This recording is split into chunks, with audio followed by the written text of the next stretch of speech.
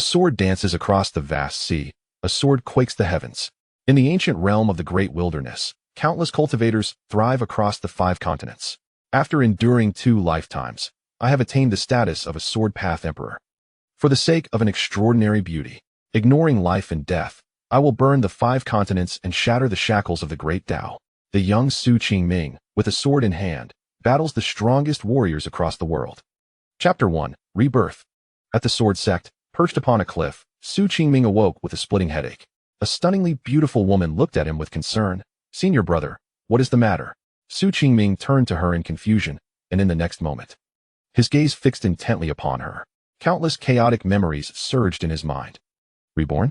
In his past life, Su Qingming was merely a mortal, yet through fortuitous encounters, he faced innumerable tribulations and became one of the 10 great celestial sovereigns of the great wilderness. In pursuit of vengeance for his beloved, he infiltrated the ruins of Return, seeking the supreme treasure, the returning sword, only to be ambushed and killed by the celestial sovereign Shen Chenfei and several others. Yuan continent Sword Sect useless and Shen Chenfei. This was 9,000 years ago. The enchanting woman before him was Lu Qian, the one he had yearned for throughout his life. "Senior brother Qingming, what is wrong? Please don't frighten me." Lu Qian's tone was tinged with urgency. Su Qingming took a deep breath and replied calmly, "I am fine." After a moment of scrutinizing him, Lu Qian finally relaxed, saying, "That is good." She then retrieved a spirit stone from her sleeve and placed it in Su Qingming's hand. This spirit stone was a reward for completing a sect mission. "I know you haven't used one for a long time. I won't be able to accompany you this afternoon. Senior Sister Lan has asked me to go to Cloud Sword Peak to listen to Elder Lu Yun's teachings." Feeling the warmth of the spirit stone, Su Qingming remained silent for a moment before earnestly stating, "I will join you this afternoon." Lu Qian was momentarily taken aback, a blush gracing her exquisite face as she exclaimed, "All right." She glanced around at the increasing number of disciples looking their way and whispered, "I should return, now focus on your cultivation." With that, she turned and swiftly departed. Su Qingming watched her retreating figure, murmuring, "Since the heavens have granted me another chance, I shall not allow anyone to harm you. Not a soul." Shen Chenfei, the architect of Lu Qian's demise, and also the celestial sovereign from his previous life. Possessing a rare heavenly sword body among the countless sword cultivators, he was the most radiant figure of the younger generation in the Yuan continent Sword Sect and the entire great wilderness. Yet, this prodigy found himself captivated by his once-saved junior sister, Lu Qian, pursuing her without reservation, hoping she would become his partner, only to be met with relentless rejection. Had it not been for the esteemed elder who favored Lu Qian, he might have resorted to more tyrannical means to achieve his desires. Yet, Su Qingming was merely a waste incapable of even gathering qi into his body. Despite this, Su Qingming garnered the attention of a remarkably talented and beautiful woman from the Sword Sect, which filled Shen Chenfei with disdain. His existence was a constant reminder of humiliation for Shen Chenfei. Ultimately, Lu Qian shielded him from Shen Chenfei's lethal strike. Even when the elder arrived, it was too late. He could only take Su Qingming away. Under the elder's protection, he was able to cultivate and escape from Shen Chenfei's sword on numerous occasions. In his previous life spanning thousands of years, Su Qingming's sole purpose in cultivation was revenge, yet Shen Chenfei persistently evaded confrontation. Within the ruins of Return, he conspired with other celestial sovereigns, leading to Su Qingming's demise. Recalling the moment, Lu Qian unhesitatingly blocked the sword, and the instant the sharp celestial blade pierced her heart. Su Qingming's eyes blazed with fury. His heart was filled with hatred for himself, for Shen Chenfei, and for everyone in the Sword Sect. After a long while, Su Qingming regained his composure, allowing the gentle rain to fall upon him as he walked along the stone path, arriving at a stone platform overlooking the precipice. Gazing at the rolling sea of clouds, he clenched his right hand behind his back. "Only by becoming the most powerful cultivator can I protect those I cherish. Only by achieving supremacy in the sword path can I command the affairs of the world with but a sword." As if responding to his voice, the heavens echoed with the sound of the great Dao's sword. A subtle wave of spiritual energy emanated from Su Qingming, radiating outward like a stone cast into the sea, and then, like a great wave retreating, a torrent of heavenly spiritual energy surged violently back into him, akin to a whale swallowing the ocean. Within his dantian, a dim light point floated in midair, faintly revealing the outline of a sword. The returning sword. At this moment, the blade was riddled with cracks. Su Qingming could not fathom why this supreme treasure from the upper realm had unexpectedly intervened to block Shen Chenfei and the attacks of the other 5 celestial sovereigns, carrying his lingering thoughts through the river of time. Why did you save me? Su Qingming whispered, his spirit connecting with the returning sword. Boom. A series of cryptic and mysterious characters suddenly appeared, flooding into his sea of consciousness. The sound of the great Tao, the form of the great elephant. Each character contained the essence of the great Tao, countless rhythms coalescing into a singular technique. Returning Tao technique. This technique was far more powerful than any he had encountered in his past life, even overshadowing the Qingming celestial technique he had cultivated to become a celestial sovereign, rendering it as insignificant as a firefly to the bright moon. Was this an upper realm technique? Could this returning Tao technique allow the people of the great wilderness to transcend the shackles of heaven and earth and reach a higher realm? Su Qingming's heart trembled. The ultimate goal of the millions of cultivators in this realm was to attain transformation, the pinnacle no one had surpassed.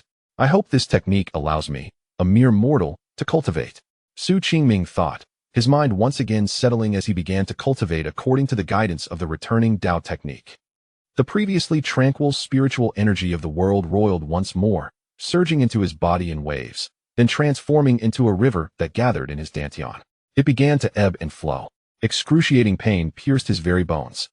If a disciple with cultivation talent were to practice, the spiritual energy would cleanse their entire meridian system, purging marrow and bones, ultimately solidifying into liquid in the dantian, creating a spiritual lake. But Su Qingming, being a mere mortal, had blocked meridians, making it impossible for the spiritual energy to complete its cycle, let alone open a spiritual lake in his dantian.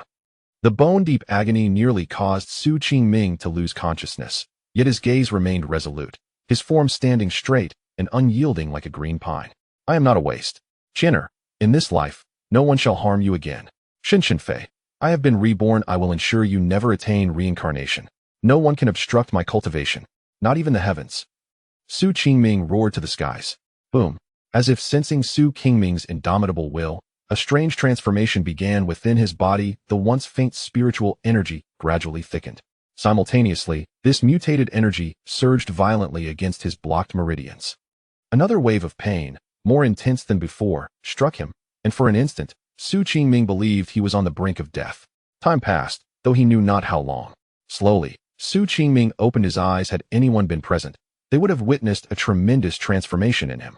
His eyes were deep and vast, his once rough skin now smooth as jade, as if reborn, and his entire demeanor exuded an ethereal quality. Having been reborn, he once again stepped into the Qi-gathering realm. As his consciousness sank into his body, Su Qingming was astounded by the sight before him. Was this the change brought by the returning Tao technique? Within his dantian, a vast spiritual lake appeared, as boundless as the sea. The damaged returning sword floated in midair, countless rich spiritual energies washing over the sword's body, transforming into drops of pure spiritual liquid that fell. This liquid entered the spiritual lake, rising in waves of white mist that permeated his body, causing his formerly frail meridians to emit a faint glow as many dark impurities oozed out from his pores. A single drop, 2 drops, the second layer of Qi gathering, the third layer, the fourth layer. After 4 breaths, the spiritual liquid ceased to drip, and Su Qingming's realm remained at the 4th layer of Qi gathering. In midair, the Guishu sword, which had once been entwined with the spiritual energy of heaven and earth, was now revealed in its damaged state, exhibiting 10 glaring cracks, each one penetrating deeply into the sword's core, with the crack nearest to the hilt appearing slightly shallower. Out of 9 drops of spiritual liquid, the Guishu sword absorbed 5, while Su Qingming absorbed 4. He gazed regretfully at the broken sword, pondering that had all the liquid been absorbed by him, he would likely have reached the 9th layer of Qi gathering by now. Once again, he activated the Tao decision, immersing himself in cultivation. Half an hour later, a faint layer of spiritual energy re-wrapped the Guishu sword above the spiritual lake in his dantian. Even without consciously circulating his energy, the spiritual energy of heaven and earth flowed into his body. This Tao decision can actually circulate on its own. Su Qingming thought, his eyes filled with disbelief. It is known that cultivators require guidance from their techniques to circulate their inner energy and absorb the spiritual essence contained within the world or treasures. The spiritual power accumulated in just this short half hour was nearly equivalent to what an ordinary cultivator could gather in 3 days of meditation. Such a speed of cultivation surpassed that of those with heavenly bodies, sword bodies, or the rare lightning spirit body. The Guishu Dao decision allows a mere mortal to rival the elite of the world. Chapter 2, Provocation. After a long time, Qingming finally calmed the turbulence within his heart and gazed thoughtfully at the distant sea of clouds. Cultivators undergo 4 stages of training: severing ties with the mundane, returning to the true, life and death, and attaining the Tao. The first stage, severing ties, consists of 3 realms: Qi gathering, essence condensation, and dustless, each with 9 layers. Upon transcending this stage, cultivators sever their worldly attachments and eliminate all mundane impurities, entering the second stage, returning to the true. This stage comprises the realms of true insight, divine travel, and void communication, each further divided into early, middle, and late phases. By this stage, cultivators are akin to celestial beings, capable of destroying cities and nations with a mere thought. In the vast ancient realm, there are millions of cultivators, yet most spend their lives striving to enter the 3 realms of returning to the true. The chance of truly becoming a celestial being is 1 in a million, with countless individuals failing to break through the barrier between mortals and immortals even until the end of their lives. As for breaking through the gates of life and death and attaining immortality, that remains exceedingly elusive. Contemplating this, Qingming's expression grew solemn. In comparison to the vast amounts of spiritual energy required by the Guishu sword, the spiritual essence in the world is far too sparse. Even within the sacred Sword Sect, relying solely on the Guishu Dao decision is far from sufficient, not to mention that a significant portion of the spiritual power is used by the Guishu sword for self-repair. Cultivators emphasize resources, companions, techniques, and the environment to rapidly elevate their realms. They require spiritual treasures and elixirs to solidify their foundations. Moreover, he and Qian would soon face countless schemes and deadly moves. From the moment he arrived at the Sword Sect, Shen Chenfei had been intent on eliminating him, the so-called waste. However, there were still rules within the sect that made Shen Chenfei cautious. In this life, I will not allow you to suffer any harm. Qingming's gaze grew resolute as he looked indifferently towards the towering peaks in the distance. Cloud Sword Peak, the most populous mountain of the Sword Sect, was often illuminated by streaks of sword light piercing the skies, traversing between the peaks. Along the mountain paths, many low-ranking disciples who could not fly with swords were bustling about. "Brother Qingming, over here." From a distance, Qingming spotted a stunning woman in a white dress waving at him. Several passing disciples turned their heads, gazing with envy. Qingming paid no heed to their stares and approached Qian, quietly admiring the exquisite beauty before him. Clad in azure flowers, she was tall and slender, her eyes like tranquil waters, exuding an ethereal grace. A regret from his past, a reunion in this life. Taking a deep breath, Qingming vowed to protect the woman before him from any harm. Qian's gaze met that of the young man in front of her, before she quickly lowered her head and softly said, "Brother Qingming, you seem different from before." For 3 years, Qian had visited Qingming's bamboo hut daily to accompany his cultivation. She was more concerned than anyone about his inability to enter the Qi gathering realm. The previous Qingming was despondent, irritable, and resentful of fate. But today, she felt that the handsome youth before her had changed, his eyes filled with determination, exuding an aura of tranquility. Qian was genuinely delighted. She had waited 3 long years for this change. Qingming looked at the smile on the girl's face and declared, "No matter how much I change, I will always be Qingming." Qian's smile blossomed even brighter as she nodded in agreement. Walking side by side along the mountain path, the elder of Cloud Sword Peak had just emerged from seclusion to impart teachings and share sword techniques. All newly admitted disciples of the 7 peaks were welcome to attend, drawing even those who usually secluded themselves in rigorous training. As Qingming gazed at the familiar faces passing by and the unique misty sword forest of Cloud Sword Peak, it felt as though he had stepped into a time long past. Everything seemed to have happened just yesterday. "You waste, stop right there." A harsh voice pierced through the air, reaching Qingming's ears. Turning to look, he recognized a young man with a long sword on his back and a handsome face, sneering at him. Qingming squinted slightly, recognizing him as Hu Lin, a disciple of Cloud Sword Peak. "Lu Jr. sister, is this waste the one you admire?" Hu Lin disdainfully glanced at Qingming, then turned to Qian. Qian's expression darkened immediately in her heart. No one was more important than Brother Qingming. Regardless of whether he could cultivate, she would not permit anyone to insult him. "You better understand the rules and not be too arrogant," Qian warned coldly. Hu Lin scoffed, proclaiming loudly, "A cultivator who has trained for 3 years and still can't even gather qi is not a waste, then what is?" All these years, you've given the spirit stones and elixirs awarded by the sect to this waste, and yet, he can't even absorb qi.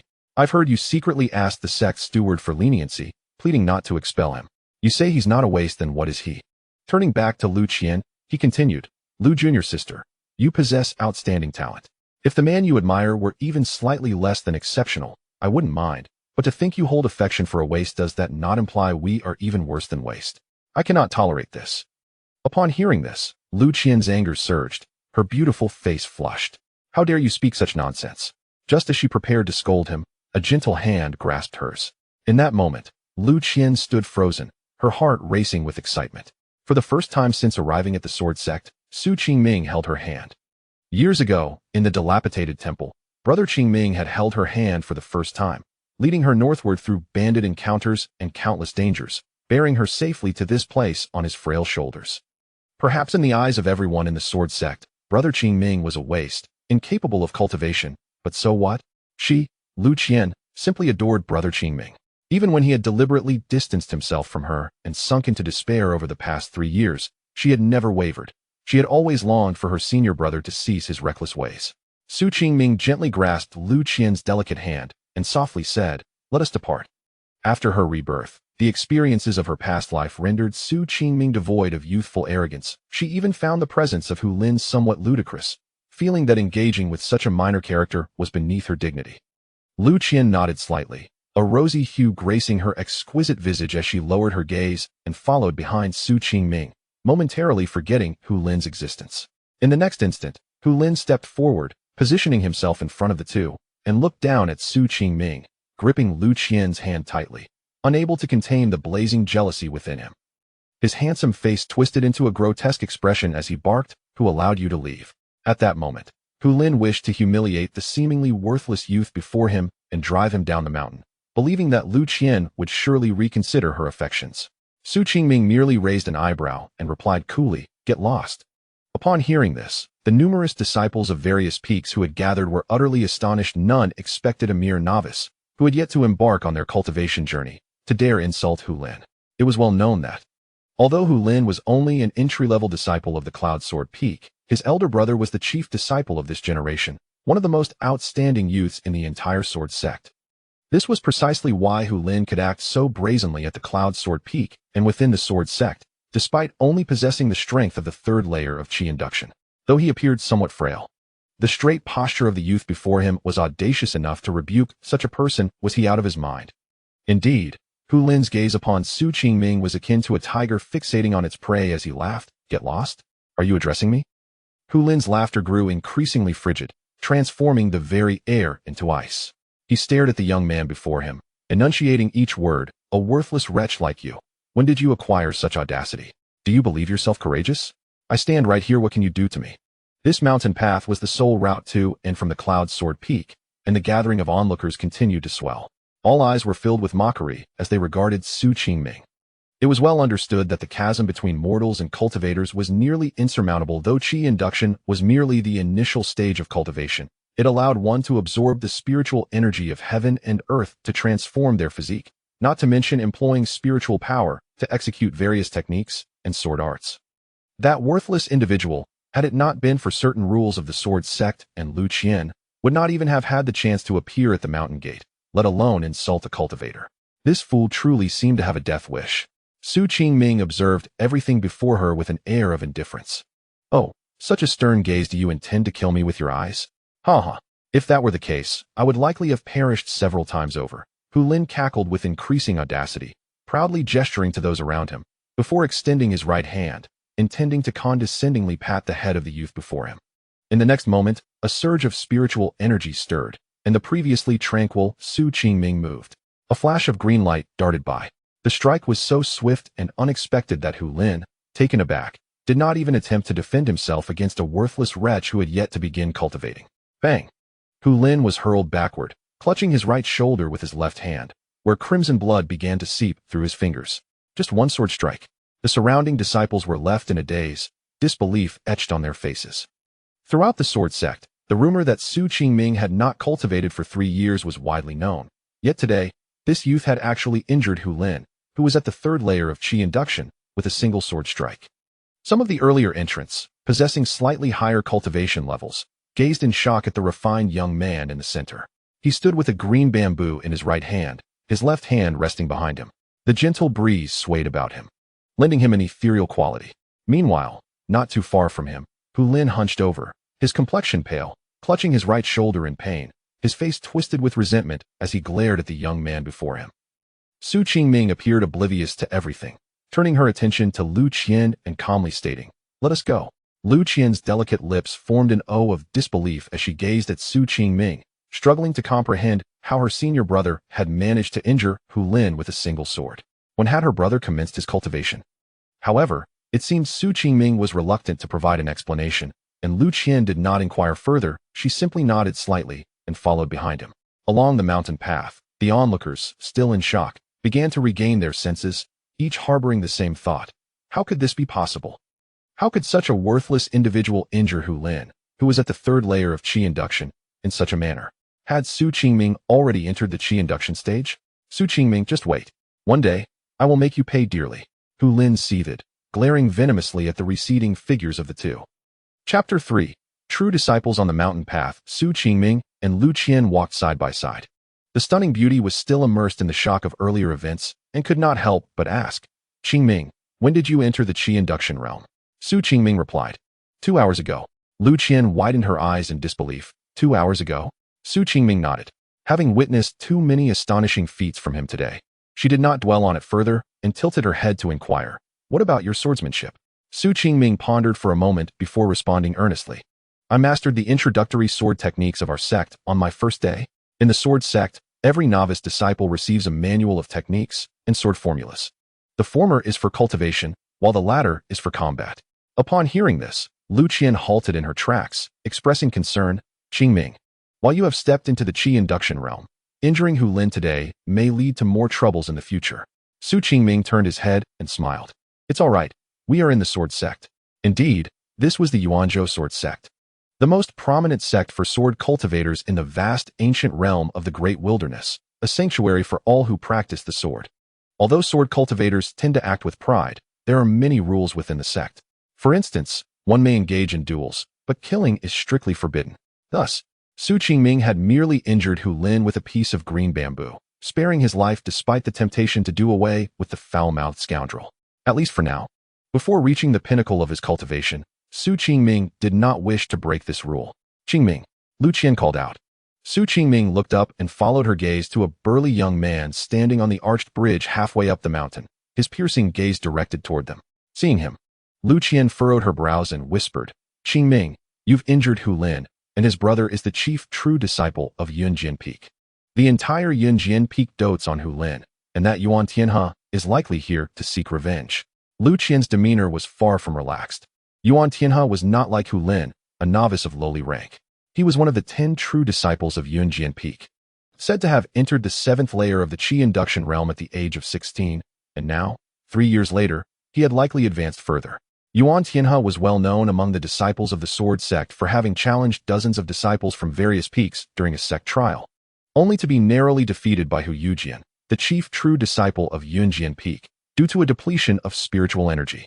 A cacophony of hurried footsteps approached as Hu Lin, accompanied by several disciples, reached the stone bridge. Upon seeing Yuan Tianhe, he exclaimed excitedly, "Senior brother Yuan! Senior brother Yuan! Help me avenge my grievance. That waste, Su Qingming, severed my right hand's meridian. My right hand is ruined for life."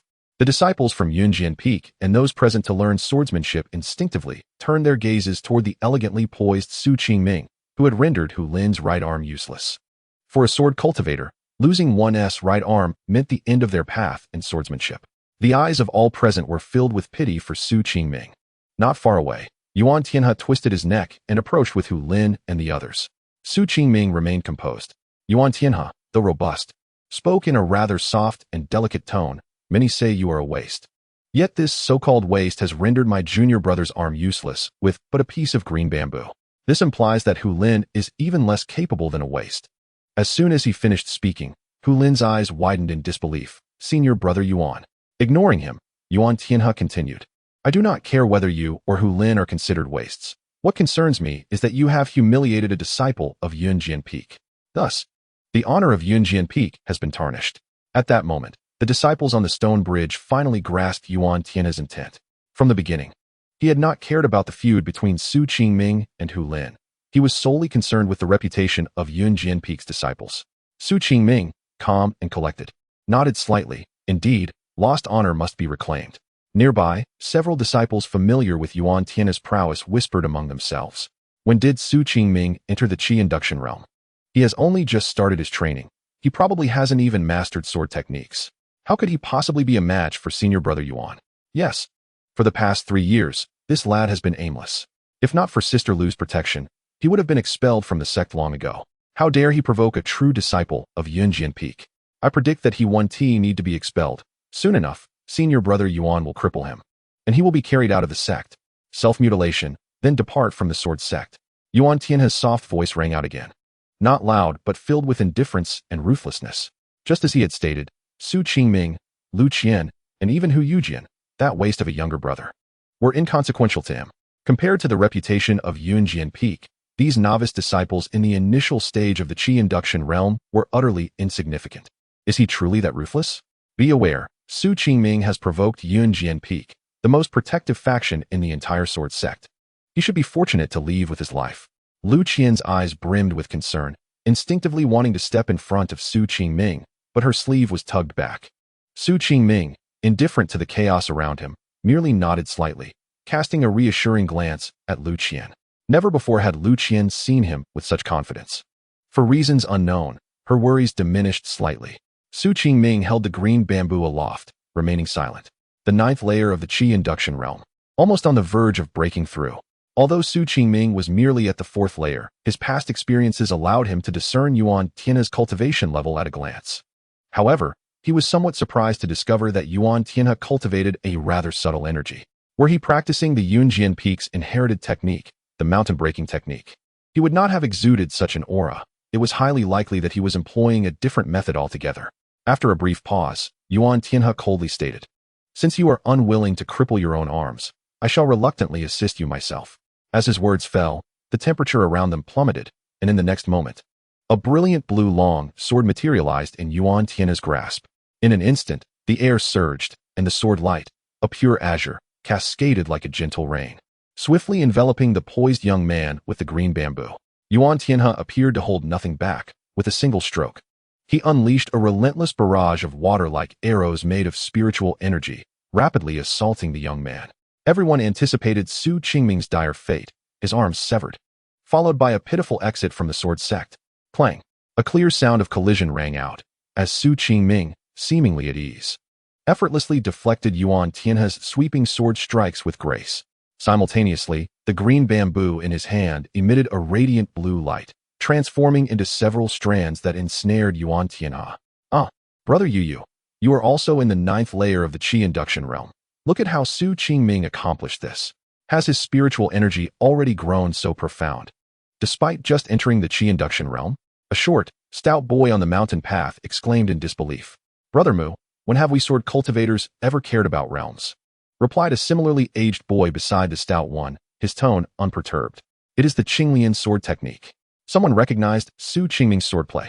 Upon hearing this, the crowd turned their gazes toward the dazzling azure light in the arena, their expressions filled with astonishment.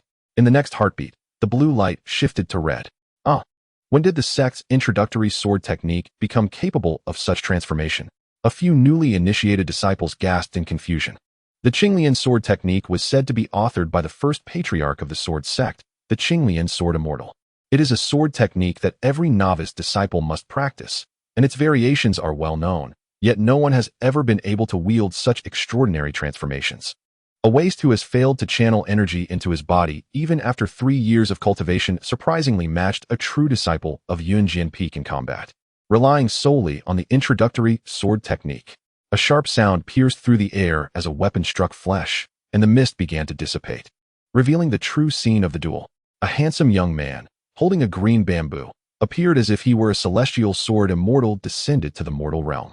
On the opposite side, Yuan Tianhe was drenched in blood, his robust body marred with countless sword wounds, each penetrating deeply, a testament to his fierce struggle. The true disciple of Yunjian Peak, Yuan Tianhe, had been defeated. The dozens of disciples and elders present stood in shock, unable to believe that Yuan Tianhe, at the 9th level of the Qi channeling realm, had been bested. Su Qingming, without lingering, led the equally dazed Lu Qian across the stone bridge toward the peak, leaving behind a resonating declaration. 3 days from now, if Yu wishes to regain Yunjian Peak's honor, he may challenge me on the sword testing platform. The voice was not loud, yet it struck like thunder. Su Qingming dared to challenge Hu Yu, the chief true disciple of Yunjian Peak. Everyone was taken aback. Could it be that after consecutively defeating several talented disciples of Yunjian Peak, he considered himself invincible? He was audacious enough to challenge Hu Yu, the chief true disciple. The Sword Sect comprises 7 peaks, each with a chief true disciple, all of whom are undoubtedly prodigies. If nothing unexpected occurs, these 7 will undoubtedly become the new leaders of their respective peaks after a century of cultivation. Was Su Qingming courting death? Quickly, this news spread through the Sword Sect, igniting a fervor among countless individuals who eagerly anticipated the duel between the former waste of the Sword Sect and the chief true disciple of Yunjian Peak. Unbeknownst to Su Qingming, he remained indifferent to the ensuing commotion, maintaining a serene demeanor as he and Lu Qian continued their ascent. Lu Qian's emotions surged with countless questions, yet she remained silent, knowing from years of companionship that Su Qingming would speak when he was ready. After a brief interval, they encountered a woman of exquisite elegance, clad in a red dress, her beauty rivaling that of Lu Qian. Upon seeing her, Lu Qian rushed over, exclaiming joyfully, "Sister Lan." Su Qingming halted, quietly observing the woman ahead, a flicker of unnoticed disdain flashing in his eyes. This woman was Murong Lan, one of the true disciples of the Miao Miao Peak. In a previous life, Lu Qian had been invited by this very woman to ascend Yunjian Peak to listen to teachings, which ultimately led to Lu Qian's tragic demise.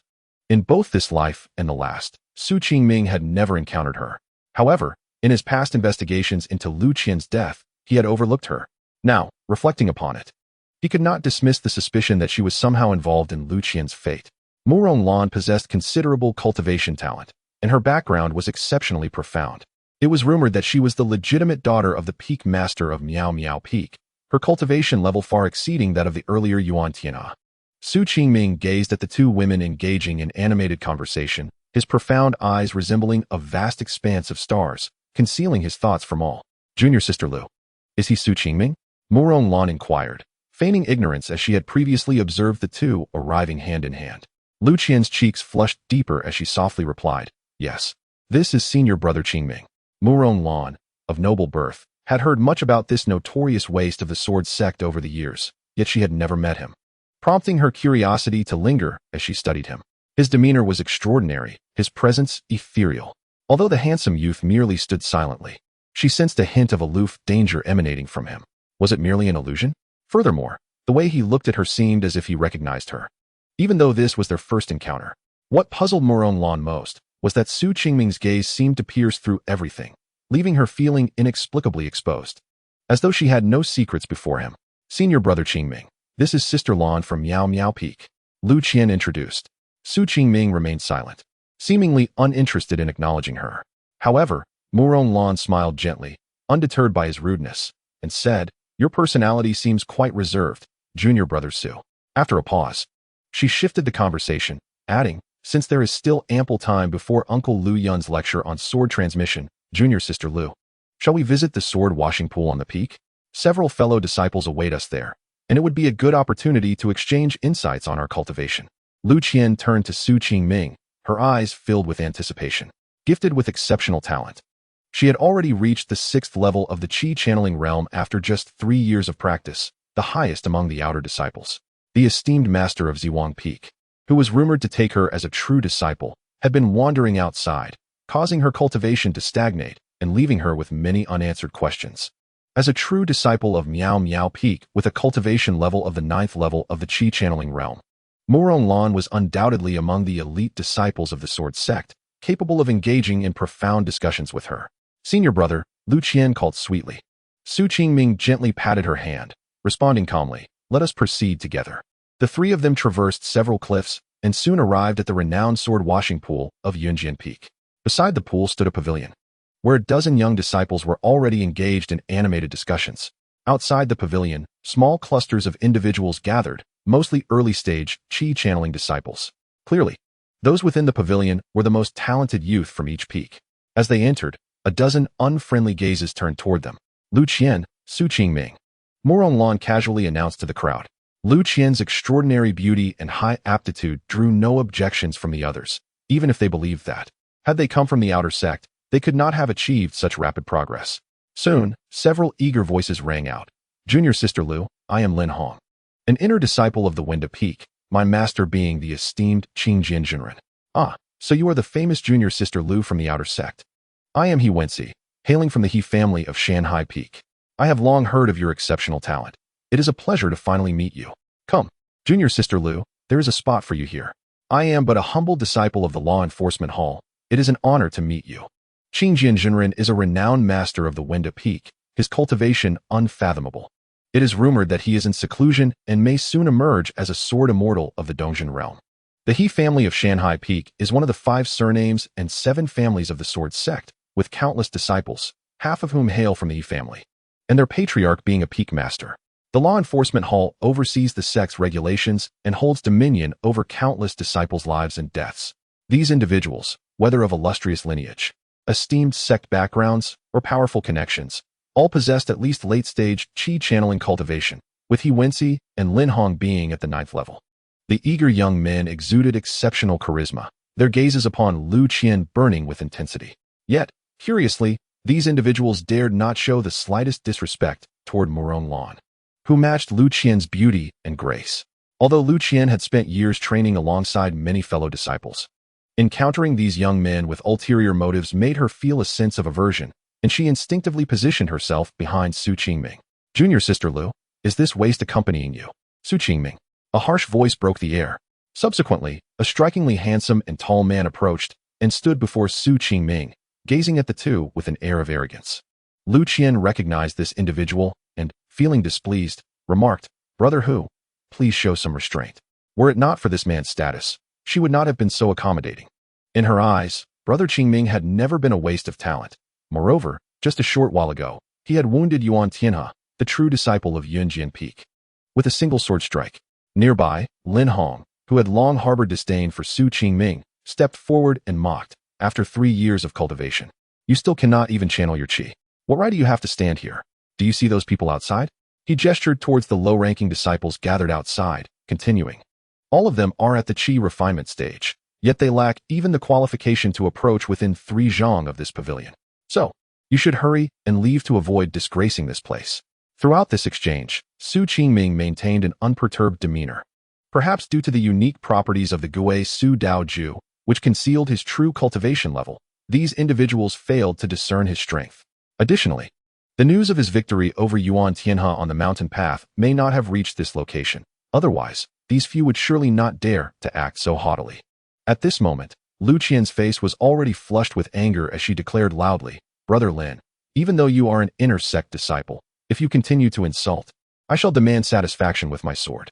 With a resounding clang, Lu Qian drew her long sword, her brows furrowing, fiercely fixing her gaze on the man before her, as if ready to strike at any moment. The temperature in the pavilion dropped sharply, while Brother Hu crossed his arms, observing the two with an amused expression. Lin Hong, taken aback by the fierce temperament of this enchanting woman, momentarily fell silent. The atmosphere grew tense. A gentle breeze rustled, and a nonchalant voice broke the silence. What qualifications are required to enter here? All eyes turned to the source of the voice, a youthful figure whose composure remained steadfast even in the presence of several late-stage qi refinement geniuses. Brother Hu stroked his smooth chin and replied casually, Not much, really. If you can withstand 10 moves under my sword, that suffices. His words, though not loud, carried an air of dominance. The young disciples present, save for Murong Lan, wore expressions of indifference, as if enduring 10 moves from Brother Hu was an extraordinary feat. Su Qingming pondered briefly. He had not encountered this individual in his previous life.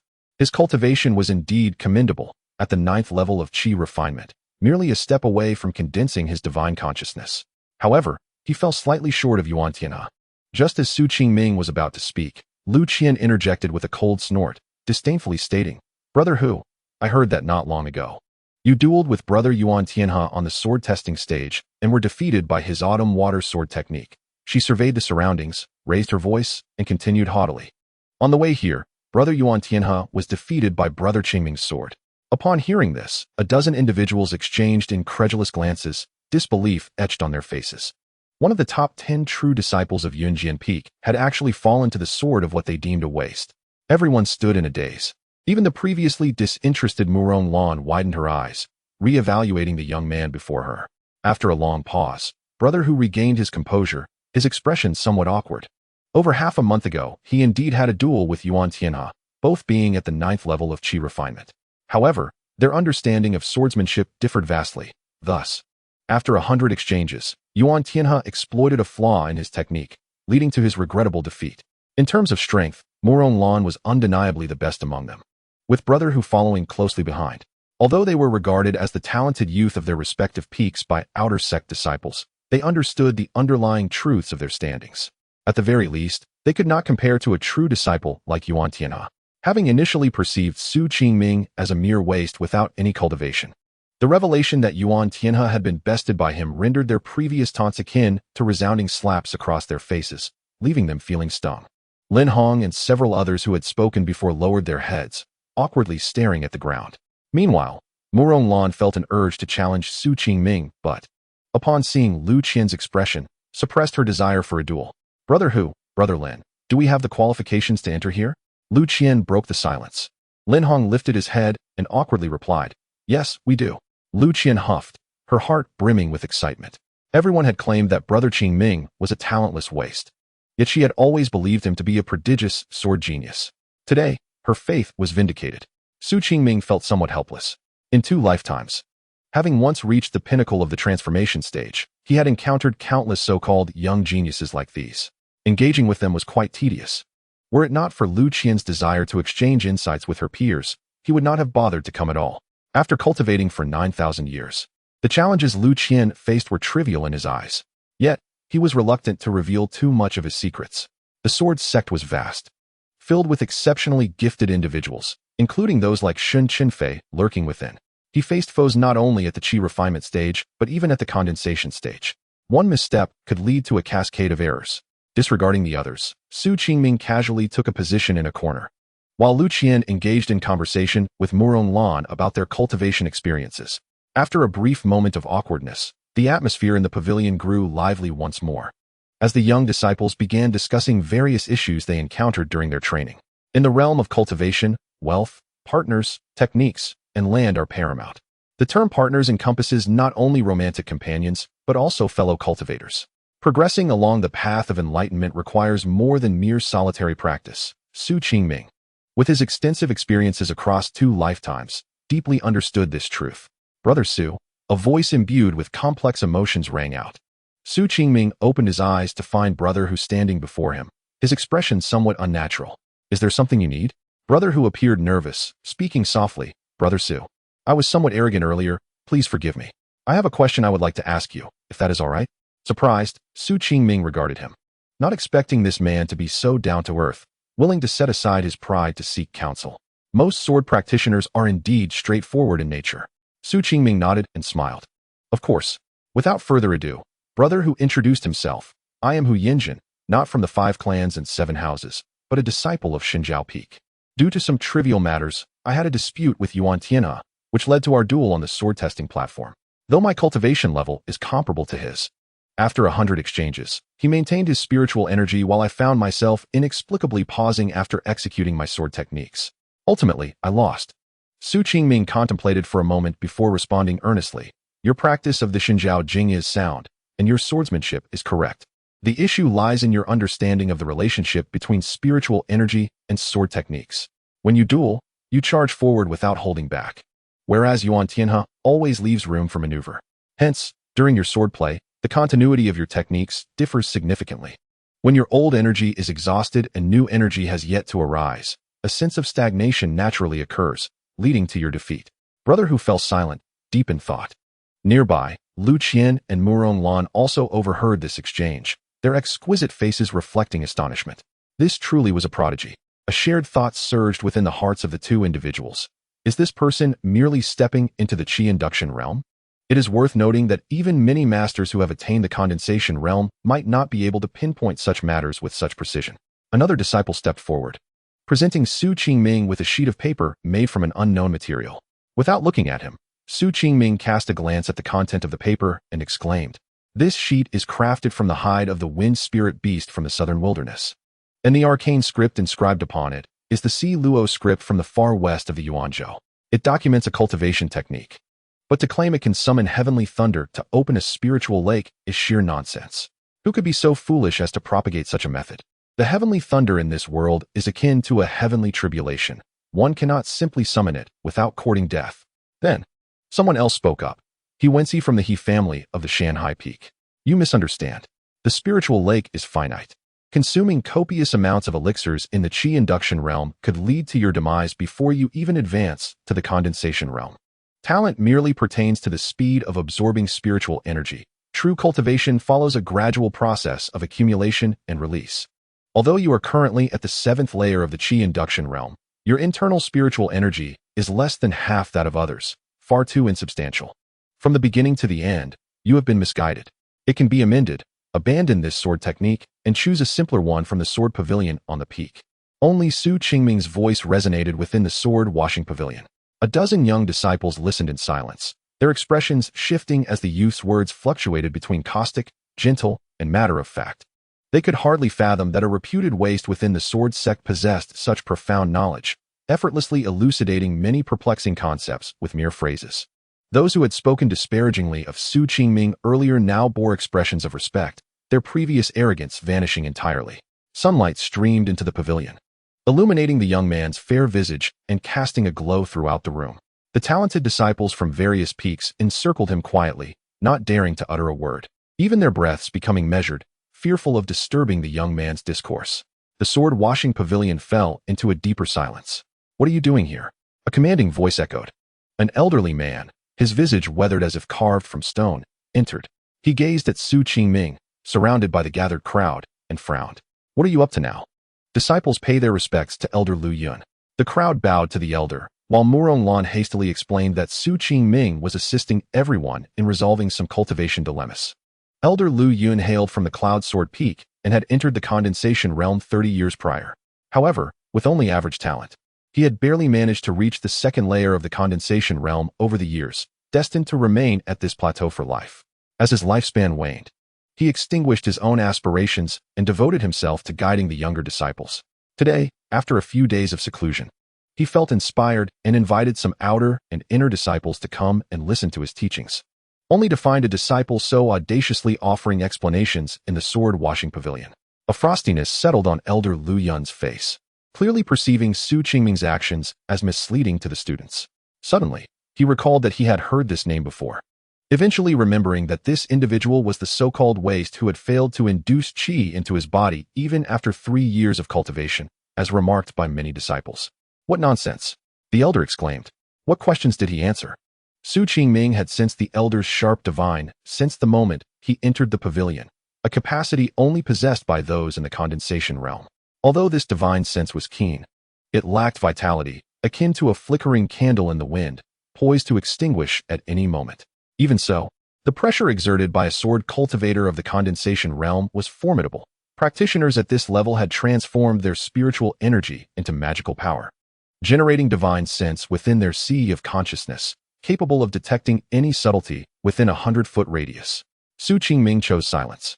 Around him, Hu Yinjin and Lin Hong exchanged glances, stepping forward to softly recount the earlier dialogue.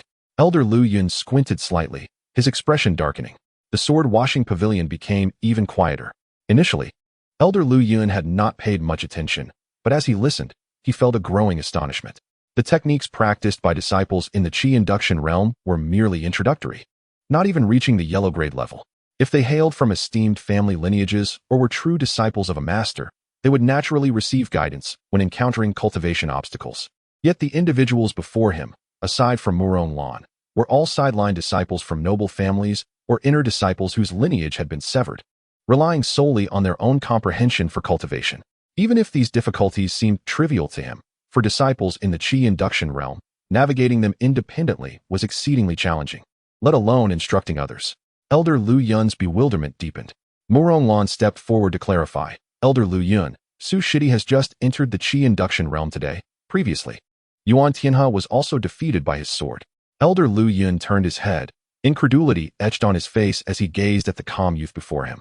Yuan Tianhe, also from the Cloud Sword Peak, was someone the elder knew well, being fully aware of the true disciple's prowess within the peak. The prodigious talent of Hu Yu aside, Yuan Tianhe ranked third among the top 10 true disciples of the Cloud Sword Peak. He had deliberately suppressed his realm for many years to solidify the foundation for the subsequent returning to truth stage. In the Sword Sect competition, he had remained undefeated for dozens of matches. How could someone of such caliber lose to this rumored waste? Elder Lu Yun could not help but steal another glance at Su Qingming. Could it be that his talent and comprehension were indeed so remarkable? Su Qingming, however, remained indifferent to these musings, feeling somewhat at a loss for words. He had not anticipated that, despite his rebirth, the youthful impetuousness of his former self would not easily dissipate. He had initially resolved not to be overly ostentatious, only to have those thoughts swiftly forgotten. You presumptuous youth! As a mere outer disciple newly entered into the Qi induction realm, how dare you presumptuously offer answers to your fellow disciples' quandaries? If someone were to mistakenly believe your teachings and follow your misguided path, would that not lead to the destruction of the great Tao? Elder Lu Yun's voice, filled with ire, resonated through the space. The expressions of all present morphed into confusion. How could Elder Lu Yun reprimand Su Qingming when the insights he provided were evidently correct? Some quick-witted individuals soon grasped the underlying reason. Yuan Tianhe shared a close relationship with Elder Lu Yun. It was rumored that the elder had brought the young Yuan into the Sword Sect when he was still a child. Today, the disciple he had always regarded as a nephew had suffered humiliation, naturally displeasing the elder. With this realization, many disciples, including Murong Lan, who were privy to the circumstances, turned their gazes toward the youth at the center of the crowd. Su Qingming lifted his head. In his previous life, this elderly man, who had taken a century to barely reach the second layer of the condensation realm, had been a pawn of Shen Chenfei, using his position as a Cloud Sword Peak elder to covertly suppress him. Several times, he had come perilously close to losing his life. Now, reborn and confronting him once more, he felt a surge of murderous intent. Reporting to Uncle Master, what Brother Qingming just stated did not pertain to the great Tao of longevity. It merely involved techniques within the context of dueling. Your words are excessive, Lu Qian. Sensing her brother's sudden killing intent, instinctively stepped forward to explain.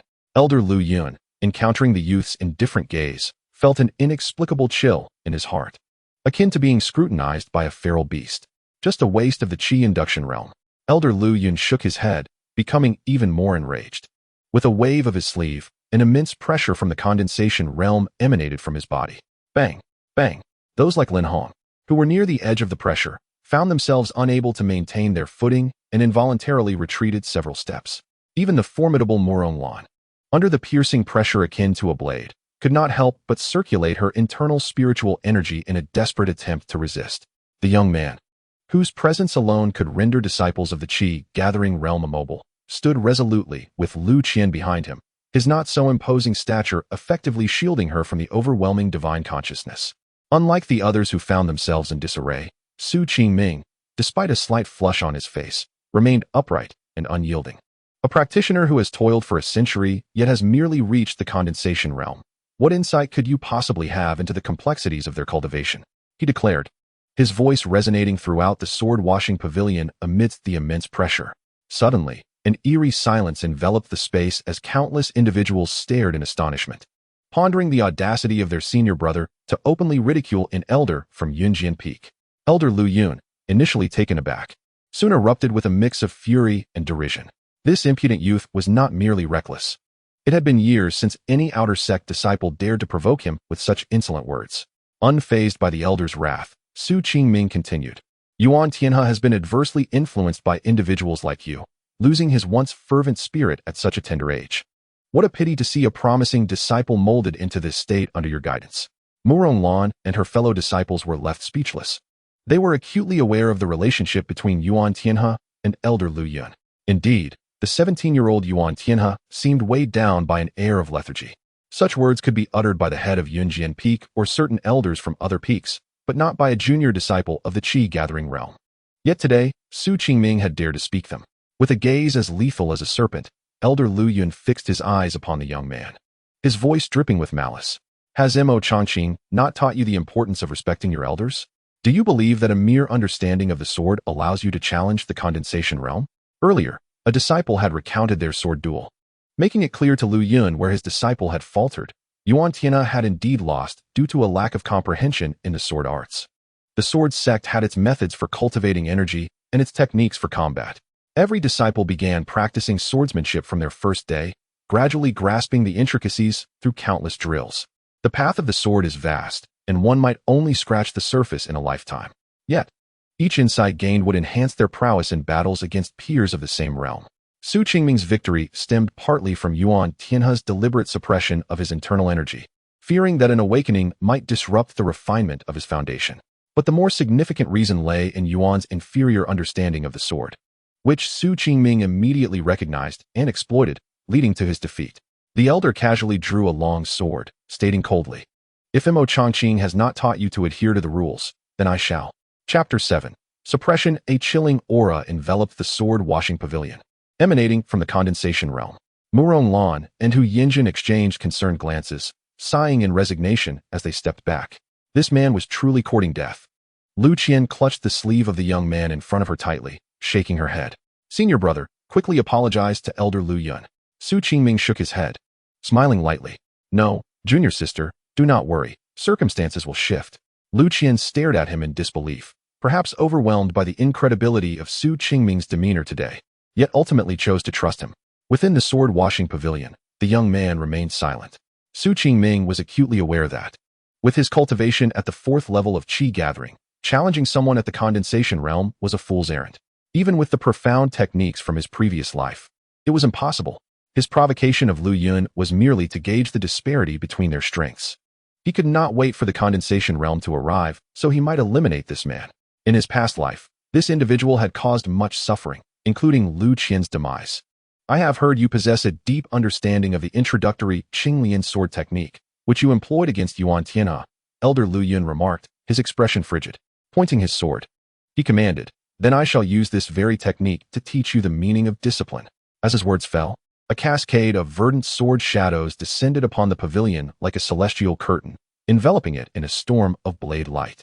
The Qingming sword technique, passed down from the founding ancestors of the Sword Sect, consisted of merely 6 forms. Lu Yun, having cultivated it for nearly a century, was well aware of its formidable nature, and as he unleashed it, even those at a distance felt the bone-chilling aura. "Sister Lan, it seems Elder Lu Yun is not holding back. Brother Su is in peril. Does the Qingming sword technique possess such variations? Why is it different from what I learned? Look, Brother Su has also made a move. It appears he is employing the same technique." The crowd's attention turned to the graceful young man, who, still wielding a bamboo staff, executed fluid sword maneuvers that successfully countered the fierce azure sword shadows. To everyone's astonishment, he had managed to fend off an attack from the condensation realm. A singular thought echoed in the minds of many. Su Qingming is a prodigy. It is essential to note that the disparity between the Qi gathering and condensation realms extends beyond mere differences in spiritual energy. It also encompasses the omnipresent mental assaults. For a cultivator with an unstable spirit, such attacks could easily disrupt their consciousness, rendering them incapacitated. Previously, Elder Lu Yun, infuriated by Su Qingming, had unleashed his full strength.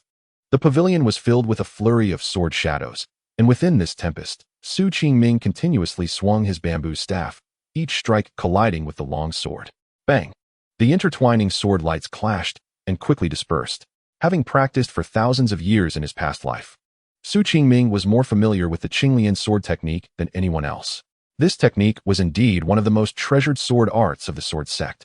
However, it was only after he had achieved mastery that he recognized its true value, and his previous understanding enabled him to discern the flaws in Elder Lu Yun's swordplay. Yet, the vast chasm in their realms allowed Lu Yun to swiftly mend each flaw. Additionally, the pervasive mental assaults from a condensation realm cultivator pierced through Su Qingming's consciousness like needles, causing him considerable distress. After several exchanges, upon witnessing the young disciple's increasingly dire state, Lu Yun admonished, "As sword cultivators, we may act freely, but there are still rules within the Sword Sect." A blade of light severed the young man's azure robes, blood seeping from the wound. "Do you believe that respecting your elders is a matter for the sword? Know that I took an instant dislike to you from our first encounter." With a piercing strike, Su Qingming's calf was pierced deeply by the long sword, flesh tearing. A newly initiated Qi gathering waste, daring to presume to solve the difficulties of your peers. Do you think yourself to be who you? Or perhaps someone you could never hope to match? With each scornful word, The elder struck again. In that moment, Su Qingming was drenched in blood, with several wounds deep enough to expose bone. Yet, everyone could see the fierce determination in the young man's eyes, despite every attack being neutralized. He showed no signs of retreat, seemingly intent on inflicting harm upon his opponent. From a distance, Lu Qian could no longer bear to watch, her grip on her long sword tightening. Su Qingming felt a pang of regret, for he could not unleash the powerful sword techniques from his past life. Relying solely on the Qinglian sword technique would not suffice to harm Lu Yun. Furthermore, his internal energy was nearly depleted, and in truth, he was far from as composed as the onlookers believed. The flowing clouds may have sensed their own murderous intent, and thus, even in the presence of the Sword Sect disciples, they could not kill. However, they still employed some cunning maneuvers in secret, attempting to damage their own meridians. This caused Su Qingming some discomfort. Although Lu Yun could be regarded as the weakest sword cultivator in the condensation realm of the Sword Sect, the disparity in realms was indeed a formidable barrier. It was time to unveil some hidden cards. One could only wonder if that individual had arrived. Su Qingming cast his gaze toward the distance, whispering in a voice barely audible to others. Boom! Another strike of the sword. The emerald bamboo in Su Qingming's hand was shattered by this blow, a massive shockwave emanating from him in all directions, causing even the sturdy ground of the sword-washing pavilion to crack under the force of Elder Lu Yun's formidable magical attack. Su Qingming's face turned pale. His right hand pressed against his chest as crimson blood seeped through his fingers. Not bad. Brother Su has withstood a good 10 or so strikes. Someone marveled, noting that faced with a condensation realm elder, they would likely struggle to withstand even a single blow. Murong Lan, the most skilled among the young disciples present, could barely manage such a feat given her talent as a prodigious disciple of the Misty Peak. She turned her head and gazed at the exquisite beauty nearby, murmuring, "Junior Sister Lu, what kind of person is your partner? What secrets does he hide?" Elder Lu Yun displayed a trace of a smile, regaining his usual calm demeanor, thinking it somewhat trivial to have his Dao heart disturbed by such a waste. He then glanced at the youth in the distance and said lightly, "Considering this is your first entry into the Qi induction realm, you shall report to the law enforcement hall afterward to accept the punishment for your transgression." In his view, such a punishment was an act of mercy. In the next moment, a calm voice rang out. "The sword path is resplendent, unyielding in battle. Rise." The long sword in Lu Qian's hand flew uncontrollably into the youth's grasp. Subsequently, a dazzling light, as brilliant as the Milky Way, erupted from the blade, its radiance almost akin to the sun above. How is this possible? Elder Lu Yun, feeling the soaring momentum behind him, turned in disbelief. Su Qingming stood tall, holding the long sword that emanated a faint yellow glow from Lu Qian, piercing to the soul. Murong Lan's eyes widened, a seemingly impossible thought arising in her mind. Meanwhile, many of the observing young disciples wore expressions of confusion and bewilderment, unable to comprehend the reason behind Su Qingming's sword's transformation. As the yellow sword light pointed towards Lu Yun, he stood in a daze. Sword Radiance. The Sword Sect is the sacred ground of the sword path in the great wilderness ancient realm, with countless disciples. However, few truly comprehend the essence of the sword. Among the many young disciples present at the sword-washing pavilion, most were outer disciples of the Sword Sect, with only Murong Lan having a somewhat special status, allowing her to hear certain secrets of the sword path from renowned sword masters. The Sword Immortal cultivates the sword with 6 stances, and the Sword Radiance is the initial stage required to comprehend the sword light that stems from one of these 6 stances. Over the years, she had seen only a handful of young disciples capable of cultivating Sword Radiance, all of whom were extraordinary talents from various peaks. And now, Su Qingming, astonishingly, had achieved this. What kind of person is he? Elder Lu Yun, having practiced for a century, understood the significance of a young disciple capable of producing sword radiance. And at that moment, his expression turned grave as he instinctively tightened his grip on his sword. Su Qingming did not allow Lu Yun to wait long. This was one of his trump cards after his rebirth. Were it not to draw that person's gaze upon him, he would not wish to reveal it. The sword radiance he had cultivated could enhance his sword attacks, breaching the opponent's defenses. Lu Yun, being merely a condensation realm cultivator, would not be able to withstand it. Indeed, as the long sword sliced forward with unstoppable momentum, Elder Lu Yun instinctively raised his sword to block. Clang! At the moment the two swords met, Lu Yun's sword, forged with a hint of fine iron, shattered into several pieces. Su Qingming's sword momentum continued unabated, and in the blink of an eye, it reached the protective azure light surrounding Lu Yun. Countless eyes widened, fixated on the ongoing battle. Spiritual energy transformed into magical power. And the spiritual lake within Su Qingming emitted streams of magical light, shields to protect Lu Yun. This was a skill bestowed upon every cultivator upon entering the condensation realm. If the magical power was sufficiently robust, it was nearly impossible for any worldly treasure to breach the magical shield and harm the fragile flesh of the cultivator. Although Elder Lu Yun was merely at the second layer of the condensation realm, his century of cultivated magical power was immensely profound.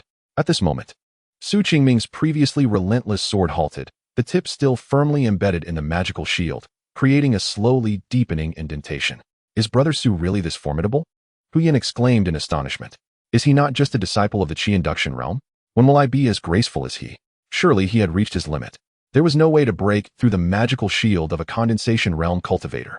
Outside the sword-washing pavilion, a few young disciples who had previously consulted Su Qingming whispered among themselves, never expecting that Elder Lu Yun would be pushed to the brink of being injured.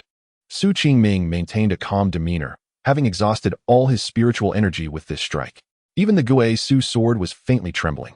Today, he was determined to break through the shield and wound him with a single strike. A glimmer of determination flashed in Su Qingming's eyes. He had already gauged the gap between himself and Lu Yun.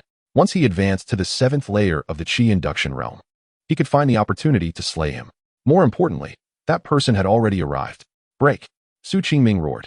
Lu Yun's expression changed drastically, for in the next moment, the previously stagnant sword tip seemed to receive a tremendous influx of magical energy. An inch, half an inch. With a squelch, a spray of blood erupted. Su Qingming had truly accomplished it. A disciple of the Qi induction realm had pierced through the magical shield of the condensation realm. A sword pierced the body. Lu Yun looked at the small wound on his chest. While not severe, he felt an overwhelming humiliation at this moment. In an instant, every gaze directed at him seemed to carry mockery and disdain. A waste of the condensation realm. Lu Yun could no longer suppress the murderous intent within him. At this moment, he merely wished to kill the youth before him, to brutally torment this individual who had brought him endless humiliation until death. Die!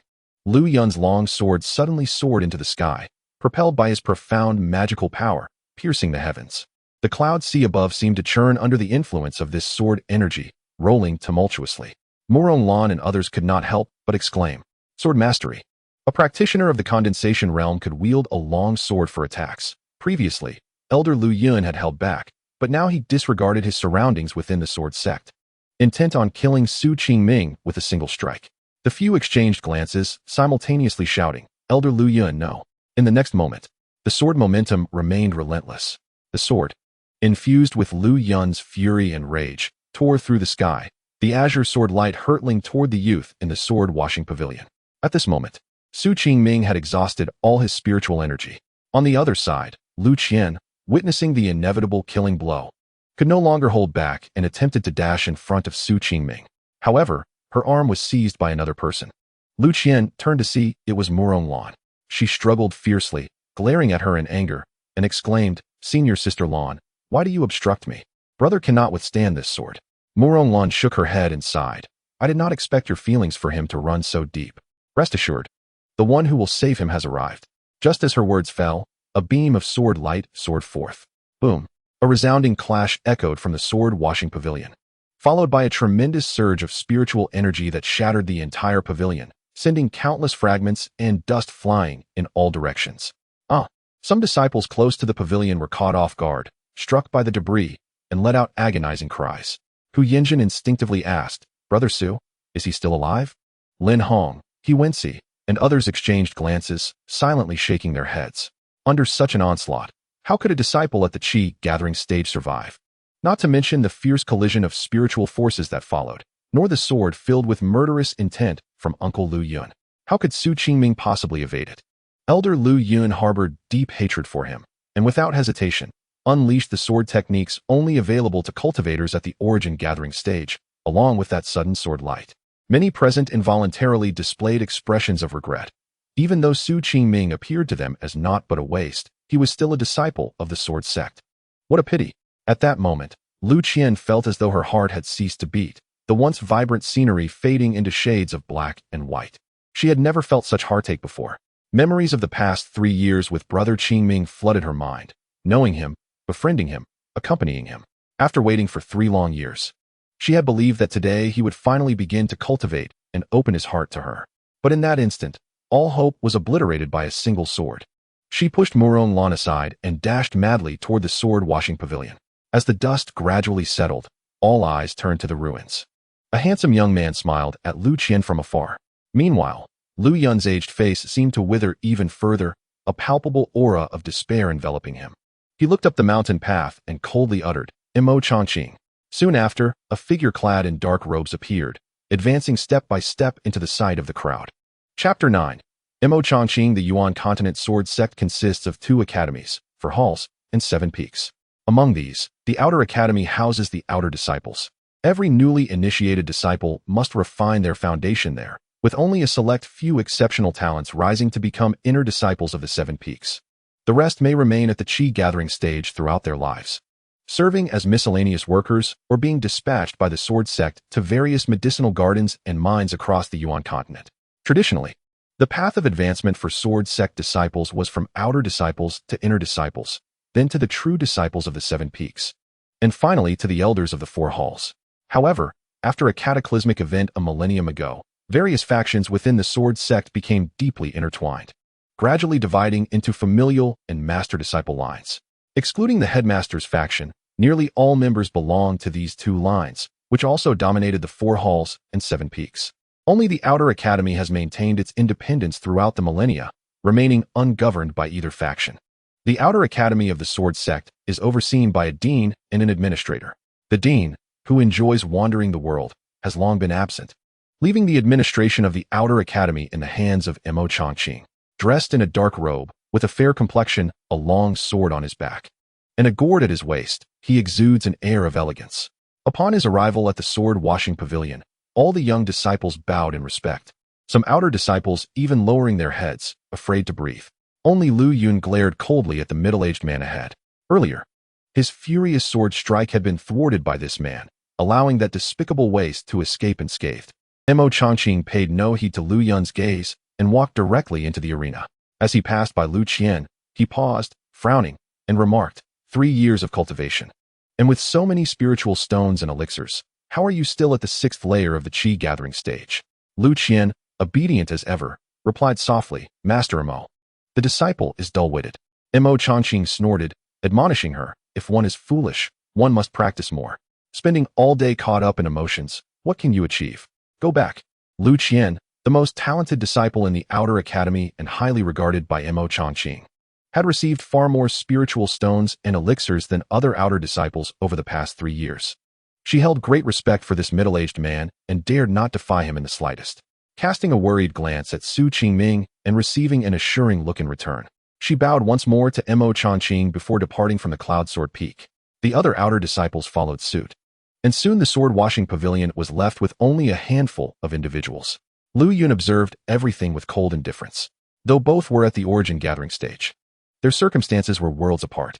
Lu Yun, with mediocre talent, had expended a century of lifespan to barely reach the 2nd layer, while Imo Changqing, still in his middle years, had been taken as a disciple by the absent dean of the Outer Academy, advancing rapidly in his cultivation to now stand at the 9th layer of the origin gathering stage, just a step away from entering the transcendent realm of the broken ordinary.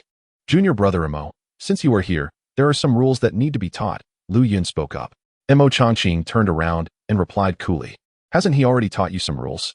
Murong Lan and the others lowered their heads, pretending not to hear. Though they were all outstanding disciples of the younger generation from various peaks, they dared not interject in front of an elder of the origin gathering stage. Lu Yun discerned Imo Changqing's implication and his expression darkened. He understood that as long as Imo Changqing was present, he would protect that waste. Suppressing his anger, he chose not to speak further and turned to leave the sword-washing pavilion. Moments later, a detached voice echoed from afar, he cannot protect you forever. Su Qingming retorted defiantly, before long, I will step on your sword and advance to the origin gathering stage. Murong Lan and Hu Yinjin were taken aback. A disciple who had just entered the Qi gathering stage dared to boast of trampling an elder of the origin gathering stage. Who did he think he was? Who you or that Sword Sect prodigy Shen Chenfei? Su Qingming paid no mind to the complex gazes around him. Throughout, his focus remained on the administrator of the Outer Academy. In his previous life, due to Lu Qian, though Imo Changqing disdained his wasteful physique, He still cared for him and helped him evade many schemes orchestrated by Shen Chenfei. In this life, Su Qingming noticed that many events had deviated from their original course, and he could not ascertain whether Mo Changqing would act as he had in the past if Lu Qian did not suffer an accident. In Su Qingming's perspective, Reborn, Mo Changqing would not intervene because of Lu Qian. He might even consider that a waste could hinder Lu Qian's growth and might take action to eliminate him, severing Lu Qian's ties to the mundane world.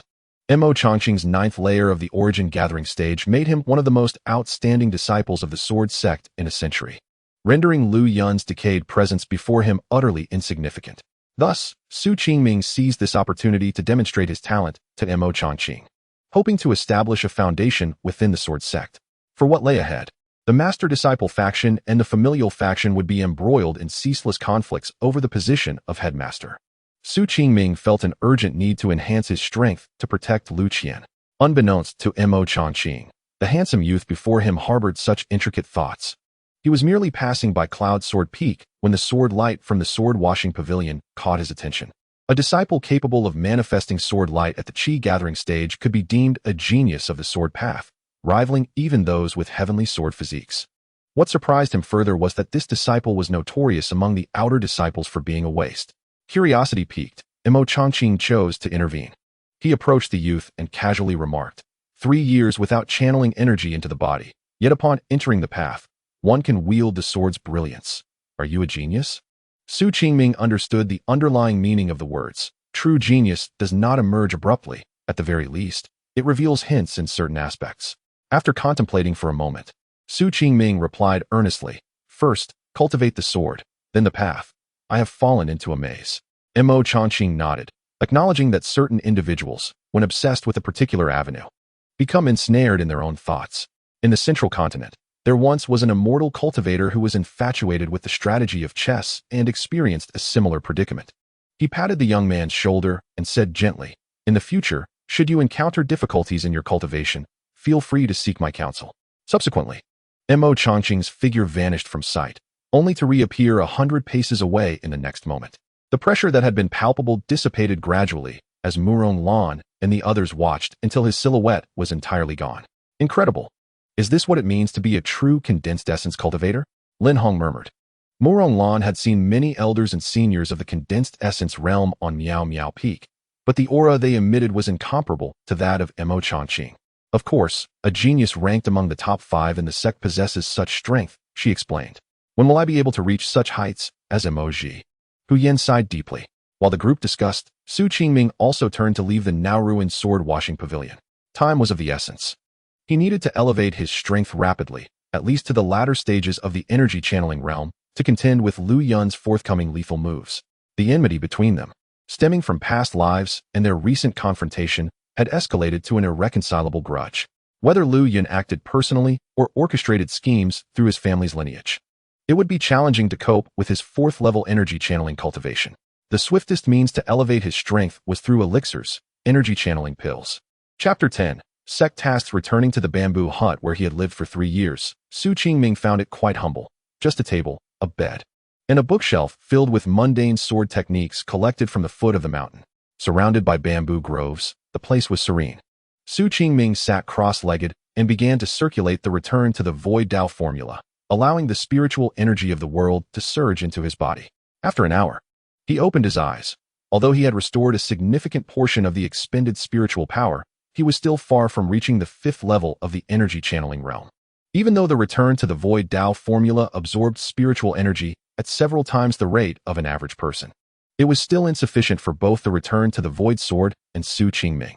To refine another drop of spiritual liquid from the immortal sword would require at least 3 months. For other outer sect disciples, merely meditating for 3 months would suffice to advance a level, and anyone would be overjoyed, as within the entire Sword Sect. The shortest time to progress from the 4th to the 5th level of the energy channeling realm was half a year, and some with lesser aptitude might even take a year. Su Qingming furrowed his brow. To swiftly break through to the 7th level of the energy channeling realm, he would have to rely on elixirs. The Sword Sect distributed 3 spirit stones and 1 energy channeling pill to outer sect disciples each month, while the number for inner sect disciples was doubled, and there was no limit for true disciples of various peaks. Some geniuses consumed elixirs as if they were meals. This was why figures like Hu Yu and Shen Chenfei could far surpass their peers in cultivation, aside from their prodigious talents. The most crucial factor was the enormous investment of elixirs and rare resources from their respective peaks. In this life, Lu Qian had given her share of spirit stones and elixirs to him, and now the last one lay on the wooden table, which Su Qingming was reluctant to refine. It was precisely because of this that Lu Qian's cultivation remained stagnant at the 6th level of the energy channeling realm, unable to break through to the later stages. In his past life, he owed Lu Qian far too much. In this life, her feelings for him were even deeper. Chinner, I am not a waste. I will gather the barrier-breaking pill that will aid you in reaching the 7th level of the energy channeling realm, Su Qingming vowed silently. Dingling. A hurried chime from the simple alert array outside broke the silence, prompting Su Qingming to rise and step outside. A young man in white with a long sword emblem embroidered on his chest stood in the courtyard. Su Qingming recognized him immediately as a disciple of the Affairs Hall, one of the 4 halls of the Sword Sect that managed all mundane affairs. Duties for outer and inner sect disciples were assigned from here. Upon seeing Su Qingming, the newcomer directly stated, "Are you the outer sect disciple Su Qingming? You have been cultivating for 3 years, and since you have not advanced in the energy channeling realm, the sect has not assigned you any tasks until today. Now that you have entered the energy channeling realm, according to regulations, you are required to undertake a sect mission." Su Qingming seemed to have anticipated this and nodded without surprise. The young man, Yang Yuan, was taken aback by Su Qingming's lack of reaction and continued. "This mission is issued by Yunjian Peak. Recently, their supply of dual-horned python bones, necessary for refining the 2nd-tier elixir spirit bone pill, has been exhausted. In a month, you and several other outer sect disciples must venture into the Misty Marsh to collect 10 python bones. How can this be allowed? Yang Yuan, do you not realize that the dual-horned python is a 2nd-tier demonic beast? Sending a few outer sect energy channeling disciples is akin to courting death." An urgent and indignant voice came from beyond the bamboo grove. Moments later, Lu Qian appeared before the two like a butterfly flitting through flowers, hands on her hips, glaring at the young man in white. Ahem, ahem. Yang Yuan coughed awkwardly, clearly embarrassed by Lu Qian's remarks. After years of cultivation, he was well aware of the perils posed by the 2nd-tier dual-horned python. He had even hunted one down years ago. This beast, measuring 5 zhang in length, with tough skin and strong teeth capable of tearing apart anything, was a formidable foe even for cultivators of the condensed essence realm. Although they had ultimately slain the beast, several of their companions had perished in the process. However, this sect task had been specifically designated for Su Qingming by a certain elder of the Affairs Hall, and he felt powerless to refuse. Yang Yuan smiled wryly. "Junior Sister Lu, this is a sect mission. You should understand the implications. Each disciple, while under the protection of the sect, is also required to contribute to it. The spirit stones and elixirs distributed by the Sword Sect each month are earned through the arduous journeys of many disciples into the desolate ancient realm, exploring perilous ruins." Lu Qian understood this principle, but could not suppress her protests. "Junior brother Yang, performing tasks for the sect is certainly reasonable, but look at their combat abilities. Senior brother Qingming has just stepped into the energy channeling realm. How can he be sent to confront a 2nd-tier demonic beast and collect 10 pieces? Do you not see the difference between this and a death sentence?" Su Qingming quietly observed Lu Qian advocating on his behalf, feeling deeply moved. Yang Yuan, overwhelmed by Lu Qian's barrage of questions, found himself at a loss for words, his face turning crimson. Ultimately, he handed Su Qingming a tattered scroll of yellowed paper. "Junior brother Su, this contains the details of the mission. Farewell." With that, Yang Yuan swiftly departed, eager to avoid being ensnared by the young girl. Lu Qian, seeing this, stamped her foot in frustration and exclaimed, "Those disciples of the Affairs Hall are truly reckless. Senior brother Qingming, let us seek out Master Mo to have this mission rescinded. This is nothing short of endangerment." Su Qingming raised an eyebrow and asked with a smile, "Are you worried?" The beautiful young girl's face flushed a deep crimson, and she playfully pinched his arm, retorting, "Who is worried? I am merely standing up for justice." Then, furrowing her brow tightly, she expressed her concerns. "Senior brother Qingming, 2nd-tier demonic beasts are comparable to the 1st level of our human cultivators in the condensed essence realm, and a standard long sword cannot even harm them. This time, it is far too perilous." Su Qingming gently patted her arm and said calmly, "Junior sister, the tasks assigned by our sect are inescapable. It is the rule of the Sword Sect. Even if we seek out Master Mo, he will not lend his assistance. This time, there are several other fellow disciples involved, and it is not impossible to complete the task." Lu Qian hesitated, wanting to speak but holding back. Understanding her thoughts, Su Qingming shook his head and continued. I have injured Yuan Tianhe and lost face for Lu Yun at the sword washing pavilion. Naturally, this matter involves them. Lu Qian urged anxiously. Then are you still going? Su Qingming gazed into the distant sea of clouds, his voice resolute. Junior sister, we sword cultivators contend with heaven and earth. How can we falter simply because of a few obstacles in our path? Knowing she could not dissuade him, Lu Qian fell silent, tears glistening in her eyes. Su Qingming spoke softly. Junior sister, you are merely one step away from the 7th layer of the Qi induction realm. That barrier can be breached with a single breaking barrier pill. In a few days, I will procure one for you. Unable to contain herself, Lu Qian felt a surge of emotion. It was the first time in 3 years that her senior brother had offered her a gift. Chapter 11. Cultivation. In the early morning, at the cliff of the outer courtyard, Su Qingming sat cross-legged, surrounded by swirling spiritual energy. Streams of white mist ascended from the crown of his head. Were there an onlooker present, they would surely be astonished. For this phenomenon of 5 Qi returning to the origin is typically witnessed only among cultivators of the condensation realm. Yet the youth before them was merely at the 4th layer of the Qi induction realm.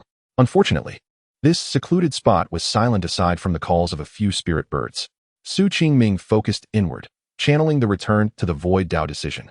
As vast spiritual energy continuously surged into his dantian spirit lake. In the center of the lake, the ancient aura of the return to the void sword fluctuated in reality and illusion. A drop of milky white spiritual liquid was on the verge of falling. Plop! Like a raindrop striking the surface of water, the tranquil lake erupted into a frenzy, creating tumultuous waves. After half an hour, tranquility returned. 5th layer of the Qi induction realm. Su Qingming slowly opened his eyes, savoring the increased spiritual power within him, a flicker of joy crossing his gaze.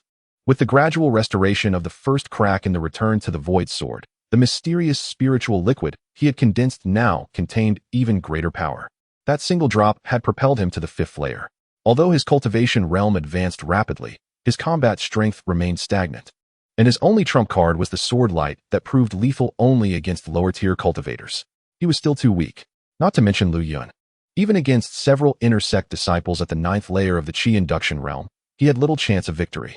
The only sword technique he had mastered was the entry-level green lotus sword art of the Sword Sect.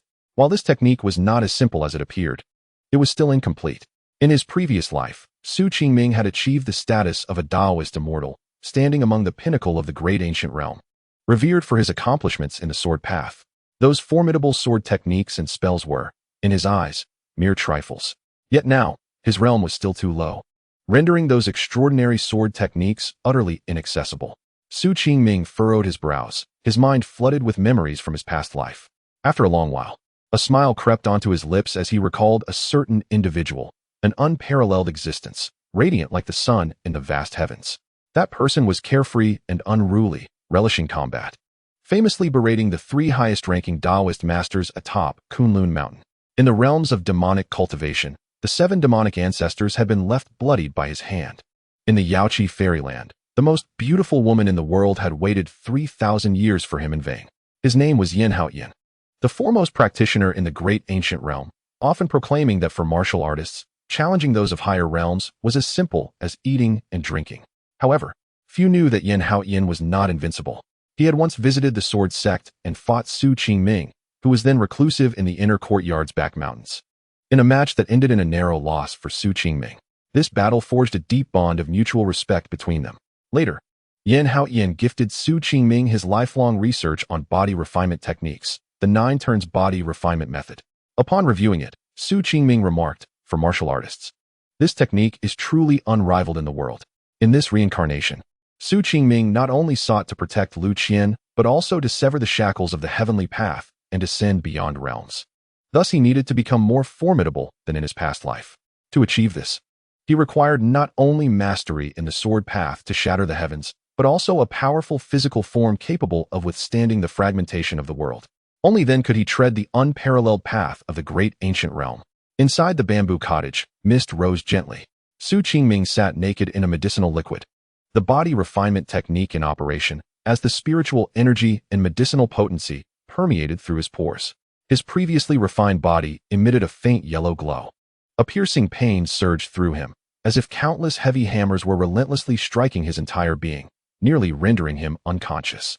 The path of martial artists and body refinement indeed demanded greater endurance than other cultivators. Enduring the excruciating pain, Qingming disseminated the medicinal force surging within him throughout his body. His meridians, bones, and flesh began to transform in succession. This process repeated itself. Boom. Qingming felt a tumult within his dantian, as vast spiritual power stirred the spirit lake into chaos, replenishing the nearly depleted energy reserves once again. Finally, with a sound of shattering, he achieved the first layer of body refinement. It felt as if a great weight had been lifted from him. Qingming experienced an unprecedented sense of lightness. With introspection, he perceived the profound aura of the ancient world filling the spirit lake. Stepping outside, Qingming clenched his right fist tightly and then struck out in a mysterious arc mountain shatter. Boom! A mighty force swept up the surrounding withered leaves and branches, forming a whirlwind that charged forward. Countless massive trees, thick as a person's embrace, collapsed in an instant. The hardened stones disintegrated like fragile paper before this surge of power. A rare expression of surprise flickered across Qingming's usually impassive face. The first technique of the 9 turns body refinement method equated to the full force of a first-layer condensation realm cultivator, and in terms of sheer dominance, it surpassed even that. Simultaneously, Qingming sensed that the spiritual power within his spirit lake had doubled, and upon completing the first layer of the 9 turns body refinement method, his cultivation realm had quietly ascended to the 6th layer of the Qi induction realm. Another trump card added, Qingming murmured. After his rebirth, each day brought an urgent desire to enhance his combat prowess. Yet the formidable sword techniques from his previous life required a high realm to wield. Now, the body refinement technique from his dear friend had granted him newfound confidence. Had he utilized this technique against Lu Yun earlier, even if he were merely at the 2nd layer of the condensation realm, it would have merely taken a few additional blows. Qingming's gaze turned stern as he looked towards the distant cloud sword peak. However, the body refinement technique consumed an immense amount of spiritual herbs. The ones Lu Qian had previously left for him were now entirely exhausted. It seemed he would need to gather more spiritual herbs in the future. Simultaneously, Qingming couldn't help but reflect on why Yan Haoyan had often sought to borrow spiritual stones from him in his past life. It turned out that martial artists required an exorbitant amount of resources for their cultivation. The first layer alone had consumed over 10 types of first-tier spiritual herbs, while the 2nd layer of the 9 turns body refinement method necessitated 2nd-tier herbs, including one exquisite poison demon vine, a prized 2nd-tier spiritual herb. In his memories, Qingming vaguely recalled encountering one deep within the misty swamp. Upon reaching this point, Qingming's gaze gradually turned frigid. This time, Lu Yun had leveraged the connections of the aristocratic families to send him to the misty swamp, which was also the burial ground chosen for him by Lu Yun. Previously, Qingming might have felt a twinge of concern, but now, it was merely a matter of a single punch. With his hands clasped behind his back, he shifted his thoughts to his cultivation. With a month remaining before departure, he pondered whether he could elevate his cultivation to the 7th layer of the Qi introduction realm. However, since the Affairs Hall had issued a sect mission, he would also need to collect the spirit stones and medicinal pills distributed by the sect each month. With the assistance of spirit stones and pills, coupled with the return to the Abyss Dao decision, it was possible that he could advance to the later stage of the Qi introduction realm before heading to the Misty Swamp, thus equipping himself to handle greater uncertainties. Chapter 12. Affairs Hall. 3 days later, at Fuyu Peak, within the Affairs Hall, countless low-ranking disciples clad in blue robes traversed its corridors. The sect's tasks, rewards, and advancements were managed here. Each month, outer sect disciples could receive 3 low-grade spirit stones and a Qi introduction pill from the Affairs Hall. Qingming casually stood in a corner, his eyes catching sight of a stunning woman with a ponytail approaching him from a side hall. Senior brother Qingming. The girl spoke softly, her mood evidently low. Qingming furrowed his brows. What's wrong? Qianer, has someone bullied you? Lu Qian quickly shook her head, attempting to conceal her distress. No, no one. Qingming cast a glance toward the distant side hall, his expression turning icy. He pulled Lu Qian closer and inquired. Did someone from the pill hall make things difficult for you? Lu Qian cautiously loosened her tightly clenched right hand, revealing 3 black pills that emitted a foul odor. Waste pills, she exclaimed with disdain. These are as useless as poison pills for cultivators and might even provoke disturbances in the spiritual lake. Senior brother Qingming. They said you took 3 years to enter the Qi introduction realm and are therefore unworthy of consuming medicinal pills. As for mine, Steward Hu Yuanho claimed that all the pills for this month had been distributed, leaving only these. Recalling the man's words filled her with fury. She continued, "He said that since you offended the Hu family, you'll never rise in the sect." I couldn't bear it and argued with him. And he even suggested that if I could become the companion of their heir, Hu Yu, everything would be forgiven. They are courting death. Su Qingming's eyes brimmed with murderous intent, the air around him chilling instantly. The Hu family had once served as dogs to the Shen clan and had been annihilated by him, leaving no trace of their lineage. In this life, he would strike them down once more. With a heart full of vengeance, Su Qingming pulled Lu Qian forward, heading towards the direction of the pill hall. Along the way, Lu Qian instinctively wished to avoid trouble. Having spent 3 years in the outer court, she understood the Hu family's influence within the Sword Sect. Among the 4 halls and 7 peaks, the Hu family controlled the Affairs Hall and Yunjian Peak. Being one of the major factions among the 5 surnames and 7 families, second only to the Shen family, their clan boasted countless descendants, with prodigious talents scattered throughout the Sword Sect.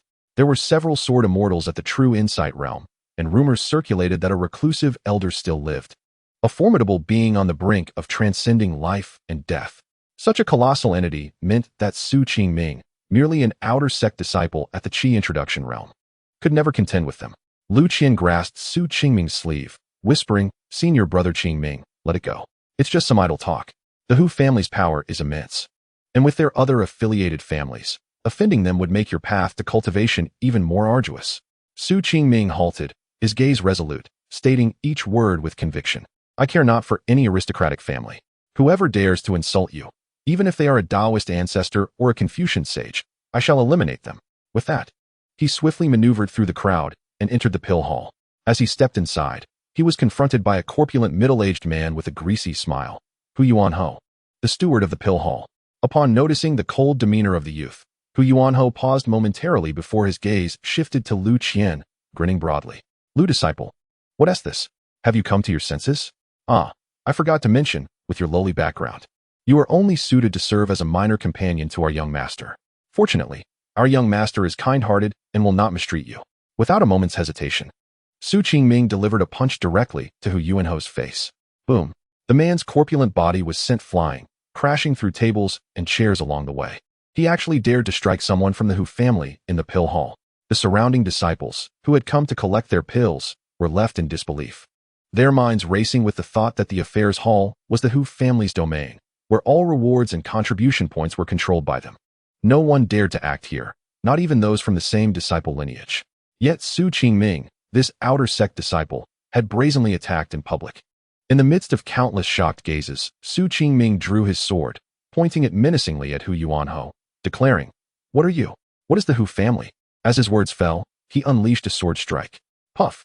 A sharp sound of flesh being pierced echoed as Hu Yuanho writhed on the ground, letting out agonizing wails. The disciples present in the pill hall, witnessing the scene, halted their movements, unable to contain their shock. Someone exclaimed, "Whose steward's spiritual lake has been pierced. From now on, he will be a cripple. How dare he?" Many could scarcely believe their eyes. After a lengthy pause, the disciples of the pill hall finally regained their senses, pointing at the sword-wielding youth and shouting, "Su Qingming, you are utterly reckless. How dare you commit violence in public? Quickly, summon the law enforcement hall."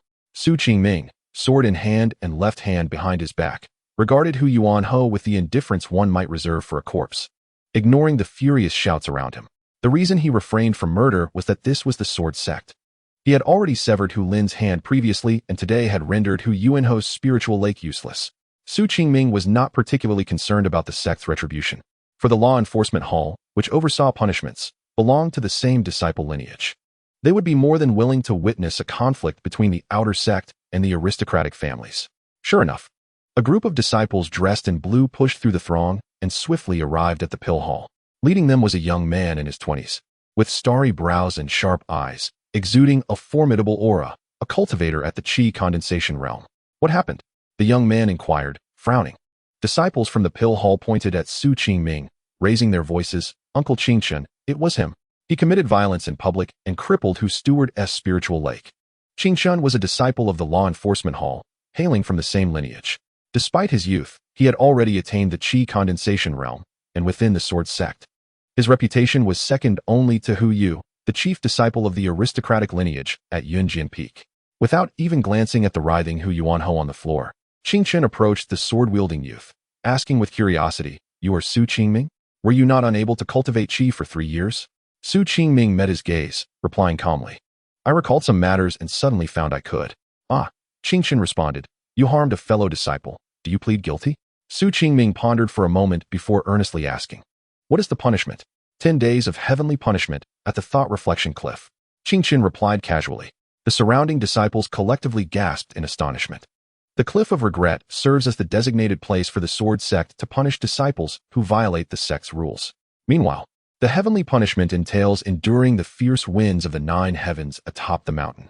Any cultivator who encounters such winds feels as though countless blades are slicing through their flesh. Even more terrifying is the fact that these winds can invade one's sea of consciousness, causing the spirit to feel as if it is being pricked by needles, leading to unbearable pain. With each passing day of such torment, one's cultivation is diminished by a layer. For an ordinary person to endure even a single day is already a miracle. At this moment, Qingchen has imposed a punishment of 10 days upon Su Qingming. Countless onlookers cast sympathetic glances at Su Qingming, as if Hu Yuanho's current predicament is a mere comfort compared to the heavenly punishment Su Qingming is about to face. A soft voice from outside the hall broke the tense atmosphere, suggesting that someone should trade their life for his. Turning towards the entrance, the crowd beheld a young man, radiant as jade, accompanied by a woman of striking figure. Qingchen's expression shifted slightly as he uttered the man's name. Hu Yu. Chapter 13. The 6 Yang Mist Sword Technique. The name Hu Yu is well known within the Sword Sect, and even throughout the Yuanzhou, numerous cultivators have heard of him. Not solely due to his lineage, he is the direct descendant of the Hu family of Cloud Sword Peak, with a father who serves as the Peak Master and a grandparent who stands on the verge of the transformation stage. Additionally, Hu Yu's cultivation is remarkable. He began his training at the age of 12, achieving qi gathering in 1 year and advancing to the condensation stage in 3 years. Now at the tender age of 20, he has already reached the 3rd layer of the condensation stage. His training speed ranks among the top 10 in the history of the Sword Sect, marking him as a true prodigy. Within the Pill Hall, many low-ranking disciples could not help but fix their gazes upon him. Upon their first glance, they felt a sense of inferiority, astonished that such a perfect being could exist in the world. Beside Hu Yu stood Duan Mei'er, a captivating woman from the Duan family, known for her alluring beauty. Hu Yu seemed oblivious to the gazes around him as he approached Hu Yuanho, retrieving a pill from his sleeve and administering it to him. Only after Hu Yuanho's pain subsided did he rise slowly. Observing this scene, Qingchen smirked slightly, mockingly commenting on Hu Yu's benevolence. Indeed, brother Hu is compassionate. To so casually use a recovery pill worth 1,000 spirit stones on this waste.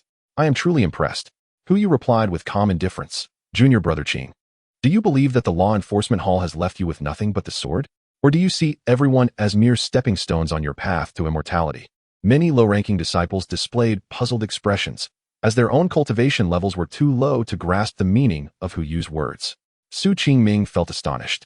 The conflict between the sect's disciples and the noble families had escalated to such a degree, suggesting that a schism within the Sword Sect was imminent.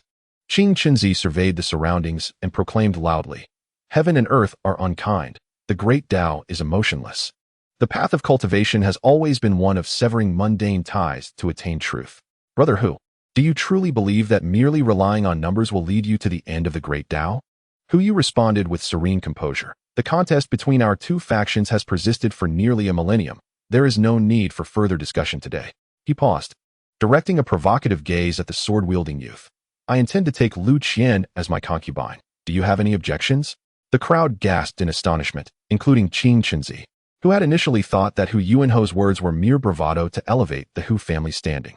They were taken aback by Hu Yu's bold declaration. Duan Mei'er, seemingly provoked, puffed out her chest and coyly remarked, Brother Hu, this girl is hardly worthy of comparison. Even being a concubine would be an overstatement. Why not gift her to me as a servant? Lu Qian, overhearing their conversation, flushed crimson with indignation and unsheathed her sword without hesitation, exclaiming, Bah, what are you two? Hu Yu smirked slightly and said coolly, a waste of a fellow disciple who has already severed Hu Lin's arm. Do you truly think that spending 10 days at the Cliff of Regret will suffice? Or do you believe that Mo Changqing will protect him once more? Lu Qian glanced anxiously at Su Qingming, knowing that Hu Yu spoke the truth. The severing of a fellow disciple's arm on Cloud Sword Peak and the crippling of Hu Yuanho's cultivation are grave matters within the Sword Sect. The punishment proposed by Qingchen was, in fact, a lenient one for brother Qingming, and Mo Ji would not intervene. Lu Qian found herself in a difficult position.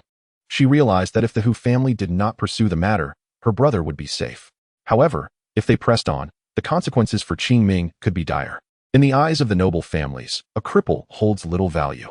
Brother Qingming, Lu Qian called softly. Clang. The sound of a sword ringing out filled the air, and the sword-wielding youth sprang into action. All eyes were drawn to the radiant sword light that surged forth, aimed directly at Hu Yu. Su Qingming dared to strike at Hu Yu. Qing Chenzi folded his arms and regarded the scene with a bemused smile, scoffing. I must say, Su Qingming, judging by your aura, you are merely at the 6th layer of the Qi gathering stage, and yet you dare to challenge Brother Hu? I truly wonder where your courage originates. Duan Meier laughed flirtatiously, teasing. Brother Hu, look at this waste daring to draw his sword against you. Be sure to teach him properly how to wield a sword, but do not let him die too quickly. The sentiments of the other disciples echoed similar sentiments. A mere 6th layer Qi gathering against a 3rd layer condensation stage cultivator is a mismatch of monumental proportions. The youth is truly unaware of the gravity of his actions, or perhaps he is seeking death. All gazes turned to the handsome youth in the arena. Throughout this exchange, Su Qingming had remained silent, but now he answered them with a single sword strike. His expression was cold, radiating an overwhelming aura of killing intent. In this world, no one shall dare to bully Lu Qian. Not even the celestial beings of the 9 heavens or the ancestral figures of the Zhou. Su Qingming would sever them with a single sword. This strike summoned a torrent of spiritual energy as the mundane sword glowed with a crimson light, accompanied by a fierce sword aura. Hu Yu, sensing the overwhelming sword energy, remained unfazed. A fortunate fool who has barely entered the Qi gathering stage is, in my eyes, no more than an ant, Hu Yu declared proudly. He swung his sword in retaliation, unleashing a tempest of sword energy that soared through the sky, tracing a path unimaginable to the average person as it barreled forward. Qing Chenzi, feeling the intensity of the sword energy, felt his pupils constrict in shock. The 6-yang mist sword technique. The ultimate technique of Cloud Sword Peak. This waste has compelled you to use this move. The 6-yang mist sword technique is one of the 3 legendary sword techniques of Cloud Sword Peak, second only to the 9 heavens thunder sword technique. This sword strikes without leaving a trace, devoid of any discernible path, making it one of the most enigmatic techniques in the Sword Sect. Su Qingming's expression, previously indifferent, now bore a hint of surprise. Hu Yu was not entirely weak. Among the 3 legendary techniques of Cloud Sword Peak, the 9 heavens thunder sword technique has not been mastered by anyone for centuries. The 6-yang mist sword technique demands exceptional talent.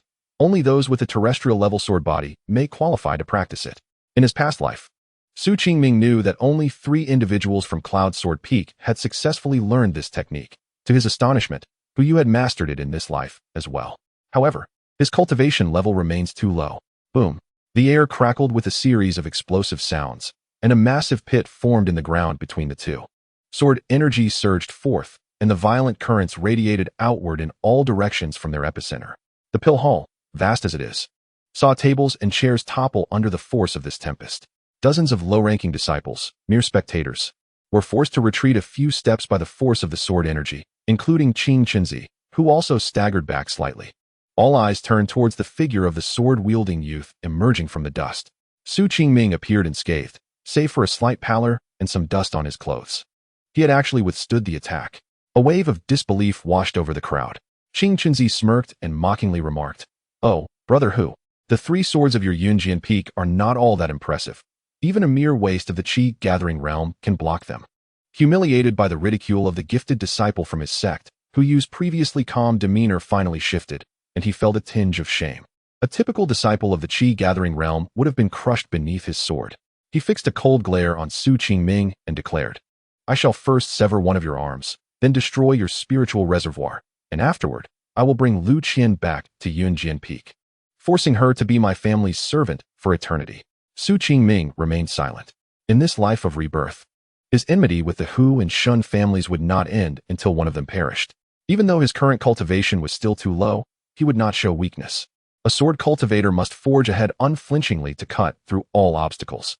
Hu Yu slightly turned to Qing Chenzi, coldly stating, "If you dare interfere with my actions from here on, I shall eliminate you as well." His tone was laced with murderous intent, revealing the domineering side of this renowned disciple of the Sword Sect. Just as Qing Chenzi was about to speak, He met Hu Yu's gaze and felt an inexplicable chill, a shadow of death enveloping him. He faltered, his mouth slightly agape, finally sighing, "Brother Hu, this is the Sword Sect." Inside the pill hall, dozens of disciples involuntarily shivered, instinctively wishing to flee. Only Lu Qian stood quietly beside Su Qingming, unafraid. Chapter 14. Just a second-generation prodigy Hu Yu regarded the two with a disdainful smile. To him, the two Qi Gathering Realm disciples were nothing more than ants. A pair of star-crossed lovers. However, Lu Qian shall not perish. I have declared that she will serve my Hu family for eternity. Su Qingming uttered not a word. With a swift motion, he appeared within 3 feet of Hu Yu. In the next moment, he unleashed a punch. The violent surge of spiritual energy propelled his small fist directly into Hu Yu's chest. Qing Chenfei's eyes widened in shock, murmuring, "This is close-quarters combat. Only a martial artist would engage like this." Su Qingming is actually a martial artist. Look, brother, he even employs martial arts techniques. It is said that the 6th-generation ancestor was a martial artist who wielded the sword, not only excelling in swordsmanship, but also possessing extraordinary physical strength. Yet, what difference did it make? He was merely at the 4th level of the Qi Gathering Realm. His strength paled in comparison to Brother Hu's and was but a path to his own demise. Countless onlookers marveled at the power imbued in Su Qingming's punch, but more gazes were filled with pity for him. At that moment, Hu Yu drew his sword. Yunjian Peak, the most populous mountain of the Sword Sect, had birthed several renowned sword immortals over the centuries. Besides their innate talents, the most significant aspect was the legacy of the 3 swords. The 3 sword techniques passed down from the 1st generation of Yunjian Peak, along with the fearsome divine sword, the Zhentian sword. However, the sword in Hu Yu's hand was not the divine sword of Yunjian Peak, but rather a spirit sword crafted to resemble it, comparable to a spiritual artifact. The blade was as black as ink, appearing as though one had plunged into an abyss. Hu Yu casually swept the spirit sword, sending a visible wave of spiritual energy crashing toward Su Qingming's fist. Boom! The sound of metal clashing echoed like thunder, causing the surrounding disciples' ears to ring. They watched as Hu Yu, clad in white, was sent flying by the massive punch. Another figure in blue leaped high, delivering a heavy stomp onto the off-balance Hu Yu. Bang! Hu Yu crashed to the ground, creating a human-sized hole in the pill hall. Once so dignified, he was now covered in dust, blood trickling from the corner of his mouth, staring in disbelief at the youth before him.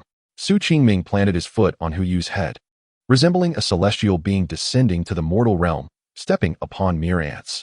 "You are but a waste, relying on your father's influence. After expending countless spirit stones and elixirs, you have taken 8 years to reach the 3rd level of the condensing essence realm. Such elixirs would have elevated even the dogs of our outer courtyard beyond this level. For years, everyone has proclaimed you the best among the younger generation of the Sword Sect. Have you ever descended the mountain? Have you ever left Yunjian Peak? Even among the disciples of your lineage, whom have you truly defeated? You are merely a 2nd-generation scion hiding beneath the wings of your elders." The youth's voice resonated throughout the pill hall.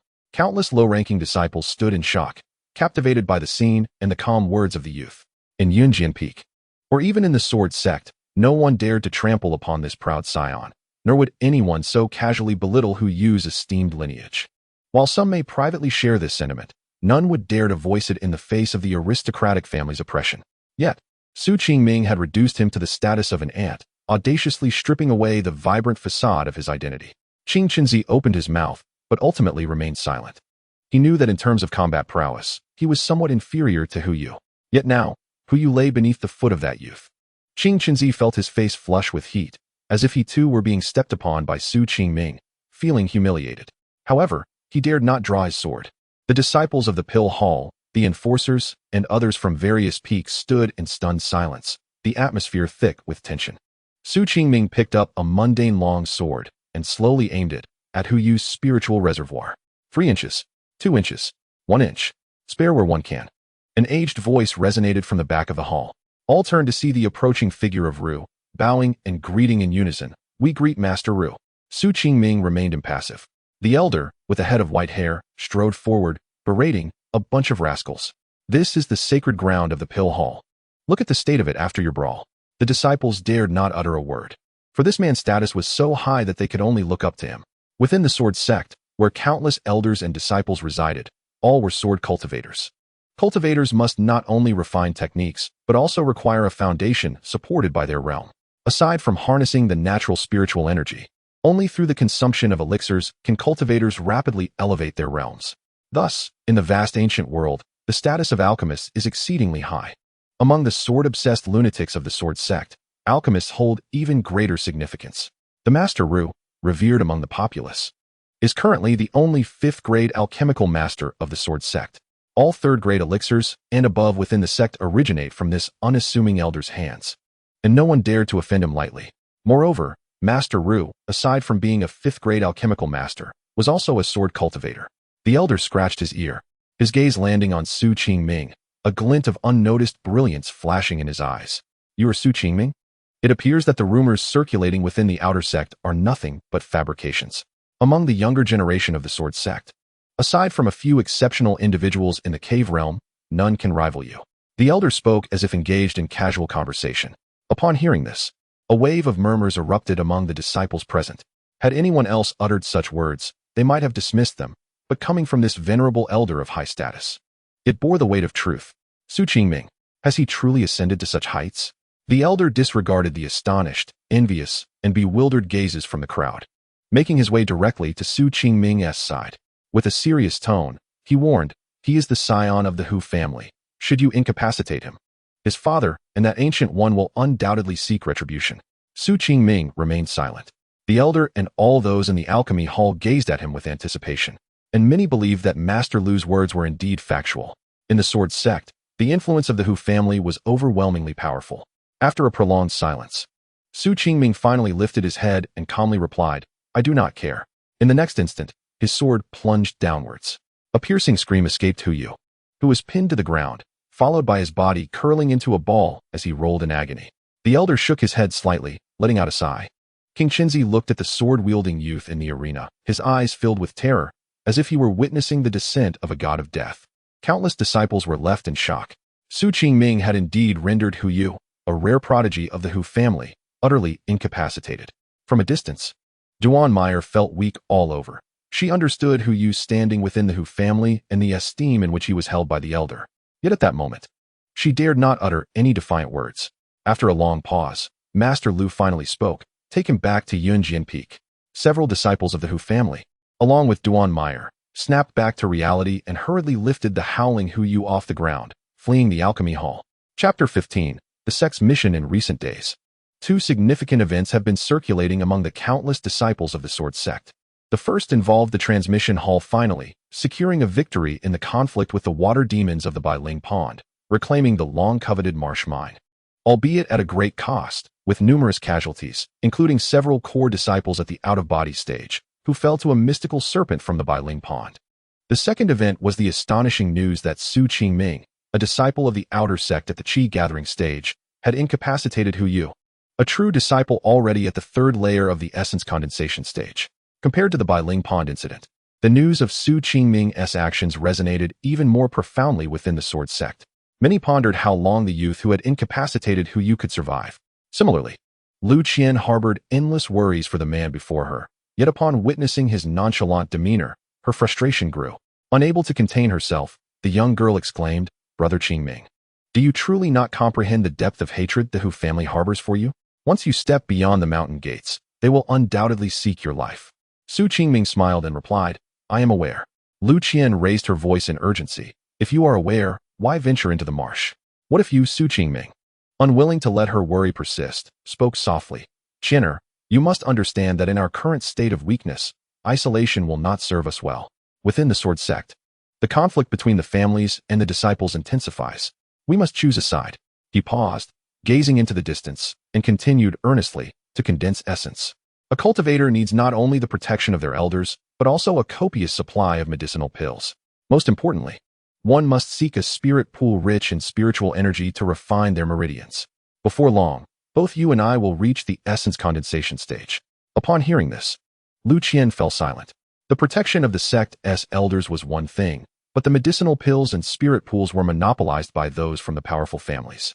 Other disciples needed to fight and compete externally to earn contribution points for a chance to access the spirit pools. The disciples from the families, however, had been bestowed with pills since birth, not to mention their access to spirit pools. In the Sword Sect, the outer and inner sects were distinct. The disciples of the outer sect rarely received guidance except for the occasional pointers from Imo Changqing, and were often left to their own devices, resembling solitary cultivators. Su Qingming's gaze was resolute as he declared, "However, Qin'er, I have my own plans for these matters. You need only focus on your training within the mountain and avoid venturing outside the outer sect." For reasons unknown, Lu Qian felt her anxious heart gradually settle. Her brother had changed so much. Though his tone was soft, it instilled a sense of security in her. It seemed that, in her brother's eyes, nothing was insurmountable. 7 days later, at Yunjian Peak, within the Lu Yun cave dwelling, Master, Su Qingming has just left the mountain, heading towards the Mist Marsh. A young man clad in black reported respectfully, "Humph. To ensure that the Bureau of Menial Affairs assigns this waste the task of hunting the two-horned python, I agreed to become a sword servant of the Hu family. Let them deal with Mo Changqing. As for that waste, he must die, no matter what." Lu Yun was enveloped in a chilling aura, his eyes brimming with murderous intent. The young man in black trembled internally and coldly stated, "Master, I will go with junior brother Yu to ensure that waste is slain." Lu Yun waved his sleeve dismissively, saying nothing. The young man bowed and exited the cave dwelling. The room was left in solitude, with only Lu Yun remaining, his gloomy gaze fixed on the towering peaks in the distance. Becoming a sword servant of the Hu family meant he had become their pawn. 3 days prior, the Hu family had sent word, instructing him to find a way to ensure Su Qingming's demise outside the Sword Sect. In the Sword Sect, aside from that individual in the outer sect, who could truly remain unscathed? In this world, who was not a pawn? Lu Yun contemplated the dwindling vitality within him and raised his head to swallow a dark green pill. Mist Marsh, not far from the Sword Sect. It was perpetually shrouded in white mist. Su Qingming stood at a narrow passage leading to the marsh, hesitating to proceed. Numerous wandering cultivators passed by him, including some disciples dressed in Sword Sect attire. These individuals were of low cultivation, all at the early Qi gathering stage. "Junior brother," he looked. "Isn't that the so-called waste, Su Qingming? Lower your voice, brother Jiang. He is no longer a waste. Not long ago, he severed the arm of Hu Lin from Yunjian Peak, and even the third-ranked true disciple, Yuan Tianhe, reportedly fell to his sword. Is this true? Hu Lin is a fool, but Yuan Tianhe is at the 9th level of Qi gathering. When did Su Qingming become so formidable? I don't know. According to him, he has been obsessively practicing his swordplay, neglecting his cultivation." The passing disciples whispered among themselves. Those who had recently visited Yunjian Peak wore expressions of schadenfreude. On that day, he not only provoked Elder Lu Yun, but also caused the usually esteemed elder to lose face. The elder, furious, drew his sword, nearly slaying Su Qingming on the spot, but was halted by Mo Zhisher from the outer sect. However, soon after, rumors spread that the Bureau of Menial Affairs had assigned him a sect mission to hunt the two-horned python. It was known that within the Mist Marsh, two-horned pythons ranked among the top-tier second-grade demonic beasts, presenting a challenge even to cultivators at the early stage of essence condensation. Elder Lu Yun, being narrow-minded, would not be so fortunate this time after narrowly escaping death previously. "Hush! This matter must not be spoken of lightly." As the whispers faded, Su Qingming heard them and shook his head slightly, sighing. In the world of cultivation, strength reigns supreme. Had it been in the past, these people would have likely mocked him to his face, branding him a waste. After the events where he severed Hu Lin's arm, defeated Yuan Tianhe, and confronted Elder Lu Yun, the rumors circulated, and they no longer dared to call him a waste to his face. This is the essence of respect derived from strength. However, the occurrences that transpired within the Hall of Affairs were perhaps deliberately concealed by the Hu family, leaving these individuals unaware of the truth. Having incapacitated Hu Yu's cultivation, the Hu family would undoubtedly seek retribution, and it was likely that not only Lu Yun but also members of the Hu family would come for him. Su Qingming was in urgent need of enhancing his cultivation level. Dispelling these thoughts, he directly examined the details of a mission. This was a Class C task. Upon delivering 10 pieces of double-horned python bones to the Hall of Affairs, he would complete it. The reward consisted of 20 inferior spirit stones and 10 points of sect contribution. The Sword Sect possessed countless techniques and treasures, yet these required contribution points for exchange. To acquire such points, aside from the tasks from the Hall of Affairs, various high-ranking elders would also post bounties. The former was a necessity for every low-level disciple, while the latter depended on personal willingness. Due to the proximity to the Sword Sect's gate, the third-tier beasts in the Misty Marsh had been eradicated by powerful practitioners, leaving only second-tier or lower creatures for the disciples to hone their skills. Even so, it remained perilous for low-level cultivators in the Qi induction realm. particularly since second-tier beasts were nearly on par with early-stage essence-gathering cultivators. Encountering them without sufficient numbers to form a formation could lead to a near-certain death. Even with a rebirth, his current strength at the 6th level of Qi induction was still too dangerous. Qingming gazed into the dark marsh, feeling the gravity of the situation. First-tier beasts posed little challenge unless encountered in groups. Given his strength, yet a single second-tier beast could prove formidable if confronted by multiple. His demise was likely. The double-horned python was a social second-tier beast. Shen Chenfei, in this lifetime, you shall become the stepping stone for my ascension to immortality, and I will eliminate each of your minions one by one. With unwavering resolve, Qingming stepped into the perilous marsh. On the outskirts of the marsh, beside a pit emanating a foul odor, a handsome young man with a lithe figure leaped across. In an instant, a shadow, the size of a civet cat, lunged at him. The next moment, a flash of sword light appeared, and the fanged beast was cleaved in two, falling to the ground. Qingming observed the ground with a calm expression. It was merely a first-tier beast, the corpse-eating rat, with only its teeth worth a few spirit stones while the rest of its body held no value. 3 days had passed, and apart from a few first-tier beasts, he had encountered not a single second-tier beast. Since entering the misty marsh, Qingming had been skirting the periphery, hoping to encounter a solitary double-horned python. During this time, he hunted beasts while practicing the Qingming sword technique. Relying on his memories from his past life, he could unleash sword flashes with just a single lesson. Such talent in swordsmanship was rare even within the Sword Sect. Nonetheless, to cultivate the sword flashes to a higher level of sword-light differentiation, he required more combat experience. Against Lu Yun of the essence-gathering realm, his current sword flashes were insufficient. Qingming thought to himself. With some time remaining before the sect mission concluded, he planned to enhance the level of his sword flashes through battles with beasts. As night fell, the young man turned away and ventured deeper into the darker recesses of the marsh. Within the inner region of the misty marsh, on a large rock, 2 peak Qi induction disciples of the Sword Sect sat cross-legged in meditation.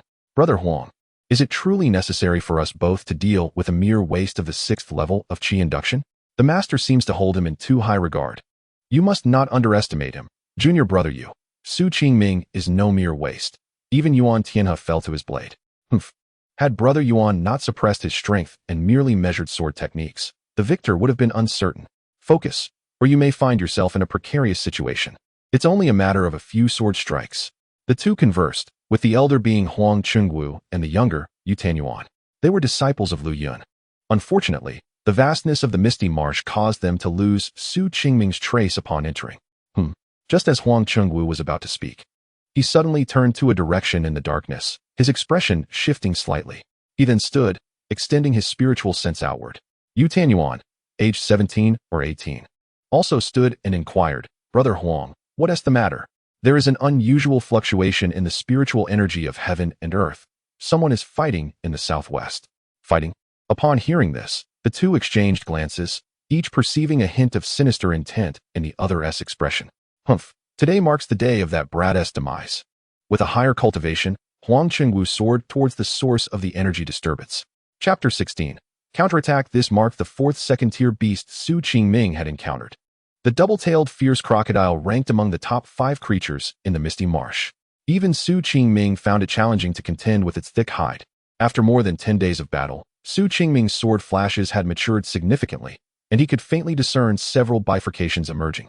Once the sword flashes split into 48 streams, he would have the chance to comprehend sword-light differentiation.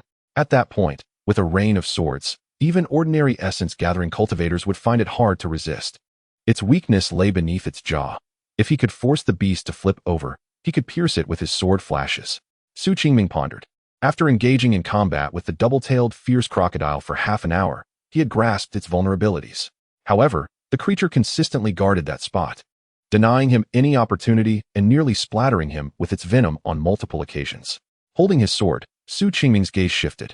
In the next moment, he threw his sword aside and lunged forward, opting for a physical confrontation with the double-tailed fierce crocodile. Should any bystanders witness this, they would surely deem him insane, as a cultivator should employ sword techniques rather than grapple with a beast. In the entire vast ancient realm, apart from the martial lunatics in Qingdi City, none would behave so recklessly. His cultivation had also risen to the 6th level of Qi induction due to these battles. At this moment, white mist emanated from his fists. and a tremendous surge of spiritual power gushed forth from within. Roar! The double-tailed fierce crocodile, seemingly possessing some intelligence, roared in response to the provocation, raising its massive tail to sweep towards him. Su Qingming twisted his body and closed in on the fierce crocodile. Bang! His fist struck its neck, the immense force causing the beast to roll over, revealing its vulnerable belly. This is the spot. Su Qingming's eyes sparkled. He hadn't anticipated that a martial artist's technique would yield such results, exposing the beast's weakness with a single move. Without hesitation, the young man crouched slightly and surged forward. Boom! The fierce crocodile's massive tail swept towards him, but Su Qingming, agile, narrowly evaded the attack, though the strong gust still stung his cheek. Ignoring the pain, he rolled and arrived at the crocodile's underbelly. Sword! He shouted, and the previously thrown sword curiously arced back through the air. In the next moment, Su Qingming thrust the sword fiercely beneath the beast's jaw. Roar! The double-tailed fierce crocodile unleashed a furious roar, gathering its strength in its tail, sweeping through with even greater speed than before. At this moment, Su Qingming was drained of his old strength, yet new vitality had yet to emerge, leaving him to rely on his residual spiritual energy to shield his back. With a resounding crash, a tremendous force sent him soaring, crashing against a protruding rock pile in the distance. He forcibly swallowed the blood that welled in his mouth. Rising to his feet, his expression fierce as he gazed at the writhing, struggling two-tailed ferocious crocodile in the distance. Since his rebirth, this encounter was second only to the battle at Yunjian Peak in Luyun. Indeed, it was even more perilous than before. Very well, you possess some strength. It seems that Yuan Tianhe's defeat at your hands is not entirely disgraceful. A sharp voice echoed from the dense forest nearby. Soon after, two figures, one large and one small, emerged slowly, Huang Chengwu and Yu Tanyuan. Su Qingming narrowed his eyes slightly, remaining silent. Yu Tanyuan, with an air of nonchalance, approached and surveyed the young man, mocking, "Junior brother Su, you can even slay a two-tailed ferocious crocodile. No wonder you look down on my master." Huang Chengwu's eyes glinted with malice as he spoke. "What a pity. I wonder whether he laments your life or that of this second-tier beast." Su Qingming calmed the violent fluctuations of his internal spiritual lake and replied indifferently, "Did Lu Yun send you?" Yu Tanyuan smiled broadly, nodding. "My master asked us to borrow something from you." He pointed at Su Qingming's head, his words laced with menace. "We wish to borrow your head." Su Qingming exhibited no emotional response. Lu Yun was a highly regarded elder at Yunjian Peak, having cultivated for over a century, boasting numerous disciples, some of whom had even advanced to the condensation realm.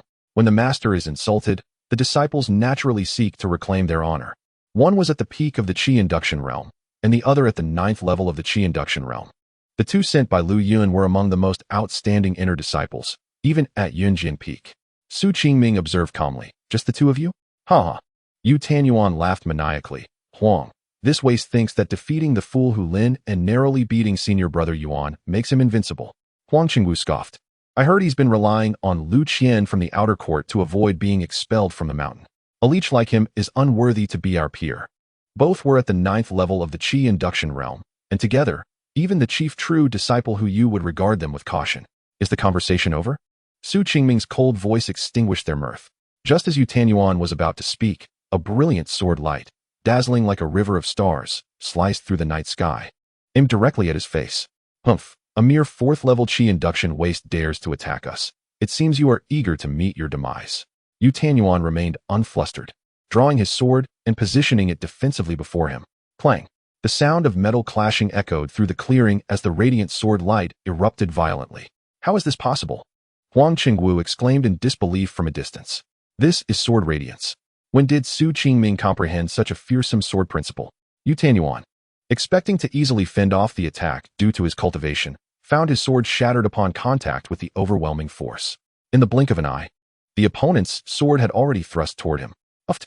Retreating, Yu Tanyuan clutched his chest, blood seeping through his fingers, revealing a deep sword wound that exposed bone. Su Qingming retracted his sword, feeling somewhat regretful. Life and death battles were entirely different from mere swordplay. These two must have honed their skills through years of experience. Otherwise, they would not have evaded his strike. "Brother Huang, this brat is somewhat troublesome. Let us attack together to avoid any lingering nightmares." Yu Tanyuan's face had turned pale, his expression grave. In a situation where killing was afoot, there was no room for preserving face. Huang Chengwu, upon seeing his junior brother injured, suppressed his disdain and, without further hesitation, drew his sword and lunged forward. Brat die? The cold light sword technique of Yunjian Peak was chillingly menacing. As their swords intertwined, the temperature of the entire realm plummeted to freezing levels. This time, Yu Tanyuan was cautious, unleashing lethal moves from the outset. Su Qingming instantly felt an escalation of pressure. Sword shadows surrounded him, the vast spiritual power of the 9th level of Qi induction ensnaring him like a net. He was still too weak. The yellow long sword erupted with radiant brilliance once more as Su Qingming executed a lethal move from the Qinglian sword technique. The two, enveloped in a sea of sword light, fought desperately to defend themselves. Had Su Qingming's cultivation been higher, they surely would have perished within mere moments. Uffed, blood splattered.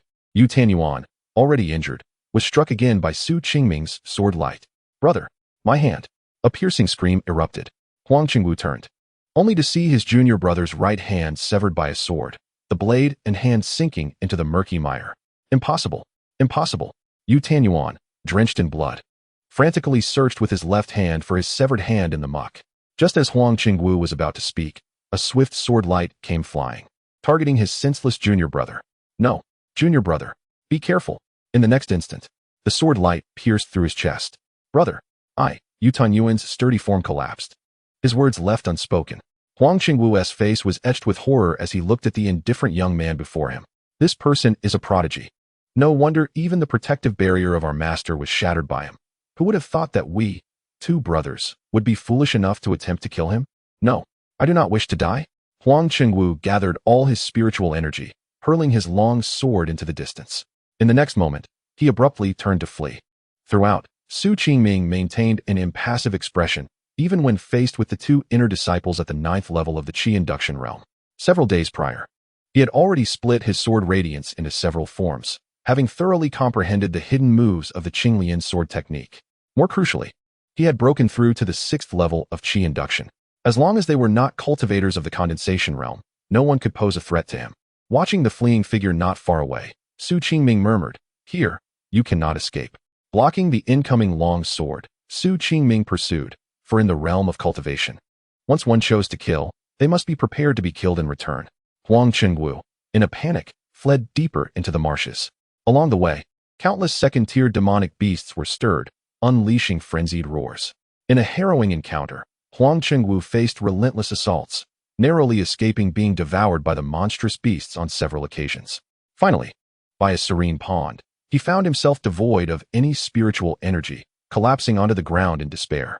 Su Qingming stood with his hands clasped behind his back, silent and composed, covered in mud, and with his once meticulously styled hair now disheveled. Huang Qingwu had lost all semblance of his former elegance. "Su Shidi, please spare my life. It was all the master's doing. He instructed us to act this way." He fervently bowed his head, revealing how the flowing clouds had communicated orders to eliminate Su Qingming. Seeing Su Qingming's silence sparked a flicker of hope within him, and he cried out, "I will follow your lead from now on, Su Shidi. I can divulge everything about the master. I beg you, grant me mercy." Su Qingming regarded him with indifference, calmly inquiring, "Do you know where you are?" Huang Qingwu lifted his gaze, bewildered. "Where's this?" Su Qingming shook his head, expressing regret. "This is the breeding ground of the double-horned python. Your life cannot be salvaged." Huang Qingwu's face turned pale with horror as he trembled. In the next instant, a massive python, stretching dozens of feet in length and adorned with two prominent horns, surged forth from the water, swallowing Huang Qingwu whole. The thunderous impact of its body crashing into the pond sent waves splashing in all directions. The surface of the water, now rippling, revealed dozens of eyes the size of lanterns, menacingly fixed upon the strikingly handsome youth on the shore. The pond, marked on the map by the intertwining of two pythons, was the designated site for Su Qingming's mission. To collect 10 sets of python bones meant vanquishing 10 double-horned pythons. Before him lay a multitude, each nearly as formidable as the peak practitioners of the human realm, with several exuding the aura of the condensed essence realm. A thunderous roar shattered Su Qingming's contemplation as over a dozen double-horned pythons reared their heads, locking their gaze onto him. The python that had just consumed Huang Qingwu, the most aggressive of the lot, leapt from the water, its gaping maw aimed at Su Qingming. "You seek death." Su Qingming's eyes turned cold, and he reversed his sword, launching it into the air. The blade trailed 6 distinct streams of colored light, a testament to the sword techniques he had honed in the misty marsh. With a slicing sound, the python soared over Su Qingming's head, its abdomen cleaved open by the sword. A grotesque, slime-covered figure fell to the ground, revealing itself to be Huang Qingwu, lifeless and grotesquely corroded by gastric fluids. The python thudded to the earth, silenced forever. Su Qingming paid it no mind, his gaze shifting to the water. There remained dozens of pythons, poised to attack, and even with his 6 sword techniques, it would not suffice. Just then, from the very center of the pond, an enraged roar echoed. The once quiet serpent horde erupted into chaos, fixating their stares on Su Qingming, clamoring to approach him. That was the mutated double-horned python king. A mere glance revealed a colossal serpent at the center of the group, its forehead adorned with golden horns, its size dwarfing the surrounding pythons. This was a second-tier peak beast. Su Qingming felt a weight of gravity upon realizing the existence of such a fearsome, mutated creature among the double-horned pythons. Even late-stage practitioners of the condensed essence realm would struggle against it. Before he could ponder further, the assault from the pythons was upon him. Su Qingming sprang into action, weaving through the massive serpents, his sword thrusting into several of their bellies. Yet, the sheer number of them was overwhelming. They pressed and coiled around him, leaving him with diminishing space to evade. In desperation, he wielded his sword, pouring all his energy into his techniques in a bid to resist. The Python King roared furiously, its gargantuan body gliding toward him. Su Qingming severed the tail of one python, focused ahead while feeling the dwindling energy within him. Since fate has granted me rebirth, it shall not be so easily extinguished. Chapter 18. Advancement. Squinting, Su Qingming's mind flooded with memories of his past life. The mutated double-horned python king before him was clad in impenetrable scales, impervious to ordinary weapons, only vulnerable to spiritual artifacts. With a shift in his thoughts, a dark-hued spiritual sword materialized in his grasp. This sword was seized after he incapacitated Hu Yu at the administrative hall, and the Hu family had not sought its return. Although it was a replica of the famed Yunjian Peak-S celestial sword, its quality was exceptional. As the sword emerged, the disdainful python king halted, raising its head high and flicking its forked tongue, releasing a foul stench into the air. Su Qingming advanced with the sword, wherever it passed. The double-horned pythons that came into contact with its aura were cleaved as easily as tofu. The python king, witnessing this, let out a furious roar. In an instant, its mountainous body leaped high, nearly obscuring the skies. Su Qingming narrowed his eyes, spotting a distant black, his expression turning icy. I intended to let you linger a moment longer, but it seems impatience has taken hold. With a sudden surge, sword light ascended, akin to the moon rising over the sea. The invisible sword energy rippled in the air, creating concentric circles of force. The Python King's malevolent eyes widened in unprecedented fear as the sword light illuminated the scene. In the next breath, the colossal serpent turned abruptly, hastily retreating toward the pond, eager to escape. But it was too late. Sword of the Abyss. Realizing its escape was futile, the giant python halted, its massive head charging towards Su Qingming. The collision unleashed a tempestuous force, sending several pythons flying, leaving them incapacitated on the ground. The explosive force scattered water and debris, creating a deep pit in the earth. As the water settled, only Su Qingming remained, while the Python King lay defeated nearby, its once magnificent golden horns fallen beside its head. Green blood poured from its vital point, pooling around it. Su Qingming, his spiritual sword embedded in the earth, leaned on its hilt, a trickle of crimson seeping from his lips. In this fierce clash between man and beast, Su Qingming emerged grievously wounded, while the great serpent lay lifeless. It was clear that the sword technique, typically reserved for the out-of-body realm, exacted a heavy toll on him. Initially reluctant to resort to such a strained method, he understood that the Sword of the Abyss required immense spiritual energy to wield. At present, he was merely at the 6th layer of the Qi-inducing realm, a chasm too wide to bridge. Forcing its use had nearly shattered his internal organs, draining his energy completely. As the Python King's head was severed, the remaining female serpents scattered, and the pond was left devoid of any beast. 15 minutes later, Su Qingming gradually regained some of his spiritual energy and began to collect refining materials from the lifeless body of the two-horned python.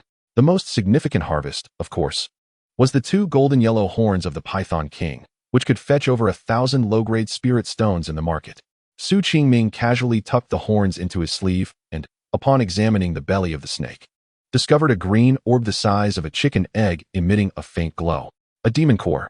This second-tier peak beast had actually nurtured an inner core, Even with his experiences spanning 2 lifetimes, Su Qingming felt a flicker of excitement.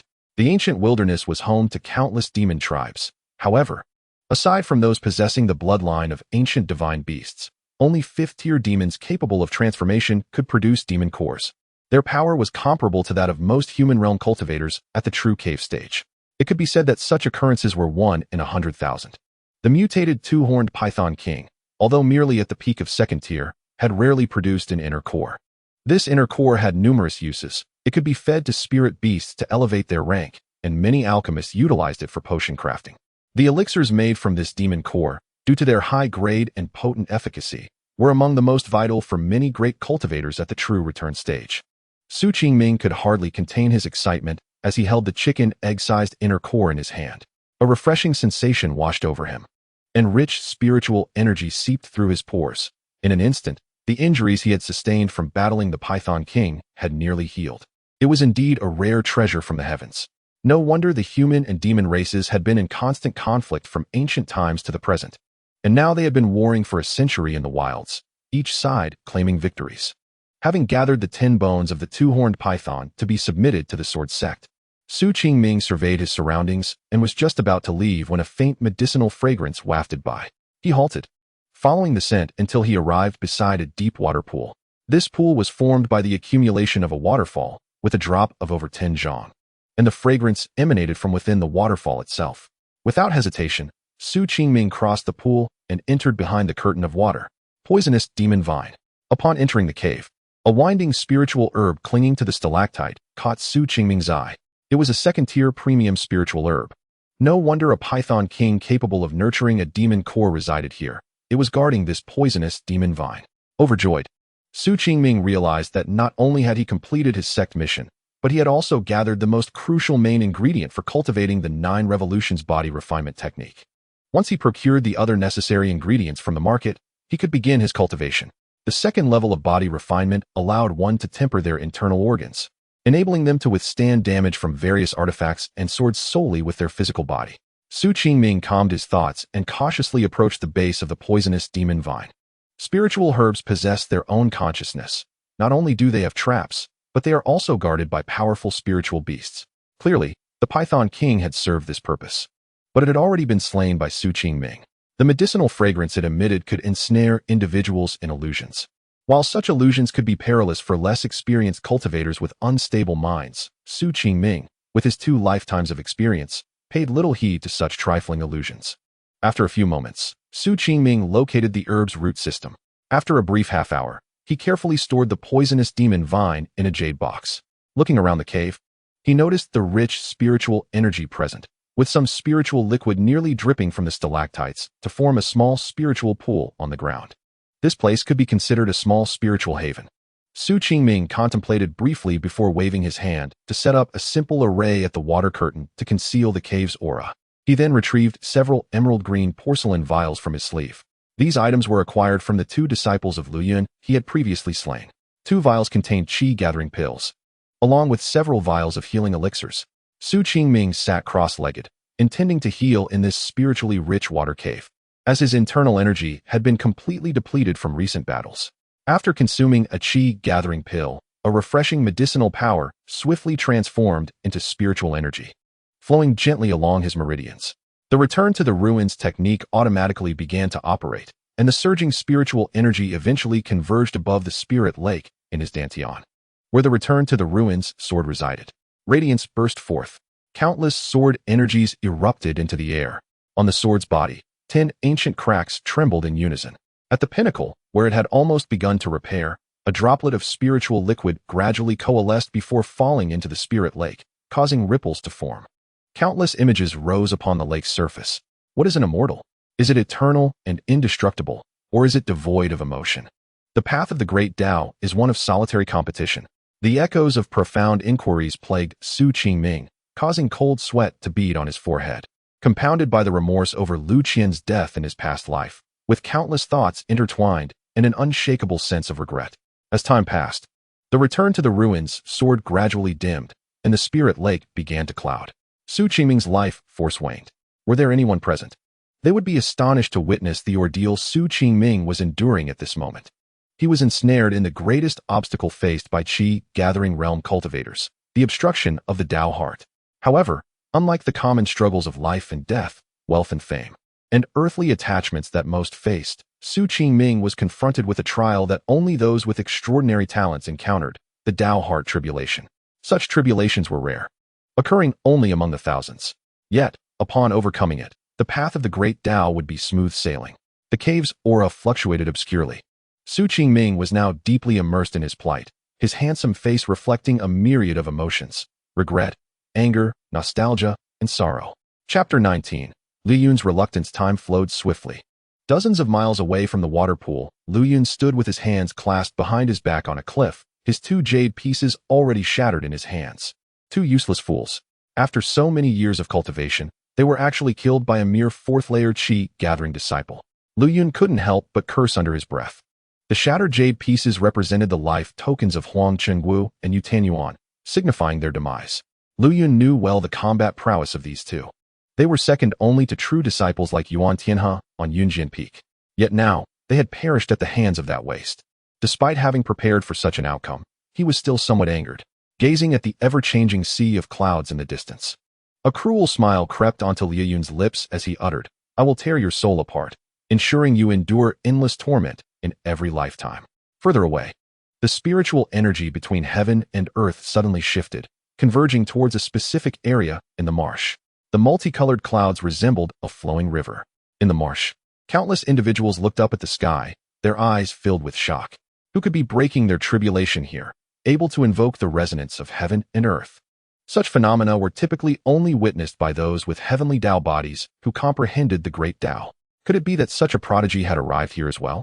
At this moment, Qingming in the water curtain cave remained utterly unaware of the celestial phenomenon he had triggered.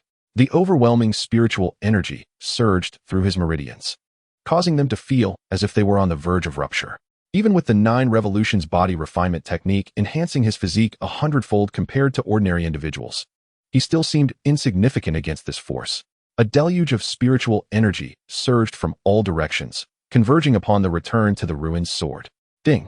With the sound of a sword ringing out, the events unfolded. The once murky spirit lake instantly transformed into a crystal-clear expanse, and the previously somber aura surrounding the youthful figure became vibrant with life, enveloped by swirling tendrils of white mist. Qingming emanated an ethereal quality, akin to a celestial being descended from the heavens. He had reached the 7th layer of the Qi gathering realm. With a casual lift of his spirit sword before him, the entire cave trembled. Qian sword technique. Qingming murmured softly, and the air around him surged dramatically under the guidance of his sword, morphing into a colossal ancient beast that charged directly at the wall. Boom! Countless fragments of rock cascaded down as the entire waterfall cave quaked under the might of his sword energy. The power of a single strike was astonishingly formidable. As Qingming felt the intensity of the sword energy, now twice as potent as before, a rare glimmer of delight sparked in his eyes. He could finally unleash the sword technique capable of conjuring 12 ancient demons. After his rebirth, he had been constrained by a low cultivation level, rendering many of his previous sword techniques unattainable. Now, having ascended to the 7th layer of the Qi gathering realm, he could finally wield the legacy of the Sword Sect's ruined peak. With his formidable physical prowess and the Qian sword technique at his disposal, Qingming felt confident he could withstand even a 5th-layer condensation realm cultivator. Not far away, Liu Yun sensed a familiar aura and, in the blink of an eye, appeared beside the waterfall cave. Upon gazing ahead, he beheld the elegant youth who had previously humiliated him at Cloud Sword Peak. After a month apart, this individual had advanced to the late stages of the Qi gathering realm, reaching the 7th layer. Liu Yun was initially taken aback, but soon a flicker of joy graced his face. Though this person possessed mediocre talent, his cultivation speed was several times faster than that of ordinary individuals. He must be harboring a treasure or some other fortuitous opportunity.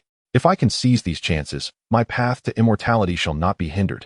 With this thought, Liu Yun wasted no time and stepped directly into the waterfall cave. The lingering aura of spiritual herbs, Qi gathering pills, and the golden-horned serpent bones on the ground made the corners of Liu Yun's mouth curl upward. Truly, it was fate. Who would have thought your fortune would be so abundant? However, no matter how fortunate, it will ultimately benefit me. Ha ha ha. Qingming remained calm and replied nonchalantly. That depends on whether you possess the capability. Lu Yun sneered, a mere waste. If it weren't for Mo Changqing intervening, I would have killed you that day. I would merely face a few days of punishment at the reflection cliff. Su Qingming said nothing. Seeing the youth's expression, Lu Yun assumed he had resigned himself to his fate and arrogantly stepped forward, hands clasped behind his back. Your talent is mediocre. Yet you have cultivated to the late stages of the Qi gathering realm in such a short time. You must have other secrets. If you tell me, I will grant you a complete corpse. Lu Yun believed this to be an act of mercy. It seemed everything was under his control. Despite the surprising feats the calm youth had accomplished in the Sword Sect over the past few days, they were all but fleeting illusions in the face of true power. Even if this individual had stepped into the 7th layer of the Qi gathering realm, he was still like a withered bone in a tomb. Su Qingming found it perplexing that this fool, seeking to regain his lost face at his expense, seemed unaware that Hu Yu's cultivation level surpassed his own. Even a prodigy like Hu Yu had been rendered a waste. Did this person truly believe he lacked the resolve or ability to kill? As Su Qingming gazed at Lu Yun, who exuded a deathly aura, a sense of exhilaration filled his heart. In his past life, this man, as a sword servant of the Hu family, had secretly allied with the Shen family, becoming a pawn that repeatedly suppressed his cultivation, even putting Lu Qian in perilous situations. In this life, Su Qingming was unwilling to allow him to live. Even if this individual did not venture into the marshes, he would find a way to eliminate him at Cloudsword Peak. A cold glint flickered in Su Qingming's eyes as he taunted. You must know that Hu Yu has been rendered unable to cultivate Spirit Lake, now a mere waste. Upon hearing this, Lu Yun's frail body trembled, and he stammered. What did you say? Hu Yu has been incapacitated by you. Su Qingming remained silent, emanating an overwhelming presence. Feeling the surge of battle intent, Lu Yun began to believe him, and the arrogance that had once adorned his features faded, replaced by a grave expression. The Cloudsword Peak was dominated by the Hu family, and Hu Yu, as the chief disciple, had already reached the 3rd layer of the condensation realm at a young age, surpassing Lu Yun. Yet, Lu Yun understood that in terms of combat prowess, he, as a languid elder, paled in comparison to Hu Yu, a family elite, like a firefly next to the radiant moon. Not to mention the disparity in magical power, artifacts, sword symbols, and techniques were vast. How could such a gifted individual possibly be defeated by the waste he had always looked down upon? As these thoughts swirled in Lu Yun's mind, he felt a moment of retreat. However, his gaze fell upon the venomous vine exuding rich medicinal energy, rekindling his determination. He was on the brink of death, having exchanged all his life stones for a longevity pill. He needed only to refine his magical power for 5 years to break through to the 3rd layer. At that point, he would gain an additional 20 years of life. More importantly, this elegant youth must have cultivated a technique capable of rapidly enhancing one's realm, allowing him to reach the 7th layer of the Qi gathering realm in a month. Only a top-tier heavenly technique could achieve such a feat with a resolute expression. Lu Yun's yearning for immortality eclipsed his fear. Hand over the technique you possess, or I will kill you and extract it using soul-searching methods. Su Qingming frowned slightly, realizing he had been cultivating too rapidly. Anyone with a modicum of insight could discern many clues. While such geniuses existed in the world, Su Qingming was aware that in the Sword Sect, aside from Lu Yun, Mo Changqing, Lu Lin from the Alchemy Hall, and the Hu family had all likely realized he carried secrets. The former two may not harbor ulterior motives, but Su Qingming could not be certain. In the realm of cultivation, should the transcendent technique, Gui Su Dao Ju, ever emerge, it would incite chaos throughout the cultivation world. Therefore, Lu Yun must die. If he were to return with today's secret to the Shen family, Shen Chenfei would undoubtedly disregard any rules and emerge from the sect to eliminate him. Chapter 20. Ziyin Sword Technique. Su Qingming gripped the sword hilt tightly. A subtle radiance emanated from the spirit sword, resembling a myriad of stars scattered across the night sky. Lu Yun narrowed his eyes slightly and, without hesitation, summoned his own spirit sword, cultivated over nearly a century, Remit Sunday. The blood-red blade, empowered by magical energy, blazed like the fires of hell, causing the cave's temperature to seemingly soar several-fold. In the next moment, countless sword shadows spread between the two like a peacock fanning its tail. Tian K Sword Technique. Su Qingming instantly recognized the sword technique Lu Yun practiced. One of the 3 great sword techniques of Cloudsword Peak, passed down from a Buddhist sword cultivator, characterized by its grand and forceful movements. Regrettably, it was still too weak. Su Qingming shook his head slightly, a hint of pity flickering in his gaze. Lu Yun's realm was simply too low. If a powerful practitioner of the cave true realm were to wield it, The multitude of sword shadows would not resemble a peacock's display, but rather a torrential rain of swords.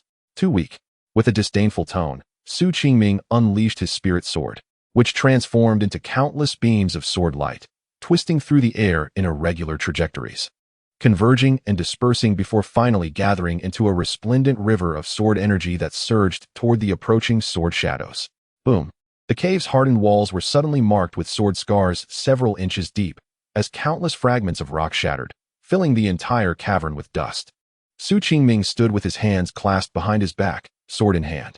As the dust settled, Lu Yun knelt on the ground, his expression one of disbelief. Fine sword scars appeared on his body, from which crimson blood began to seep. His meridians were utterly severed. "Who are you?" Lu Yun asked in confusion.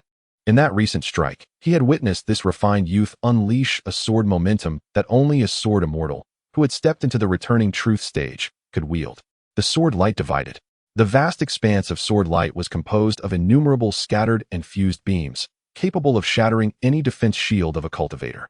Even the mana shield of the condensing Yuan realm was as fragile as a mere sheet of paper before such sword momentum. Su Qingming remained expressionless, coldly gazing at the dying man before him. In his previous life, this person had found an opportunity to kill him only after he had entered the Transcendence realm. In this life, however, he had advanced to the Qi induction realm prematurely. To him, it was quite ordinary. "I am Su Qingming. In a month, Shen Chenfei will personally come to Cloud Sword Peak to find you, and then he will have you kill me." "What did you say?" Lu Yun replied, puzzled. As if recalling Shen Chenfei's background, his dim eyes suddenly radiated with a glimmer of brilliance, and he exclaimed in shock, "You are his destined tribulation." Su Qingming remained silent. After uttering those words, Lu Yun breathed his last. Su Qingming casually released a strand of spiritual energy, and an unoriginated flame suddenly appeared on Lu Yun's corpse, swiftly engulfing him. Moments later, the idle elder of Cloud Sword Peak completely dissipated from this realm, even his soul ceasing to exist. Su Qingming's expression remained indifferent. It was merely the death of an inconsequential pawn. In the depths of the misty marsh, two beams of light pierced the inky night sky, one following closely behind the other. At the forefront was a greenish arcane light, as a massive green serpent, nearly 100 feet long, writhed in the air. Behind it, a white sword light surged forward, and within the faint glow, one could vaguely see a tall, middle-aged man standing atop the sword. Sword flight. This was the sword escape technique that only a sword immortal of the cave truth realm could execute. Whoosh! The white sword light swiftly caught up to the green serpent, and with a spray of blood, the middle-aged man subtly moved his sword finger, instantly sending the serpent's flesh and blood flying. Roar! The green serpent, in pain, could no longer maintain its enormous form and plummeted onto a nearby mountain peak. These mere monsters of the Bailing Pool, if not for my Shun family's disinterest. How could you beasts be so rampant? The wounded green serpent coiled on the mountaintop, then opened its mouth to spew forth a multitude of black smoke, enveloping the entire area. The middle-aged man, seeing this, stood suspended in midair. Then, a light that could pierce through all illusions shot from his eyes. Upon encountering this light, the black smoke dissipated in an instant. The serpent demon was alarmed, its form shrinking again, and it began to curse furiously. This human race truly enjoys the favor of the heavens. You, Sheniji, have only cultivated for 40 to 50 years and have already stepped into the cave truth realm, while I, Shen Chenfei, have labored for nearly 500 years, and still barely managed this realm. Knowing it was outmatched, the serpent demon attempted to escape by relying on its innate talents and abilities, but alas, Shen Iji's swordsmanship was divine. As soon as he moved, multiple sword lights sealed off its escape routes. Despair flickered in the serpent's lantern-sized eyes as it contemplated becoming a steed for the Shen family, and it was consumed by a sense of fatalism. With a trace of the bloodline from the great wilderness divine beast, the Nine Heavens mysterious serpent, how could it willingly descend to such degradation? I, the water demon of Bailing Pool, have never feared death. With a thought, Shen Chenfei's massive serpent body suddenly exploded, collapsing the entire mountaintop, sending countless remnants of wood and stone soaring into the sky. Shen Iji furrowed his brow slightly, waving his sleeve to disperse the myriad gazes. Upon looking, he found only the remnants of blood and flesh, with no trace of the serpent demon remaining. This water demon had long been capable of transformation and was a great demon of the cave truth realm, fully prepared to abandon its corporeal form. However, its soul had vanished without a trace. If it managed to seize a human body and hide among them, capturing it would become exceedingly difficult. Moreover, Only this demon knew the secrets of the Bailing Pool. Shen Chenfei expanded his consciousness, thoroughly scanning the entire mountaintop. Apart from a few lost beasts, there was no sign of the demon. Even if you hide in the heavens or the earth, you cannot escape. The middle-aged man raised an eyebrow, and the sword that hovered in the sky descended rapidly, instantly appearing in his hand. In the next moment, he swung the sword in midair. Boom! The air in this realm violently churned, and the clouds above rolled upward.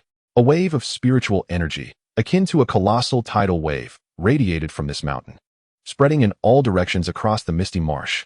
With a violent tremor, the several hundred-foot peak where the serpent demon had once resided was cleaved in two by this single strike. Following this, countless stones tumbled down, revealing a chasm several dozen feet deep and over 10 miles long within the marsh. Numerous cultivators, hundreds of miles away, were thrown off their feet by this wave of spiritual energy, turning their gazes to the sky, which appeared as if it had been cleaved in two by a sword. Their hearts filled with shock. This was the might of a sword immortal strike. All hearts involuntarily harbored thoughts of helplessness against such power. Not far from the mountain, Qingming stood outside the cave, his expression unusually grave. A sword immortal of the cave truth realm, one of the 5 esteemed clans of the Sword Sect. Moreover, Qingming was all too familiar with that aura. Chapter 21. Shen Chenfei. Soon, the middle-aged man crossed the mountaintop and arrived by the pool, his gaze settling on the tall, composed youth beside it. Sword Sect disciple? Shen Chenfei inquired casually. Which peak do you belong to? Qingming stood quietly by the water, and after a long pause, replied, Outer Court disciple, Qingming. Shen Chenfei frowned slightly, a flicker of disdain crossing his eyes. This youth's tone was so flat, seemingly devoid of any respect for him. Then he recalled that this individual was the waste who had been unable to draw qi into his body for 3 years, often ridiculed by other sects during his travels.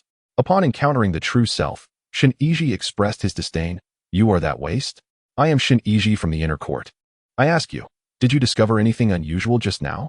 Qingming's right hand tightened around the spirit sword, waves of murderous intent surging within him. In his previous life, this man, being Shen Chenfei's 7th uncle, had made several clandestine attempts on his life. Qingming would never forget when Qian had desperately obtained a rare 3rd-grade bone-changing elixir for him. Shen Chenfei appeared and rendered Qingming incapable of cultivation once more. Kid, you will never achieve immortality in your lifetime. On that day, Shen Chenfei had trampled Qingming underfoot, patted his face, and left with that taunt, laughing triumphantly. The reason he hadn't killed Qingming was that within the Sword Sect, the Shen family still had some reservations. Ultimately, Shen Chenfei received merely a 3-day penalty of closed-door reflection from the law enforcement hall. In this rebirth, the first person Qingming aimed to kill was Shen Chenfei, and Shen Chenfei was the second. However, at present, his cultivation realm remains woefully inadequate. The Tao True realm has long transcended the mundane, moving with the grace of a wild swan. In this moment, he is utterly impervious to harm. It will not be long. Qingming forcefully suppressed the murderous intent swelling within him, stating in a low voice, No. Shen Chenfei narrowed his eyes slightly, displeased, and retorted, Why do you not address me as Shirshu upon seeing me?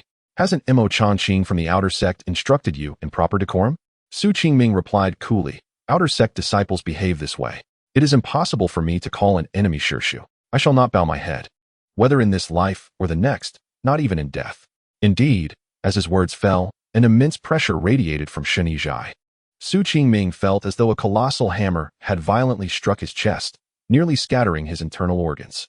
What tormented him further was that the surrounding air seemed to have been siphoned away, an unending pain like needles piercing through his entire being. Pain, in body and soul. Were there others present, they would undoubtedly be astonished by Qingming's expression in the face of a transcendent sword immortal who had entered the Tao True realm. This youthful figure, strikingly handsome, exhibited not an ounce of fear. Even as blood seeped from his 7 orifices, he uttered not a single sound. Shen Chenfei's gaze narrowed, regarding Qingming as one might an insignificant ant, a mere waste, who granted you the audacity to disregard your elders. At this moment, Qingming was too weak to speak, compelled to muster the remnants of his spiritual energy to withstand that terrifying pressure. In this vast expanse of heaven and earth, who could compel me to bow? Even amidst such excruciating agony, Qingming's heart resonated with this sentiment, as if the universe itself acknowledged his resolve. Clang!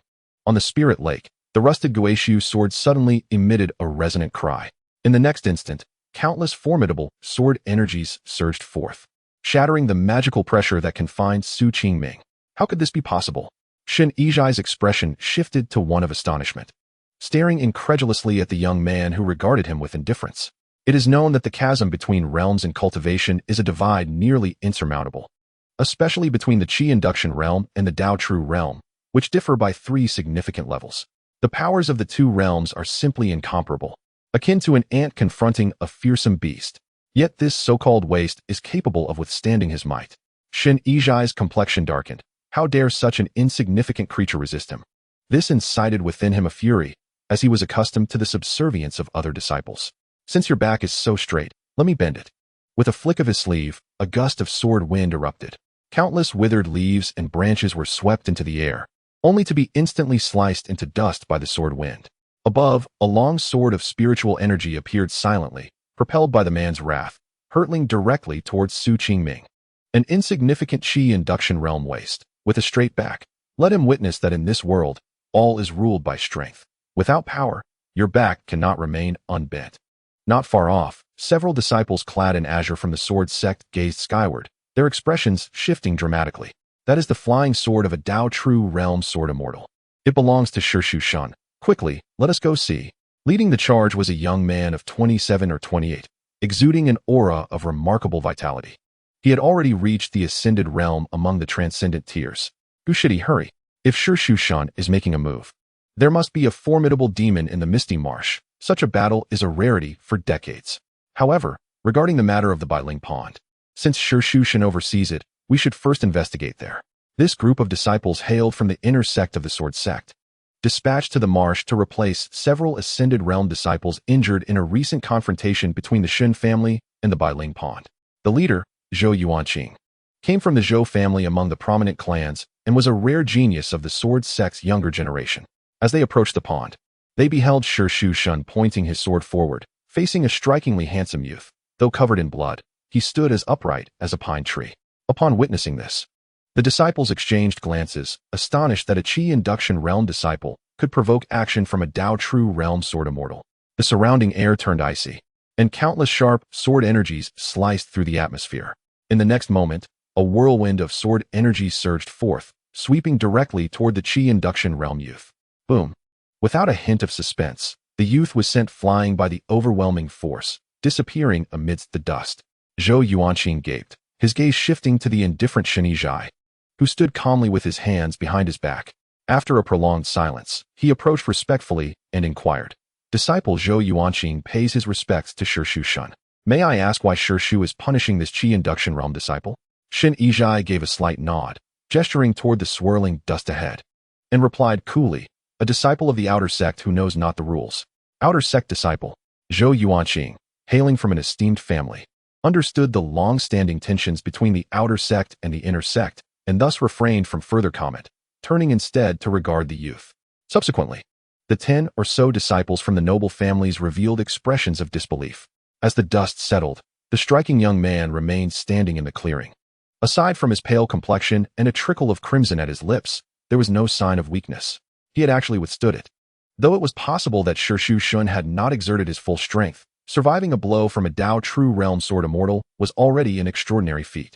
At the very least, Zhou Yuanqing believed that although he was in the Ascended Realm, merely one level apart from the Dao True Realm, he would never be able to withstand such a strike as the youth had. A prodigy, he mused. Shen Yizhai's brow furrowed slightly, his eyes betraying a flicker of surprise. This lad possesses an indomitable will within, forcibly channeling his spiritual energy to withstand my strike.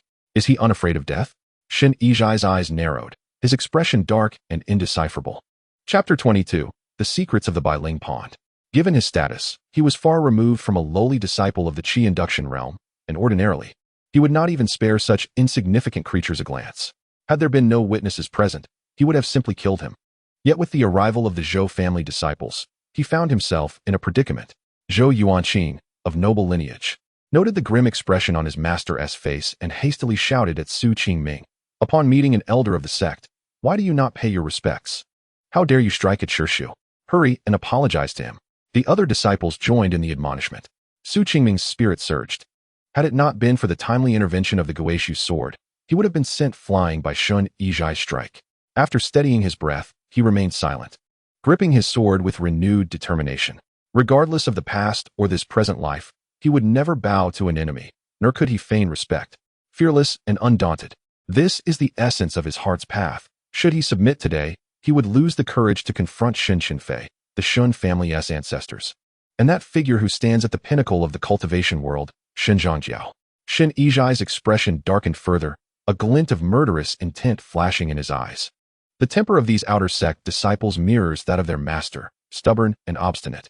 Su Qingming, do you not yet come forward to pay your respects? Do you wish for me to enforce the sect's rules upon you? As Zhou Yuanqing observed the boy's indifference to his words, he felt a sense of embarrassment and raised his voice in reprimand. Su Qingming, however, gazed impassively at several disciples from aristocratic families ahead. The rules of the Sword Sect were stringent, particularly significant in the context of noble families. The Zhou family, a prominent clan comparable in strength to the Hu family, had played a role as an accomplice when Su Qingming sought vengeance against the Shen family in his past life, leaving only a few stragglers behind. In recent years, the Sword Sect had suffered due to the aristocratic families introducing mundane ceremonial doctrines into the sect, leading to sycophancy and a collective forgetfulness of the true nature of the sword. The boy's voice, though soft, resonated deeply within the hearts of those present. For millennia, the paths of lower-ranked disciples in the Sword Sect had been dominated by the influential families, with inner disciples advancing solely through the support of their clan elders. Conversely, external disciples seeking to ascend to the inner sanctum or the four halls had no choice but to affiliate with a noble family or a master-disciple lineage. Otherwise, regardless of their astonishing cultivation speed, they would remain mere outer disciples. 50 years prior, a prodigious outer disciple named Yi Zhijian had chosen to leave the Sword Sect rather than become a pawn of the aristocracy. Zhou Yuanqing and the others opened their mouths, wanting to retort, but found themselves at a loss. Shen Yizhai sneered, dismissively stating that without rules and etiquette, the countless disciples of the Sword Sect could never be recognized as one of the 7 sacred grounds of the world. He accused the outer disciples of being oblivious to the contributions made by the aristocratic families in battles against the demon race and the demonic path. Zhou Yuanqing, exasperated, countered that the outer disciples had done little beyond cultivating within the sect, claiming that it was their families who secured the timely distribution of spirit stones and elixirs to outer disciples through their endeavors outside. Su Qingming cast a cold glance at them, filled with disdain for their hypocrisy, as the noble families hoarded the majority of cultivation resources, leaving only a meager portion for the outer disciples, whom they treated as if they were bestowing a great favor. He understood that in battles against demons and the demonic path, it was often the outer disciples who paid the ultimate price, all striving for military merit to earn contributions towards becoming inner disciples. Yet, he also knew that for over 1,000 years, true advancement had only been possible by aligning with the noble families, with many ultimately forced to leave the Sword Sect as their lifespans dwindled, retreating to some mundane realm to conclude their lives. If Yi Zhijian had thought like you, he would never have betrayed the Sword Sect, Su Qingming said quietly. Upon hearing this name, Zhou Yuanqing and Shen Yizhai's expressions hardened, for it was a taboo within the aristocracy, a painful reminder of the past. Impudent! What nonsense are you spouting? Several disciples drew their swords, pointing them angrily at Su Qingming. Shen Yizhai narrowed his eyes, filled with murderous intent as he prepared to strike. Just then, the nearby mountain, previously entwined with the waters of the Bailing Pool, suddenly trembled, sending countless shards of stone and timber into the air. A massive serpent, seemingly 1,000 feet long, was faintly visible as it swiftly retreated into the distance. Shen Shu, it's the serpent demon from the Bailing Pool, Zhou Yuanqing exclaimed, his face paling. Without hesitation, Shen Yizhai deemed this insignificant boy a trivial matter compared to the matters of his clan. Mount your flying sword. Assemble the disciples from the marsh to hunt this demon with me, he commanded. Yes, Zhou Yuanqing and the others did not hesitate, hastening to board their flying vessels. Soon, only Su Qingming remained by the water's edge. Once Shen Yizhai departed, the boy finally sighed in relief, but the injuries he had suppressed earlier surged back, causing him intense pain in his internal organs. Coughing up a mouthful of congealed blood, Su Qingming leaned against a massive tree. The strength of a cultivator in the returning to truth stage was indeed profound. Had it not been for the hidden intervention of the Gui Su sword, he would have likely been unable to withstand even Shen Yizhai's mere presence. The already formidable Shen Yizhai, a sword immortal of the human realm, could overpower him with just the weight of his aura. Consider yourself fortunate, boy. Had I not diverted Shen Yizhai's attention, a single stroke of his sword would suffice to end your life. A melodious voice echoed from the spiritual lake. Su Qingming furrowed his brow, sitting cross-legged as he immersed his mind in the lake of his dantian. Above the tranquil waters of the spiritual lake, a breathtakingly beautiful woman clad in white gauze, with a shoulder exposed, hovered gracefully in the air. The overwhelming sword aura of the Gui Su sword tightly restrained her. Seemingly unperturbed, Su Qingming calmly inquired, "Are you the serpent demon from the Bailing pool that Shen Yizhai pursues?" The stunning woman, while appearing delicate, spoke with strength, huffing, "Release me at once. This place is suffused with sword energy. Do you not know that I just saved you?" Su Qingming nodded. "In that case, I owe you my thanks, fair maiden." The exquisite woman waved her hand dismissively. "No need for formalities. You should be aware that the Sword Sect and the Bailing pool are irreconcilable foes. Having been at odds for centuries, you are merely seeking a way to evade Shen Yizhai." Su Qingming's tone shifted to a somber one, given the long-standing enmity. "What makes you think I would help you?" Upon hearing this, the woman's expression changed as she whispered, "How do you know?" Su Qingming smiled. "A serpent that has cultivated for 500 years, relying on a trace of ancient bloodline, is merely a fade. Now, tell me, why does Shen Yizhai pursue you?" He gestured toward the Gui Su sword hovering before her, adding, "No one can escape beneath this sword." The stunning woman fell silent, lowering her head. Chapter 23. The Primordial Essence. Su Qingming remained patient, knowing that the Bailing pool and the aristocratic families had been in conflict for years. This demon's ability to take form indicated she had reached the true cave realm. Shen Yizhai would not pursue her relentlessly without a significant secret at stake. After a little more than half an hour, the beautiful woman raised her head, gazing at the ancient sword suppressing her, and asked, "Who are you? And why do you possess such a treasure?" Su Qingming shook his head. "You need not know." The woman bit her lip, then sighed in resignation, saying, "I am Qingming, a handmaiden of the Black Water Demon Lord from the Bailing pool. Shen Yizhai pursues me relentlessly because of a treasure from our realm, the Primordial Essence." Upon hearing Primordial Essence, Su Qingming's eyes lit up with surprise. For eons, the great wilderness had given birth to innumerable rare treasures, known as innate materials by cultivators. The Primordial Essence was particularly renowned for its miraculous effects, enhancing a cultivator's purity and increasing their chances of advancing to the true cave realm by 30%. It was a coveted treasure sought after by all cultivators in the out-of-world realm. So, the recent aggressions from the Bailing pool were indeed driven by the Shen family's ambition to seize this treasure, Su Qingming mused. Seeing Su Qingming deep in thought, Shen Chenfei scoffed, "You human cultivators are truly favored by the heavens, managing to compete with my kind who have cultivated for hundreds of years in such a short time." For the sake of the innate spiritual source, Shen Yizhai, under orders from the heir of the Shen family, employed 3 true cave sword immortals to injure the demon lord. If I hadn't cleverly escaped from the bottom of the pool, I might have lost my life. Su Qingming suddenly looked up, questioning, "Are you saying that Shen Yizhai's pursuit of the Primordial Essence is for the heir of the Shen family?" Shen Chenfei was taken aback by the boy's gaze, momentarily stunned before responding, "Yes, Shen Chenfei's cultivation has stagnated at the out-of-world realm for some time. The elders of the Shen family are willing to go to great lengths to wage war against the Bailing pool, even deploying 3 true cave sword immortals." Su Qingming's expression remained calm, devoid of any visible emotion as he asked indifferently, "The Primordial Essence is located within the veins of the spirit mine, and the Bailing pool spans a vast area. Besides you, who else knows of its existence?" "No one else." The enchanting woman gazed at the young man, an inexplicable chill creeping into her heart. With a quivering voice, she replied, seemingly feeling her imposing aura wane. She raised her voice slightly and continued, "That place is known only to the Demon Lord and myself. Now that the Demon Lord has fallen, I alone am privy to its secrets." Su Qingming remained silent. The Bailing pool teemed with water demons, yet only the Demon Lord and a few demon attendants possessed true strength, the most powerful among them merely at the late stage of the cave truth realm. The earlier earth-shattering commotion must have been a fierce battle between the Demon Lord and the 3 sword immortals from the Shen family. The hope of survival seemed bleak. Su Qingming's gaze fell upon Qingming as he inquired, "How can I trust you?" Qingming hastily responded, "I am willing to swear."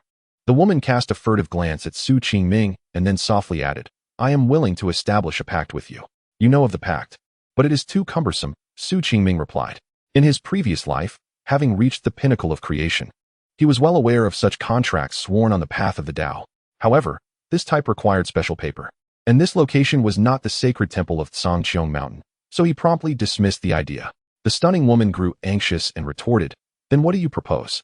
With a flick of his right hand over the Gui Su sword, a drop of blood hung suspended in the air. "You and I shall swear a blood oath." Chen Qilihua trembled. "What?" Su Qingming smiled at her, remaining silent. The beautiful woman's face darkened, filled with resentment as she declared, "Once we establish this blood oath, our hearts will be intertwined. If you die, I shall not survive either. It would be better to strike me down with your sword now." Su Qingming replied indifferently, "That is also an option. However, if you truly wish to die, you could have perished when I subdued you with my celestial sword. It seems that the old flood dragon in the Bailing pool has not yet met its end. If you possess this method, it has cultivated for millennia and managed to escape the encirclement of 3 cave truth sword immortals, which should not be too difficult." Upon hearing this, the stunning woman raised her head, her gaze filled with sorrow as she looked at the youthful figure before her. After a long pause, she sighed, "I accept your terms. I hope you are not a short-lived soul." Then, the woman forced a trace of her true essence blood from her heart's core and began to chant, her voice resonating with an ancient tone throughout the spirit lake. Su Qingming felt a slight tremor in his body, as if something had imprinted itself into his mind. Moments later, he comprehended all of her thoughts. One human, one demon. The blood oath was established. From now on, this snake demon of the cave truth realm would be bound to Su Qingming in life and death. Seeing that the matter was settled and that she could no longer turn back, the woman's melancholic expression gradually faded, replaced by curiosity as she surveyed the spirit lake. "This sword, is it a celestial treasure?" Chen Qilihua inquired. Su Qingming, uncertain of the true rank of the Gui Su sword, responded nonchalantly, "One might say that." Noticing his lackadaisical attitude, Chen Qilihua bit her silver teeth in frustration, further convinced that all men were like this. Once acquired, they discarded the object as if it were nothing. Ignoring her childish demeanor, Su Qingming stated directly, "Is Shen Chenfei also in the Bailing pool?" Chen Qilihua shook her head, puzzled. "No. It is said he is in seclusion within his ancestral cave." "Are you not a disciple of the Sword Sect? Why are you asking me? Do you have a grudge against him?" Su Qingming nodded slightly, calmly declaring, "Yes, I intend to kill him." Chen Qilua's eyes widened in shock as she exclaimed, "Are you mad? Do you know who he is? You, a disciple of the Qi induction realm, wish to kill a sword immortal on the verge of advancing to the cave truth realm?" Su Qingming regarded her with a playful glint in his eyes. Recalling his own experiences, the woman continued softly, "Had I not abandoned my demon form and stumbled into your spirit lake, I would not have been captured." Su Qingming stated earnestly, "Our fates are now intertwined. If I am to confront Shen Chenfei, it is due to deep-seated enmity. Today, the Shen family seeks to obtain the primordial essence jade from the Bailing pool, and given their strength, it will not be long before they locate it. Therefore, we must act before them and seize the jade." Chen Qilihua observed the resolute gaze of the young man and nodded. However, the fierce battle between the demon lord and the 3 sword immortals of the Shen family has sent the thousands of water demons of the Bailing pool scattering. The essence jade lies in the deepest part of the lake, and venturing there now would certainly lead us to encounter those 3 sword immortals. Not to mention, you are merely at the Qi induction realm, and even I could not silently infiltrate the spirit lake. Su Qingming furrowed his brow, recognizing the validity of her points. The Shen family had contested with the Bailing pool for centuries, previously restrained by other matters and not exerting their full strength. Now, driven by Shen Chenfei's imminent path to greatness, they had deployed 3 cave truth sword immortals. It is well known that cultivators at the returning truth stage do not act lightly. When they do, the earth shakes, and ordinary people cannot catch a glimpse of their movements, let alone evade the gaze of 3 cave truth sword immortals. After contemplating for a long while, Su Qingming inquired, "The old flood dragon of the Bailing pool, although unable to defeat the 3 sword immortals from the Shen family, should have escaped. Can you find it?" "How do you know?" Chen Qilihua asked in astonishment. The handsome young man seemed remarkably familiar with the affairs of the Bailing pool. "Who exactly is he?" Chapter 24. The demon lord of the Bailing pool. Su Qingming did not reply. In his previous life, the Bailing pool had been exterminated by the Shen family. That old flood dragon had cultivated for a millennium, seizing the body of a Shen family disciple and secretly infiltrating the Sword Sect. Over the ensuing decades, it had slain several talented disciples of the Shen family. Su Qingming had only discovered the true identity of the old flood dragon during one of his trials.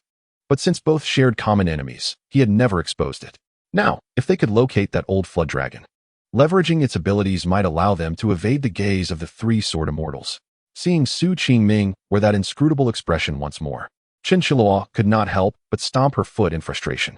You are so young, yet always appear so scheming. Before I left the Spirit Lake, the Demon Lord gave me a dragon pearl, which allows me to sense its hiding place. Su Qingming nodded. Good. Now that you have lost your demon form and can only traverse through your soul, your cultivation has drastically diminished. Unless absolutely necessary, do not take action. I will find you a true dragon demon form to assist you in advancing to the divine wandering realm. Chen Chenfei's eyes lit up, her face filled with shock. The boy spoke so casually, as if discussing a mundane matter. Yet inexplicably, she felt that he would follow through on his words. A true dragon demon form. One must understand that true dragons had long since vanished from the great ancient wilderness. Where would he find one for me? Do not deceive me, Chen Chenfei urged. Su Qingming glanced at her before turning and departing from the Dantian Spirit Lake. The distance to the Bailing Pool was still several dozen miles. As several streaks of rainbow light passed overhead, Su Qingming quickened his pace, soaring forward. Sword Sect. The inner courtyard is the most mysterious place within the sect, an endless source of imagination for the entire great ancient wilderness.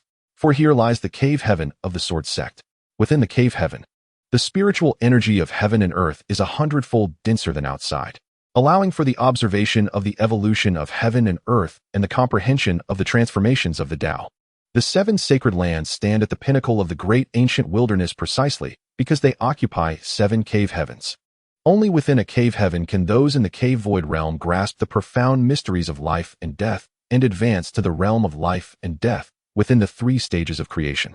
However, only those who have reached the end of the returning truth stage within the sect can enter the cave heaven. At this moment, within the vast cave heaven, a young man in his 20s sat cross-legged with closed eyes, his entire being surrounded by a luminous aura, his formidable sword intent piercing the heavens. Shen Chenfei, the most outstanding young talent of the Shen family and the leading figure among the younger generation of the Sword Sect. The long-dormant spiritual energy of the world surged violently, as countless wisps of milky mist flowed into his body. Shen Chenfei's aura continuously ascended, only to come to an abrupt halt the next moment. Slowly, he opened his eyes. Yet he had still not stepped into the realm of true void. He had been in seclusion for 2 years, yet the barrier between mortals and immortals remained unbroken, and the aspirations of the mundane world lingered incessantly in his heart. Your 7th uncle has gone to the Bailing Pond. If all goes well, the Taichu Essence Jade will soon be delivered. With this treasure, your chances of advancing to the true void will significantly increase. An ancient voice resonated. A glimmer of urgency flashed in Shen Chenfei's eyes as he expressed his concern. Is 7th uncle going alone? The old Jiao at the other end of the Bailing Pond has already reached the late stage of true void. The ancient voice continued. 3 true void sword immortals are present. How could that old black water demon possibly escape? Shen Chenfei nodded, reassured that with the involvement of his 3 uncles, the Taichu Essence Jade would undoubtedly be secure. Once he advanced to true void, the journey to the Zhongzhou Academy in 10 years would be his alone. With the refinement from the sage at the academy, the family standing within the Sword Sect would rise once more. One day, the conflict between the family and the disciples would conclude at his hands. Clenching his right fist, his gaze brimmed with dominance. In the misty marsh, Su Qingming pressed forward, casually slaying several obstructing beasts without caring for the materials, directly following the direction pointed out by Chen Chenfei. A day later, he arrived at a vast lake, the Bailing Pond, which, despite its name, resembled a grand lake. Numerous rainbows flitted above the water's surface, and some individuals even descended with their flying swords, inquiring about Su Qingming's identity. Upon confirming who he was, the group of disciples from the Shen family ordered him to leave. However, a middle-aged man stepped forward to quell the dispute. At that moment, Su Qingming calmly regarded the scruffy middle-aged man, Shen Liang, who was the disciple of the Shen family possessed by the demon lord of the Bailing Pond, the Blackwater. Although the old Jiao concealed its aura, Su Qingming still sensed the flicker of demonic light in Shen Liang's eyes. Su Qingming spoke directly. Demon Lord, there is no need to disguise your identity. As soon as the words left his mouth, an overwhelming demonic power surged forth, tightly binding Su Qingming to the ground. Shen Liang coldly inquired, who are you? And how can you see through my true form? Faced with a late-stage true void demon, even Su Qingming felt the weight of its pressure, the peculiar demonic force rendering him somewhat powerless. Yet, having faced countless formidable beings in his past life, Su Qingming felt no fear. He subtly moved his spirit sword. Break. The sword within him trembled slightly, unleashing an invisible sword qi that struck against Shun Liang's demonic barrier. Bang! The sound echoed like shattering glass. Shen Liang, in disbelief, stared at the refined youth before him, utterly convinced that he was merely a disciple of the qi-drawing stage. Who are you, really? The great demon asked in a low voice. Demon Lord, do not misunderstand. I have sworn a blood oath with this young man. Chen Chenfei hurriedly emerged from Su Qingming's spiritual lake, calling out to her former lord. Recognizing the woman's face, the great demon gasped, Chenfei, is that you? How did you end up here? Chapter 25. The thoughts of the demon lord. The great demon had previously battled 3 sword immortals from the Shen family, reluctantly abandoning its demonic form to barely escape from the Bailing Pond. Though it had possessed a disciple of the Shen family, its power had diminished significantly, now only able to exert the strength of an early true void. Upon witnessing its servant's soul emerge from the refined youth's spirit sword, its eyes widened in fury, fixating intently on Su Qingming. Chen Chenfei, observing the demon lord's expression, quickly clarified, Demon Lord, do not misunderstand. This person is an enemy, not a friend. The black water demon sneered. Humans are crafty and adept at betrayal. Turning to Su Qingming, it threatened, Boy, I do not care who you are. If you dare harm Chenfei, I shall kill you, even at the cost of my life. Su Qingming raised an eyebrow, glancing between the great demon and Chen Chenfei. The 2 demons shared a similar aura, both possessing a trace of the ancient serpent bloodline, indicating their relationship was not as simple as Chen Chenfei had described. It seemed persuading this demon would rest upon Chen Chenfei's shoulders. However, he chose not to expose this, calmly stating, I seek the Taichu essence jade from the depths of the Bailing Pond, and I require the demon lord's assistance. Impossible. Do you not know that it is the treasure of the Bailing Pond? The great demon rejected without hesitation. Su Qingming remained silent, directing his gaze toward Chen Chenfei.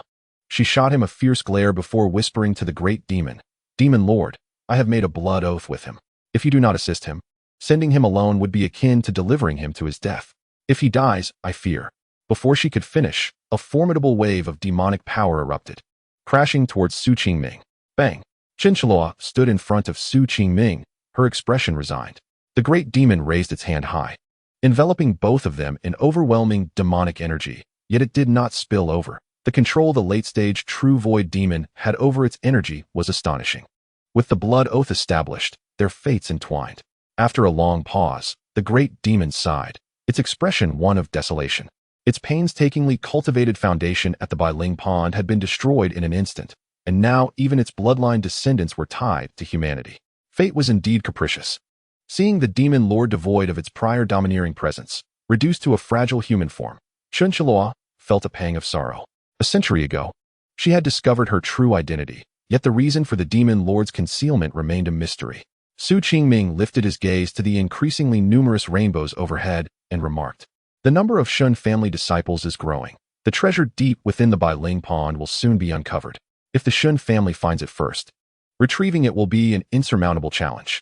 The great demon suppressed its demonic energy, speaking solemnly, If you can agree to one condition, even if it costs my life, I will assist you in obtaining the Taichu essence jade. Su Qingming nodded slightly, calmly replying, Please, speak your condition, Demon Lord. The great demon stated earnestly, You must become a Dao partner with Chenfei. Upon hearing this, Su Qingming was taken aback. Though Chen Chenfei was a soul entity, her face flushed crimson as she shyly protested, Demon Lord, who would want to be Dao partners with this boy? The black water demon's expression was serious, its gaze firmly fixed on the refined youth. It understood well that although the Sword Sect had experienced conflicts between disciples and families in recent years, it remained one of the few sacred grounds in the vast ancient wilderness. Having been in opposition to the Sword Sect for hundreds of years, the Bailing Pond had only faced destruction today because the Shen family had finally completed a significant task with all of their returning experts. Yet, they had sent only 3 true void sword immortals, and it had nearly perished. For a great demon like Chen Chenfei, residing in the heart of humanity, aligning with the Sword Sect was the only way to avoid being captured by other cultivators. This boy, though not highly cultivated, was enigmatic. The great demon sensed a formidable sword intent within him, hinting at extraordinary potential. Thus, binding Chen Chenfei to this individual seemed most appropriate. However, contrary to its expectations, the great demon did not receive the answer it desired. I refuse, Su Qingming stated outright. The great demon furiously demanded, Why? The girl coldly retorted, What makes you think you're above me? Su Qingming offered no explanation, He cast a glance at the 3 brilliant sword lights approaching in the distance, turned, and leaped into the Bailing Pond, diving deeper into its depths. The great demon by the shore wore an expression that shifted like the weather. Chinchilla stomped her foot and reluctantly followed suit. After a considerable time, the great demon sensed 3 increasingly powerful beams of sword light, sighed, and swam deeper into the Bailing Pond alongside the 2. In the sky, Shen Chenfei led over 10 disciples of the Sword Sect, soaring through the air on their swords. This time, apart from Zhou Yuqing from the Zhou family, the Shen family had also dispatched a member from the out-of-body realm, along with more than 10 disciples from the condensing Yuan realm. Shen Chenfei gazed down at the vast waves, feeling a sense of pride as he thought of how he had vanquished the formidable water demons of Bailing Pond, which had been occupied for a century. He stroked his beard and chuckled. Our clan was previously unable to spare manpower, allowing these beasts to seize the mine for 100 years. But now it has finally been reclaimed. The disciple from the out-of-body realm, named Shen Chenfei, a prodigy with an earth-grade sword body, respectfully inquired, Master, I have heard that this mine is a rare spiritual jade vein. It is said that the water demons here are waiting for a congenital treasure. Is that true? Shen Chenfei glanced at him and nodded. I did not expect your insight to be quite sharp. The reason our clan has not exterminated these water demons over the years is precisely to have them guard this yet-to-be-birthed congenital treasure. Master, what treasure is it? That black water demon is at the late stage of the true cave realm and is a formidable beast. How could it possibly guard a treasure for us? Several disciples from the Shen family voiced their curiosity, including Zhou Yuqing, who was equally intrigued. Shen Chenfei, effortlessly guiding his sword, pointed towards the towering sword peak of the Sword Sect and remarked, You are all talented disciples of the Shen family, yet born in an era of misfortune. Shen Chenfei's eyes flickered with a hint of jealousy, and he quietly murmured, Indeed, having a brother like him is truly the pride of our Shen family. The others echoed his sentiment. Shen Chenfei, with his earth-grade sword body, was indeed a source of pride for the Shen family. Shen Chenfei, fully aware of their thoughts, spoke with a calm demeanor, We are all disciples of the Shen family. Our fortunes are intertwined. With the imminent conflict between the master-disciple factions, the treasure in Bailing Pond was specifically prepared for your brother. Once he refines it, he will achieve the first rank of true cave realm, truly becoming the foremost among the young generation of Dahuang. The first rank of true cave. Shen Chenfei and Zhou Yuqing exchanged stunned glances, their faces reflecting shock. Cultivators who transcend the mundane can attain the essence of true cave, yet within that, there are distinctions in realms. The first rank is revered.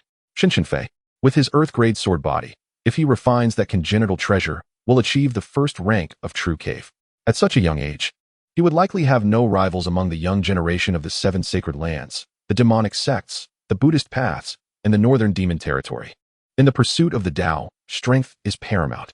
With the current turmoil in the ancient realm of Dahuang and the crisis of division within the Sword Sect, it is indeed essential for a genius capable of overshadowing others to emerge, thus uniting the master-disciple factions and restoring the Sword Sect. No wonder the family has sent 3 true cave realm masters this time. The disciples vowed to exert their utmost efforts to assist their master in seizing that congenital treasure. With a grand gesture, Shen Chenfei declared, Well, the black water demon has abandoned its physical form to flee. It will surely make moves to obstruct us from the shadows. This time, we will capture its soul and bring it back to the sect to refine it into a sword spirit. Chapter 26. Seizing the jade at the bottom of the Bailing Pond, the black water demon, having usurped a human body, led the way, followed closely by Su Qingming, with Chinchilla's soul form trailing behind. A magnificent palace came into view 100 feet beneath the water, the Bailing Palace. Several disciples of the Sword Sect, armed with long swords, stood guard outside the hall. The great demon halted 1,000 feet away from the palace, its expression complex. The water demons of Bailing Pond had come here a millennium ago, expending countless rare treasures, only to become an outpost of the Sword Sect. Su Qingming stood with his hands clasped behind his back, his gaze fixed on the faint glimmers of spiritual light emanating from behind the palace. In his past life, when the Shen family breached this underwater spiritual pool, it became the training ground for Shen Chenfei, who refined the primordial essence jade within a year to ascend to the 9th rank of true cave. Su Qingming only understood later, after mastering the sword path, that beneath the Bailing Palace lay the hidden cave of an ancient power. The primordial essence jade was the spiritual source that maintained the array of this cave. The black water demon established the Bailing Palace here as a facade, intending to secretly break the array and seize the spiritual treasures within the cave. Unfortunately, The Shen family had learned of this a millennium ago, and now with just 3 true cave realm sword immortals, they had taken control of the place. Su Qingming glanced at the black water demon and remarked coolly, with 1 true cave realm and 2 out-of-body realms, along with the auras of over 10 in the condensing yuan realm, entering through the front gate would likely be exceedingly difficult. The great demon was somewhat taken aback that Su Qingming could perceive the cultivation levels of the Shen family's disciples from 1,000 feet away. This individual was merely at the late stage of the Qi induction realm. Could his consciousness truly surpass that of ordinary beings? Suppressing his doubts, he pointed to a side hall and said, "With our combined strengths, we cannot confront the Shen family head-on. There is a hidden passage that leads to the Yunfu Water Mansion." Su Qingming nodded. "The Yunfu Water Mansion you speak of is likely the ancient cave that both the Shen family and you have spent a millennium trying to breach." Upon saying this, the great demon felt regret for his unguarded words. However, upon reflection, he realized that Chen Chenfei and this person were spiritually connected, and in her eyes, there were no secrets regarding the Bailing Palace. Suddenly, Chen Chenfei interjected, "Demon Lord, if you have spent a millennium unable to break the cave's array, what hope does the Shen family have?" The great demon snorted, indignantly replying, "Our demon race is inherently stronger than humans, yet, correspondingly, we lack in wisdom. In terms of arrays, alchemy, and artifact crafting, we are far behind the human race. This time, the Shen family has brought a genius array master who, despite only being in the out-of-body realm, has already attained the status of a grand array master." A rare flicker of surprise crossed Su Qingming's calm features. Array cultivation differs from sword cultivation. It is entirely based on the mastery of formations, beginning as an array apprentice, progressing to an array master, and culminating in a grand array master, with 9 levels being the ultimate goal.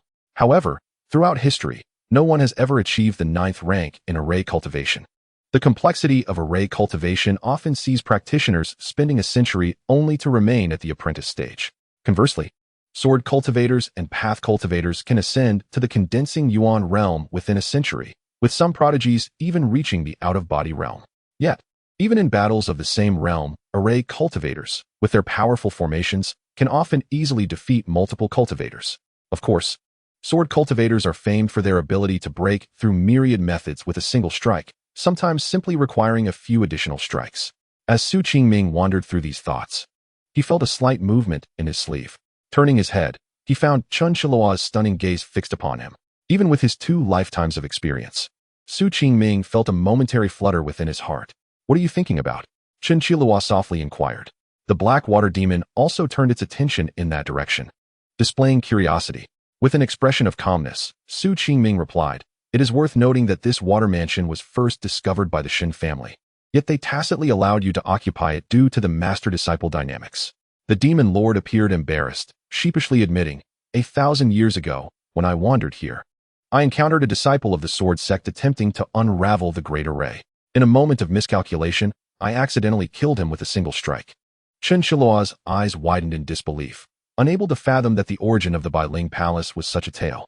The disciple who fell victim to the demon lord's misfortune must undoubtedly be from the Shen family of the Sword Sect. At that moment, the disciple's sword light flashed, and I was unable to intervene. I had assumed that his elder would come here for vengeance, so I concealed myself. Yet, after waiting for over a decade, no one arrived. Eventually, I established the Bailing Palace, scouring for masters of array techniques to breach the cave dwelling. The demon lord recounted the events of a millennium past.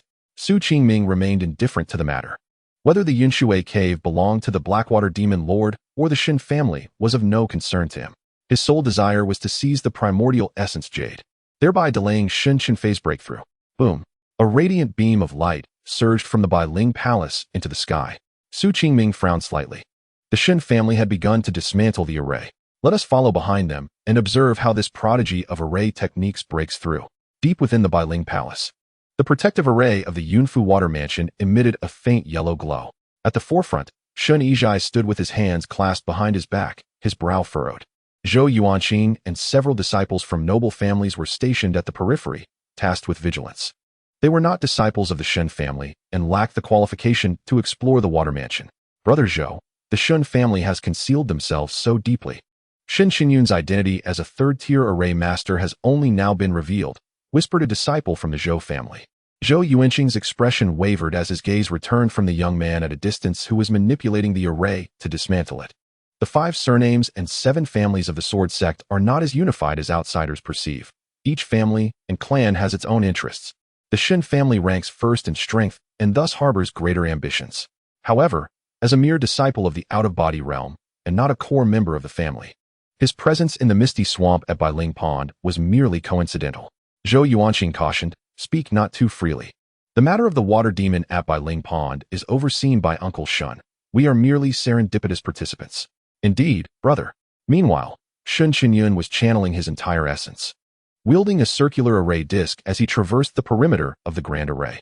With each step, a streak of flowing light shot forth from the disc. In the next moment, countless brilliant points of light flickered. Boom! Massive spiritual energy coalesced and then violently surged forward. Shen Chenfei's complexion changed drastically. The force exceeded his capacity to endure, nearly rivaling a full-force strike from a grandmaster of the returning truth stage. Seventh uncle. He could not help but gaze in terror towards Shen Yizhai, not far away. "Retreat," came a thunderous command. Shen Yizhai waved his sleeve, sending a surge of sword energy towards the grand array while his right hand subtly turned, pulling Shen Chenfei towards him. Boom! The spiritual energy clashed with the sword energy. Spiritual ripples spread out like waves in all directions, and countless fragments of stone platforms were instantly scattered.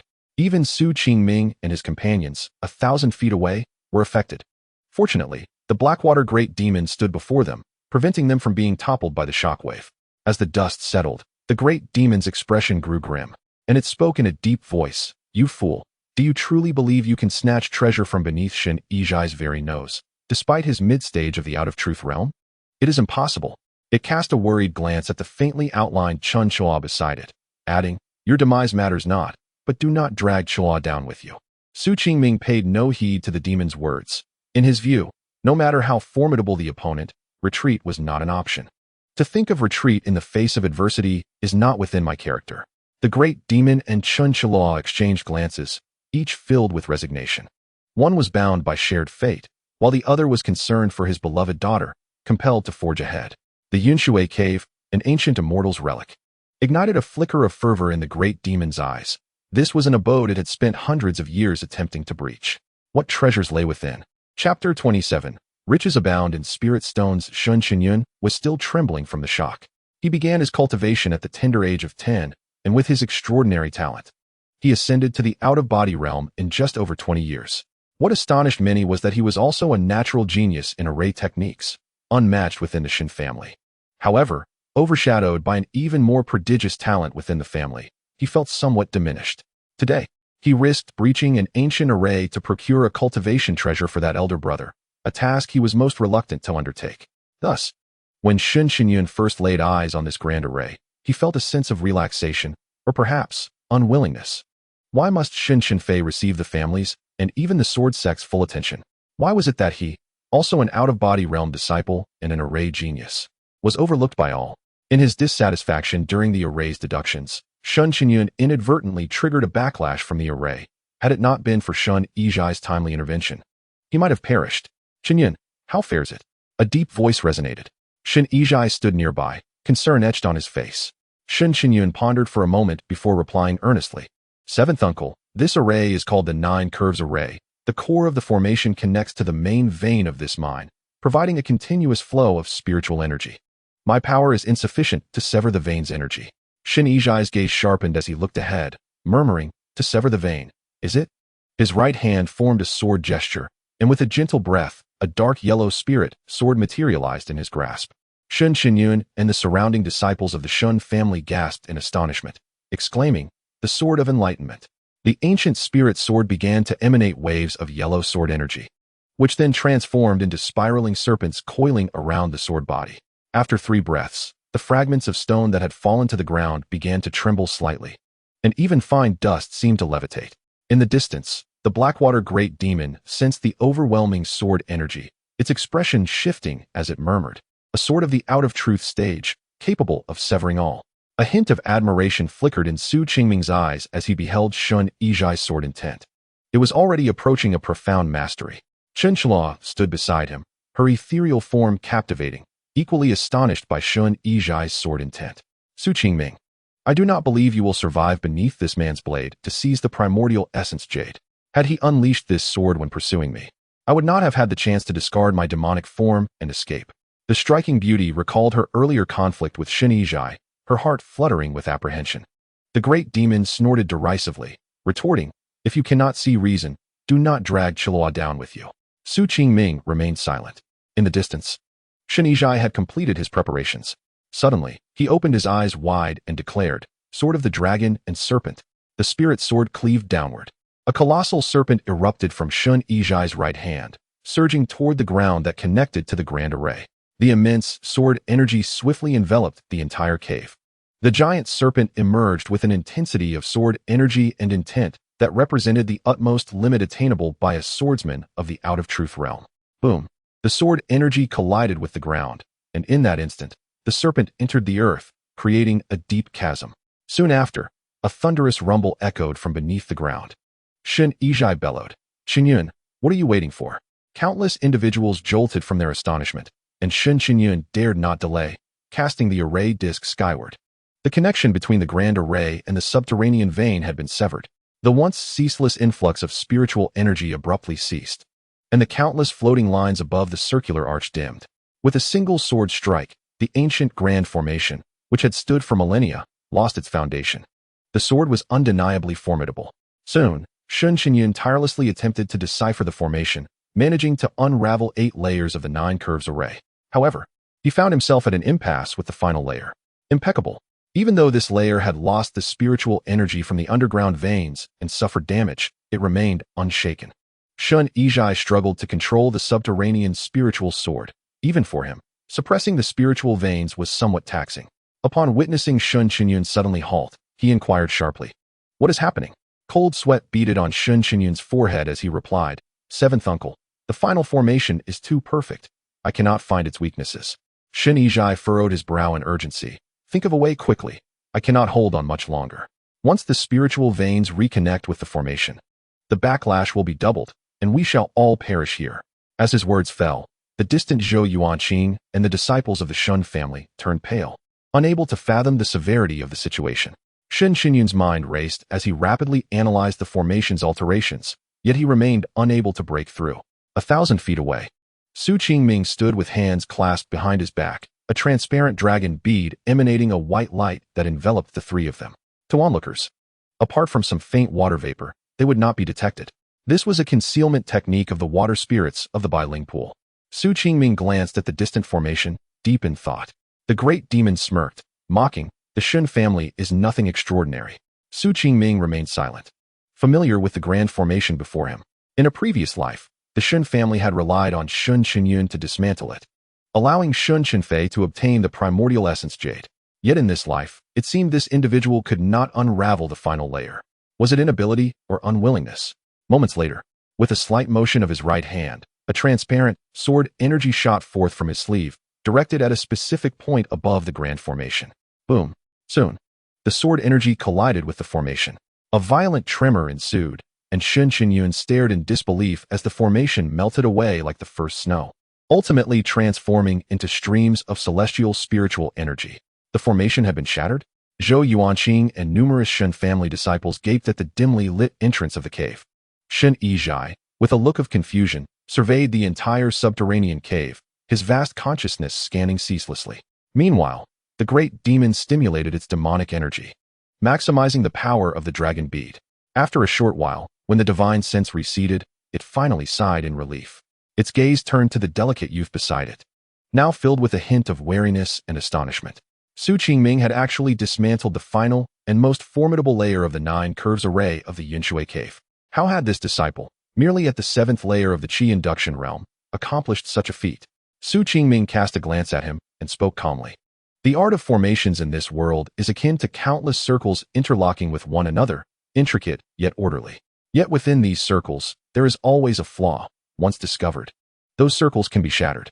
The great demon was taken aback, for in the realm of demon cultivation, knowledge of human crafting, alchemy, and formation techniques was scant. Yet it understood that only a being of profound enlightenment, perhaps a celestial being of creation, could articulate such profound truths.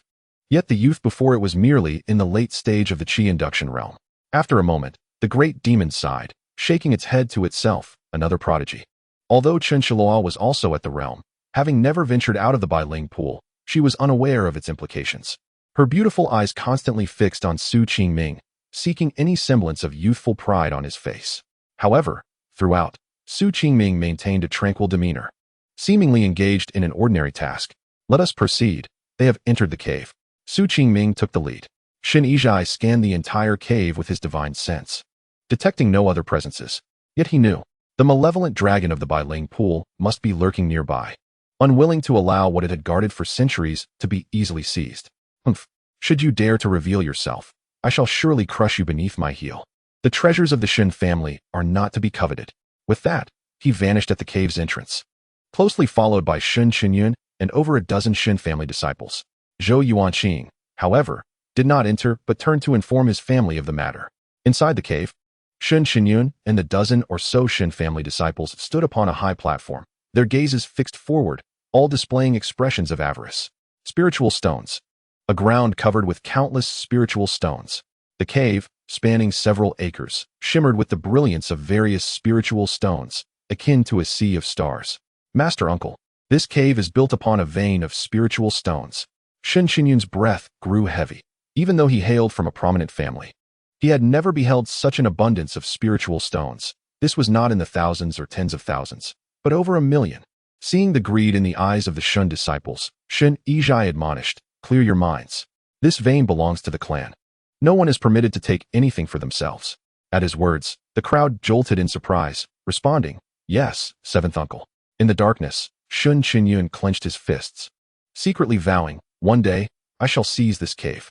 The other disciples regained their composure, no longer daring to covet the dazzling spiritual stones. Shen Chenfei ceased speaking and proceeded deeper into the cave. 100 feet behind them, the great demon activated the dragon bead, concealing the forms of the three, and also arrived.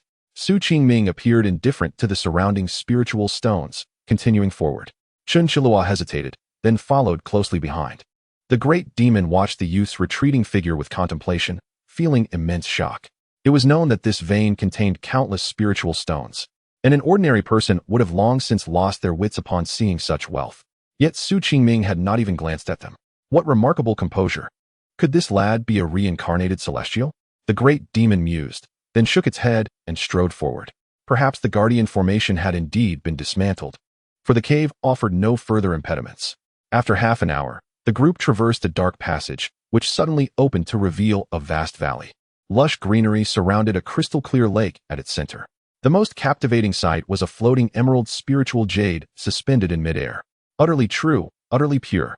The entire realm exuded two forms of pristine aura. With a mere glance, all complex emotions, desires, and thoughts within the hearts of the onlookers vanished. The great demon and Chen Chenfei's eyes sparkled with delight. The primordial essence jade.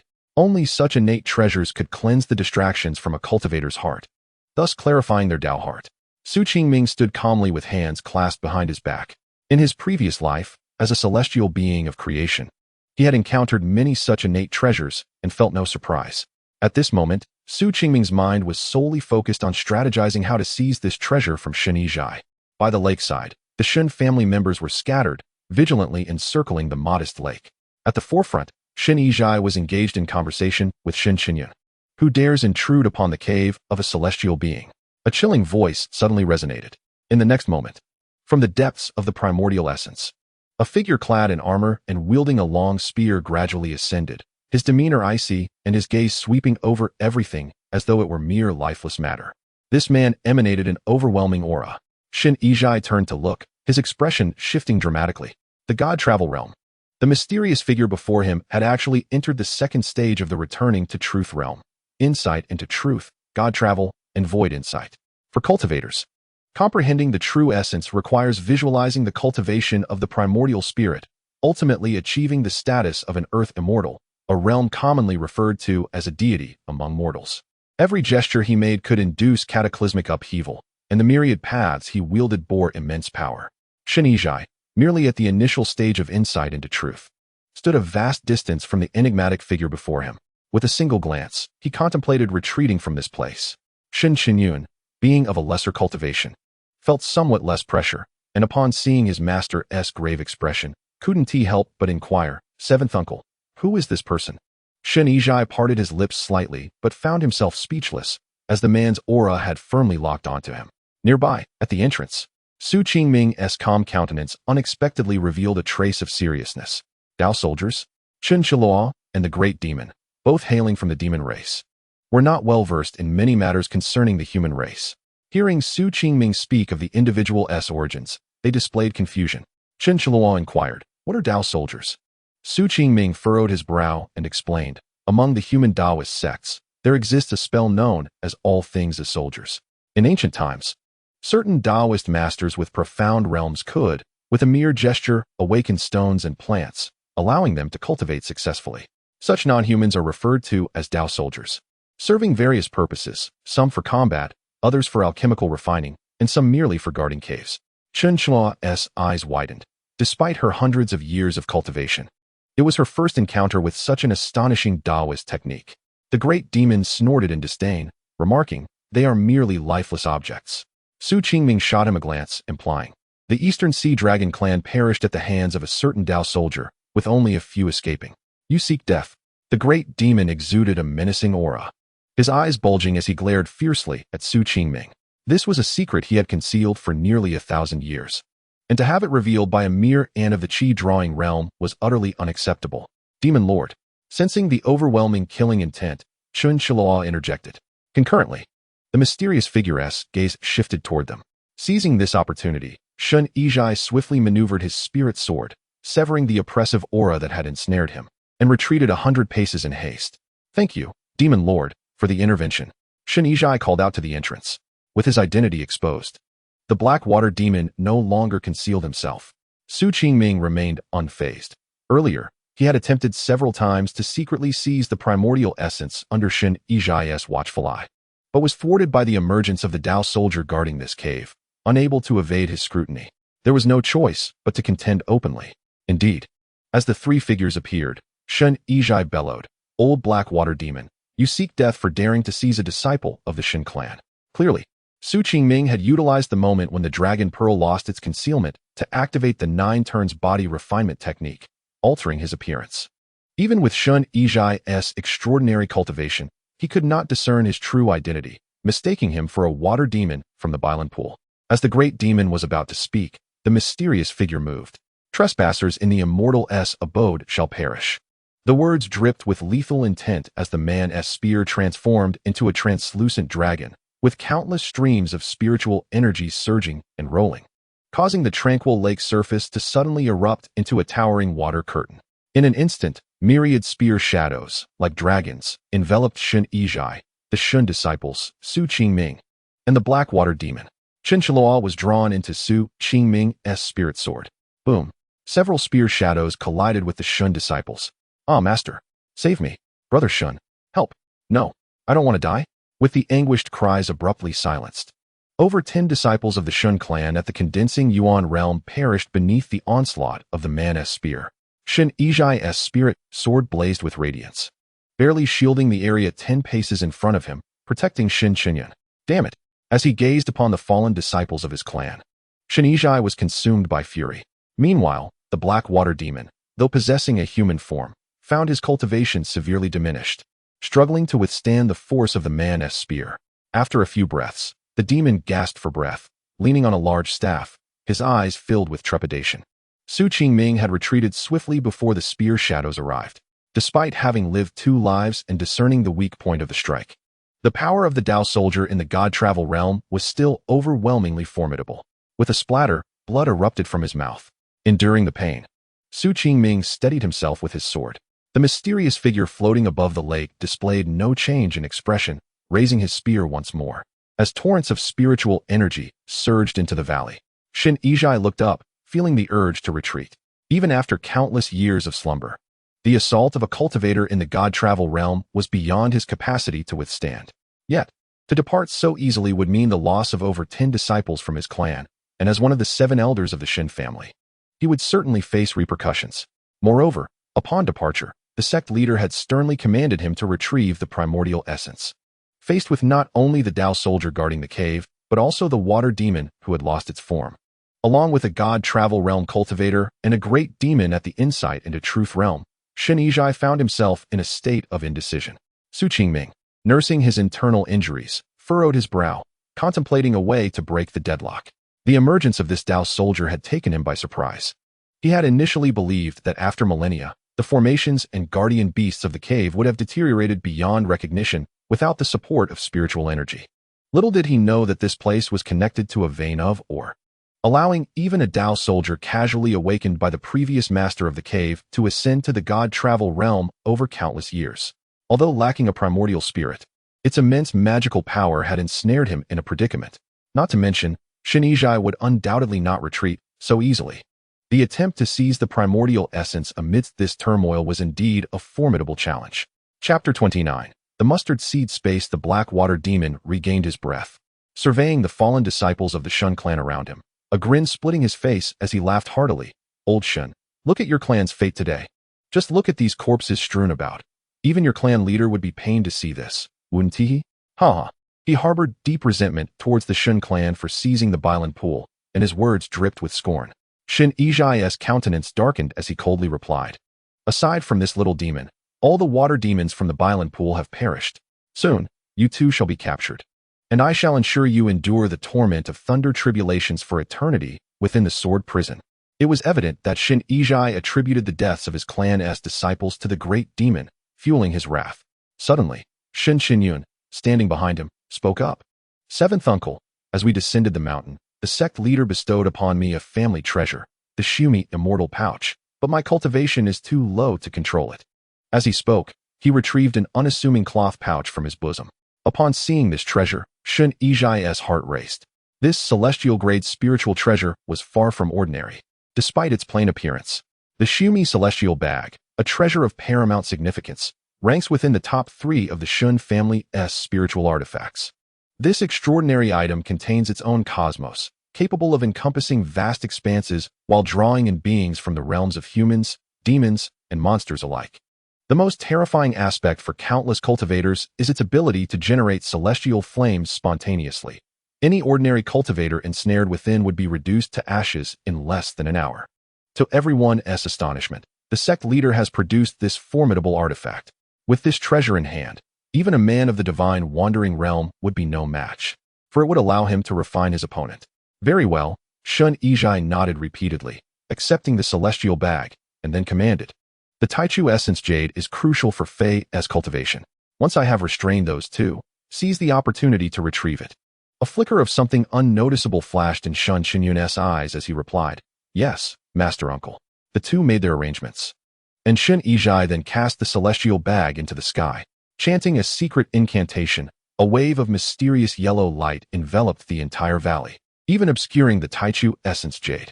Let us engage in battle within this spatial realm. The guardian of the cave, a Taoist soldier, became sluggish under the influence of the yellow light, his formidable power rendered ineffective against the binding force.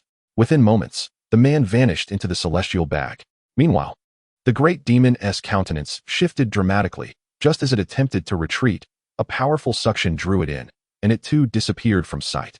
Seeing his mortal enemies captured within the celestial bag, Shen Yizhai dared not linger and entered to command the celestial fire formation, paying no heed to the severely injured little demon from the Bailing pond nearby. With Shen Qinyun present, exterminating such a lowly adversary was but a trivial matter. As the 3 formidable presences faded into the celestial bag, Shen Qinyun finally exhaled in relief, casting his gaze toward the handsome youth nearby, recalling that he had followed the Blackwater demon.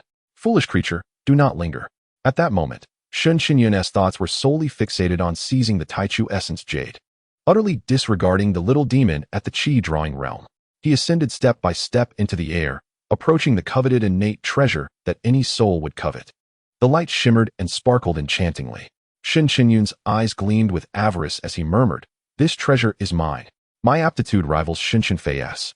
Why should all the sect's treasures belong to him? Once I refine this essence jade and advance to the cave true realm, I shall be undeniably recognized as the true prodigy. Slowly, he extended his right hand toward the shimmering jade. 3 inches, 2 inches, 1 inch. Just as Shen Qinyun was about to grasp the treasure, a sudden awareness struck him.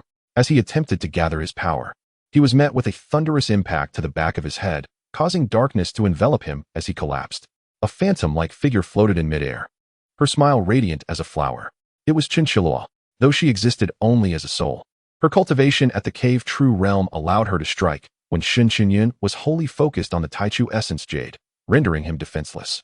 Su Qingming stood at the lake's edge, hands clasped behind his back, a subtle smile gracing his lips. He gazed at the resplendent essence jade before him and remarked, "Historically, those who acquire this treasure invariably advance to the cave true realm. Some even achieve the 7th tier of that realm. Shen Chenfei has plotted for so long, even betraying his family to seize it, yet in the end, it comes to naught." Chinchilla shot him a glare, indignant. "How fortunate for you." Su Qingming nonchalantly pocketed the essence jade, stating, "I have no need for it." Chinchilla's eyes widened. This treasure, coveted by countless cultivators of the out-of-dust realm, was deemed unnecessary by him. Had his talents ascended to such a level that even innate treasures were superfluous? Seemingly reading her thoughts, Su Qingming replied earnestly, "This essence jade is intended for Qian. Qian? Chinchilla, being a woman, caught the implication and inquired curiously.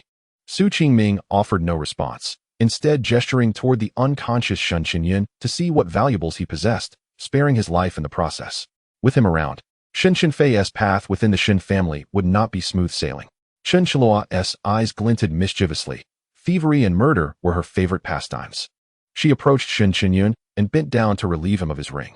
Indeed, the Sword Sect was extravagantly wealthy. This spatial ring, typically reserved for cultivators at the returning truth stage, was bestowed upon a mere out-of-dust disciple. In the cultivation world, storage was often relegated to bags. Even among the 7 holy places of the ancient wasteland, only those of the cave true realm could possess such items. Yet Shen Chenfei, merely at the out-of-dust realm, had one. As she rummaged through the ring, Chinchilla initially dismissed the possessions of an out-of-dust disciple, but was soon taken aback by her findings. The soul-snatching sword. Gazing at the captivating short sword before her, her heart raced as she exclaimed, "Isn't this the spirit sword wielded by the 5th elder of the Shen family during the assault on the Bailing Palace?" She kicked the still unconscious Shen Chenfei with annoyance, scolding, "You cannot be that old man's son. Had I not acted first, you would have truly seized my soul." She swiftly erased the 5th elder's mark from the sword, rendering it a weapon without a master. With a slight refinement, it would become her formidable tool. The next time she encountered that old man, she would ensure he felt the bite of her blade. After securing the spirit sword, she continued to search the spatial ring, her astonishment growing. 3 returning yuan pills.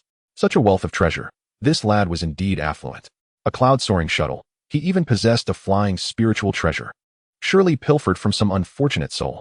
What need does a sword cultivator have for a flying artifact? What is this asking emotion powder? Disgusting. Chinchilla pinched a small pouch of powder and tossed it aside, as if even touching it was repugnant.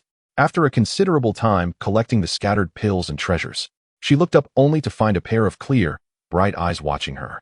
Chinchilla's cheeks flushed, and she murmured, "What should we do now?" Su Qingming replied with a smile, "Naturally, we shall return to the Sword Sect."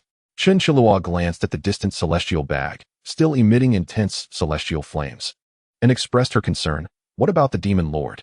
Su Qingming replied calmly, "Your father possesses incredible cultivation. He was able to lead you away from the East Sea. This Shumi celestial bag cannot contain him." As soon as the youth spoke, Chinchilla's complexion paled. How did he know about the East Sea? That was the most guarded secret of the Bailing Pond and the Jiao clan. Chinchilla's face was filled with disbelief as she stammered, Who are you? How do you know about the events at Liubo Mountain in the East Sea?" Chapter 30. Return to the sect ultimately. Su Qingming did not respond to Chinchilla. In a past life, at Liubo Mountain in the East Sea, a Taoist soldier, enlightened by a certain celestial being, cleaved the mountain in 2, leaving only 2 survivors from the Jiao clan, the Blackwater Demon and Chinchilla. Chinchilla had sworn a blood oath with him, and inevitably, she would be intertwined with that celestial being's fate. However, that was not for now. His cultivation was still too low, and involving himself with celestial matters was far too distant. Chinchilla chose not to press further, silently mounting the spirit sword as they exited the Bailing Palace. The valley and lake, having lost the Taichu essence jade, fell into an eerie silence and darkness. In midair, the Shumi celestial bag, radiating a mysterious yellow light, suddenly erupted with brilliance. Moments later, Shen Ijai emerged first, sword in hand, his gaze filled with disdain. Boom! The celestial pouch erupted with a violent tremor. releasing a surge of dark mist that ultimately manifested into a black dragon stretching hundreds of feet long. Shen Yizhai let out a cold snort, and his spiritual sword flashed forth like flowing light. Beast, you cannot escape. The spectral black dragon withstood Shen Yizhai's strike, dimming in its brilliance. Without hesitation, it turned sharply and fled the cave. As Shen Yizhai prepared to intercept with his flying sword, the celestial pouch trembled once more mid-air. Reluctantly, he summoned all his strength to suppress the celestial soldiers within the pouch. If it were to escape this heavenly tier's spiritual treasure, he would be utterly defenseless, and his very life could be at stake. Regarding the black water demon, Shen Yizhai's gaze turned cold. The biling pool had already been annihilated. Let it live a little longer. After a brief half-hour, the tremors of the Qingming celestial pouch finally subsided. Shen Yizhai retrieved the treasure and turned his gaze towards Shen Chenfei, who lay on the ground, and then to the lost Taichu essence floating in the air. Shen Yizhai's expression changed dramatically. With a wave of his sleeve, Shen Chenfei awakened, bewildered, and asked, "Seventh uncle, what has happened?" Shen Yizhai retorted angrily, "You still dare to question me, you useless wretch. Did you obtain the Taichu essence?" Shen Chenfei suddenly snapped back to reality and recalled the events before his fainting, murmuring, "I don't know who knocked me out. The Taichu essence is missing." A sharp slap echoed through the air. Useless. Truly a waste. Shen Yizhai's fury was uncontainable as he sent Shen Chenfei flying with a single blow. Fueled by rage, even though Shen Chenfei had reached the out-of-body stage, the strike dislocated his internal organs, nearly causing him to faint again. The Shen family had dispatched 3 grand cultivators of the Dongzhen stage in a bid to seize this treasure, forging significant alliances with several other clans. Now, with the Taichu essence missing, even though he had a close relationship with the fifth elder, it would be difficult for him to evade punishment from the family. Realizing this, Shen Chenfei hastily knelt, explaining, "Seventh uncle, it was that little demon from the biling pool. It must have been it. I thought it was merely a Qi-gathering realm beast and paid it no heed." Shen Yizhai took to the skies on his flying sword, ignoring the explanation, and soared directly towards the Sword Sect. The loss of the Taichu essence would undoubtedly affect the cultivation of the clan's prodigy, Shen Chenfei, and introduce uncertainties for their expedition to the central continent in 10 years. Within the Sword Sect's inner courtyard, boundless spiritual energy spiraled in a funnel shape before vanishing in an instant as if swallowed by a great whale. Atop a cliff, a white-clad youth sat cross-legged. Shen Chenfei. The Taichu essence was unattained. An aged voice broke his meditation. Shen Chenfei slowly opened his eyes, frowning. "Who took it?" "The clan is investigating," came the reply. "Useless. A Dongzhen realm, an out-of-body realm, and over a dozen condensation realm disciples. Yet such a blunder occurs. Inform the Grand Elder to strip 7th Elder of 10 years of offerings, and let him receive divine punishment at the Cliff of Reflection." Yes, the tone was respectful, as if Shen Chenfei's words represented the will of the Shen family. Outside the cave, the elder from the Chaluo clan appeared just as such, even exuding an aura of the Tongshu realm, yet he maintained a demeanor of utmost respect in the presence of the young master due to his status. Furthermore, the Hu family and that kid have clashed. The elder continued. "Su Qingming, he is still alive?" At the mention of the name, Shen Chenfei's expression soured. The elder paused before responding. "Hu Yu has had his cultivation ruined, and Lu Yun has perished at his hands." Shen Chenfei waved his sleeve, his expression devoid of emotion. "Inform the Hu family to expedite their demise." With these words, the entire cave fell into silence once more. On a mountain peak within the Sword Sect's outer courtyard, the sun in the sea of clouds flickered ominously, as if a heavy rain were imminent. Su Qingming exhaled deeply, concluding his training for the day. After killing Lu Yun and several of his disciples, he had finally found a rare moment of tranquility for his cultivation. With the hundreds of spirit stones procured from the biling pool by Chen Chenfei, his progress was swift, having recently broken through to the 8th layer of the Qi-gathering realm, just a step away from the final layer. Still too slow. Su Qingming frowned, feeling the dense spiritual energy within him, sighing quietly. With Shen Chenfei having lost the Taichu essence, his cultivation rhythm would undoubtedly be disrupted, likely requiring a period of training within that cave. Su Qingming estimated that within a year, he could sever his ties to the mortal realm and advance to the Dongzhen realm. By the time he emerged, the Shen family would have plotted to bind Lu Qian and Shen Chenfei in a partnership. In a year's time, even with the Guishu Dao decision, he would only reach the out-of-body realm. Such a level would not suffice to thwart the Shen family. Medicinal pills, spirit stones. Su Qingming clenched his fists. His eyes filled with determination. He would never allow the Shen family to take Qian away. To rapidly enhance his strength, he needed abundant medicinal pills and spirit stones. Now that the Biling Pool had been seized by the Shen family, extracting spirit stones from the mines was out of the question. He would have to focus on medicinal pills instead. "Brother Qingming, I have arrived." A melodious voice drifted from outside the house. Qingming smiled slightly, casting aside his thoughts as he stepped out. A graceful figure stood amidst the flowers, her enchanting smile captivating. Qian, dressed in a crimson gown, exuded an aura of heroism, wielding a spirit sword brimming with energy. Upon returning to the sect days prior, Qingming had allowed her spirit to reside within Qian's sword, both to safeguard her, a Dongjian realm demon, and to prevent any potential conflict that might arise from Chenchua's identity as a demon, should the Sword Sect disciples, known for exterminating demons, discover it. Thus, she usually remained within Qian's sword. Qingming smiled at Qian. "Qian, it has only been a few months. Yet you have already advanced to the 9th layer of the Qi-gathering realm. With a bit more refinement, you can attempt condensation." Upon hearing this, Qian's bright eyes dimmed as she softly remarked, "Brother Qingming, I have taken all the spirit stones. Your cultivation will be stagnant for a long time. I wonder if you can catch up in the upcoming sword trial." Qingming remained silent, his gaze drifting past Qian towards the shadowy forest atop the peak. There stood a middle-aged man in gray, a tattered long sword slung at his side, his left hand missing a ring finger. The moment this man appeared, an icy chill enveloped the entire peak. Qingming moved swiftly to shield Qian and Chen Chenfei behind him. Calmly, Qingming inquired, "Are you from the Hu family or the Shen family?" The gray-clad man replied ominously, "I am from the Hu family." "For who you?" "The Hu family operates on principles of vengeance. Grievances are repaid, and enmities are settled." Qian discerned his intentions, drawing her sword and declaring loudly, "Your Hu family acts so boldly. This is within the mountain gate. Do you dare to kill within the Sword Sect?" The gray-clad man replied expressionlessly, "I was Hu's sword attendant. With my master defeated, how can I survive alone?" Qingming understood that some talented disciples from noble families had a loyal sword attendant accompanying them from a young age. Typically those who had consumed vast amounts of medicinal pills to rapidly accumulate their cultivation to protect their masters. However, during the incident at the pill hall, Hu had been defeated too swiftly, leaving the attendant unable to intervene.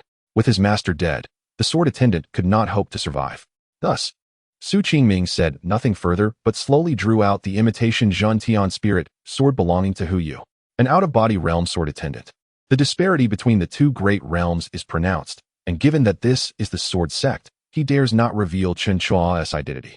If others were to discover her lineage as a member of the demon race, he would likely face more than just an ethereal sword attendant. Chapter 31. Sword Attendant. The gray-clad sword attendant spoke coldly. "Before my arrival, I had already set up a barrier here. Unless it is the divine consciousness of a true immortal, no one can sense what transpires." Qian paused in her actions and turned to look at Chen Chenfei, realizing that this unexpectedly beautiful woman must possess extraordinary strength. However, her disappointment mounted as Chen Chenfei merely extended her hand to shield her, reassuring her, "Do not worry. Your young lord is exceptionally capable. An ethereal realm sword cultivator cannot harm him." Her words seemed to be validated as Qingming's spirit sword whirled, tracing arcs in the air, the momentum of the sword relentless. The gray-clad man offered his praise. "Remarkable. You have actually cultivated the outer courtyard's Yuan ring sword technique to this level. Your talent in the sword art surpasses that of your master by a considerable margin." Qingming's expression remained calm. Today marked the most perilous battle since his emergence into the world. The gray-clad man, as a sword attendant, was already a doomed figure in the Hu family and the Sword Sect. Therefore, he resorted to violence in the sect. Though he had reached the 8th level of Qi drawing, the gap before an ethereal realm sword cultivator was still insurmountable. The weather shifted dramatically. The dark clouds above the peak thickened ominously. Thunder rumbled. With a flash of lightning, the long-awaited downpour finally began. The gray-clad man, sword in hand, surged forward like a tempest.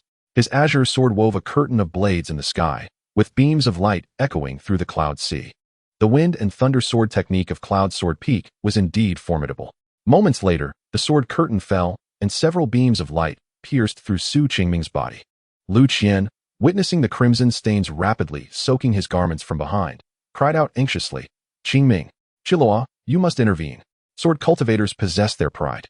Rest assured, Qingming will emerge unscathed." Chen Chenfei replied nonchalantly, seemingly unconcerned. Qingming's complexion grew pale, yet he stood tall, The disparity in realms was too vast. Unlike the previous encounter at Bailing Pond, where he never faced the true sword immortal directly, even Shen Chenfei, an ethereal realm figure, was subdued by Chen Qiluo's hand. In the contest of swordsmanship, the chasm of realms was exceedingly difficult to bridge. Do you know? My master learned the sword at the age of 10, achieving qi drawing and condensing yuan in less than 8 years. Such a genius has been ruined by you, a worthless fool. And I, too, have been destroyed. The gray-clad man advanced step by step, his expression devoid of any victor's satisfaction, replaced instead by a sense of release. The path of the sword attendant is arduous. From birth, they accompany the sword master, consuming countless medicinal pills to progress. Those who endure ascend, while those who falter face death. They are but slaves. Su Qingming raised his head, his gaze bright as he calmly replied, "Did you not inform you that I am also a body cultivator?" As he spoke, an unexpected incident occurred. Su Qingming's right hand formed a fist, striking the gray-clad man's chest like a dragon emerging from its lair. Bang! A muted collision echoed, distorting the man's face. In the next instant, immense force created a deep cavity in his chest. In that fleeting moment, the gray-clad man recalled who used earlier words in the alchemy hall about this handsome youth, who was not only outstanding in swordplay, but also a formidable martial artist. Regret washed over him. He had grown too complacent. Yet it mattered not. He was merely a qi-drawing cultivator. Even as a martial artist, how formidable could his strength truly be? What of body cultivators? Ultimately, your realm is far too low. The gray-clad man glared into Su Qingming's eyes. His anger and resentment laid bare. After a punch, another followed. Su Qingming remained silent, merely continuing to strike. The rain intensified, and the two figures intertwined within it, rendering it difficult to discern who was who. Chen Qiluo's eyes widened with excitement, exclaiming, "You actually know martial techniques. This set of punches seems akin to the introductory techniques passed down from the Azure Emperor." Lu Qian appeared perplexed, unsure of who the Azure Emperor was. However, seeing her senior brother gaining the upper hand in battle eased her concerns. The torrent of punches fell like a sudden downpour upon the gray-clad man. Retreat. Again, retreat. Uft. The gray-clad man could no longer withstand the onslaught, spitting out a mouthful of blood. Su Qingming soared into the air, appearing like a dragon, and then clasped the gray-clad man's head in both hands. With a twist, boom, a bolt of lightning suddenly struck from the heavens, illuminated by the electric light. Chen Qiluo and Lu Qian gaped, their faces filled with shock. An ethereal realm sword cultivator had been so effortlessly dispatched. The sword attendant of the Hu family's scion crumpled to the ground, devoid of any vitality. Su Qingming conjured a talisman, incinerating the gray-clad man's corpse into ashes. He then turned to Lu Qian with a smile, saying, "You overestimated him. Although he was of the ethereal realm, his power was merely the result of medicinal enhancement. Lacking true strength, he pales in comparison to you." Lu Qian blinked, seemingly understanding yet confused. Chen Qiluo approached, her curiosity piqued. "When did you learn martial techniques? What is your connection to that Azure Emperor? Sword cultivators and body cultivators are natural adversaries. Are you, perhaps, the reincarnation of some great power?" A flurry of inquiries followed, each question capable of shaking the very foundations of the great wilderness. The handsome youth merely shook his head, responding nonchalantly, "I will tell you later." Frustrated, Chen Qiluo exclaimed, "Why not now?" Su Qingming glanced toward the distant sword light rapidly approaching, a flicker of concern surfacing in his gaze. He had anticipated that the Hu family would dare to kill within the Sword Sect. The crime of murdering one's own sect is grave. Even among families and disciples rife with conflict, they would only dare to clash outside the mountain gates. Should battles erupt within the sect, the balance maintained for thousands of years would shatter, and all factions, be they disciples, families, inner or outer sects, would see their rules disregarded. Su Qingming did not wish to intervene prematurely, for he felt himself still too weak. Before long, the sword light reached the peak. To his surprise, he encountered a familiar face, the alchemy hall's Master Lu. The old man squinted, hands clasped behind his back, inquired, "Did you kill him?" Su Qingming nodded, responding honestly, "I did." Master Lu's expression grew solemn as his gaze lingered on the two women behind him, lost in thought. Under the scrutiny of such a true immortal, even Chen Qiluo felt her heart race with anxiety, her head bowed in silence. After a long pause, Master Lu spoke. "The dean of the outer courtyard has been wandering the world for several decades. Over these years, only Mo Changqing has been in charge. Perhaps they have forgotten." He raised his gaze toward the turbulent clouds, as if his vision could pierce through thousands of miles. "That dean is quite protective of his own. Master Lu muttered to himself. To think that the outer courtyard would be without a patron, and a mere sword attendant would dare to kill openly. You Cloud Sword Peak have gone too far. With a casual flick of his wrist, he drew his sword. A resplendent radiance ascended, soaring towards the towering sword peak that pierced the clouds. Excessive, murmured the elder. The formidable sword energy leapt over several mountain peaks, crashing directly into the highest point of Cloud Sword Peak. Old fool Lu, how dare you?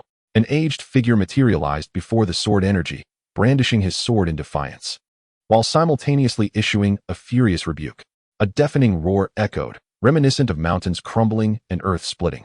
Countless sword energies indiscriminately tore through the sky, subsequently creating numerous deep pits upon the entirety of Cloud Sword Peak.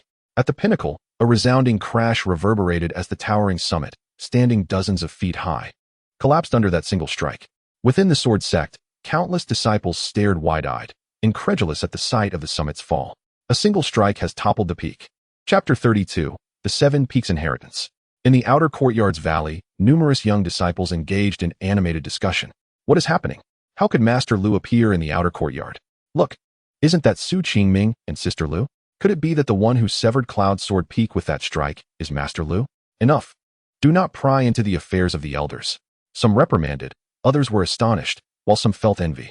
Under the waning sunlight, Master Lu stood with his hands clasped behind him, while Su Qingming walked alongside him with an air of tranquility, and Lu Qian followed meekly, her head bowed. Still that same question. Will you take me as your master? I am but an outer courtyard disciple. Humph. Do you believe that esteemed dean is truly invincible? Does he look down upon this old fool who cannot even grasp the essence of life and death? Su Qingming refrained from responding, for he understood that no matter how he articulated his thoughts, it would only serve to disappoint the elder. Master Lu held him in high regard, not just in this life, but in the previous one as well. This cold yet warm-hearted old man had stood by him throughout. Thus, when the Hu family brazenly committed murder within the Sword Sect, he unleashed that strike. A flicker of disappointment crossed Master Lu's murky gaze. This refined youth was commendable, his temperament and character truly to his liking. For centuries, he had been ostracized for refusing to join the noble families and the master-disciple lineage, resulting in a stagnation of his cultivation for nearly 100 years, unable to penetrate the cycle of life and death. More crucially, he realized he had no successor. Su Qingming halted, speaking earnestly. I apologize. The elder smiled faintly, his stooped figure seeming to shrink even further. After being neglected in the Sword Sect for hundreds of years, he had finally encountered a satisfactory disciple, yet it seemed unattainable. Despite his tranquil heart, a sense of melancholy was inevitable. Will you participate in this Seven Peaks inheritance? The elder inquired. Su Qingming shook his head. He held no interest in the competition among the younger generation of disciples vying for prestige, especially since the Hu family had begun openly committing murder within the Sword Sect, signaling the arrival of even more formidable adversaries. He had little time to waste. The elder furrowed his brow, speaking earnestly. This inheritance pertains to the legacy of the Heavenly Sword Peak. You must participate. The Heavenly Sword Peak, once the mightiest of the Sword Sect a millennium ago, housed thousands of disciples, rendering the other 7 peaks incomparable. However, following a near-splitting incident that befell the Sword Sect, the Heavenly Sword Peak fell silent overnight, leaving only the outer courtyard's dean behind. Strangely, he did not remain at the Heavenly Sword Peak, but instead became the dean of the outer courtyard, serving as a protector for the newly initiated disciples. Su Qingming was well aware of the reasons behind this, which contributed to his reluctance to take the elder as his master. For in his past life, the Heavenly Sword Peak was where he reclaimed the sword and restored its former glory. Now, in this life, to see the Sword Sect so swiftly reopen this peak as a reward for the 7 Peaks inheritance competition surprised Su Qingming profoundly. Time stretched on, both languid and swift. After a brief moment of contemplation, Master Lu's voice echoed once more. The Sword Sect is under the control of the noble families and the master-disciple lineage, with 6 of the 7 peaks occupied. Now that the Heavenly Sword Peak has been revived, this old man hopes to provide a refuge for those disciples whose paths have been severed. The elder had spent his life rejecting the overtures of the noble families and the master-disciple lineage, maintaining his independence. Had it not been for his accomplishments in alchemy, he might have faded into obscurity, reduced to a mere janitor in some library of the Sword Sect. Despite being a great sword immortal teetering on the brink of life and death, let alone those born into humble circumstances or those who fortuitously joined the Sword Sect, They faced the dilemma of either joining the ranks or being expelled from the sect after a century, scattered across the Yuanzhou to forge their own paths. Many would die merely as menial workers or attendants of the Sword Sect. Su Qingming nodded slightly, stating, "I will seize the Heavenly Sword Peak." To claim the Heavenly Sword Peak implied that he must secure first place in this 7 Peaks inheritance competition. If any ordinary person were present, they would undoubtedly scoff at his declaration. Surprisingly, Master Lu seemed to possess unwavering confidence in him, merely advising, "Young man, the Shen family and the Ming Jinzi lineage from the Hall of Transmission are determined to secure the Heavenly Sword Peak. Moreover, you have yet to step into the condensation realm, rendering you ineligible to participate in the inheritance. Disciples of the Sword Sect can only partake in the 7 Peaks inheritance competition once they have advanced to the condensation realm. All young disciples in the condensation realm are eligible to compete, with those who excel being taken under the wings of the 7 Peaks, the 4 halls, and admitted as inner disciples, thus commencing their cultivation of the Sword Sect's most profound techniques. Traditionally, the inheritance competition comprised disciples from the outer sect who did not belong to the noble families or the master-disciple lineage, or descendants of certain elders. However, this time, due to the resurgence of the Heavenly Sword Peak, the most spiritually enriched and once foremost peak of the Sword Sect after a millennium of silence, it has once again emerged, leading to fierce competition among the noble families and the master-disciple lineage, who have been vying for dominance over this peak for decades without resolution. Thus, the 2 courtyards, 4 halls, and 7 peaks collectively agreed that the victor of the inheritance competition would govern this peak. Each noble family and the master-disciple lineage occupies 3 of the 7 peaks. Should either faction claim the Heavenly Sword Peak, they would gain significant influence within the Sword Sect, altering the dynamics of resources, disciples, and power. Consequently, those prodigious disciples from the noble families and master-disciple lineage, who typically seclude themselves for cultivation, are rumored to compete in this event. Su Qingming understood that relying solely on his current 9th layer of the Qi induction realm would likely prevent him from achieving first place, and he might not even clear the initial hurdle of the inheritance. Master Lu gazed towards a mountain peak shrouded in mist in the distance, gently patting Su Qingming's shoulder, and said matter-of-factly, "Before that, you must obtain the recognition of that sword within the sword tomb." Su Qingming nodded, his expression earnest. A sword cultivator without their destined sword cannot truly be called a sword cultivator. Every disciple of the Sword Sect, regardless of being in the inner or outer sect, is granted one opportunity to enter the sword tomb and claim their destined sword upon advancing to the condensation realm. Only after refining it can they qualify to participate in the 7 Peaks inheritance competition. The so-called inheritance competition encompasses not only the realm's combat prowess, but also the quality of the claimed destined sword. From the moment Su Qingming entered the Sword Sect and awakened his memories to begin his cultivation, apart from the imitation of the Zhentian sword he seized from Hu Yu, he had only employed mundane iron swords in his skirmishes. With 2 lifetimes of cultivation under his belt, he fully comprehended the significance of a sword cultivator's destined sword. The sword Master Lu referred to was the legendary Taichu sword, the sword of the Heavenly Sword Peak, which had remained dormant for a millennium. This unparalleled sword, having cleaved countless formidable demons and celestial beings, is the legacy of Tianjin Peak. Only by earning its recognition can one hope to compete with the swords of the other 6 peaks in the Grand Sword Contest.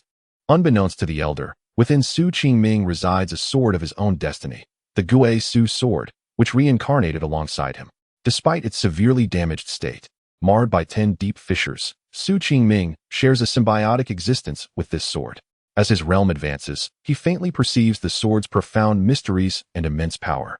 In his previous life, even upon reaching the celestial sovereign realm, he had never encountered a blade of such exalted caliber as the Gui Su sword, which transcends the category of mere artifacts. Yet, Su Qingming feels a tinge of helplessness. Its severe damage leaves him uncertain of when it might be restored. Elder Lu departed quietly.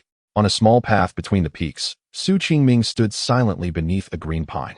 Beside him, a stunningly beautiful woman gazed at him with eyes that sparkled with emotion, her feelings palpable. Lu Qian remained silent throughout. From the moment her senior brother Qingming began his cultivation to the present, where he was on the verge of reaching the essence-gathering stage. This brief, 6-month period felt dreamlike to her, instilling a sense of happiness yet tinged with unreality. Chapter 33. Mo Chongqing's Wine during the grain rain season. The Sword Sect's triannual Grand Sword Contest was about to commence. Countless young disciples, returning from their travels, began to arrive at the sect, including many elders who had achieved the third realm of return to truth. Even more astonishingly, representatives from the 7 sacred grounds of the Great Wilderness Ancient Realm had come to witness the event. Over the past 10 days, the disciples responsible for welcoming guests at the mountain gate of the Sword Sect had been so busy they hardly found time to sleep. First to arrive was the clear void real person from the Qian Prefecture Taoist sect, accompanied by dozens of young disciples. The Taoist sect, known for its long-standing traditions, boasts innumerable doctrines and spells, claiming that all methods derive from its teachings. The clear void real person is a legendary figure within the Great Wilderness Ancient Realm, having discerned the mysteries of life and death in less than 200 years and attained the state of forgetting life, holding a position second only to the sect leader. Shortly thereafter, a dozen young monks from the western prefecture's suspended temple traversed vast sandy seas to reach the Sword Sect. The Yin Moon sect and the Martial Emperor city arrived on the same day. Even the Demon Suppression city, which has long guarded the northern lands, reportedly sent several significant figures. In an instant, the Sword Sect became the most bustling place in the Great Wilderness Ancient Realm, with many reclusive immortals and sword saints revealing themselves to the world. The upcoming Grand Sword Contest seemed to transcend the interests of the younger generation of the Sword Sect, transforming into a grand event for countless young cultivators across the Great Wilderness Ancient Realm. At this moment, the 7 peaks and 4 halls of the Sword Sect buzzed with excitement, as many young disciples yearned to showcase their talents in the contest, hoping to garner the favor of an elder from one of the 7 peaks, or even the peak master, aspiring to ascend to the status of the chosen ones.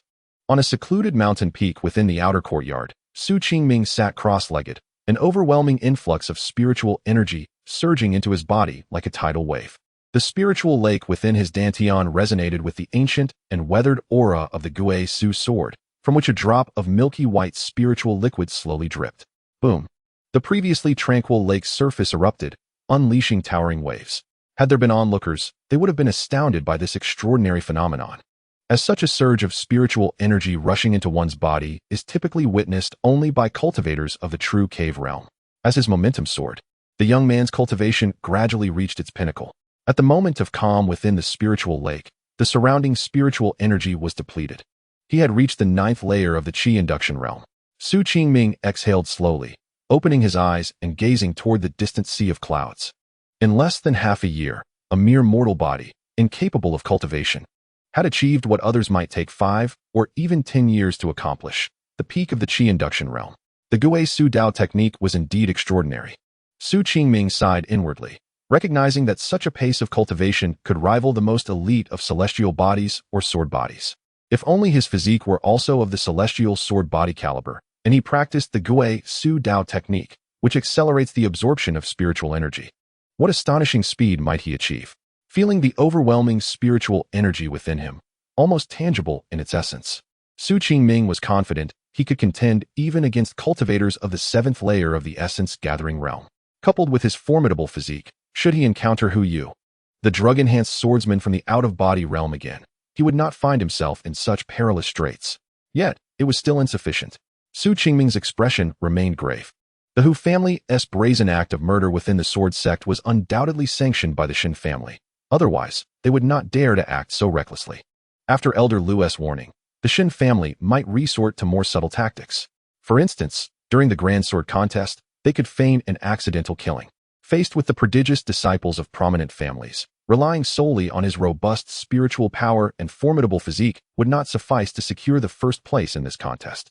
His swordsmanship remained too lacking. Gripping the spirit sword that was thrust into the ground, Qingming sighed. The foes he must confront were too powerful, and constrained by his realm, he could not unleash the formidable sword techniques from his past life, which had placed him in peril during several life-or-death encounters. How curious! A sudden voice broke the tranquility of the peak. Qingming turned to see a middle-aged man clad in a dark robe, holding a purple gourd, standing silently at the cliff's edge. Mo Changqing, indeed, the sole disciple of the dean. Qingming's spiritual awareness surpassed that of ordinary individuals. Even those in the out-of-body realm could not evade his scrutiny, and yet this man had approached him so stealthily. At present, Mo Changqing's cultivation appeared to be merely at the 6th layer of the essence-gathering realm. However, Qingming understood that a sword cultivator's strength cannot be measured solely by their realm, much like himself and the man before him. After a moment's contemplation, Qingming replied earnestly, The unusual has become commonplace. Mo Changqing nodded in agreement. Indeed. My master, in his day, attained the essence-gathering stage in a day, achieved the out-of-body stage in 9 days, and broke through into the true cave realm within mere mornings and evenings, astonishing the entire great wilderness. But as such events became more frequent, fewer people expressed surprise. Mo Changqing extended the gourd toward him and continued, there are many outer disciples, and in terms of talent, you are the least remarkable. Yet your cultivation speed surpasses even Lu Qian's. I heard that even Elder Lu's offer to take you as a disciple was declined. So I came to see for myself what manner of person you truly are. Qingming accepted the gourd, tilting it back to take a sip. He then inquired, and what kind of person do you see? This wine is rather unpleasant, too spicy. With a hint of desperation, Mo Changqing mused silently for a moment before speaking again. You resemble him greatly. Even your manner of drinking is similar. Though Mo Changqing did not utter the man's name, Qingming was acutely aware of whom he referred to. Where has the dean gone? Qingming posed the question that had lingered in his mind since his reincarnation. The highest-ranking cultivator in the Sword Sect was neither the reclusive sect leader nor the heads of the 4 halls, but the outer courtyard dean. Yet, after Qingming's memories awakened, he discovered that this person had not appeared before the world for over a century. Some even speculated that he had perished. Mo Changqing shook his head. I do not know. However, before my master departed, he entrusted me with a task. Qingming inquired, what task? Raised his gaze towards the majestic peak within the Sword Sect, suffused with a profound sword intent, and solemnly declared, the primordial sword must remain at the heavenly sword peak. Qingming discerned his meaning. Each of the 7 peaks of the Sword Sect harbored its own celestial sword, such as the heaven-subduing sword of Cloud Sword Peak and the frightening evil sword of Li Lu Peak. Each of these blades was an immensely powerful weapon, reaching the level of celestial artifacts. These swords constituted the very essence of the 7 peaks, embodying their heritage.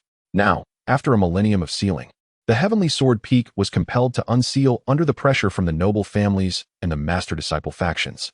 Should the primordial sword fall into the hands of these 2 factions, it would signify the transformation of the 7 peaks into merely 6. As a disciple of the peak, naturally wished to avert such a fate. Although his current realm appeared to be at the foundation establishment stage, the entire Sword Sect knew that he had once slain a formidable true cave realm cultivator with a single stroke in the great wilderness. No one dared to regard him as merely a foundation establishment disciple. Contemplating this, Qingming inquired, why must I undertake this task?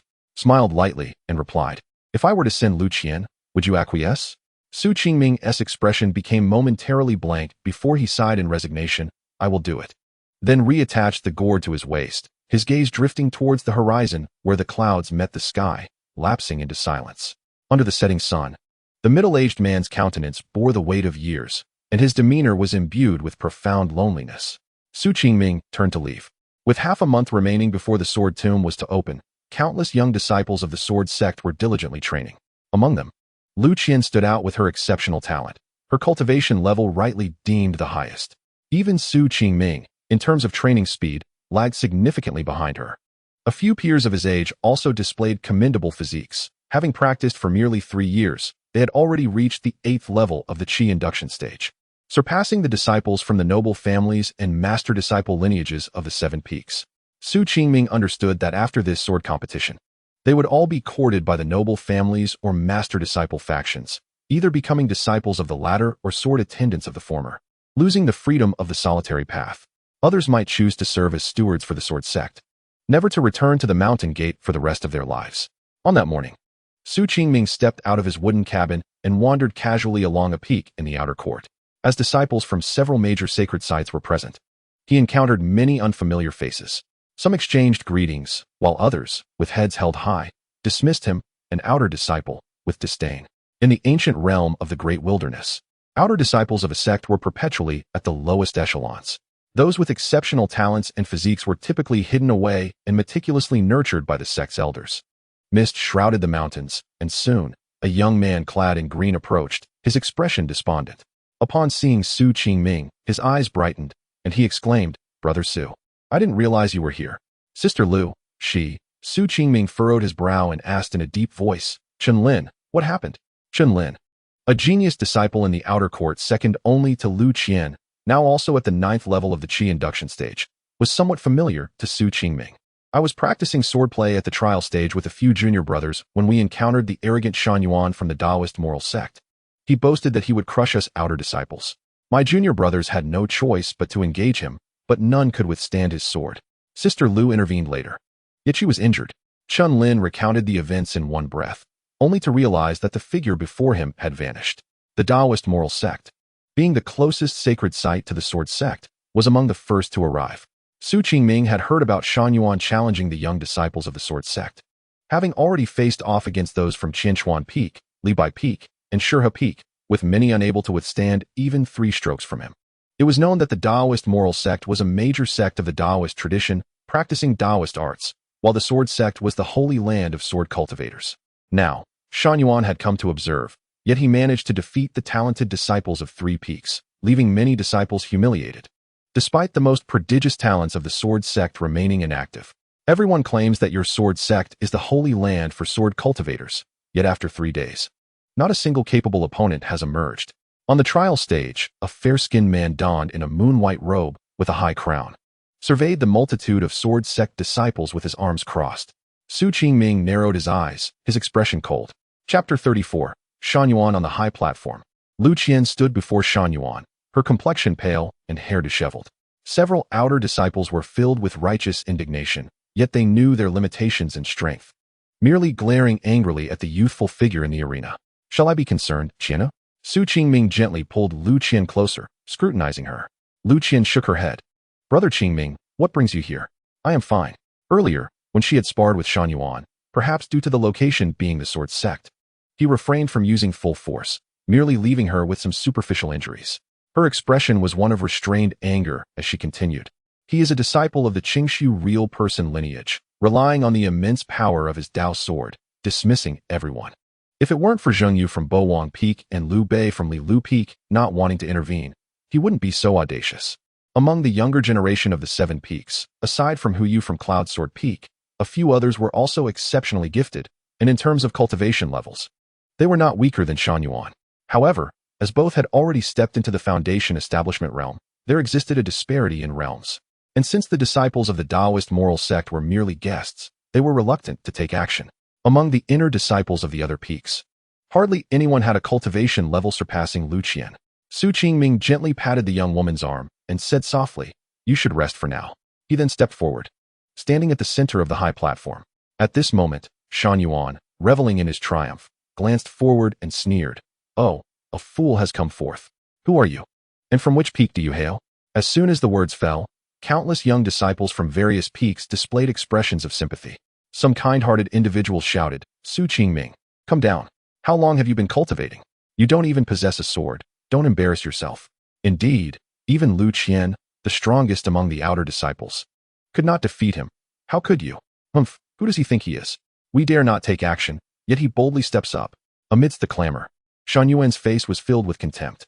The Sword Sect had been embroiled in conflicts between noble families and master-disciple factions in recent years, resulting in a disheartened community. It seemed that before long, the 7 sacred sites would dwindle to 6. Qingming paid no heed to the voices below, merely standing with his hands clasped behind his back, calmly inquiring, "How many strokes did you use to injure Lu Qian?" Shen Yuan was taken aback momentarily, then raised 3 fingers with disdain, stating, "I could have done it in 1 stroke, but since she is a woman, I allowed her to." Qingming nodded and replied earnestly, "I will permit you 3 strokes." At his words, the arena erupted in astonishment. No one expected this seemingly inconsequential disciple, who had only been practicing for half a year, to speak with such audacity. Some who had witnessed Qingming wielding his sword in the Dan Hall, defeating Hu Yu, the chief disciple of Cloud Sword Peak, shook their heads discreetly. Although Shen Yuan was merely at the 9th level of the Qi induction stage, he was the favored junior of the Qingshu real person, with rumors suggesting that his Dao techniques were personally imparted by the master. A prodigious disciple cultivated with the utmost effort by a true immortal who had comprehended the mysteries of life and death, was certainly not comparable to Hu Yu. Many envisioned the grim outcome that awaited. Lu Qian, having personally sparred with Shen Yuan, understood that his strength far exceeded appearances. Even a disciple at the 7th level of the Foundation establishment stage would not be his match. The enchanting woman's eyes were filled with concern as she exclaimed, "Brother Qingming, be careful." Shen Yuan curled his lips in disdain, eyeing the refined youth before him, and scoffed, Su Qingming? I've heard of your name. A waste who has failed to harness qi even after 3 years of cultivation. So it is you. What is this? Have you finally learned to cultivate? Step aside. I fear that should I strike, I might render you utterly incapacitated. He paused for a moment, then added, Are you perhaps infatuated with that woman in red? Eager to restore your beloved's honor? Utter nonsense. Lu Qian was incensed, her face alternating between crimson and pallor. Her long sword shimmered with dazzling brilliance once more. Wishing nothing more than to cleave this man's tongue. How outrageous. This is the Sword Sect, mind your language. Just because you have a good master. You act so arrogantly. And Su Qingming, the reputation of a waste has even reached Xianzhou. In an instant, numerous voices rose in a cacophony, some cursing Shan Yuan, others berating Su Qingming, while a few eager challengers readied themselves. Su Qingming remained composed and replied nonchalantly, Let us get on with it. Draw your sword. I have little time to waste. Shan Yuan's gaze fell forward, and he chuckled, 3 strikes for me? What audacity! Do you truly believe a waste like you is worthy of competing with me? Su Qingming reached into his sleeve and produced a pale yellow orb, casually stating, Let this be our wager. Upon its emergence, a gentle yellow light enveloped the entire platform, causing countless spectators to widen their eyes in astonishment. It's a beast core. Someone exclaimed, recognizing its origin. It's from a second-tier demon beast, from the aura contained within. It appears to be the core of a beast on the verge of transformation. This could rival our human cultivators in the out-of-body realm. Brother Imo, are you sure you're not mistaken? Such a treasure is worth tens of thousands of spirit stones. Shan Yuan's expression shifted slightly. Having been favored by the esteemed Qingshu real person since childhood, he had encountered countless treasures, yet he had never seen a beast core like this. The nonchalance with which Su Qingming presented it as a wager suggested he cared little for its value. After a brief moment of shock, Shan Yuan grinned, his arrogance unabated. I didn't expect you to be a generous boy. Very well, since you've offered this item, I shall indulge you in a little game. Wait. A celestial voice interrupted him. Lu Qian stepped forward and coldly remarked, Brother Qingming has presented his wager. What about yours? Ha. Shan Yuan burst into laughter. Am I to lose? I've heard this waste has only practiced for half a year and doesn't he even possess a sword. He gestured to his fellow disciples of the Dao Qianzong, tilting his head and saying, The Sword Sect's people love to tell jokes. Indeed, Brother Shan is right. Another chimed in. The centennial journey to the Zhongzhou Academy is about to commence. Brother, why not show us your skills here? There's no need for any techniques. We wouldn't want to damage his spirit. Lu Qian's face reddened with anger, her sword trembling slightly, as though ready to strike at any moment. Fortunately, Shan Yuan's laughter subsided as he reached into his robe and produced a white jade vial, looking down upon them. If you win, this Shen Yuan pill will be yours. The mere mention of the Shen Yuan pill ignited a glint of greed in the eyes of many qi-harnessing disciples present, for it was a second-tier premium pill capable of advancing one to the condensation realm. The Dao Qianzong was a prestigious sect known throughout the vast ancient world for its alchemy.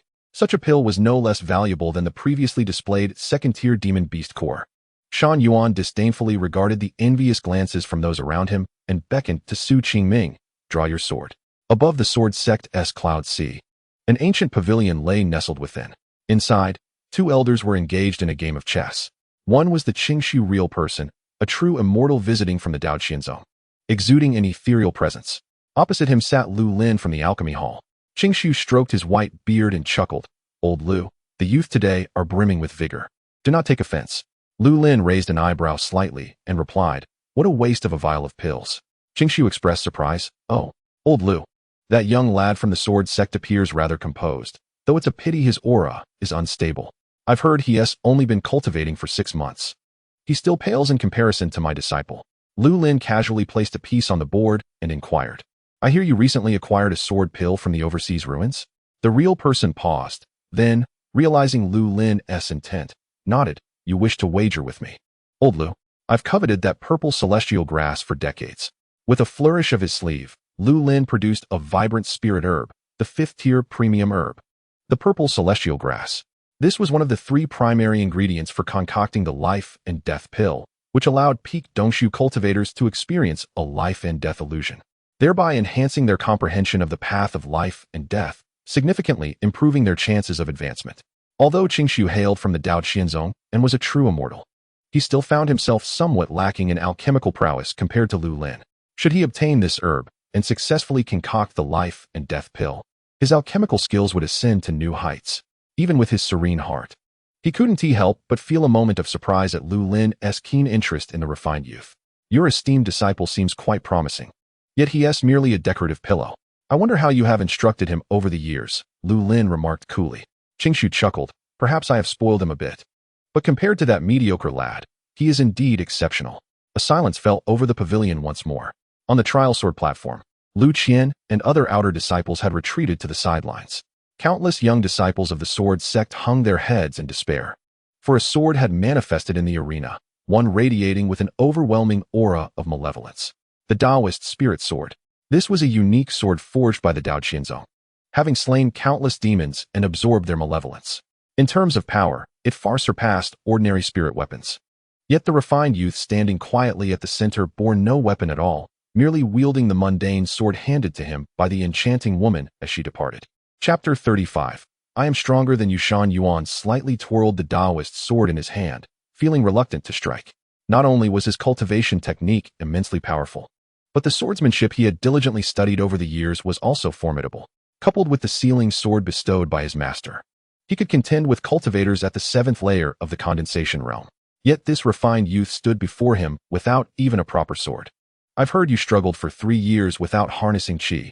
Now that you have finally reached the qi harnessing realm, it hasn't been easy. Why not break your sword and concede? I fear you might get hurt otherwise, Shan Yuan suggested kindly. In his eyes, conceding was far better than suffering a serious injury. Su Qingming furrowed his brow, inwardly lamenting the prideful nature of the Taoist sect's disciples, who held themselves in such high regard without understanding the teachings of their master.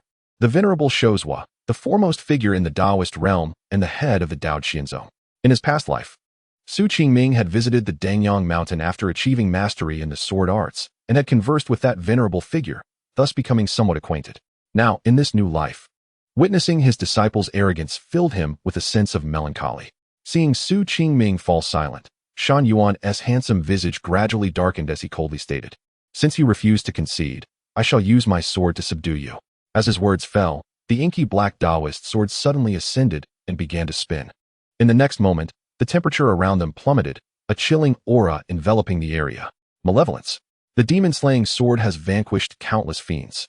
After being refined by the predecessors of the moral immortal sect, the malevolent aura was confined within its blade. When the sword is summoned, it can slow down the opponent. At this moment, a multitude of disciples were forced back a few steps by this chilling aura, their eyes betraying a hint of trepidation. 3 strikes, I grant you 3. A voice, not loud yet resonant, echoed across the sword-testing platform. Lu Qian could not help but cover her mouth, rolling her eyes at the handsome youth in the arena, questioning why one would still wield a sword at such a moment. At this juncture, Shan Yuan felt insulted. His expression darkened as he coldly replied, "Very well. I did not expect your sword cultivators to be so obstinate. I shall indulge you."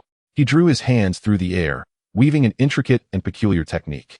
The sky above grew dim as tumultuous clouds churned, resembling an impending storm, with faint lightning flickering within the darkened heavens. I summon the sword, divine sword mastery of thunder. Descend, murmured Shan Yuan, his right hand pointing forward, a cruel glint appearing in his gaze.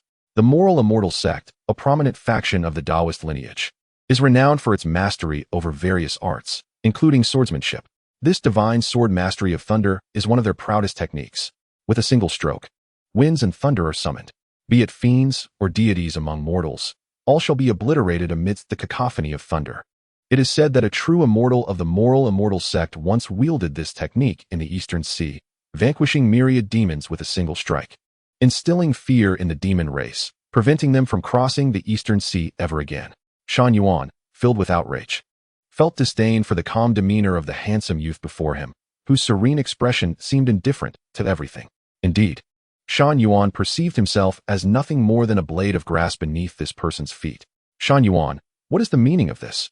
You unleash such a formidable sword technique right away. Even a waste from the Sword Sect should take pride in witnessing the profound swordplay of our sect, remarked several disciples of the moral immortal sect, astonished. They understood Shan Yuan's prowess. Although he was merely at the qi induction stage, the spiritual energy within him was more substantial than that of many who had reached the essence gathering stage. Had it not been for the need to solidify his foundation, he would have advanced to essence gathering long ago. Outside the arena, Chun Lin and others from the Sword Sect's outer court wore expressions of concern.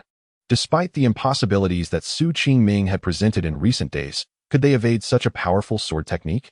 In the Cloud Sea Pavilion, the real person Qingshu nodded slightly, stating, 9 heavens, transform into heavenly thunder. This little fellow indeed studies with diligence. Lu Lin, maintaining a calm demeanor, remained silent, seemingly assured of the outcome of the duel below. At the center of the sword testing platform, the air crackled with tension as thunderous roars reverberated through the sky. Boom! The long-accumulated heavenly thunder finally erupted. Countless fragments of stone and dust enveloped the entire arena, as Chen Lin and Lu Qian focused intently on the high platform, searching for the figure of the elegant youth. A profound silence fell upon the crowd. As the gentle breeze swept through, the dust settled, revealing the youth's refined silhouette. Only 2 strikes remain, Su Qingming uttered calmly. He evaded it. He actually dodged a technique that even essence-gathering practitioners could not escape. How could this be possible? The disciples of the Sword Sect displayed expressions of disbelief, realizing that throughout the entire process, the youth had allowed Shan Yuan to gather power without interference. This sword technique, imbued with the might of thunder, had previously been unleashed on Qianchuan Peak, Lubai Peak, and Shurha Peak. None had managed to evade it. Yet, Su Qingming had done so, emerging without a speck of dust on his azure robes. Impossible. How could you evade it? The entire platform was engulfed by the sword, thunder. Shan Yuan exclaimed. Su Qingming contemplated for a moment before responding earnestly. Too slow. Too slow indeed. The Taoist sect's swordsmanship often pursues overwhelming power and vast reach, yet fails to grasp that all living beings are alive, not mere targets. His words struck like thunder, shattering the atmosphere. Arrogant. You, a mere Qi induction disciple, dare to criticize the spells of our Taoist sect? You truly know not the heights of heaven or depths of earth. They believed he was merely fortunate. The faces of the moral immortal sect disciples flushed crimson as they shouted in unison.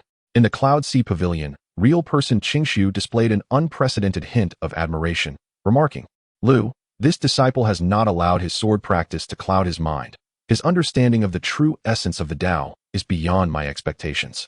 Cultivators of the world have always followed in the footsteps of their predecessors without questioning the correctness of their path.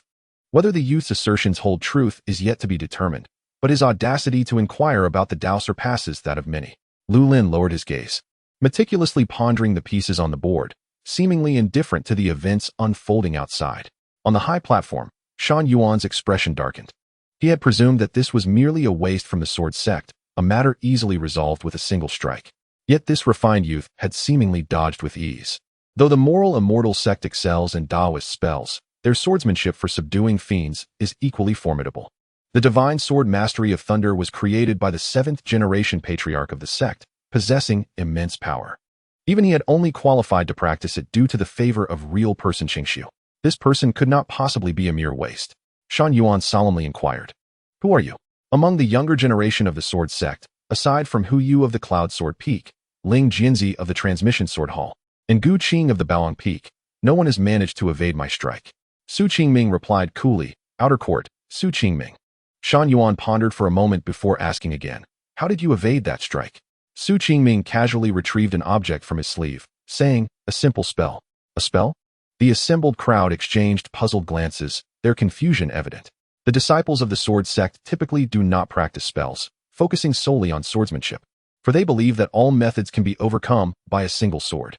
Even the 3 patriarchs of the Taoist sect received little respect from these sword enthusiasts. No one expected Su Qingming to possess knowledge of Taoist spells. The first to recognize the object in Su Qingming's hand was Shan Yuan. As a talented disciple of real person Qingshu, his expression shifted from confusion to astonishment, before he could not help but exclaim, Is that a paper cut brought to life? You evaded my strike solely through this trick? Upon hearing this, the crowd collectively displayed disbelief. This was merely a mundane trick performed by street performers in the secular world. Senior Sister Lu, how did Su's senior brother manage that? Chen Lin whispered amidst the throng. Lu Qian's face beamed with pride. Over the past 3 years, she had countless times envisioned her senior brother Qingming achieving greatness, repeatedly urging him to persevere. Now, at last, her hopes had materialized. The so-called waste of the past had, with a mere mundane trick, turned the renowned sword technique of the moral immortal sect into a subject of ridicule. Senior brother Qingming, Lu Qian murmured softly. Chapter 36. Submission. Shan Yuan's countenance was clouded with frost. He had assumed that the opponent employed some advanced movement technique of the Sword Sect. only to discover that the youth had utilized such a simple trick. This was an affront to his dignity. Your talent is indeed remarkable, able to command 36 divine thunders. Yet you failed to heed the essence of thunder. I have said before, though this sword technique possesses great power and vast reach, all living beings are alive. The Tao seeks truth and intention. If one perceives the illusion as reality, even boundless magical power amounts to nothing more than a lofty edifice, easily toppled with a mere touch. Amidst the gathering, the youthful voice of a boy resonated, each utterance echoing the dilemmas encountered on the path of cultivation. Each phrase akin to the profound melodies of the Tao. Many were lost in contemplation. Above the sea of clouds, the revered Qingshu Zhenren displayed an unprecedented expression of astonishment. Rising to inquire, "Old Lu, who is he? Which great being has been reincarnated?" Lu Lin replied nonchalantly, "I do not know." Yet Qingshu Zhenren was certain he did know. If the boy were not a reincarnated soul, how could he articulate the profound truths of the Tao that one must grasp through the trials of life and death? Qingshu Zhenren found it implausible that the old man was unaware. It is known that few are born with innate understanding. Every stage of cultivation requires continuous comprehension of the Tao. Not only sword cultivators, but also those who practice the laws and the body must endure countless tribulations to attain insight. The words spoken by the boy on the trial sword platform were revelations that even he had only come to know after penetrating the cycle of life and death, achieving the realm of forgetfulness. Su Qingming was still quite young, and his cultivation was merely at the 9th level of Qi induction. Lu Lin offered no explanation, merely allowing a subtle smile to grace his lips when no one was watching. On the trial sword platform, Su Qingming had ceased his discourse. The expression on Shan Yuan's face transformed from initial coldness to surprise, then to seriousness, ultimately settling into respect, as he listened with the deference of a disciple. Su Qingming turned his gaze to this prodigy of the Taoist moral sect and nodded slightly. In a previous life, he had ascended Mount Dangyang with his sword, only for the aloof old Taoist to shun confrontation, leading to a tea-drinking discussion between the two. The words he had just spoken were reflections of their past dialogue. And it was on that day that Su Qingming attained a harmonious Tao heart, truly achieving the status of a celestial venerable. He had always held gratitude for that ethereal Taoist, for despite Lu Qian being deceived by Shan Yuan today, he did not treat her with the same ruthlessness as he would others, all due to their past discussions on the Tao. "Thank you, Brother Su," Shan Yuan said solemnly, bowing in respect before the multitude of young disciples from the Sword Sect. He then turned to Lu Qian, offering a slight, apologetic smile as he bowed. "I sincerely apologize for my earlier offense. I hope you can overlook it." Lu Qian appeared taken aback, nodding after a moment. Even the disciples of the Taoist sect at the sidelines were astonished. Shan Yuan, known for his pride, had never shown such humility towards his peers before. Without further words, Shan Yuan bowed to Su Qingming and departed. The trial sword platform fell silent once more. Among those accompanying Qingshu Zhenren from the Taoist moral sect, Shan Yuan was the most gifted, possessing formidable combat prowess, having defeated several of the strongest young disciples from the Sword Sect's 3 peaks. Yet, to the outsiders of the Sword Sect, the outer courtyard was merely a refuge for those of mediocre talent with a streak of fortune. Although there was Mo Changqing from the outer courtyard, many would not regard him as one of their own, as he had been personally nurtured by the sect leader. Emerging from the long-sealed Tianjin Peak, over the years, the outer courtyard had not produced any exceptional disciples. Only Lu Qian's seemingly good aptitude had failed to capture widespread attention within the Sword Sect. Conversely, Su Qingming, once deemed a waste, had grown to be more renowned. Yet today, the exceptional talent of Shan Yuan from the Taoist moral sect had been thoroughly impressed by Su Qingming, leading many to speculate that the outer courtyard might rise to prominence. There was even the possibility of it securing a legitimate place within the Sword Sect. All of this hinged upon Su Qingming. Once he matured, the families and disciples from the 4 halls and 7 peaks would no longer monopolize the resources of the Sword Sect. However, would the families and the sect allow him to flourish? Doubts, hopes, and disdain filled the minds of numerous Sword Sect disciples present. "Brother Qingming, this is a token from Brother Shan Yuan," a disciple from the Taoist moral sect respectfully offered a jade box. The box was exquisitely crafted, exuding a faint aroma of medicinal herbs. It contained the Xian Yuan Dan, the spiritual medicine that Shan Yuan had wagered earlier. Lu Qian glanced at Su Qingming, who nodded slightly, prompting her to accept it with a radiant smile. This was a coveted elixir sought after by countless Qi induction practitioners, capable of fetching a staggering price of several thousand spirit stones in the marketplace. The Taoist moral sect was reputed to be the wealthiest sect in the ancient wilderness, and Shan Yuan's nonchalant demeanor spoke volumes. Su Qingming chose not to linger on the trial sword platform, turning to leave with Lu Qian as the crowd gradually dispersed. Yet this battle would once again become a topic of conversation among the countless disciples of the Sword Sect. The former waste had now grown to rival the likes of Gu Qing at Bo Wang Peak, Ling Jianzi from the Sword Transmission Hall, and Hu Yu from Yunjian Peak. Few knew that Hu Yu had been rendered incapable by Su Qingming just a month prior. This time, the sword acceptance competition might witness the emergence of another formidable adversary to the families and disciples. Above the sea of clouds, the game of chess had concluded. Lu Lin lifted his teacup, taking a casual sip while his gaze remained fixed on the ethereal Taoist before him. Qingshu Zhenren chuckled softly, retrieving an ancient-looking small sword from his robe. Old Lu, a bet is a bet. This sword pill contains a fragment of the sword intent from an ancient sword immortal, perfectly suited for a sword cultivator like you. The old Taoist paused, his expression shifting to one of gravity as he expressed concern. It has been nearly a millennium. Can you not let go of that matter? In this world, might often dictates right. As an old man of the Dongshu realm, why contend with them? Lu Lin's demeanor remained calm as he responded resolutely. The Sword Sect has reached its current stature through the lives of countless humble predecessors and lower disciples. I do not wish, nor will I permit, the Sword Sect to become a sect for a single family. Qingshu Zhenren sighed, refraining from further persuasion. Having known Lu Lin for many years, he understood that the old man possessed a steadfast Tao heart, and this was indeed a matter concerning the Sword Sect. If the opportunity arises, let that boy visit the Fengxian platform, Lu Lin suddenly suggested. Qingshu Zhenren was taken aback. The Fengxian platform was a forbidden ground of the Taoist moral sect, akin to the Sword Tomb of the Sword Sect, the Baiyu Jing of the Academy, and the suspended Bodhi courtyard, all among the 7 most significant sacred sites. Very well, Qingshu Zhenren eventually acquiesced, knowing the tenacity of the stubborn old man's intentions. I hope you have not misjudged him. Chapter 37. The Sword Tomb opens with the commencement of the sword acceptance competition. Many disciples at the 9th level of Qi induction sought ways to acquire the Ning Yuan Dan. Among the disciples of prominent families, Shen Chenfei from the Shen family, son of the 7th elder, possessed exceptional talent from a young age and was a rare earth-grade sword body.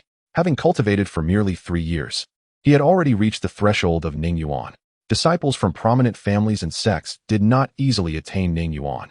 Instead, they devoted more time to solidifying their foundations, repeatedly refining the spiritual energy within until further enhancement was impossible before attempting to condense Yuan. This practice was the fundamental reason the 7 sacred sites had endured for millennia, as their legacies were unmatched by many other sections. In a courtyard within the inner sect of the Sword Sect, Shen Yizhai bore a stern expression, his gaze fixed upon his son before him. Having cultivated for centuries, he held the position of the 7th elder of the Shen family, wielding control over the fates of many. Yet, in his eyes, only this son was of utmost importance. Compared to the family's prodigy, Shen Chenfei, his own son, although slightly lacking in innate talent, possessed a far deeper understanding of the sword than any within the clan. At the tender age of 19, he has already grasped one of the 6 stances of swordsmanship, the differentiation of sword energy, coupled with the Shen family's 9 heavens magnetic sword technique. He finds himself unmatched among the younger generation.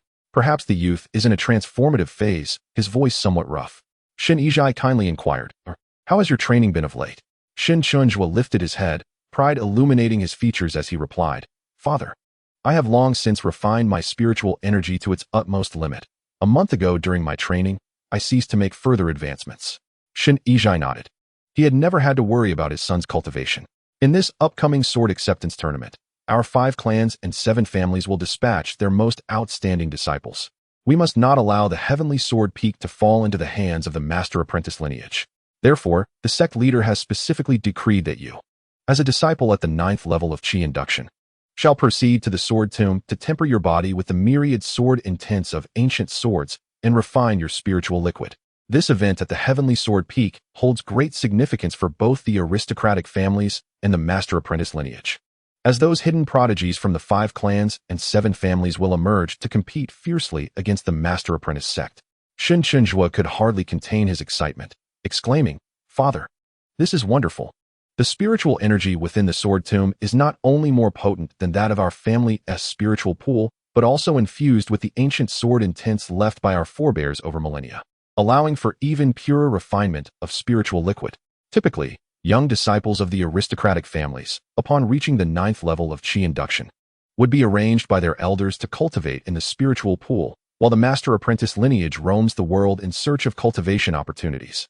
As for the outer court disciples, they are often relegated to serve the aristocratic families or the master-apprentice lineage, or trek down the mountain in search of their own fortunes. This disparity is one reason why the Sword Sect is dominated by these two factions. Shen Chenfei gazed fondly at his only son, an unprecedented smile of indulgence gracing his features. In the outer court, a gentle rain fell, misting the air.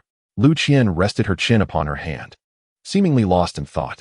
Su Qingming had been quietly observing her for over an hour when he could no longer restrain himself from asking, "Qinner, what troubles you?"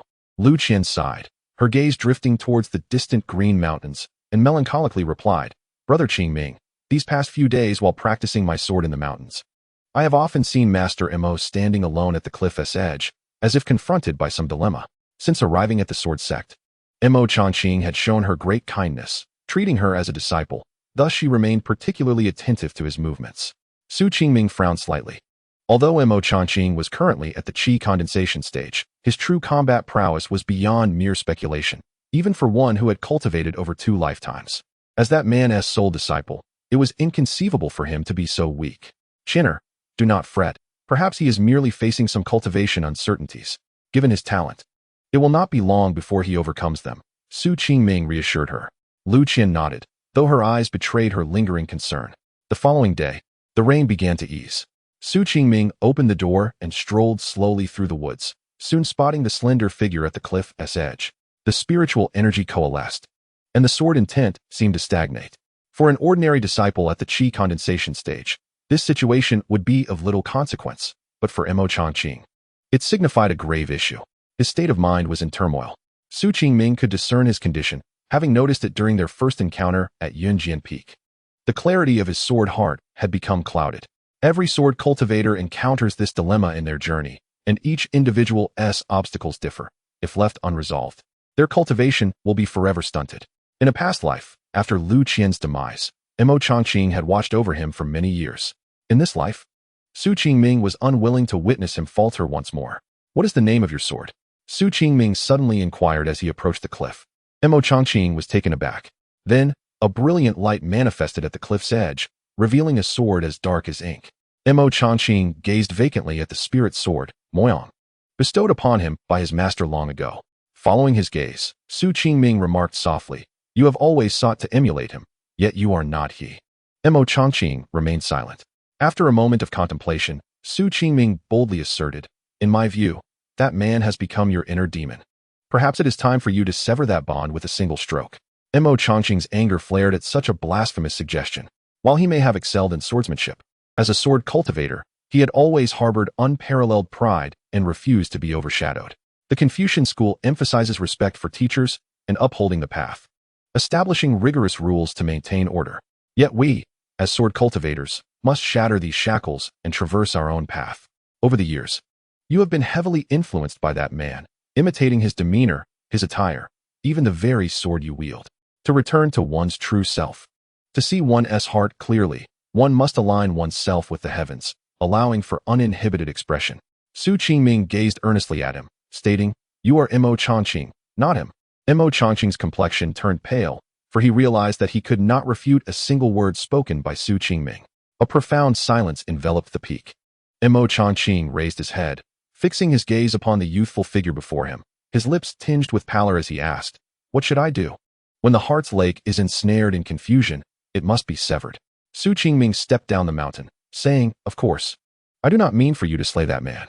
The courtyard fell silent once more. Mo Changqing stood dazed at the cliff's edge, lost in thought for a long while, the only change evident in his eyes as they transformed from confusion to clarity. Uncertain of how much time elapsed, he closed his eyes and intently declared, "Nine Zhua, rise." The ink-like spirit sword quivered slightly. Su Qingming paused at the foot of the mountain, seemingly awaiting something. Half an hour later, a tremendous surge of sword energy erupted from the peak, followed by a sound akin to a sword breaking free from its cocoon. This sound resonated with clarity, devoid of any previous restraint, echoing throughout the Sword Sect. Countless individuals instinctively turned their gazes towards that mountain peak. Su Qingming's lips curled into a slight smile. Days passed, Representatives from the Sword Transmission Hall arrived at the outer court, summoning disciples at the 9th level of Qi induction to the Sword Concealment Cliff.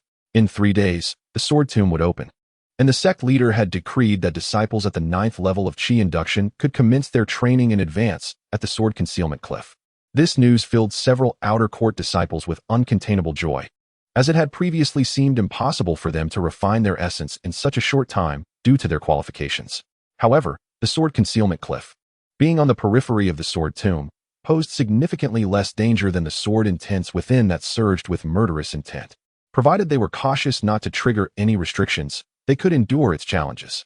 Should they achieve the tempering of countless sword intents, they would greatly enhance their chances of breaking through to the essence condensation stage, thereby qualifying for the Sword Acceptance Tournament. This time, aside from Su Qingming and Lu Qian, 3 other disciples were eligible to participate. Naturally, the gazes directed at Su Qingming brimmed with newfound respect. Over the past 6 months, he had triumphed over Hu Lin and Yuan Changhe of Yunjian Peak, dismantled the true disciple Hu Yu in the Alchemy Hall, and subdued the prodigy Shan Yuan of the Dao de Immortal Sect on the sword trial platform. While one achievement might not hold much weight, the cumulative impact of these feats left no one in the outer court, nor even in the 4 halls or 7 peaks, daring to label him as a failure. Some even dared to compare Su Qingming to the exceptionally talented disciples Gu Qing of the Bo Wang Peak and Ling Jianzi of the Sword Transmission Hall, both of whom hailed from illustrious backgrounds. An hour later, the group arrived at the foot of the renowned towering mountain known as the Sword Tomb Mountain. The mountain's silhouette resembled a sword, piercing the clouds of the 9 heavens. At a precipice at the foot of the mountain, dozens of young disciples had long stood in place, while higher up, a cold-faced woman clad in white appeared. She was none other than Murong Yu, the esteemed elder of Piaomiao Peak. Lu Qian instantly recognized her identity.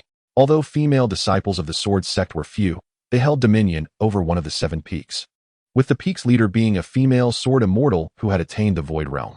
Murong Lan, a friend of Lu Qian, was also from the Murong family. Just like her, the young disciples who had originally stood at the sword concealing cliff displayed a myriad of complex emotions upon seeing Su Qingming and her companions. There was disdain, scorn, indifference, and even anger, an amalgamation of feelings that enveloped the 3 followers of Su Qingming in an invisible pressure. To the younger generation of noble families and disciples, the outer sect of the Sword Sect was merely a burden, akin to those without lineage, indistinguishable from wandering cultivators. The Sword Tomb, a sacred site of the Sword Sect, was no place for such marginal figures to stand alongside them. As they ascended the stone platform, Lu Qian and Chen Lin felt a chilling sword aura surge forth. The sword Qi was a manifestation of countless spiritual swords that had coalesced over millennia atop the Sword Tomb Mountain. Were it not for the considerable distance between the concealing cliff and the summit, this very sword aura could have led to their demise. Gazing at the river of sword energy that seemed almost tangible at the mountain's peak, Chen Lin paled and stammered, "Is this the sword concealing cliff? Humph. Outer disciples are indeed feeble. They cannot even withstand such a degree of sword pressure and still hope to wield swords at the summit," someone on the high platform scoffed. Su Qingming maintained her calm demeanor, ignoring the mockery.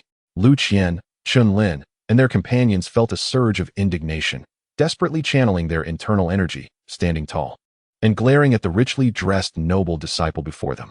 "You have merely 3 days. You disciples at the 9th level of Qi gathering can attempt to ascend and break through. During this time, the sect will lift various restrictions within the mountain." Murong Yu continued, her expression unchanging. "Only by advancing to the condensation realm can one hope to earn the recognition of the spiritual sword. Should you fail to break through within 3 days, the opportunity will be lost forever." Her words cast a solemn air over even the disciples of noble families and master-apprentice lineages, leaving no room for a careless attitude. Gaining the legacy of the ancient sword and forging one's life sword was an essential path for sword cultivators.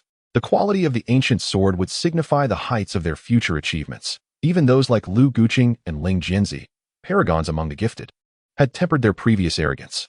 At a cliffside shrouded in clouds, a group of individuals stood. Among them were a dignified middle-aged man, an ethereal Taoist, an enchanting woman, and several others radiating a formidable sword aura. Among them were Zhang Ji, the head of the Law Hall and one of the 4 hall masters of the Sword Sect, as well as Hu Yuanjian, the head of Yunjian Peak, and Gu Yuanshan, the head of Bo Wang Peak, who sat cross-legged at the highest point. This time, the sword-wielding grand competition would determine the future of the master-apprentice and noble family lineages. These usually reclusive hall masters and elders had unexpectedly turned their attention toward the sword tomb. All were speculating who the Taichu sword, emblematic of Tianjin Peak, would recognize.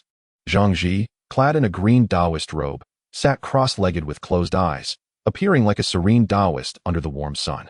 Yet, those present understood that this master of the Sword Sect's law had already reached the Void Realm, standing at the threshold of life and death. Beside him, the imposing Hu Yuanjian gazed toward the foot of the Sword Tomb Mountain, concealing his thoughts. The noble families included the Shen, Hu, Gu, Li, and Murong clans, with the Hu family's strength ranking second largely due to Hu Yuanjian. Many speculated that this renowned head of Yunjian Peak might have already entered the Void Realm. On the left, Gu Yuanshan, the head of Bo Wang Peak, resembled a scholar. A sage of the academy had once drunkenly remarked upon him as the sword cultivator most proficient in reading, and among scholars, the most adept in swordplay. The remaining individuals were elders from the 7 peaks and the 4 halls, with Shen Yizhai sitting in the back.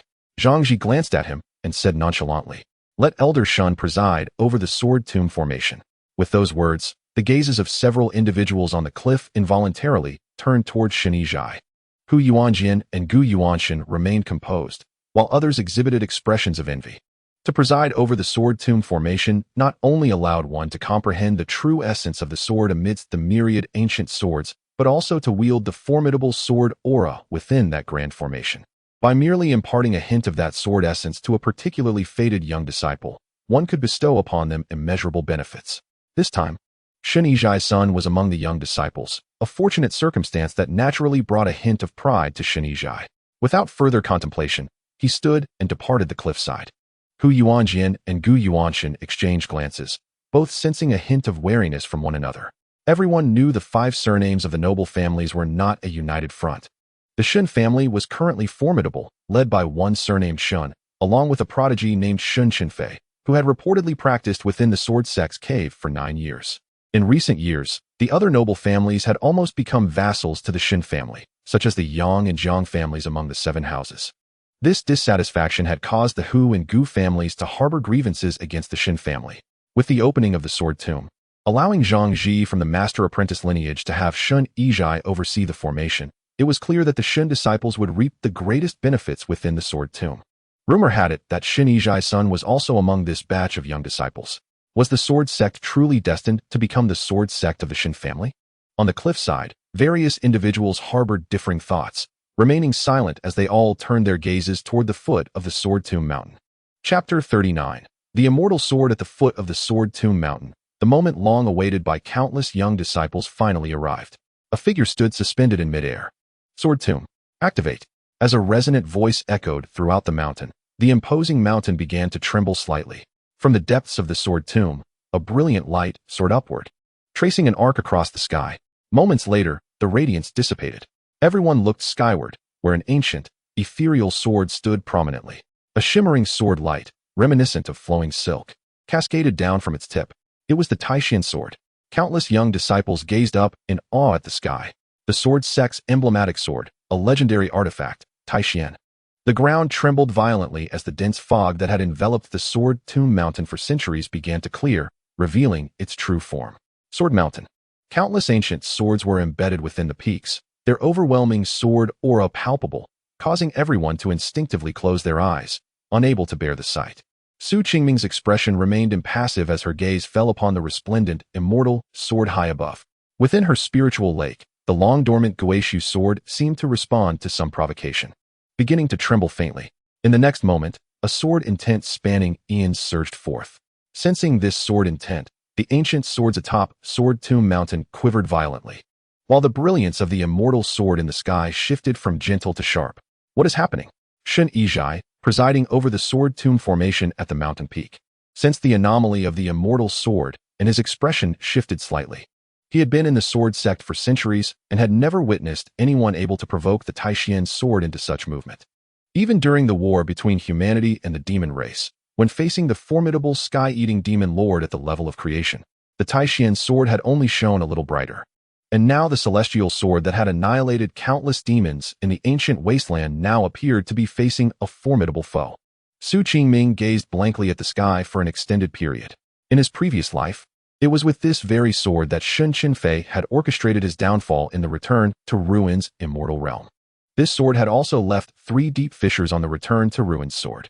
Thus, upon encountering it once more in this lifetime, the return to Ruins sword would inevitably harbor resentment. One day, I shall sever this sword. Qingming sighed softly. At this moment, he realized how weak he still was. Having yet to reach the condensation realm, prematurely revealing the secrets of the return to Ruins sword might not yield favorable outcomes. It seemed that the return to Ruins sword sensed Qingming's emotions and began to gradually quieten.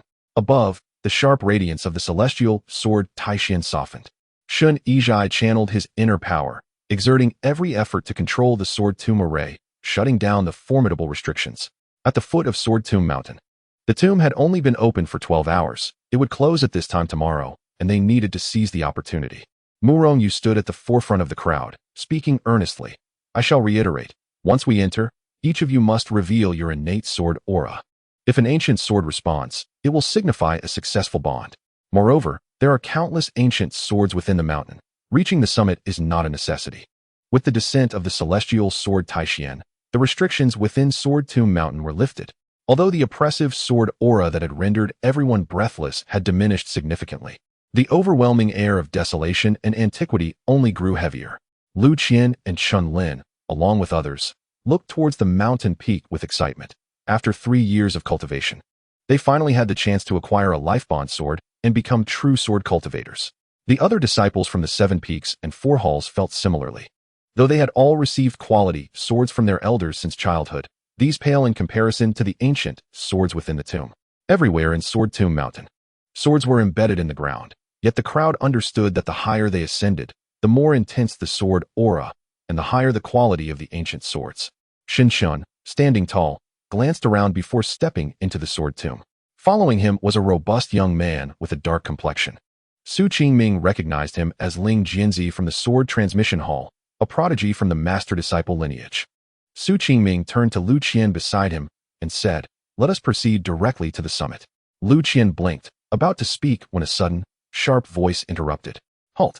You, several outer disciples, do you not know your place? When did you gain the privilege to walk ahead of us?" Qingming turned to see a handsome young man standing before them, his expression full of disdain. Chen Lin, well connected within the Sword Sect, recognized the newcomer and scoffed. "So it is brother Hu Jiang from Cloud Sword Peak. What is the matter? With who you incapacitated? Do you think you've become the premier disciple?" Upon hearing Chen Lin's explanation, Qingming formed a faint impression of this individual. Hu Jiang, the half-brother of Hu Yu, was even more talented, though due to his mother's humble origins, his status in the Hu family was not high. Although they engaged in subtle rivalry at home, there was an inherent animosity towards Qingming as a disciple of the Hu family.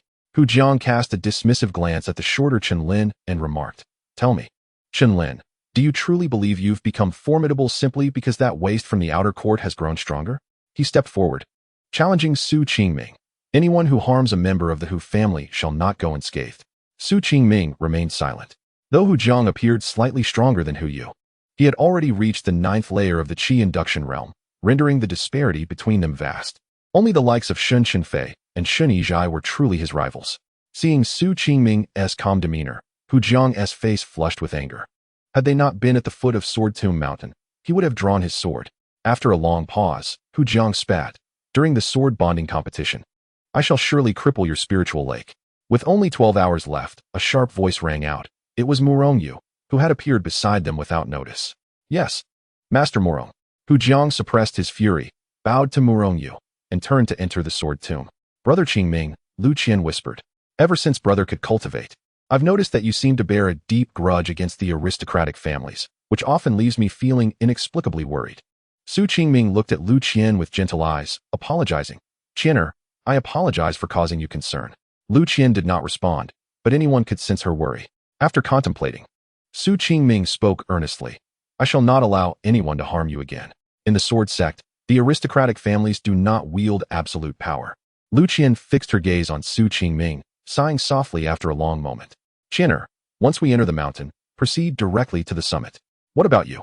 "I must visit a certain place. There are things I wish to uncover." Qingming squinted slightly, surveying the towering mountain ahead, sensing an elusive aura.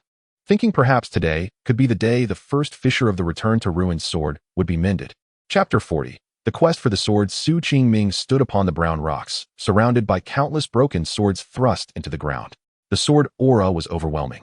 Even with his exceptional spiritual awareness, he felt the formidable sword energy weighing upon him. Among the first group to enter, Shen Chenfei was the most gifted and was now far ahead, nearing the mountain's waist. Surprisingly, Qian was only half a step behind Shen Chenfei, causing astonishment among the multitude of younger disciples. No one had anticipated that someone from the outer court could rival the likes of Shen Chenfei from the aristocratic lineage. Following her was the dark-skinned Ling Jianzi from the Sword Transmission Hall, who, whether intentionally or not, made no effort to compete for the lead. Next was Gu Qing from Bo Wang Peak, with Hu Jiang from Cloud Sword Peak in 5th place. Qingming maintained an indifferent expression, leisurely trailing at the back of the group. Half an hour later, several individuals came to a halt, 1,000 steps from the mountain's waist. At that moment, the oppressive sword aura forced them to sit cross-legged, desperately channeling their spiritual power to resist. 100 steps further, Hu Jiang struggled onward, each step requiring immense spiritual energy. Yet he grit his teeth and continued to ascend. After 50 steps, his face turned crimson, and he instinctively wished to give up. But upon turning back, he saw a figure in blue gliding by effortlessly, accompanied by an inadvertent glance. Such a simple action made Hu Jiang's blood surge, and he struggled to rise. Impossible. Impossible. How could he achieve this? He hadn't even reached the yellow-grade sword body. How could he withstand the mountain's sword aura? I refuse to believe it. I, a dignified disciple of the Hu family, cannot be inferior to a waste. Hu Jiang pondered that while he might be somewhat outclassed compared to Shen Chenfei, Ling Jianzi, and Gu Qing, he dismissed Qingming entirely, were it not for the elder's warning to seek an opportunity to eliminate him. Hu Jiang wouldn't even spare him a glance. Above the mountain waist, Qingming did not linger, directly ascending the steeper steps. In front of him, Shen Chenfei and Gu Qing sat cross-legged, straining to endure the immense sword aura emanating from the countless broken swords. Qingming glanced at them casually and simply passed by. Another half-hour passed. Beneath the sword tomb mountain, Murong Yu gazed upwards, observing an unprecedented flicker of surprise on the usually placid face of Gu Jingwu. In her estimation, among this group of disciples, only Ling Jianzi from the Sword Hall had the true potential to reach the summit. Although Shen Chenfei possessed unmatched talent, his mental resilience was somewhat lacking. Yet, unexpectedly, among the outer disciples, Qian had surpassed Ling Jianzi, pausing just 100 zhang from the mountain's peak. However, what astonished her most was that the one who ascended to the summit was none other than the rumored waste from the Sword Sect, Qingming, who had struggled for 3 years to cultivate even the slightest bit of qi. At that moment, above the sea of clouds, Zhang Ji's murky gaze suddenly regained clarity, and the white whiskers beneath his chin stirred without wind. Hu Yuanjian wore a grave expression, as the sword from Yunjian Peak emitted a faint sound. Gu Yuanqian's turning pages came to an abrupt halt, while the elders from the 7 peaks and 4 halls wore expressions of disbelief. Reaching the summit first does not signify much. Ultimately, it depends on which sword has chosen him. Shen Yizhai broke the silence. Having recognized the youth who had just conquered the sword tomb as the one he had encountered in the misty marsh. Seeing this young man, who once defied him, now claimed the peak, he felt a surge of loathing. Zhang Ji lifted his head and calmly remarked, "Cultivation is akin to ascending a peak. The higher one climbs, the more arduous the journey, even with the grand formation now sealed." This youth's ability to withstand the myriad sword energies converging from the sword tomb is proof of his genius. He cast a sweeping glance over the gathered aristocrats and hinted, "One of the esteemed elders from Tianjian Peak also reached the summit at such an age." At this, a heavy silence fell over the group. Everyone was aware of how radiant that elder had been. To the common folk, he was akin to a great sword immortal, overshadowing all others like a firefly against the bright moon. Qingming had sensed several strands of divine consciousness approaching from afar. The monumental event of the sword tomb naturally attracted numerous onlookers. The sword energies, which would be insurmountable for ordinary individuals, posed little obstacle for him. The sword tomb was filled with countless ancient swords, and the quality of the swords improved with altitude. However, his purpose for coming here was merely to locate the esteemed sword Taichu from Tianjian Peak and bring it back down the mountain. Yet, upon reaching the summit, a trace of helplessness flickered in Qingming's eyes. The sword tomb mountain was vast. Even with his expanded spiritual awareness, he could only perceive a radius of 100 zhang around him. If he continued at this pace, it could take him 12 hours to traverse the entire mountain. On ordinary days, he could attempt to release the primordial sword energy from the Guai Su sword, Once the divine sword emerged, its proud nature would compel it to present itself. However, with the presence of numerous young disciples from various aristocratic families and elders from the Four Halls and Seven Peaks observing from the clouds, Qingming wished to avoid stirring up too much trouble. He cast his gaze down the mountain, where a verdant figure had halted 100 zhang from the peak. Qian must have reached her limit. But so what? In this life, Qingming was determined to ensure she also stood at the pinnacle of the world. The young man then closed his eyes and spoke solemnly, "Disperse." In the next moment, numerous sword sounds echoed through the air. The atmosphere surged, sword energies whirled chaotically, and piercing howls broke through the void. Though Lu Qian was still 100 zhang from the peak, her internal spiritual energy had been completely exhausted, leaving her unable to advance another step. She understood that the swords atop the summit were of the highest quality. Master Mo had once mentioned that above the sword tomb lay a sword pool, concealing hundreds of truly exceptional swords, including several superior spiritual swords that could even give birth to sword spirits. Qingming, I do not know why you have changed so drastically, but when you are ready to speak, you will tell me. Yet, I wish to walk alongside you, just as you brought me to the Sword Sect 3 years ago.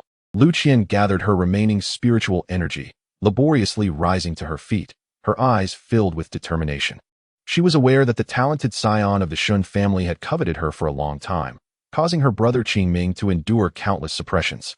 Lu Qian even suspected that her brother's inability to cultivate qi over the past 3 years was due to the Shen family's covert machinations.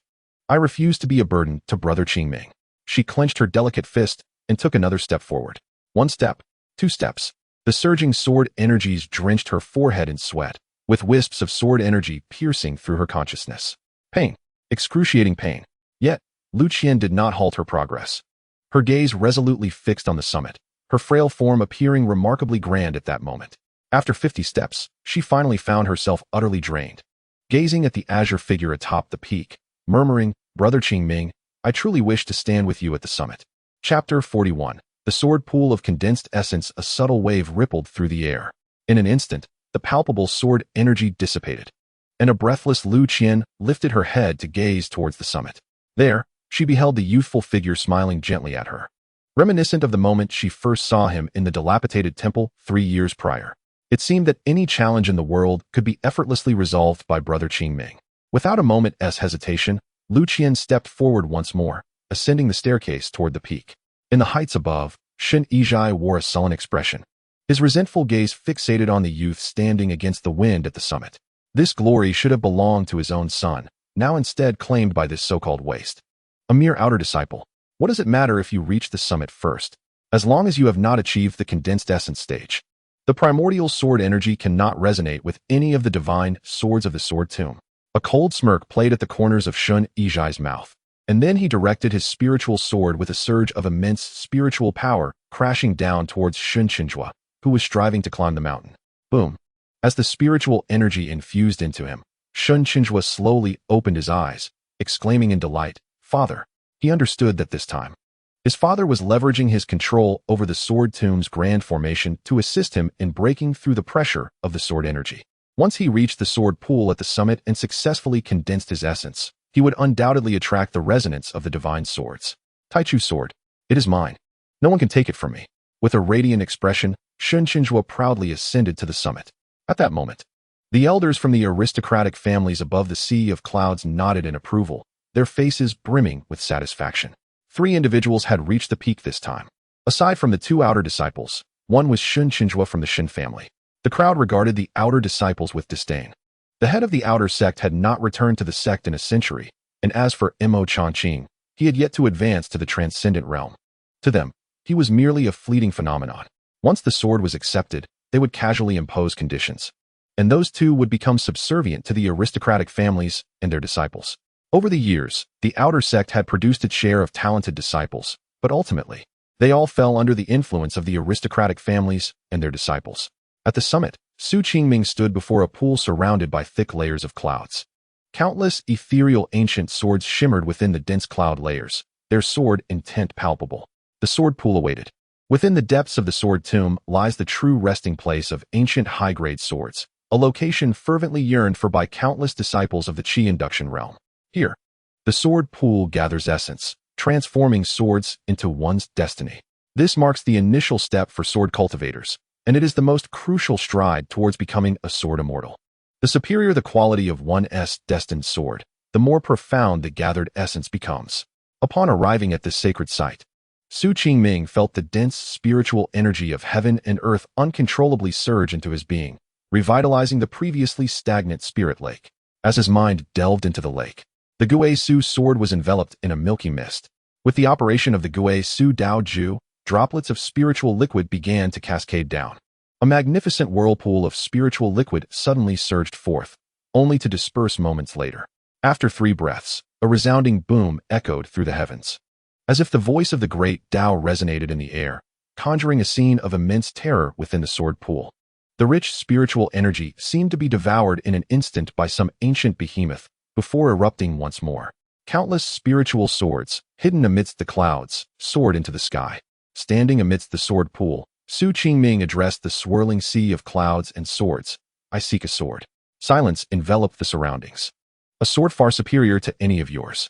His calm and composed words reverberated through the sword pool. A gentle breeze stirred. Shen Chenfei also arrived at the sword pool, his face reflecting shock as he beheld the celestial phenomenon. Even in the finest spiritual pools, the essence gathered by cultivators merely manifests as illusions of the natural world. Even Shen Chenfei, the foremost of the younger generation from the great wilderness, did not experience such awe upon advancing to the Qi induction realm. 1,000 swords lay silent. It seemed that this refined youth before him was the supreme embodiment of swords. How could this be? Shen Chenfei's expression began to shift from shock to jealousy, and then to gloom.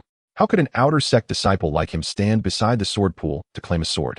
Qingming had sensed the presence of others long before Shen Chenfei activated the sword tomb's grand formation. However, given that this was the sword tomb, and countless masters from the 4 halls and 7 peaks observed from above the clouds, he refrained from acting hastily.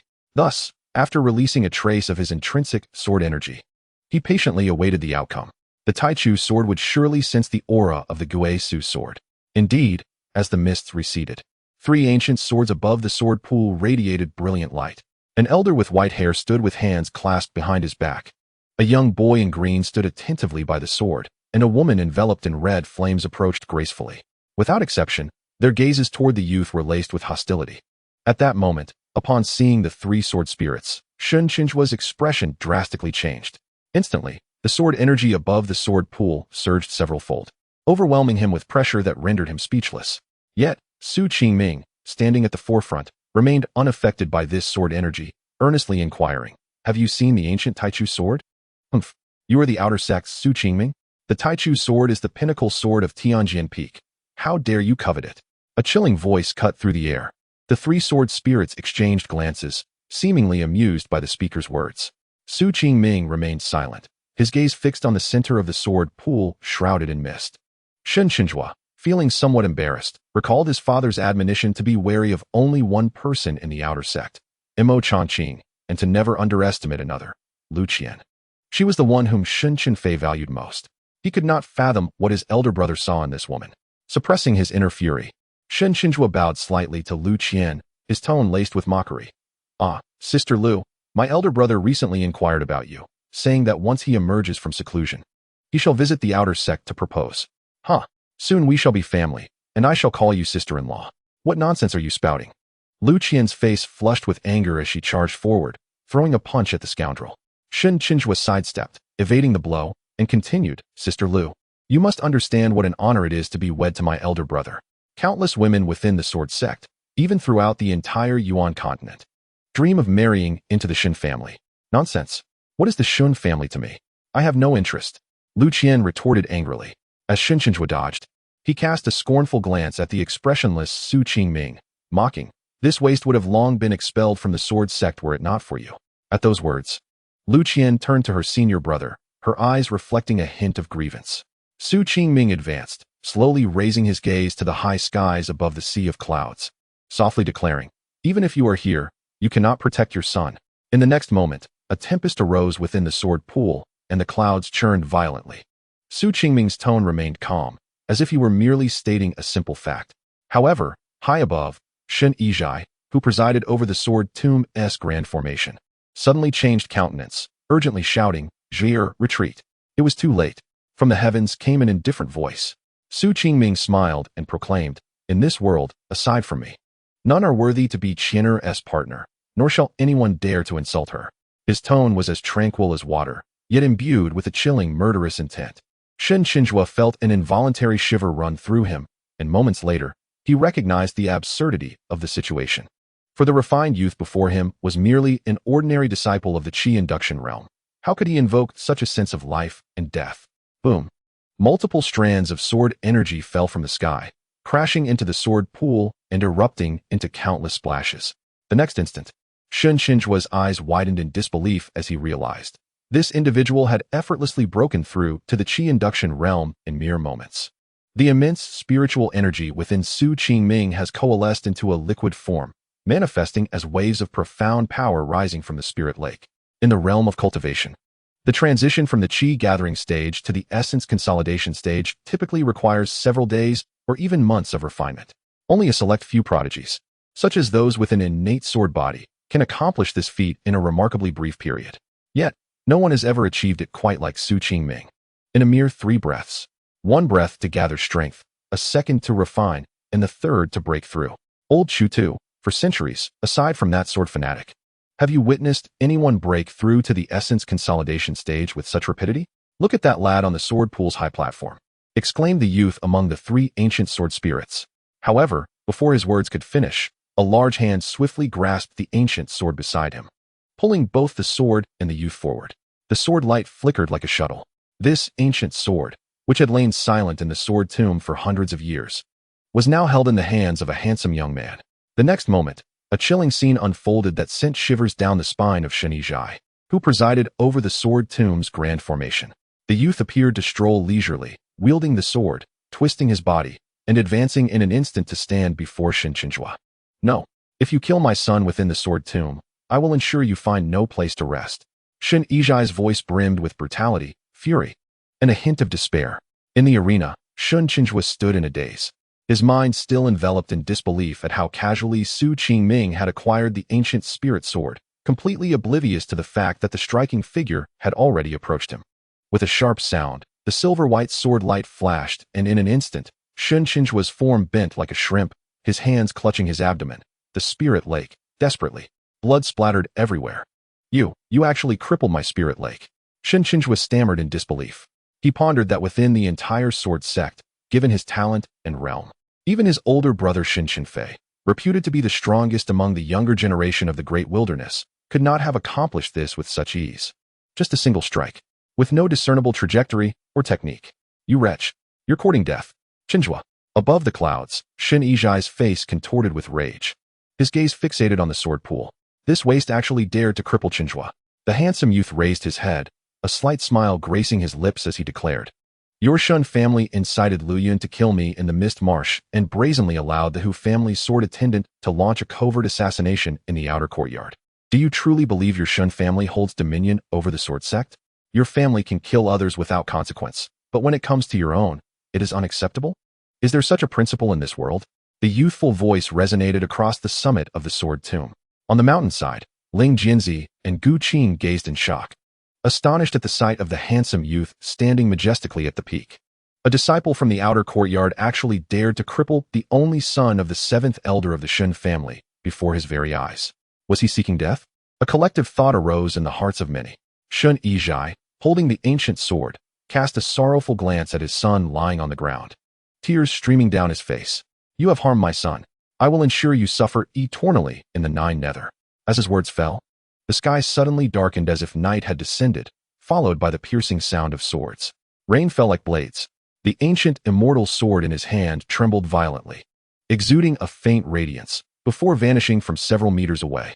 In the next moment, it reappeared before the youth. In the realm of Dongjian, within the sword domain, there are no constraints. From a distance, Qingming witnessed the strike of the sword and instantly discerned its trajectory, predicting that it would materialize right before him. Yet, he could not evade it.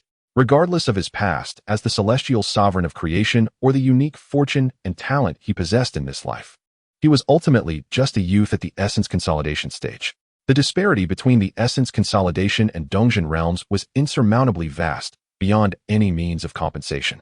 Thus, a gaping wound appeared in his chest, followed by his left shoulder, then his right shoulder and knee. Blood splattered in succession. A faint mist of blood enveloped Su Qingming. Shen Yizhai's expression twisted with malice as he seethed. I will not allow you to die easily. I will strip you of everything, piece by piece, your body, your consciousness, your soul. With a slight gesture of his right hand, the sword light instantly enveloped Lu Qian as well. A cruel smile crept to Shen Yizhai's lips as he continued. Do you think my Shen family values this woman? She is merely a fleeting desire of fire, since you cherish her more than your own life. I will let you watch as she becomes my Shen family's servant. Bathed in blood, Su Qingming's gaze fell upon Lu Qian, bound by the sword light. As he softly reassured, Qinner, do not fear, I will kill him. Shen Yizhai burst into laughter, descending deliberately to loom over him, uttering condescending words. Kill me? Huh? You. A mere essence consolidation waste. Dare to think of killing me. If you beg for mercy, I may spare your life, but you must become my son's sword slave. Kneeling before him for all eternity. Bending slightly, Shen Yizhai chuckled, no one can save you. Su Qingming looked up at the sky and whispered, you dare to come so close to me? Are you courting death? Chapter 43. Deadlock. You dare to come so close to me? Are you courting death? Shen Yizhai's expression faltered momentarily, his pupils dilating in shock. An unforeseen event transpired. A fist, no larger than a child's, shot forth like a dragon or serpent emerging from its lair, colliding with Shen Yizhai's chest. Instinctively, Shen Yizhai struck out with a palm, sending the youth flying 3 to 4 zhang away, but it was too late. The youth's unstoppable punch thundered against him. A dull thud echoed. Shen Yizhai was instantly sent reeling, crashing heavily against a stone wall beside the sword pool, dust swirling around him, revealing a massive dent in his chest. His neatly styled hair, now a disheveled mess. A martial artist? You are, after all, a martial artist? Shen Yizhai scoffed, a hint of surprise in his tone. I underestimated you. His spiritual energy surged explosively, his right hand gripping the immortal sword. Moments later, his expression darkened, a flicker of unmasked panic flashing in his eyes. If you truly have transcended life and death, with a body as resilient as iron, you might withstand my blow, Su Qingming said, bracing himself against the stone wall. This punch was a culmination of his training in the 9 transformations of body refinement, infused with strength far beyond that of an ordinary person. Even if Shen Yizhai were a mighty practitioner of the Dongzhen realm, his fragile body would inevitably suffer grave injury, internal organs and meridians damaged. He could not smoothly gather his power to wield the sword. Yet, Su Qingming had exhausted all his strength, unable to deliver another punch. On the summit of the sword tomb, the two locked eyes, each summoning their full essence energy to recover from their injuries. At the peak, Shen Chenfei lay on the ground, devoid of color, wailing in agony. Lu Qian stood beside the youth, glaring fiercely at their surroundings. In an instant, the sword tomb's sword ceremony was altered due to Shen Yizhai's actions. Above the clouds, Zhang Ji furrowed his brow, his voice heavy with reprimand. Ridiculous. As elders, how can you intervene in the battles of the younger generation? The surrounding elders from the 7 peaks and 4 halls fell silent, all aware that this hall master hailed from a lineage of mentors. Witnessing a noble family's disciple suffer at the hands of an outer courtyard student, he naturally harbored ulterior motives. Indeed, as soon as Zhang Ji's words fell, the master of Yunjian Peak, Hu Yuan Sword, remarked indifferently, Chenfei is the beloved son of junior brother Shen. Such actions are understandable. Gu Yuanshan from Baoang Peak continued to flip through the pages of his book, seemingly indifferent to the events unfolding at the sword tomb. The other elders found themselves utterly speechless in the presence of the two, and the atmosphere fell into a profound silence. This young man acted with ruthless ferocity, showing no regard for his fellow disciples, and justifiably deserved to have his cultivation stripped and be expelled from the Sword Sect, remarked Hu Yuanjian indifferently. His own son had also been rendered powerless by Su Qingming, and the sword attendant he had sent was killed, naturally fueling his deep-seated hatred for the youth. However, due to his esteemed status, he refrained from taking matters into his own hands. Seeing Su Qingming publicly incapacitate his fellow disciple Linghu on Sword Tomb Mountain, he immediately pronounced the boy's fate without hesitation. Zhang Ji cast a sidelong glance at him and inquired, "Has it been established that no harm shall come to others during the sword trial?" The elders of the master-disciple lineage nodded in understanding, and one spoke up, "It is quite common for disciples to suffer injuries during the sword trial, a tradition that has persisted for thousands of years in our sect." In contrast, the elders from the noble families interjected, "Humph. Yet it is unreasonable to render someone a cripple like Linghu." "Oh, But I recall a century ago, Song Chung from the law enforcement hall was similarly rendered powerless by you, and he died embittered, did he not? That was due to his lack of skill. So it follows that if Shen Chenfei was crippled, it cannot solely be blamed on that young man. The elders from the 7 peaks and 4 halls who were observing the spectacle began to murmur among themselves.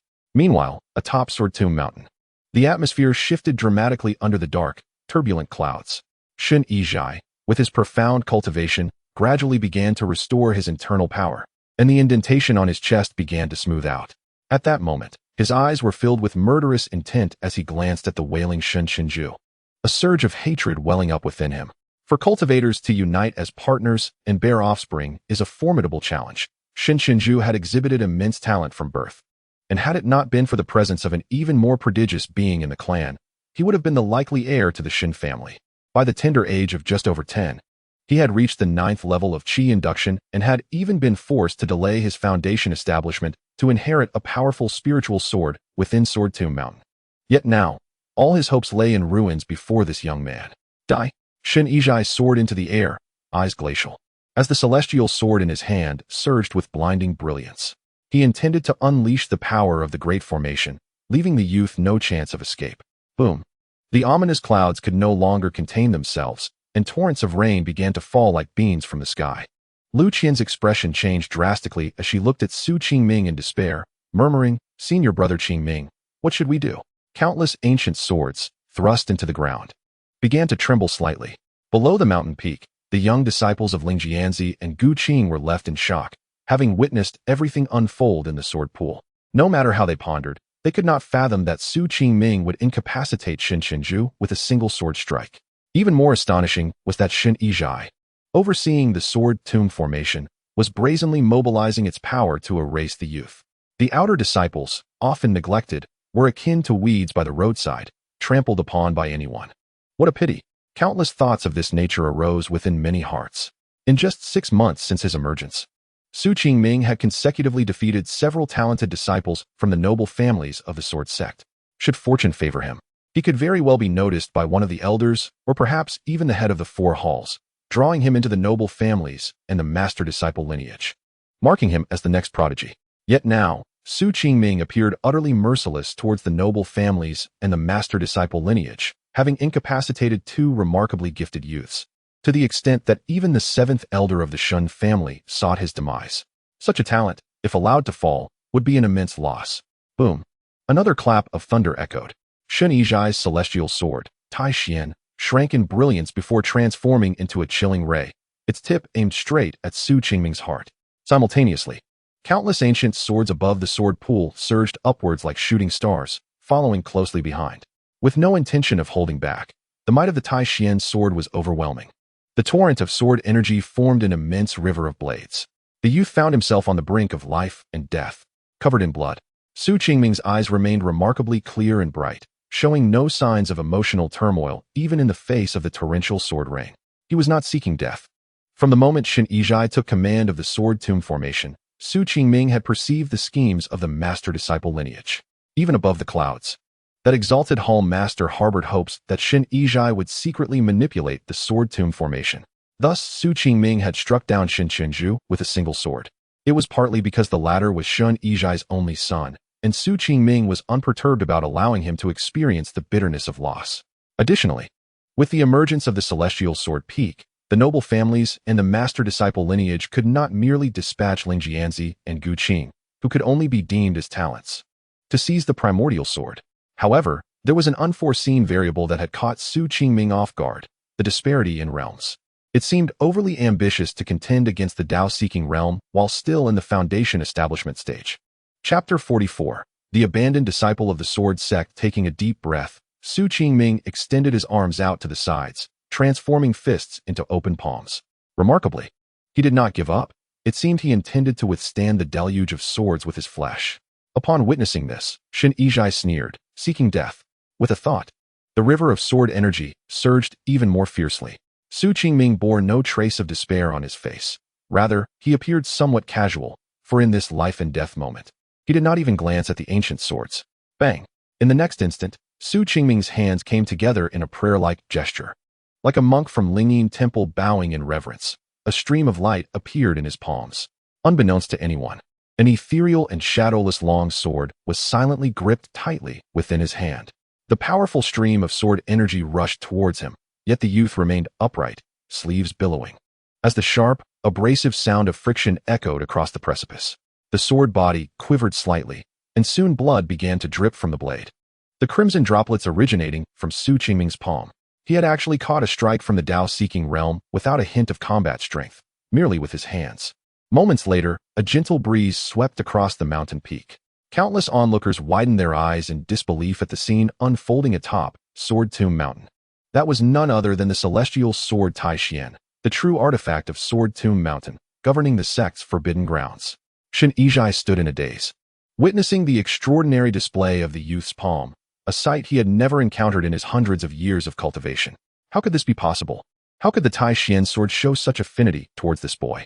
You truly did not perish. Su Qingming sighed softly. No sooner had he spoken than an unexpected turn of events occurred. A phantom figure of a man appeared behind the youth, and as the phantom made a sweeping motion, sharp sounds echoed through the sky. The cloud layer was torn asunder, revealing straight lines of clouds, as if pierced by arrows. The sword light surged amidst the sea of clouds, swiftly reaching the summit of Sword Tomb Mountain. This sword light was incredibly bright, akin to the full moon in the sky, emanating an intensely chilling sword intent. The wielder of this sword light must have been an exceedingly powerful figure, even causing Zhang Ji and Hu Yuanjian, who hovered above the clouds, to furrow their brows. The sword intent was formidable. To their surprise, however, this flying sword was remarkably unstable, swaying as if a drunken villager attempting to walk. The sword light danced recklessly across the Sword Tomb Mountain, only to instantaneously appear among the peaks and halls of the Sword Sect. Simultaneously, a haunting cry emanated from the ethereal figure behind Su Qingming. What constitutes an immortal? And what defines a demon? What is an immortal? What, then, is a demon? The man's voice reverberated throughout the summit of Sword Tomb Mountain. Above the sea of clouds, Zhang Ji, who had maintained an indifferent demeanor, experienced a dramatic shift in expression upon the man's emergence. In the next moment, he found himself beside the sword pool, followed closely by Hu Yuanjian and Gu Yuanshan. The young disciples who had come to Sword Tomb Mountain in search of swords hastily evaded the myriad sword energies unleashed by the sword light. At the same time, a towering beam of light erupted from the 4 halls and 7 peaks, obstructing the sweeping sword light beyond the summits. Within the Sword Sect, countless disciples turned pale, horrified by the sight of the cliff face shattered and sent plummeting by the sword light. Who is this person? Why is he attacking the peaks with such ferocity? And what makes him so terrifying? Su Qingming gently untied Lu Qian's bindings, speaking softly, "Do not be afraid, Qianer. He cannot harm you." The young girl, though slightly dusty, remained composed, nodding and assuring, "Senior brother Qingming, I am not afraid." She then cast her gaze toward the indistinct figure standing nearby. Her curiosity piqued. Who is he? That sword just now possessed the power only attainable at the 3rd stage of transformation, right? Su Qingming's gaze fixed ahead, a flicker of reminiscence crossing his eyes as he replied after a long pause. The heavenly sword peak ultimately did not kill him. Lu Qian blinked, struggling to comprehend. Su Qingming chose not to elaborate further, simply waiting in tranquility. As several sword lights flashed, a few imposing elders emerged within the sword pool, each exuding an unparalleled aura. Leading them was Zhang Ji from the law enforcement hall, alongside a woman of cold elegance, adorned in imperial attire, Morong Lu, the esteemed head of the Misty Peak. One of the few female sword immortals in the entire Yuan continent, and even the vast ancient wilderness. She cast a grave glance at the man by the sword pool and remarked, "It is he. How could the sect leader have not obliterated his soul back then? How is he here now?" This inquiry was directed not at Hu Yuanjian and Gu Yuanshan, who shared the same peak, but at Zhang Ji. Junior sister is correct. He indeed had his soul extinguished back then. What stands before us now is a figure from Zhang Ji's memories, he murmured softly. Who exactly is he? Hu Yuanjian could not restrain his curiosity. The other elders regarded Zhang Ji with eager anticipation. The spirit of the primordial sword. What? Disbelief washed over their faces.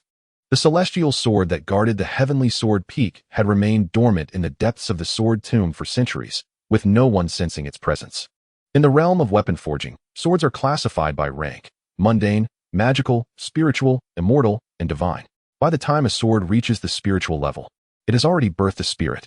If it sought to remain hidden, only a few within the Sword Sect, or even the vast ancient wilderness could discern it. Yet today, it had manifested. This meant that someone with a fateful connection to the primordial sword was present. What astonished them even more was that the spirit of the primordial sword was the very individual who had silenced the heavenly sword peak a millennium ago. Back then, the heavenly sword peak was the foremost peak of the Sword Sect, boasting over 1,000 disciples, all of whom perished beneath this man's blade. Only the head and a young boy survived, now the current dean of the outer court and Mo Changqing. It was only through the combined efforts of the sect leader and the 4 hall masters that this man had been subdued. Yet now, on Sword Tomb Mountain, why was he visible again?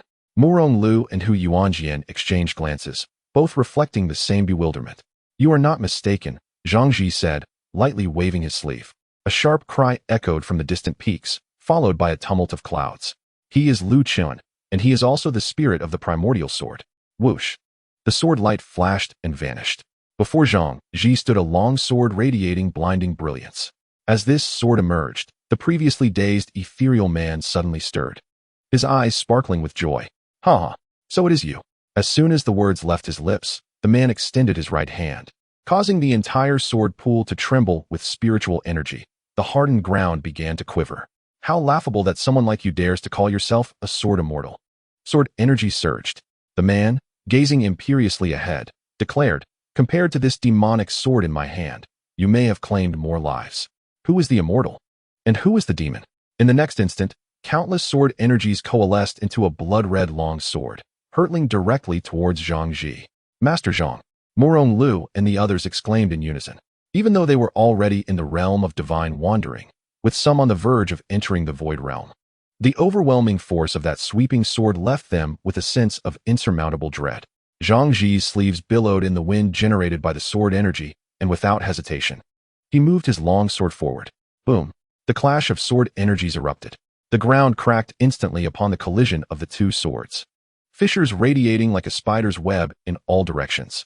Countless ancient swords along the sides were nearly bent by the rippling sword energy. A confrontation between the void realm was ignited amidst the days of the younger generation of Sword Tomb. One was a master of one of the Sword Sect's 4 halls, while the other was a prodigy from the heavenly sword peak who had succumbed to demonic influence a millennium ago. Who would emerge victorious? Chapter 45. The movements of the sword's sovereign atop Sword Tomb Mountain. The sword energy surged wildly. Apart from Hu Yuanjian, Murong Lu, and Gu Yuanshan, the remaining onlookers were forced to squint against the overwhelming sword energy, with some less experienced cultivators even being knocked off the summit. Su Qingming subtly moved his right hand, enveloping himself and Lu Qian in a faint sword light. Surprisingly, the tempestuous sword energy did not strike them. Meanwhile, Shen Yizhai's gaze was icy, fixated on the boy ahead, his hand controlling the grand formation, trembling slightly. With a resounding impact, the entire mountaintop trembled. As the dust settled, countless eyes turned towards Zhang Ji. This esteemed sword immortal, one of the few in the void realm, now bore a pained expression, a trickle of crimson blood seeping from the corner of his mouth. While the spirit sword that had accompanied him for centuries bore a crack, he had been defeated. This hall master had succumbed to the spirit of the primordial sword and the lingering will of Lu Qian from a millennium ago. In the entire Sword Sect, aside from the few who had transcended life and death, diligently cultivating within the cave heaven, who could withstand him? A wave of astonishment washed over the crowd. Hu Yuanjian took a cautious step back, seemingly ready to flee. Gu Yuanshan's brow furrowed deeper, the scroll in his hand stirring without wind. Murong Lu's face drained of color. Although she too was in the void realm, her mastery of swordsmanship and the depth of her magical power paled in comparison to Zhang Ji's. The 3 exchanged glances before directing their attention to Shen Yizhai, who held the Tai Xian sword not far away. If the great formation of Sword Tomb could seal this man back then, we can only rely on it again today. Junior brother Shen, quickly activate the Sword Tomb Great Formation. Otherwise, if this man breaks free, our Sword Sect will face dire calamity. Hu Yuanjian urged. Junior brother Shen, what are you doing?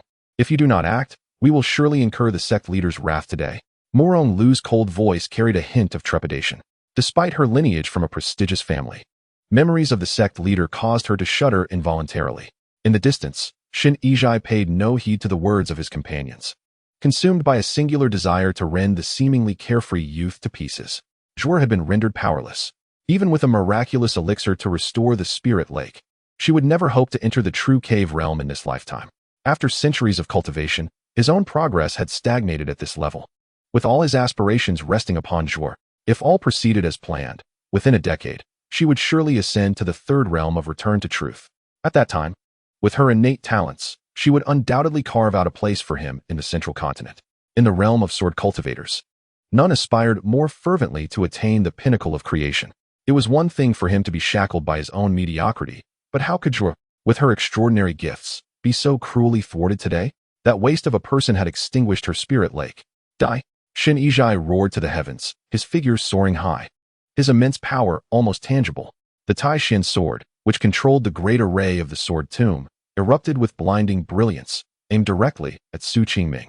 Countless gazes froze in disbelief. The greatest threat now lay in that ethereal man, the discarded disciple of the Sword Sect, Lu Chun. Yet, rather than utilizing the array to seal this individual, Shen Chenfei directed his sword towards an outer court disciple at the 9th level of Qi induction, leaving many perplexed. Even Hu Yuanjian, the foremost of Cloud Sword Peak, exhibited a look of astonishment. Shen, what are you doing? I care not for any discarded disciples of the Sword Sect or the Tai Chi sword. I only wish to slay that waste and have him accompany my son in death. With Shen Chenfei's fury igniting the air, a multitude of ancient, sentient swords soared into the sky, a torrent of sword energy intertwined, coalescing and dispersing before being forcibly twisted by the celestial Tai Qian into a mighty river of sword energy. Such a terrifying assault compelled even Hu Yuanjian and others to take a step back. The illusory man, still murmuring, remained oblivious to the unfolding chaos.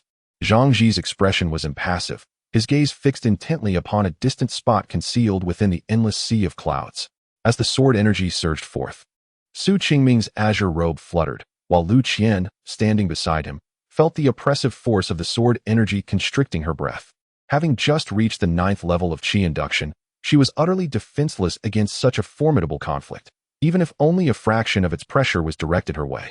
Within Qingming, the spirit lake roiled, and the Goeishu sword, suspended in midair, trembled incessantly, as if yearning to break free from the boy's grasp and compete with the celestial Tai Qian. In a previous life, the two swords had clashed, but then they faced several celestial artifacts and had likely suffered damage for reasons unknown, leading to their downfall. In this life, even having regained a sliver of its strength, the sword refused to cower. A sword possesses spirit. It would rather stand unyielding than bend. Qingming remained calm, unfazed by Shen Chenfei's formidable strike. He merely directed his gaze towards the ethereal man, the discarded disciple of the heavenly sword peak, Lu Chun, and softly proclaimed, "Feng Qingrua is not dead." As the words fell, Lu Chun abruptly turned, his form materializing before the boy in an instant, trembling as he asked, "What did you say?" "Ruo'er is still alive." Qingming nodded gently. "Impossible. Impossible. Ruo'er is merely a mortal from the demon domain. I witnessed Master sever her very soul with a single strike." Lu Chun shook his head, murmuring in disbelief. "You lie. You lie." Boom. A beam of sword light, even more robust than the river of sword energy Shen Chenfei had conjured, shot into the sky, imbued with the man's centuries of resentment. Lu Chun glared menacingly at the youth, enunciating each word with venom. "Who are you? Why do you deceive me?" Confronted by the man's soaring malice, even Qingming, having lived 2 lives, found it difficult to breathe, despite the Goeishu sword within him attempting to mitigate the pressure. Fortunately, Lu Chun's obsession had not yet fully merged with the Tai Chi sword spirit. Otherwise, the wrath would have escalated to slaughter. Zhuo Jianzun had been missing for years, searching the great wilderness for the lost souls of Bai Luo and Huang Quan. "Zhuo Jianzun is indeed alive," Qingming stated, as though discussing a mundane matter. However, as soon as the words left his lips, the expressions of numerous masters and hall lords near the sword pool shifted dramatically, gazing at Qingming in disbelief. Those who could be called venerable had undoubtedly reached the stage of creation, standing at the pinnacle of power. Among sword cultivators, attaining the status of venerable was exceedingly rare. Even the sect leader, who had secluded himself for centuries, had barely touched the threshold of this realm. Thus, the true first among the sword sect was not the current leader, but Zhuo Jianzun, the former head of Heavenly Sword Peak and the master of the discarded disciple Lu Chun standing before them. Many, including Hu Yuanjian and other peak masters, had practiced for centuries without ever laying eyes on Zhuo Jianzun, leading to rumors of his demise. Yet today, an outer court disciple, merely at the 9th level of Qi induction, had spoken of Zhuo Jianzun's whereabouts. How did he know? By the sword pool. Zhang Ji and the others wore grave expressions, regarding the former head of Heavenly Sword Peak, a peak figure within the Sword Sect and the Great Wilderness. Even they were uncertain. As for whether the sect leader, who had been in seclusion within the cave, was aware, it remained unknown. Now, amidst the Sword Tomb Mountain, Lu Qin's obsession intertwined with the spirit of the Tai Chi sword, coupled with the revelation of Zhui Jianzun's whereabouts, left countless individuals in shock. Su Qingming had only exchanged a few words, and not much time had passed when Shen Chenfei's strike, infused with the essence of countless ancient, sentient swords, descended. The talented disciple of Shen Chenfei, Zhuer, seems destined to perish, Hu Yuanjian remarked with a faint smile. Knowing that one of his own sons had also fallen at Su Qingming's hands, Murong Lu, upon first encountering the handsome youth, felt an inexplicable familiarity. The elders of the other 4 halls and 7 peaks cared little for the fate of an outer court disciple. Only Lu Qian, witnessing the overwhelming sword rain, unhesitatingly stood beside Su Qingming, resolutely declaring, "Brother Qingming." Though few words were spoken, that title held profound meaning. Su Qingming shifted his gaze from Lu Chun, raising his head to calmly meet Shen Chenfei's eyes in the sky. Sword Tomb Mountain was a forbidden ground of the Sword Sect, a river of sword energy forged from countless ancient, sentient swords over millennia. Even those who had transcended life and death, entering the stage of creation, would find it challenging to withstand. The chaotic sword energy in the heavens represented the sword intent of fallen predecessors of the Sword Sect. With the Taishan sword, Shen Chenfei could command these sword intents, seeking to eliminate a low-tier disciple of merely the Qi induction realm. Yet, it was just a single strike. Under the scrutiny of countless witnesses, Su Qingming moved. In the blink of an eye, he appeared before Lu Chun, the spirit of the Tai Chi sword, and lightly touched with his right index finger. With a gentle sword sound, Wang, Lu Chen's ethereal form began to fade, once capable of rivaling a sword venerable, now dissolving like ice and snow. How can this be? Before Lu Chun lay the realm of forgetfulness, and even though only a thread of obsession remained, it was not something a mere disciple at the first level of the condensation realm could disperse, especially when it was attached to the spirit of the Taichu sword. Master Zhang, what on earth is happening? Gu Yuan Shun inquired, breaking his usual silence by the sword pool. The entire Sword Tomb Mountain bore witness. From the elders of the 4 halls and 7 peaks to the younger disciples seeking the legacy of the spirit sword. As they saw Lu Chun defeat the master of the law enforcement hall, Zhang Ji, with a single strike. Such a formidable swordsman was, astonishingly, dissolved into the heavens and earth beneath Su Qingming's sword. How utterly inconceivable. The rebirth gourd, Zhang Ji intoned gravely. As his words fell, all gazes converged on the youth's waist, where a small, dark green gourd hung. Hu Yuanjian was the first to comprehend, and a flicker of astonishment crossed his face as he hesitantly mused, "That boy is the closed-door disciple of Master Zhujian? How is that possible?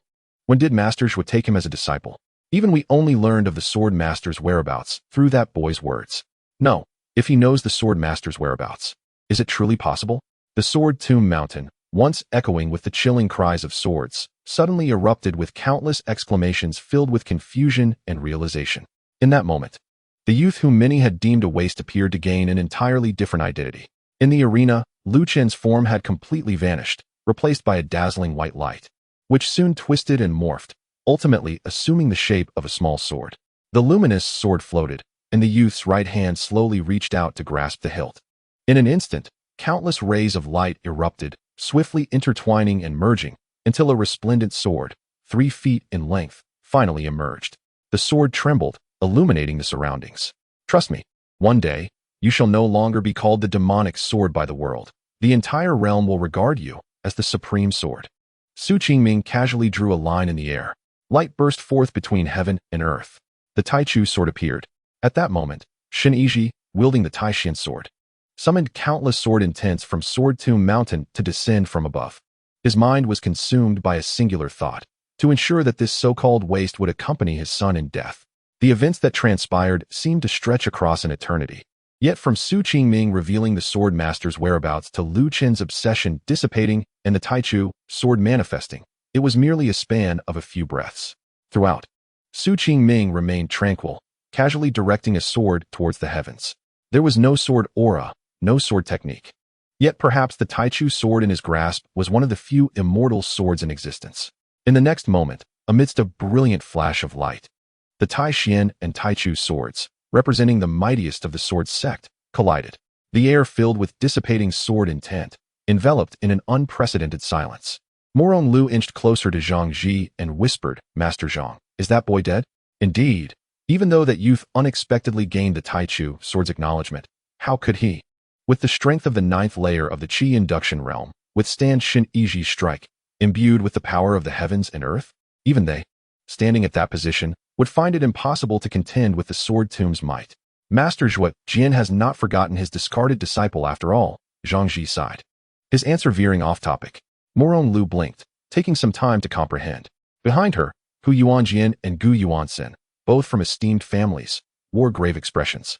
Was the foremost figure of the Sword Sect, having been absent for centuries, returning? As the dust settled, the slender figure of the youth by the sword pool stood upright, his right hand wielding a long sword that emanated a faint blue glow. Upon closer inspection, it seemed the luminous sword had dimmed considerably. Looking skyward, Shen Yiji appeared dazed, his once neatly arranged hair now in disarray. How is this possible? With his attainment in the true insight realm and wielding the Taishan sword, he had summoned the sword tomb's power, yet he could not even kill a disciple who had just entered the condensation realm. Such a phenomenon had never occurred in the Sword Sect's history over thousands of years. This caused a crack to form in Shen Yiji's resolve. That waste was truly a prodigy. First, the rebirth gourd allowed Lu Chen's obsession to dissipate. And then the primordial essence of the heavenly sword peak guided the Taichu sword to acknowledge its master.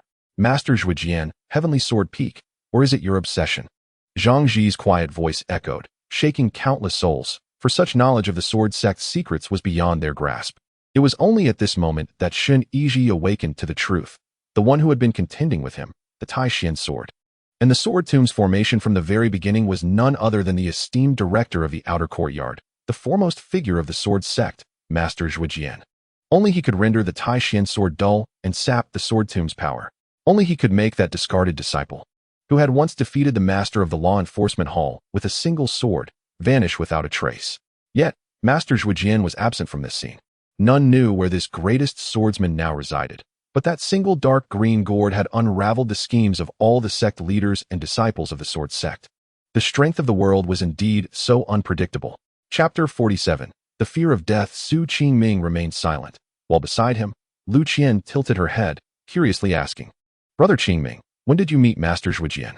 Since her arrival at the Sword Sect, she had heard the legends of that esteemed director countless times. The tale that most inspired her was from 1,000 years ago when the director crossed the Western Sea and severed 360 Buddhas from their lotus thrones with a single sword, causing the Lingyin Temple, one of the 7 holy lands, to close its doors for a century. Su Qingming turned, speaking earnestly, a long time ago. Lu Qian blinked, her face reflecting confusion, but she did not press further. After all, countless strange occurrences had transpired in the past 6 months with Brother Qingming. Now that we have obtained the Taichu sword, let us return, the young girl suggested, glancing at the imposing figures of the various peak leaders and elders surrounding them. Su Qingming subtly shook his head, his gaze fixed on Shen Yiji, who hovered in midair, and coldly remarked, Before we descend the mountain, let us unleash a sword. In the next moment, the youth raised his sword, casually thrusting it forth. The scattered stones upon the sword pool began to tremble, while the dust floating in the sky around Su Qingming stilled, suspended in midair, as if time itself had paused. Though the sword technique had yet to be unleashed, the sword's momentum was already palpable. Shen Yiji, ensnared by the Taichu sword's grip, wore a grave expression, fully aware that the changes occurring within the youth were beyond comprehension. The displayed combat prowess was not as feeble as it appeared. Slowly, Shen Yiji tightened his grip on the Taishan sword, channeling all his energy as the spiritual essence of the entire sword tomb mountain began to surge towards him. From the sky, Shen Yiji resembled a whale consuming the sea. Su Qingming closed his eyes, murmuring, In those years, what was the name of the sword I used to sever the void? The pale blue luminous sword began to entwine with the ethereal mist, enveloping the entirety of the youth's right arm. Suddenly, Su Qingming's eyes flew open as he declared, Fallen immortal sword. With a single sword strike, the air erupted with a powerful force, akin to a tempest rising from the edge of a green pond. The overwhelming sword energy instantaneously enveloped the entire sword pool, as a dragon of sword energy, akin to a magnificent galaxy, surged forth. The sword strike unleashed an unparalleled force, one that transcended even the limits of sword cultivators within the true void realm. This was the most formidable technique from the falling immortal sword technique of the heavenly sword peak. How could he wield such a move? In the distance, Gu Yuanshan, the head of the Bo Wang peak, recognized the young man's technique at a glance, realizing it was a legacy sword technique from the heavenly sword peak. Hu Yuan gazed in disbelief at the soaring sword energy, murmuring, "The sword spirit has merged, forcibly elevating that boy's realm to true void." Any ordinary person would have been unable to bear such overwhelming spiritual energy, yet this boy is merely a martial artist. To grant a low-tier disciple, just stepping into the condensation realm, the might of the true void in an instant, requires the means of only those mighty sword lords, celestial lords, or demonic lords. That waste from the outer court may now be one of the most gifted individuals in the entire Sword Sect.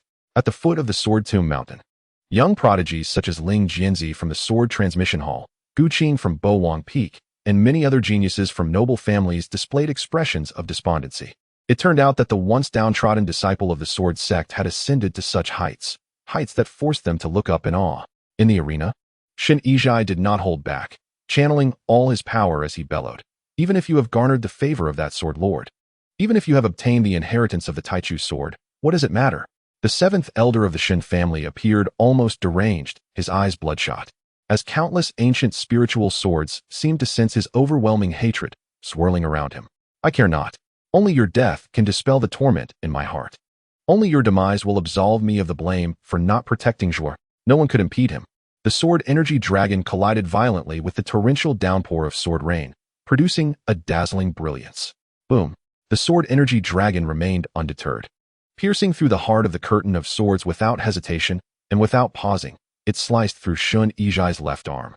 A faint sound of a blade entering flesh was followed by a piercing scream echoing throughout the sword pool. "My hand." Many gazes turned to Shen Chenfei, whose complexion had turned pale, his left arm severed by a single sword strike, crimson blood instantly staining his ornate robes. The excruciating pain twisted Shen Chenfei's face as he glared at the calm young man before him, trembling as he asked, "Are you Su Qingming or Lu Chun?" Su Qingming remained silent. The azure-glowing sword energy dragon did not cease. Instead, it soared into the air once more, charging towards Shen Chenfei's heart. Since stepping onto Sword Tomb Mountain, Su Qingming had sensed Lu Chen's lingering will. His earlier comments to Lu Qian about wanting to understand certain matters were aimed at discerning the current state of Lu Chun and the Taichu sword spirit. In his previous life, after becoming a disciple of that sword lord, Su Qingming had also ventured to Sword Tomb Mountain in search of the Taichu sword. However, at that time, Lu Chen's soul had long since dissipated, leaving only the spirit of the Taichu sword. In this life, Su Qingming had not encountered Zhuo Jianzun, but had received the life-reviving gourd he left behind. This gourd, a celestial treasure, could sense and dissolve all resentful souls in the world. Mo Changqing, on a certain day, had invited Su Qingming for drinks and subsequently entrusted him with this gourd. Having been acquainted with the Taichu sword for millennia, as long as Su Qingming brought it to Sword Tomb Mountain, it would undoubtedly recognize him, granting him the sword's inheritance. However, Mo Changqing was unaware that in this life, Lu Chun had left behind a trace of his will. Moreover, he could not have anticipated that Zhang Ji would instruct Shen Chenfei to preside over the Sword Tomb Great Array, resulting in Shen Chenfei's spirit lake being wasted, compelling Su Qingming to merge with Lu Chen's will, forcibly elevating his realm. Yet, Su Qingming understood that as the master of the law enforcement hall, Zhang Ji had already reached the pinnacle of the void realm and was well versed in many hidden secrets of the heavenly sword peak. Concerning Lu Chun, he could not possibly be ignorant.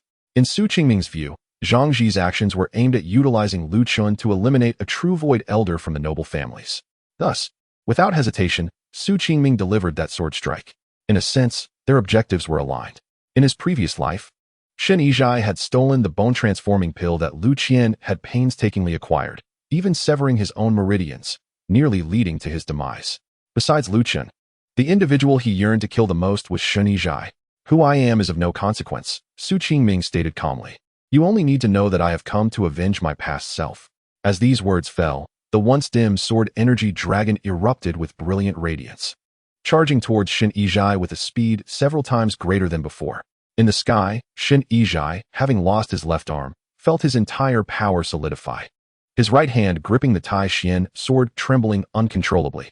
A shadow of death loomed over his heart. For hundreds of years, he had never experienced such a sensation. With his status, who could instill such an aura of fear within him? No, Shen Chenfei whispered in despair. Chapter 48. The dispersal of the gathering as night fell upon Sword Tomb Mountain. The outcome Su Qingming had anticipated did not materialize. Just as the Taichu sword was about to strike Shen Yizhai, Zhang Ji intervened. With his mastery of the Void Realm, even with the sword's spirit's enhancement, Su Qingming could not unleash another strike. At this moment, Shen Yizhai's complexion resembled that of a corpse. His eyes filled with resentment as he glared at the young man before him. Not only had his only son been crippled today, but he himself had also lost an arm. For a cultivator, any physical defect would impede the flawless execution of cultivation techniques. This meant that, without a miraculous elixir for restoration, Shen Yizhai's cultivation would stagnate at the mid-stage of the true Void Realm for the rest of his life. The atmosphere was quiet. No one dared to regard Su Qingming with disdain any longer, nor did they pay heed to Shen Yizhai's hatred, as such feelings were commonplace. Cultivators would always have a myriad of enemies. Zhang Ji's expression was grave as he inquired, "Where did you encounter Zhuo Jianzun?" This was the most pressing matter of the day. Even though it was a significant day for the younger generation to inherit the sword, it paled in comparison to the matters concerning that foremost sword master. Several young disciples had even chosen to descend the mountain early, leaving only Zhang Ji, the head of the law enforcement hall, Hu Yuanjian from Yunjian Peak, and Gu Yuanshan from Bowang Peak, who were unaware of when Mu Ronglo had left. Upon hearing Zhang Ji's question, Su Qingming halted, turned, and pondered before saying, "I have not seen Zhuo Jianzun." Hu Yuanjian paused, astonished. "Then how do you know that the Sword Lord is searching for the soul of that discarded disciple's partner?" Su Qingming cast a disdainful glance at him, casually retorting, "What business is it of yours?" Impudent. Su Qingming, Uncle Hu is the head of Yunjian Peak. How dare a mere outer court disciple be so disrespectful? A young disciple reprimanded sharply. Hu Yuanjian's expression darkened, and in the next moment, a torrent of profound power surged towards Su Qingming. Bang! The force of the late-stage spiritual wanderer realm sent Su Qingming staggering back several steps. Hu Yuanjian snorted coldly.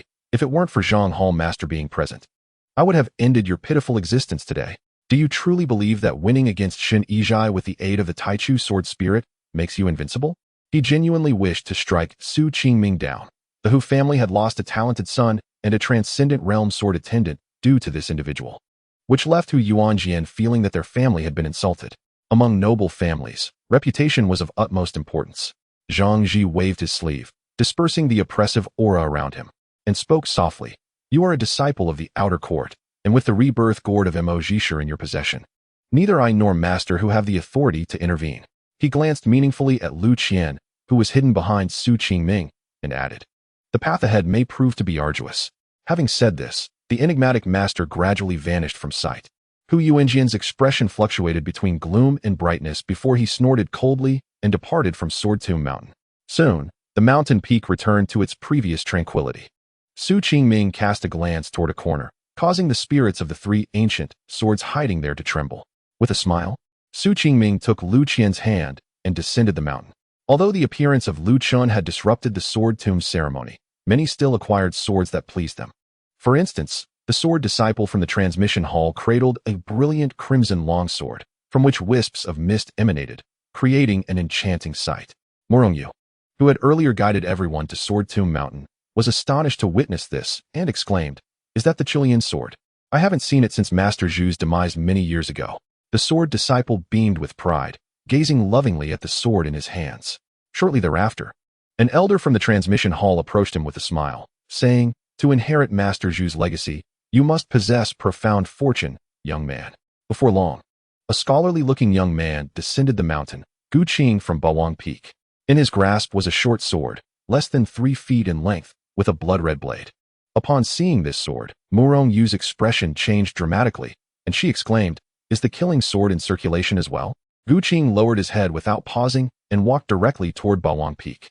Gradually, the young disciples who had sought swords at Sword Tomb Mountain descended. Yet only a few emerged with longswords. Acquiring a sword at the Sword Tomb was not a privilege granted to all. Many returned empty-handed. However, those who managed to gather sword chi and refine their spiritual energy were still fortunate. At the foot of the mountain, only Su Qingming, Lu Qian, and Chen Lin from the outer court remained. Suddenly, an elder from Cloud Sword Peak spoke up. "Chen Lin, do you aspire to join my Cloud Sword Peak?"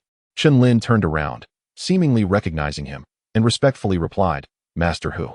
Elder Hu stroked his beard and chuckled, "No need for such formalities. If I am not mistaken, the sword you possess is none other than the Tianke sword, one of the 3 divine swords by the sword pool." As soon as these words were spoken, Morong Yu and the others gazed at Chun Lin with envy. Even Su Qingming was slightly surprised, realizing that Chun Lin had obtained the most extraordinary opportunity after himself during this visit to Sword Tomb Mountain. The broadsword in his hand was indeed one of the 3 sword spirits that had manifested by the sword pool, the Tianke sword. Apart from the Taichu sword, these 3 swords represented the highest rank among the swords. The boy sword spirit, which Su Qingming had summoned for a demonstration, had been carelessly tossed back into the sword pool and had never reappeared. Chun Lin, an ordinary disciple of the outer court, had now reached the condensing Yuan realm. It was clear that he had encountered remarkable fortune at Sword Tomb Mountain. The Hu family of Cloud Sword Peak was eager not to let such a promising outer disciple slip away. An elder from Bawang Peak also expressed his interest, saying, "Chen Shitzi, would you consider joining my Bawang Peak?" Chun Lin stood there, torn between looking at Elder Hu and the elder from Bawang Peak, his expression indecisive. "If you are willing, I shall request my master to take you as a disciple." The sword disciple from the transmission hall interjected unexpectedly.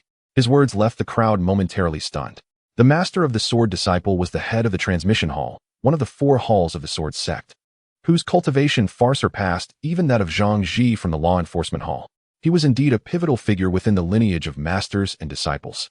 To become a disciple of such a hall master was akin to soaring to the heavens in one fell swoop. At this moment, Chun Lin's heart raced with excitement, and he couldn't help but rub his hands together, stammering, I. Su Qingming observed this outer disciple, second only to himself and Lu Qian, with an unchanging expression. Such attempts at recruitment were commonplace in the outer court. Even Mo Chongqing, the steward, couldn't be bothered to intervene. Ultimately, outstanding outer disciples would be absorbed into the 4 halls and 7 peaks, becoming vassals of noble families and the lineage of masters and disciples. In the end, Chun Lin chose to leave with the sword disciple. As Su Qingming and Lu Qian strolled along the mountain path, the sounds of spirit cranes echoed around them. "Qianer, what about your sword?" Su Qingming inquired.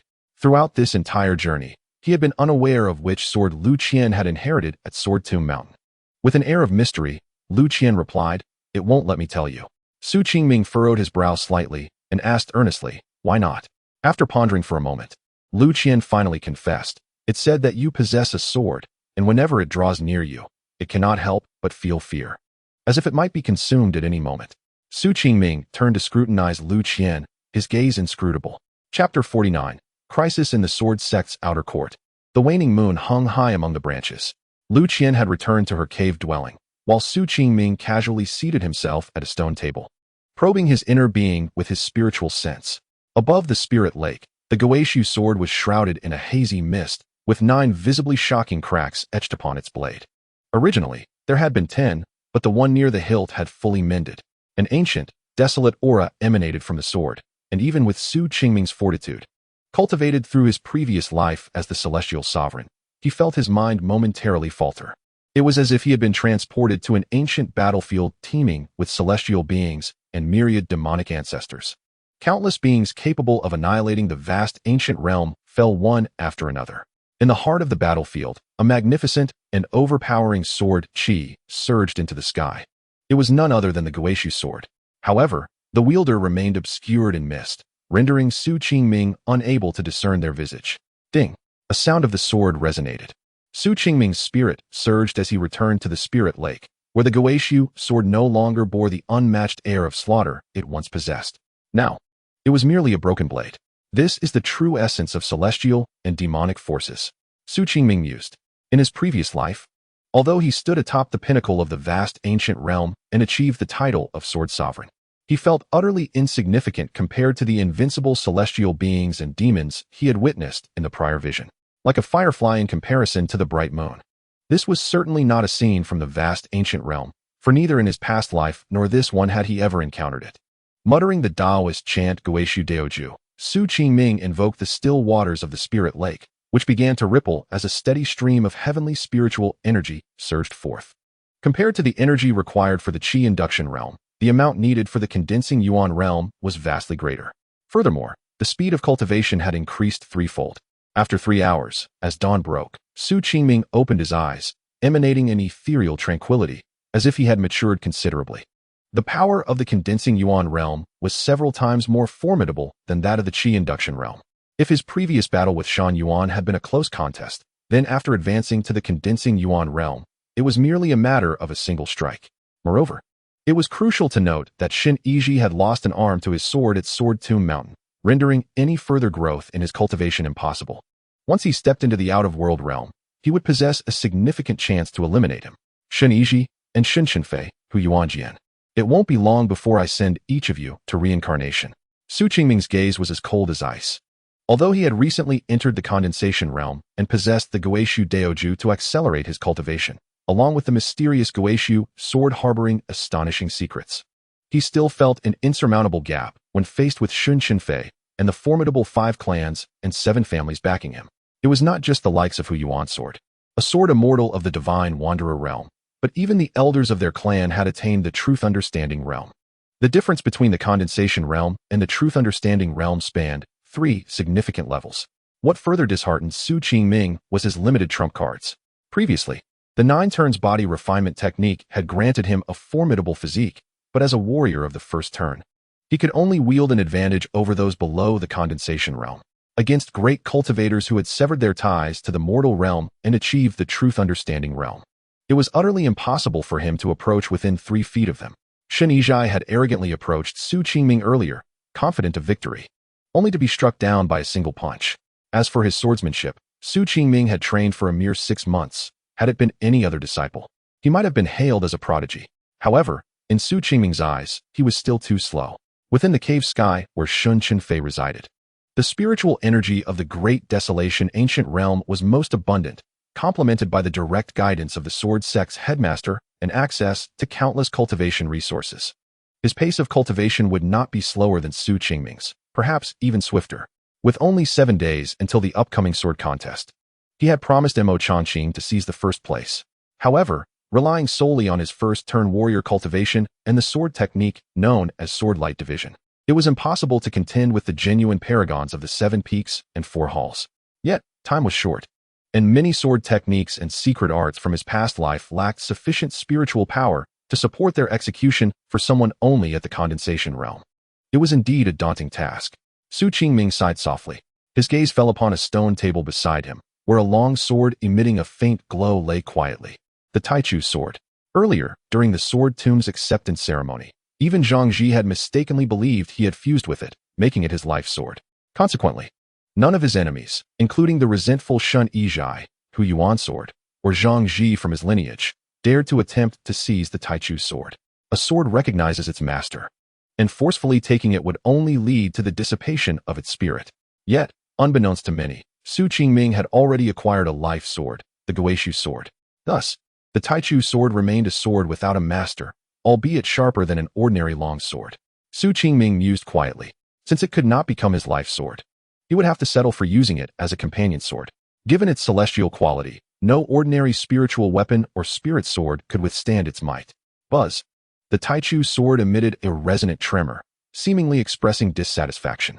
It appears this sword is somewhat displeased with you. A light laugh floated in from outside the courtyard, and Mo Changqing entered directly. Su Qingming lifted his eyelids, unfazed by the uninvited presence of this outer courtyard steward, as the entire peak belonged to him. Did you know that Lu Chun was sealed within the Sword Tomb Mountain? Su Qingming inquired. Mo Changqing nodded, responding honestly, indeed. Su Qingming pressed on. And you wish to use my hand to eliminate Shen Chenfei. Do you have a grudge against him? Mo Changqing fell silent for a moment before solemnly stating, I harbor animosity towards the 5 clans and 7 families. Years ago, when senior brother Lu Chun brought that woman back from the demon domain, it was the 5 clans and 7 families who publicly revealed her identity and forcibly subdued her in the absence of senior brother at Tianjian Peak. At that time, I had just entered Tianjian Peak as the youngest disciple and witnessed senior brother descend into madness, slaughtering everyone at Tianjian Peak. Mo Changqing's voice trembled. Even after so many years, the events of that day still stirred his heart. Su Qingming remained silent. He was well aware of the matters concerning Lu Chun and Tianjian Peak from his previous life. Had it not been for the 5 clans and 7 families taking advantage of the situation, Zhuo Jinxuan would have undoubtedly become the headmaster of the Sword Sect instead of seeking out the realms of Bai Luo and Huangquan. On Sword Tomb Mountain, the rebirth gourd absorbed Lu Chen's obsession, a decision made by Mo Changqing, or rather, that esteemed Zhuo Jinxuan. Su Qingming handed the gourd over, stating lightly, he once possessed me and struck Shen Chenfei with a sword. Zhang Ji and Hu Yuan sword have likely already guessed. Mo Changqing took the gourd without concern. So what if they guess? It's merely a matter of one sword. Let us go. Now that the Taichu sword is in hand, it's time to restore Tianjian Peak. Su Qingming regarded him and asked, are you truly prepared? The Sword Sect's 7 peaks now stood at 6, with the aristocratic families and lineages each holding 3. If Tianjian Peak fell under the control of the outer courtyard, it would undoubtedly disrupt the balance of the Sword Sect. The youth's eyes were profound, reflecting a maturity beyond his years, articulating the ramifications with clarity. Mo Changqing's sleeves billowed as he gazed at the clouds and sea in the sky, declaring boldly, better than a stagnant pool of water. Chapter 50. The resurgence of Tianjian Peak. The two walked side by side to a vast lake. The Sword Lake. The Sword Sect boasts 7 towering peaks, with 4 halls suspended in the sky, while at ground level lies an expansive lake. The Great Desolation ancient realm refers to it as the Sword Lake. At this moment, the vast surface of the lake shimmered with misty waves. Su Qingming stood at the shore, holding the Taichu sword, and asked, what was it that compelled Zhuo Jinxuan to sink his sword into this peak all those years ago? Hundreds of years ago, already at the pinnacle of the world. Zhuo Jinxuan's act of sinking the peak was widely believed to be due to the incident involving Lu Chun.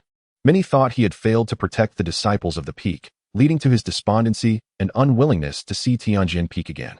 In his past life, Su Qingming had also inquired, but the Sword Sovereign had not disclosed the reason. This time, he could not help but ask Mo Changqing. Perhaps he might know some inner details. Mo Changqing stood with his hands clasped behind his back, shaking his head. I do not know. Su Qingming refrained from further questioning, instead directing his gaze toward the lake, where clear waters revealed countless fine threads intertwining. In the center, a shadowy peak submerged beneath the surface emanated dark, deathly energy, which, upon contact with those fine threads, dissipated like lightning struck, vanishing in an instant. A flicker of pain crossed Mo Changqing's eyes. Su Qingming remained calm, although he understood that the dark energy represented the essence of countless disciples who had perished over the centuries. After Lu Chun had slaughtered the many disciples of the peak, the countless vengeful souls trapped here could not reincarnate and were left to wander the Tianjian Peak. Following Zhuo Jinxuan's act of sinking the peak, those wandering souls frequently manifested, even invading the minds of some young disciples during meditation, leading them to madness. Ultimately, the headmaster had to intervene personally, collaborating with the 7 peaks leaders to establish the soul-absorbing sword array on the lake to restore peace to the Sword Sect. Yet today, this mountain, silent for hundreds of years, was finally poised to rise again, to see the light of day. Su Qingming said nothing, casting the Taichu sword from his hand. In the next moment, myriad sword lights surged from the lake, ascending into the sky. Accompanied by a deep, resounding boom, the once tranquil lake began to churn violently. Countless disciples of the Sword Sect, engrossed in their cultivation, turned to gaze toward the Sword Lake. The Tianjian Peak was truly about to re-emerge. I heard that Su Qingming from the outer courtyard obtained the Taichu sword. Will he secure first place in this competition and inherit the legacy of Tianjian Peak? How could that be possible? The noble family of the Shijia has devoted years to the preparation for the Tianjian Peak. Not to mention the esteemed brother Shen Chenfei from the Shen family, but also the Hu family, the Murong family, and the Gu family. All the talented disciples from these 3 prominent families, who have been in seclusion within the cave realms, have emerged. How could Su Qingming, a mere outer court disciple, possibly stand victorious in such a gathering? The countless disciples are not merely discussing the resurgence of Tianjian Peak, for this has long been a taboo matter for the Sword Sect. More attention is directed towards the upcoming Chengjian Grand Competition. Within the inner court, Shen Yizhai gazes vacantly at his beloved son, who lies upon the bed. His left sleeve hangs empty, having lost his left hand, and his status within the Shen family has plummeted. The position of the 7th elder has already been bestowed upon another. Father, is it true that I can no longer cultivate? Shen Chenfei struggles to rise, tears streaming down his face as he inquires. Shen Yizhai opens his mouth, ultimately letting out a deep sigh. Do not worry. I shall, even at the cost of my own life. Implore the sect leader for a bone replacement pill to restore your spiritual lake. A flicker of a smile graces Shen Chenfei's face as he joyfully exclaims, thank you, Father. Once I am able to cultivate once more, I shall definitely avenge myself upon that outer court waste. Upon hearing this name, Shen Yizhai's gaze gradually turns icy. His expression contorted with rage. Rest assured, Father will exact revenge for you. I shall ensure that this waste does not even attain the cycle of reincarnation. He gently pats Shen Chenfei, offering comfort. You should focus on your recovery. I must step out for a moment. Once he exits the room and gazes upon the desolate courtyard, he clenches his right fist and strides into the cave dwelling of the Grand Elder of the Shen family. At Yunjian Peak, Hu Yuanjian stands with his hands clasped behind his back, overlooking the Sword Lake. Mo Changqing is determined to intervene. The balance between the noble families and the master-disciple lineage has been shattered. In this upcoming Chengjian Grand Competition, it is imperative that the outer court waste does not emerge victorious. The young man standing behind him appears astonished, having just emerged from the ancestral cave. He is unaware of whom the outer court waste refers to. Hu Yuanjian turns, his authoritative visage unexpectedly softening with a hint of fondness. It is said that the Hu family has been in decline over the years, each generation weaker than the last. However, in his view, the other families have yet to truly witness the prowess of this young man. If one were to consider the entire Sword Sect, aside from the prodigy Shen Chenfei, who has been in seclusion for over a decade, no one could possibly rival his youngest son. Not even those from the master-disciple lineage could be compared. Hu Yuanyao, still bearing the youthful countenance of a boy, emanates a sharp sword aura, his handsome appearance indelibly striking. Upon hearing his father's unprovoked words, he inquires, "Father, who is this waste?" Hu Yuanjian replies with anger, "Who else could it be? The one who has been unable to draw energy into their body for 3 years, yet suddenly resumed cultivation half a year ago, and with a single sword strike rendered your brother crippled, Su Qingming." "Ah, so it is him," Hu Yuanyao responds nonchalantly. This individual appears utterly inconsequential in his eyes. In truth, as someone who has already reached the 6th level of the condensing Yuan realm, he considers no one else a match for him, save for the already reclusive Shen Chenfei. "I shall cripple him," he declares, not merely because this individual harmed Hu Yu, but because he has displeased his father. Therefore, should they cross paths in the Chengjian Grand Competition, he will undoubtedly seek to avenge his father's grievances. Hu Yuanjian turns his gaze towards the clouds on the horizon, speaking earnestly. "Yaoer, the age of great contention has begun. The noble families and the master-disciple lineage of our Sword Sect must inevitably determine a victor to unite all forces in response. Do not underestimate your opponents." Hu Yuanyao nods solemnly. "Yes, father." Similar scenes unfold across the other peaks and the 4 halls.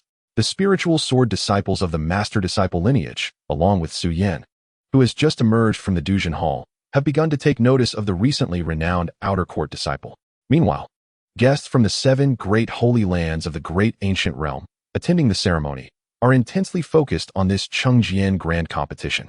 To emerge victorious in this contest could very well lead to representation for the Sword Sect in the central continent in a few years' time. Moreover, they have recently heard rumors of the reemergence of the abandoned disciple from Sword Tomb Mountain, alongside the resurgence of Tianjian Peak. The 6 great holy lands are rife with conflict and discord, particularly at the Lingyin Temple of the Western regions. Upon receiving news of the emergence of Zhujian, several elder monks have already crossed the river to investigate. The events of centuries past, when the myriad Buddhas were swept away by the sword, have instilled both fear and hatred towards Zhujian within them. No one can predict if this harbinger of death will once again descend upon the Western regions. Throughout the Sword Sect, all the young disciples are fervently striving to bolster their strength, while the elders and leaders from each peak are guiding them. Countless individuals aspire to secure a favorable rank. The prodigies among them eagerly anticipate who will claim the title of champion and seize control of Tianjian Peak. Chapter 51. The competition commences. The Chengjian Grand Competition has begun. With the resurgence of Tianjian Peak, the Sword Sect has reinstated the structure of the 7 peaks. This time, an elder from the Dujin Hall has taken charge, establishing 12 lofty platforms upon the Sword Lake. At the center lies the arena for combat. The other platforms represent the 4 halls and the 7 peaks. Above these elevated platforms, additional cloud platforms serve as observation points for guests from the other 6 great holy lands and sects of the great ancient realm. Surprisingly, this time the Sword Sect has imposed restrictions on the number of participants from the 7 peaks and 4 halls. Each peak is permitted to send only 3 representatives. This has left many disciples who have just entered the condensing Yuan realm feeling disheartened. To secure these 3 coveted spots, the 7 peaks and 4 halls have engaged in numerous internal competitions to determine their representatives. Similarly, due to the rivalry between the noble families and the master-disciple lineage, this competition has become more akin to a clash between the 2 factions. However, with the contest restricted to the condensing Yuan realm and overseen by elders from the Dongjin realm, many are acutely aware that once the conflict begins, it will only escalate. The Sword Sect teeters on the brink of division. The first contestant to step forward is a disciple named Luo 1. Hailing from the noble lineage of the Shuiyun Peaks Luo family. Although female, Luo 1 is quite renowned within the Sword Sect. At the tender age of 20, she had already ventured to Sword Tomb Mountain to seek a sword several years prior, and has now attained the 5th level of the condensing Yuan realm. Perhaps due to her years of travel, this young woman faces the multitude of gazes with unwavering composure, her focus riveted upon her opponent. Her opponent is Meng Yuan Gui from the Chuanjin Hall. This middle-aged man, who appears somewhat weathered, is in fact only 22 years old, and his master is a relatively obscure elder of the Dongzhen realm from the Chuanjin Hall. His master, having been injured in battle, relies on spiritual herbs to sustain his life. As a result, Meng Yuan Gui has spent years wandering, battling others, and seeking medicine for his master, presenting an image of profound hardship. Yet, at this moment, none dare to underestimate him.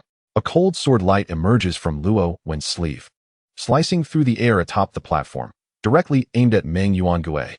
As they belong to different branches of the same sect, there is little to discuss between them. Soon, their swords clash, and the air is filled with swirling sword energy, dazzling to behold. The platform is crowded with numerous representatives and guests who have come to witness the spectacle, including monks from Xiankong Temple and many beautiful young women from the Yinhua sect. In the corner, the Mirror Lake Sword Sect sent a representative for the first time to witness the Sword Sect's Grand Sword competition. The envoy, lacking experience, failed to notice the silence of others on the cloud platform. As fellow sword cultivators, they were awed by the astonishing sword aura and formidable energies displayed by the two combatants on stage. One could not help but applaud in admiration. Soon, Meng Yuan Gui executed an extraordinary sword move that struck Luo Wen's right arm. The coldly composed woman did not hesitate to leave the high platform.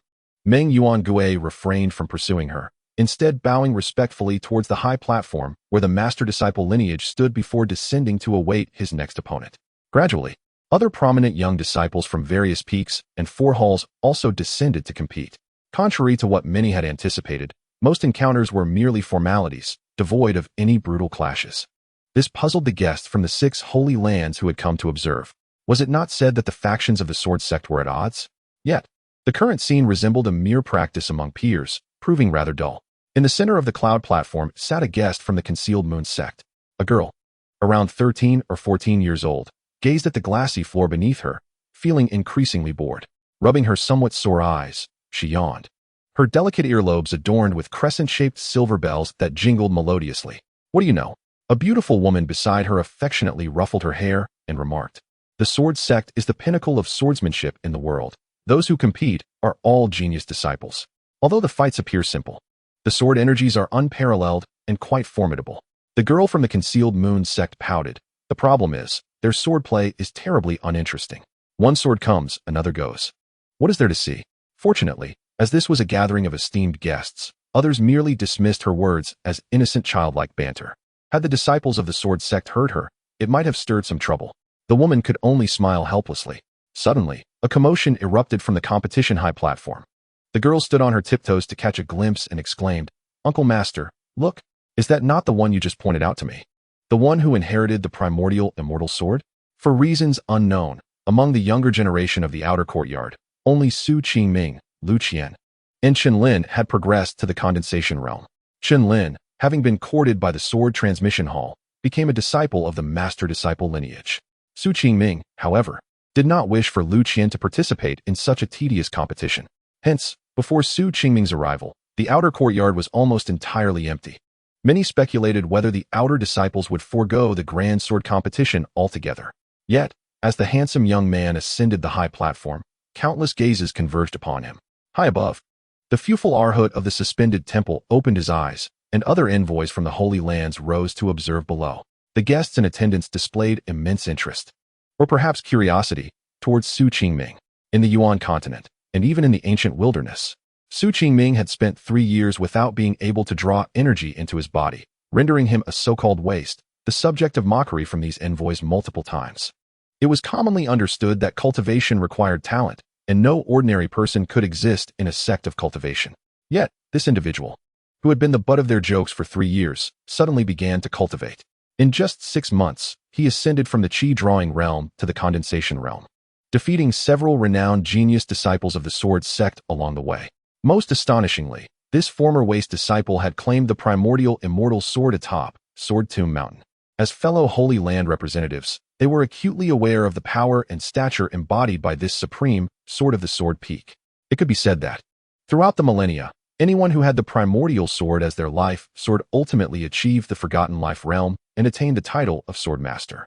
Observing the calm demeanor of the young man on the high platform, countless individuals from the 7 peaks and 4 halls, as well as the envoys above, felt a complex mix of emotions, as if they had all been soundly slapped in the face.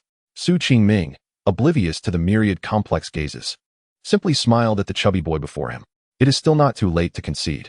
Chapter 52. Where is your sword? Yu curiously scrutinized the handsome youth before her, who appeared to be of a similar age. She mused internally about when he had begun to exude such an imposing presence. Over the past 6 months, the name Qingming had frequently echoed among the younger generation of her clan. After the events at Sword Tomb Mountain became known, her curiosity about him only deepened. Despite being cautioned by her clan elders to defeat Qingming if encountered, and to potentially cripple his cultivation upon meeting him in person, she realized that he was indeed stronger than the average person. Thus, when faced with his proposition of surrender, Yu did not perceive it as an insult, but rather as a genuine sentiment. However, as fellow sword cultivators, who would willingly concede without a fight, Yu shook her head and declared, "Su, senior brother, I see your abundant spiritual energy. I admit I am inferior to you, but as a disciple of the Yu family, I shall not easily concede. It is rare to encounter such a polite young disciple among the noble families." Qingming replied nonchalantly, "Draw your sword." Upon seeing him empty-handed, Yu could not help but inquire, "Where is your sword? How can you fight without a sword?" The exchange between the two on the high platform quickly reached the ears of the disciples from the 4 halls and 7 peaks surrounding them. Many were aware that Qingming had inherited the primordial sword atop Sword Tomb Mountain and had successfully made it his life sword. Yet at this moment, the young man on the platform stood empty-handed, lacking even a sword. It was well understood that in today's competition, one could hardly be considered a disciple of the Sword Sect without a sword. Qingming stood in the center of the arena, an expression of mild exasperation gracing his features. The primordial sword had somewhat of a temperament. After inheriting it on Sword Tomb Mountain, he had neglected it due to already having the Gui Su sword as his life sword, leading to a clash between the two. Ultimately, he had enlisted a steel-eating beast to watch over the primordial sword, lest the two swords quarreled. Upon arriving to participate in the grand sword competition, he realized the steel-eating beast seemed to have been forgotten behind. "Wait," Qingming called out. He then approached the edge of the high platform and shouted down to the sword lake, "Stop dawdling. Even if you gnaw on it for 100 years, you won't be able to bite through that sword." The sword lake erupted in splashes, and in response to his call, a black and white striped spiritual beast clambered up the high platform on its short legs. It soon stood in the arena, proudly clutching a resplendent sword in its mouth. Witnessing this scene, many faces turned ashen across the other high platforms. The eyes of the elders presiding over the competition from the 4 halls seemed to freeze over. For the disciples of the Sword Sect, their swords were treasured possessions, not only their life swords but also their comrades and companions. No one could have anticipated that Qingming, after successfully inheriting the primordial sword, would toss it aside for a steel-eating beast to play with.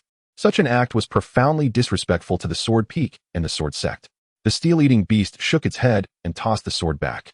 However, no matter how adept this spirit beast is at communication, it remains a beast devoid of intellect, unable to harness its power effectively. The renowned celestial sword of the Sword Sect, famed throughout the vast ancient wilderness, began to tumble through the air, perilously close to plummeting from the high platform into the sword lake. The expressions of several esteemed elders from the 4 halls and 7 peaks darkened considerably. Hu Yuanjian even let out a cold snort, poised to intervene and retrieve the sword, but he hesitated. For Qingming had already acted. The sword suddenly hovered motionless in midair. With a swift whoosh, it soared upward, transforming into a streak of luminous brilliance, vanishing above the high platform. Countless gazes converged upon Qingming's right hand, where he grasped a long sword emanating a faint blue glow, 3 feet long, its light soft, yet its aura sharp. It was indeed the Taichu sword, which had shone brilliantly on Sword Tomb Mountain. A myriad of astonished expressions emerged among the crowd. Qingming, having just stepped into the condensation realm, effortlessly commanded such a powerful celestial sword. This demonstrated his profound understanding of the sword path and mastery over magical energy. Nearing the level of an ascendant cultivator. Watching this scene, Shen Yizhai's face contorted with envy, muttering inaudibly, I cannot wait any longer. This waste is advancing too quickly in his cultivation. I must not allow him to continue. Standing opposite Su Qingming, Yu gaped, her expression frozen in disbelief at the unfolding spectacle. Brother Su, is this how you treat this sword? Is it not a bit disrespectful to the heavenly sword peak? She inquired earnestly, regaining her composure. Su Qingming pondered for a moment before responding earnestly, This is my sword. He offered no further explanation. This statement alone conveyed his stance. It was a sword he had taken from Sword Tomb Mountain, and thus it rightfully belonged to him. Even though this sword was once the peak's treasured weapon, it was now Su Qingming's. All past grievances were severed by a single sword stroke. Yu fell silent, finally understanding why disciples from noble families harbored disdain for those from humble backgrounds in the outer court. Noble families heavily emphasized rules and hierarchy, while the outer disciples acted freely and spontaneously, leading to inevitable conflicts. Yu could not articulate who was right or wrong, but as a member of the Yu family from the 5 surnames and 7 clans, she inherently held a position. Therefore, Yu drew her sword. With a flourish of her sleeve, the sword's light flickered and then erupted. A slender white line suddenly appeared atop the platform. The ancient spirit sword imbued with a desolate aura surged forward, slicing through the air towards Su Qingming's chest. It was a formidable move from the Yu family's ancestral Great River sword technique. Some recognized the origin of Yu's strike. Brother Qingming. On the platform where the sword hall was located, Chun Lin clenched his fists, concern etched across his face.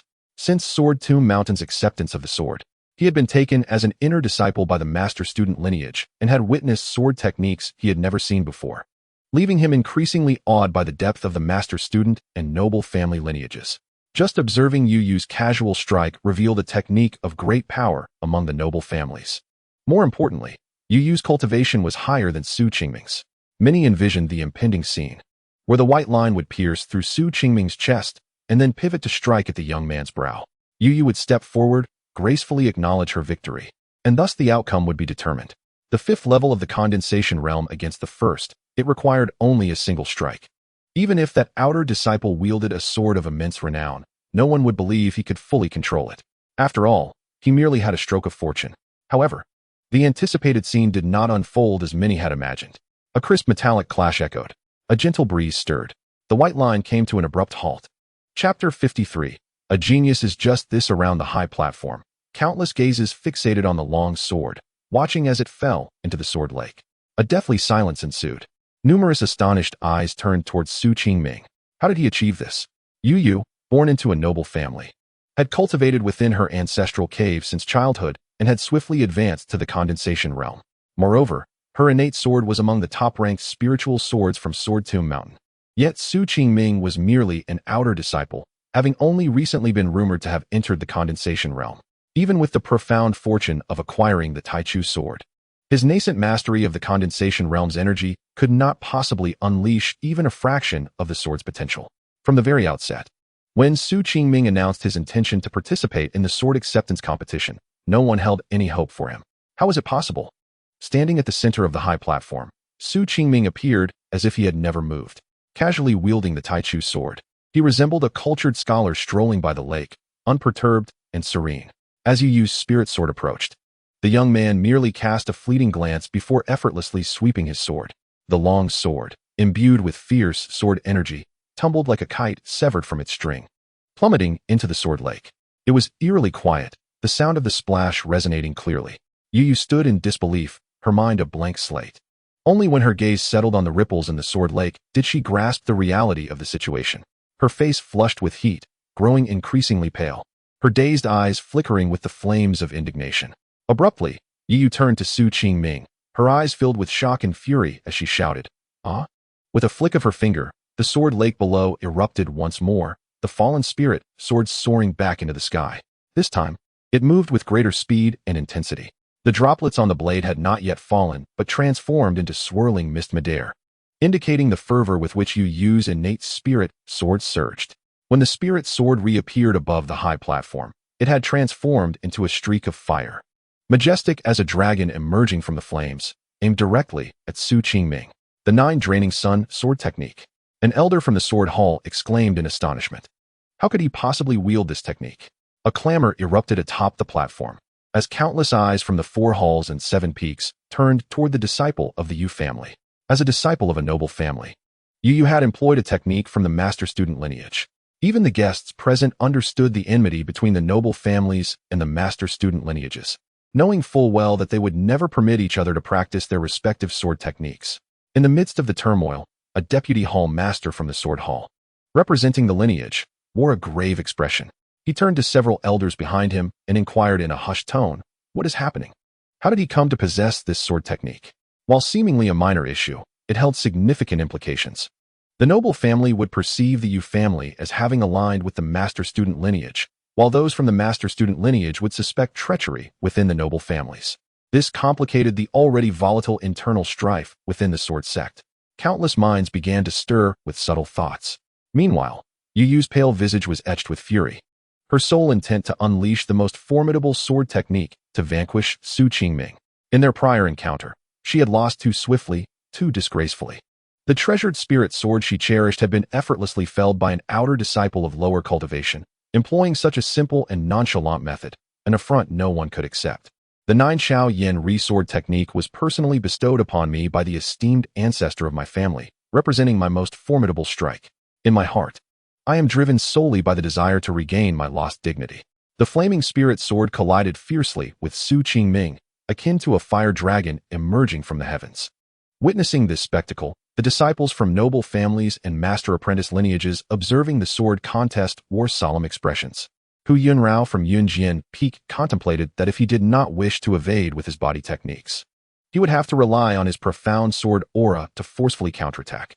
He understood well that although the Yu family was not particularly strong among the noble families, boasting only one great sword immortal who transcended life and death, Yu had been personally taught swordsmanship by that ancestor since childhood. In terms of strength, he was not significantly inferior to them. Such a sword move, which was already strenuous for him to receive, how could that waste from the outer court possibly respond? Qingming's expression grew serious.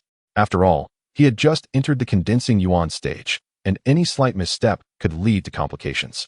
He focused intently on the fiery trajectory, then lightly tapped his sword again. Bang!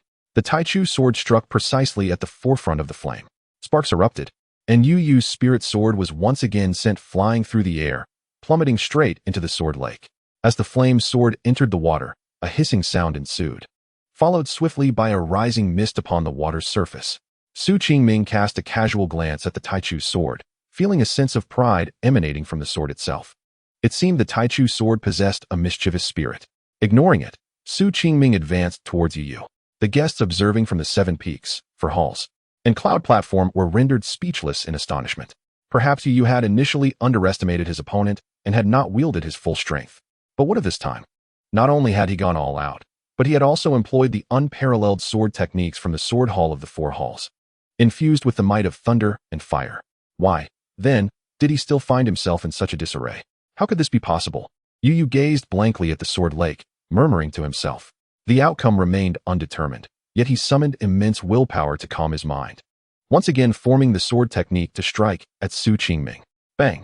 As expected, the spirit sword fell into the water once more. Yu shouted. His somewhat plump face flushed, and with a mighty roar, he gathered all his magical energy to launch another attack. Qingming sighed softly. Ultimately, this little chubby fellow had never truly engaged him in their past lives. With a sudden downward swing of his sword, he struck. Boom! A sound resonated like a mighty morning bell, and Yu's spirit sword lost control, tumbling and spinning in the air, before tracing an arc and flying hundreds of feet away. Qingming approached Yu, pointing his sword at the center of his forehead. The outcome was clear. Yet, Yu still could not bring himself to utter the words of surrender. Enough! A voice filled with fury rang out from the side of the platform. Qingming, intending to sheath his sword and turn away, lifted his gaze upon hearing the voice. Hu Yunrao. With a single glance, Qingming recognized the identity of the newcomer. Finally, he was willing to step forward. The true prodigy of Yunjian Peak, Hu Yunrao, heir of the Hu family, now at the 7th layer of the condensing yuan realm, wore a face full of rage as he bellowed. Are you deliberately humiliating the disciples of my noble family? Qingming remained silent. Yu suddenly inquired, Senior Brother Su, how did you accomplish this? He could not fathom how, despite the vast disparity in their realms and the extraordinary sword techniques, Qingming could consistently exploit the weaknesses in his sword momentum and send his spirit sword flying. Disregarding Hu Yunrao's ire in the distance, Su Qingming turned to Yu Yu and earnestly replied, "Your sword is simply too slow, thus I can discern its movements clearly." Chapter 54. My sword is faster than yours. Su Qingming was willing to explain because Yu Yu was, at his core, a pure sword cultivator. In his past life, he had never treated him like others did.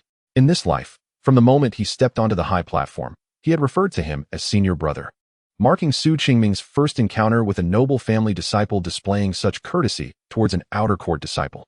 My sword is swifter, Su Qingming continued. Yu Yu appeared puzzled.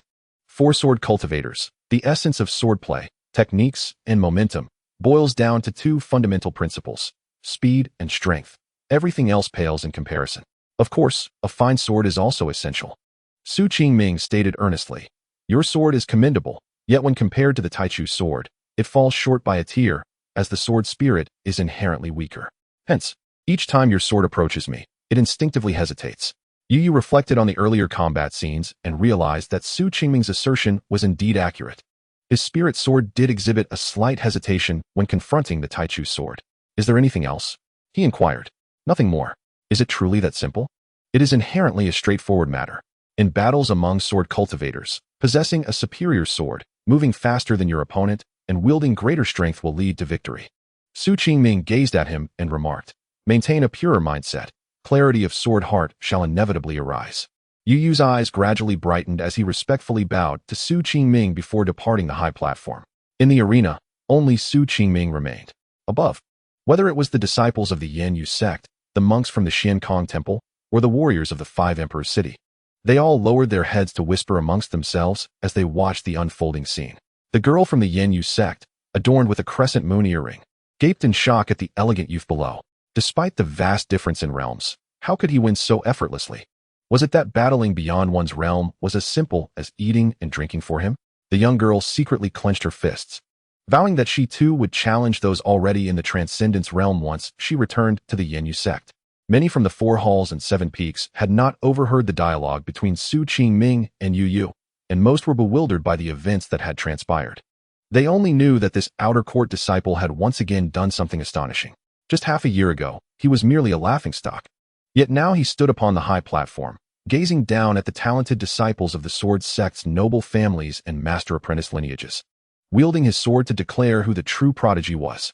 Only a handful of elder sword cultivators at the returning truth stage, with profound swordsmanship, discerned an unusual meaning within this encounter. Su Qingming possessed formidable perception, perhaps even qualifying as a pair of sword eyes. His magical energy was robust, and when compared to someone like Yu Yu, who was at the fifth layer of the condensing Yuan realm, he was not at a disadvantage. Thus, in their sparring sessions, Su Qingming could clearly and accurately track the trajectory of Yu Yu's spirit sword each time, discerning its weaknesses and sending it flying. To achieve such precision required an extraordinary sensitivity to the sword.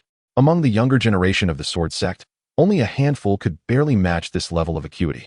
Yet none could execute their swordplay with the effortless grace that Su Qingming demonstrated, evoking a sense of naturalness and aesthetic pleasure.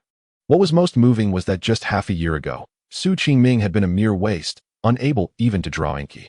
Now, in this very moment, everyone from the Four Halls and Seven Peaks realized that this young man, with his unyielding sword heart and keen perception, possessed a talent for swordsmanship that rivaled even the likes of Shen Chenfei, Hu Yunrao, and Lu Qian, true innate sword bodies. The Sword Sect is indeed a sacred ground for swordsmanship. The lineage of noble families and that of master and disciple could hardly overlook such a prodigy. After a prolonged silence, an elderly man with a grizzled beard emerged from the high platform. This elder, though slender and somewhat frail in appearance, possessed a pair of piercing eyes that radiated vitality. He was Elder Su Sheng of the Sword Transmission Hall. Approaching the young man, he smiled shyly and inquired, "Su Qingming, would you be willing to study swordsmanship at my Sword Transmission Hall?" As soon as he finished speaking, a chorus of eager voices erupted from the side of the high platform. "Young lad, come to my Bawang Peak. I guarantee you an audience with the Grandmaster, allowing you to become a true disciple." Another voice declared, "In the name of the Elder of the True Crossing Hall, I promise that if you join us, I shall impart the Water Cloud Peak's cloud sword technique, which is perfectly suited to your aura. Do not contend with each other." In an instant, both the noble families and the master-disciple factions clamored for attention, except for Hu Yunjiao from Cloud Sword Peak. Hu Yunjiao, standing aside, wore a grim expression. Just yesterday, The noble families had discussed how they would dismantle Su Qingming's cultivation. Yet now, they were so eager. Did they truly believe that Su Qingming's talent surpassed that of his brother, Shen Chenfei, or even his own? Unable to contain himself, Hu Yunjiao stepped forward, exclaiming, "Cease your bickering. Weren't you the ones who derided him as a waste of talent from the Sword Sect? How have your attitudes changed so drastically?" He cast a scornful glance at the noble families, scoffing, "Look at yourselves. Have you forgotten that not long ago, Su Qingming crippled Hu Yu, severed Master Shen's arm, and snatched the Taichu sword right before your eyes?" He continued, "You remain oblivious, do you not? He looks down upon both your noble families and the master-disciple lineage. To know, Elder Lu from the Alchemy Hall once sought to take him as an apprentice, but he rejected the offer. Why do you think he would join your ranks?" Hu Yunjiao's face flushed with indignation as he berated the noble families. Even Lu Lin, who was at the peak stage of the Void Realm, had been rejected. The once eager elders from the 7 peaks and 4 halls now exchanged awkward glances, their enthusiasm deflated. Disregarding these onlookers, Hu Yunjiao leaped onto the high platform. Disdainfully regarding the silent youth, taunting, "Do you truly believe yourself a genius, desired by the 7 peaks and 4 halls? Alas, that is a mere illusion." He gestured towards the distant sword peak, adding, "From the moment you crippled a disciple of my Hu family, it was destined that you would not go far in the Sword Sect, even if you obtained the Taichu sword. The Shen family and my Hu family will never accept you. You are fated to be a stepping stone for others." As Hu Yunjiao's words echoed, a profound silence enveloped the arena.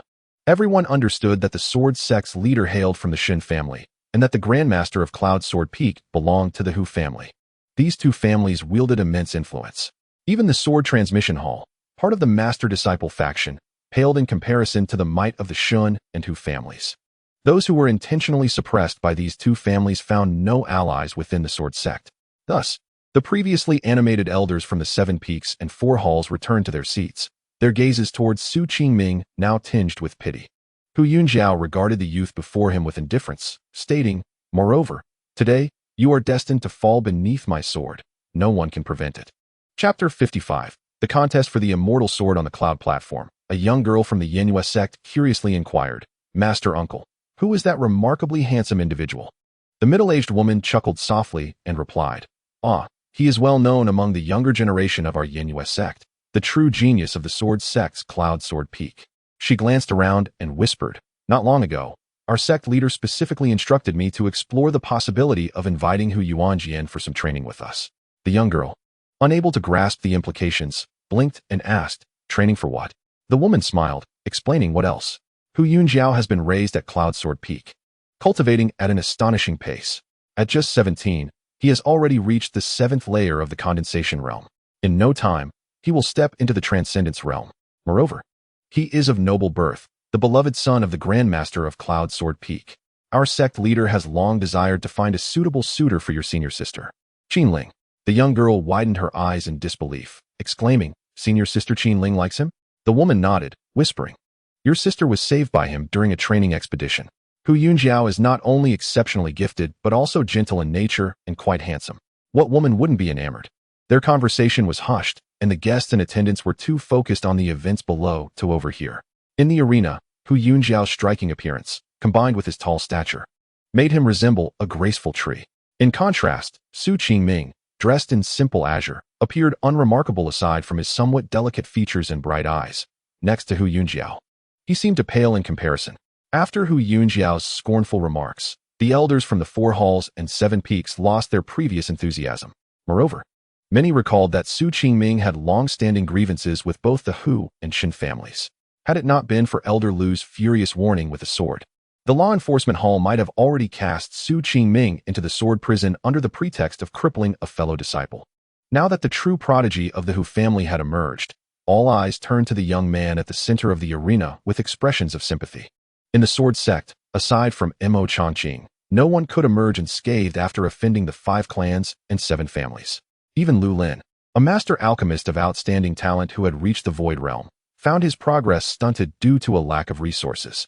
Had it not been for the Sword Sect's need for him to manage the Alchemy Hall, he might have long been relegated to a desolate mountain, living out his days in solitude. Thus, countless sympathetic, pitying, and somewhat mocking gazes fell upon the young man at the center of the high platform. Su Qingming remained composed, seemingly indifferent to the scrutinizing stares around him. He simply held the Taichu sword aloft, casting his gaze toward another high platform, where the one-armed Shen Chenfei sat.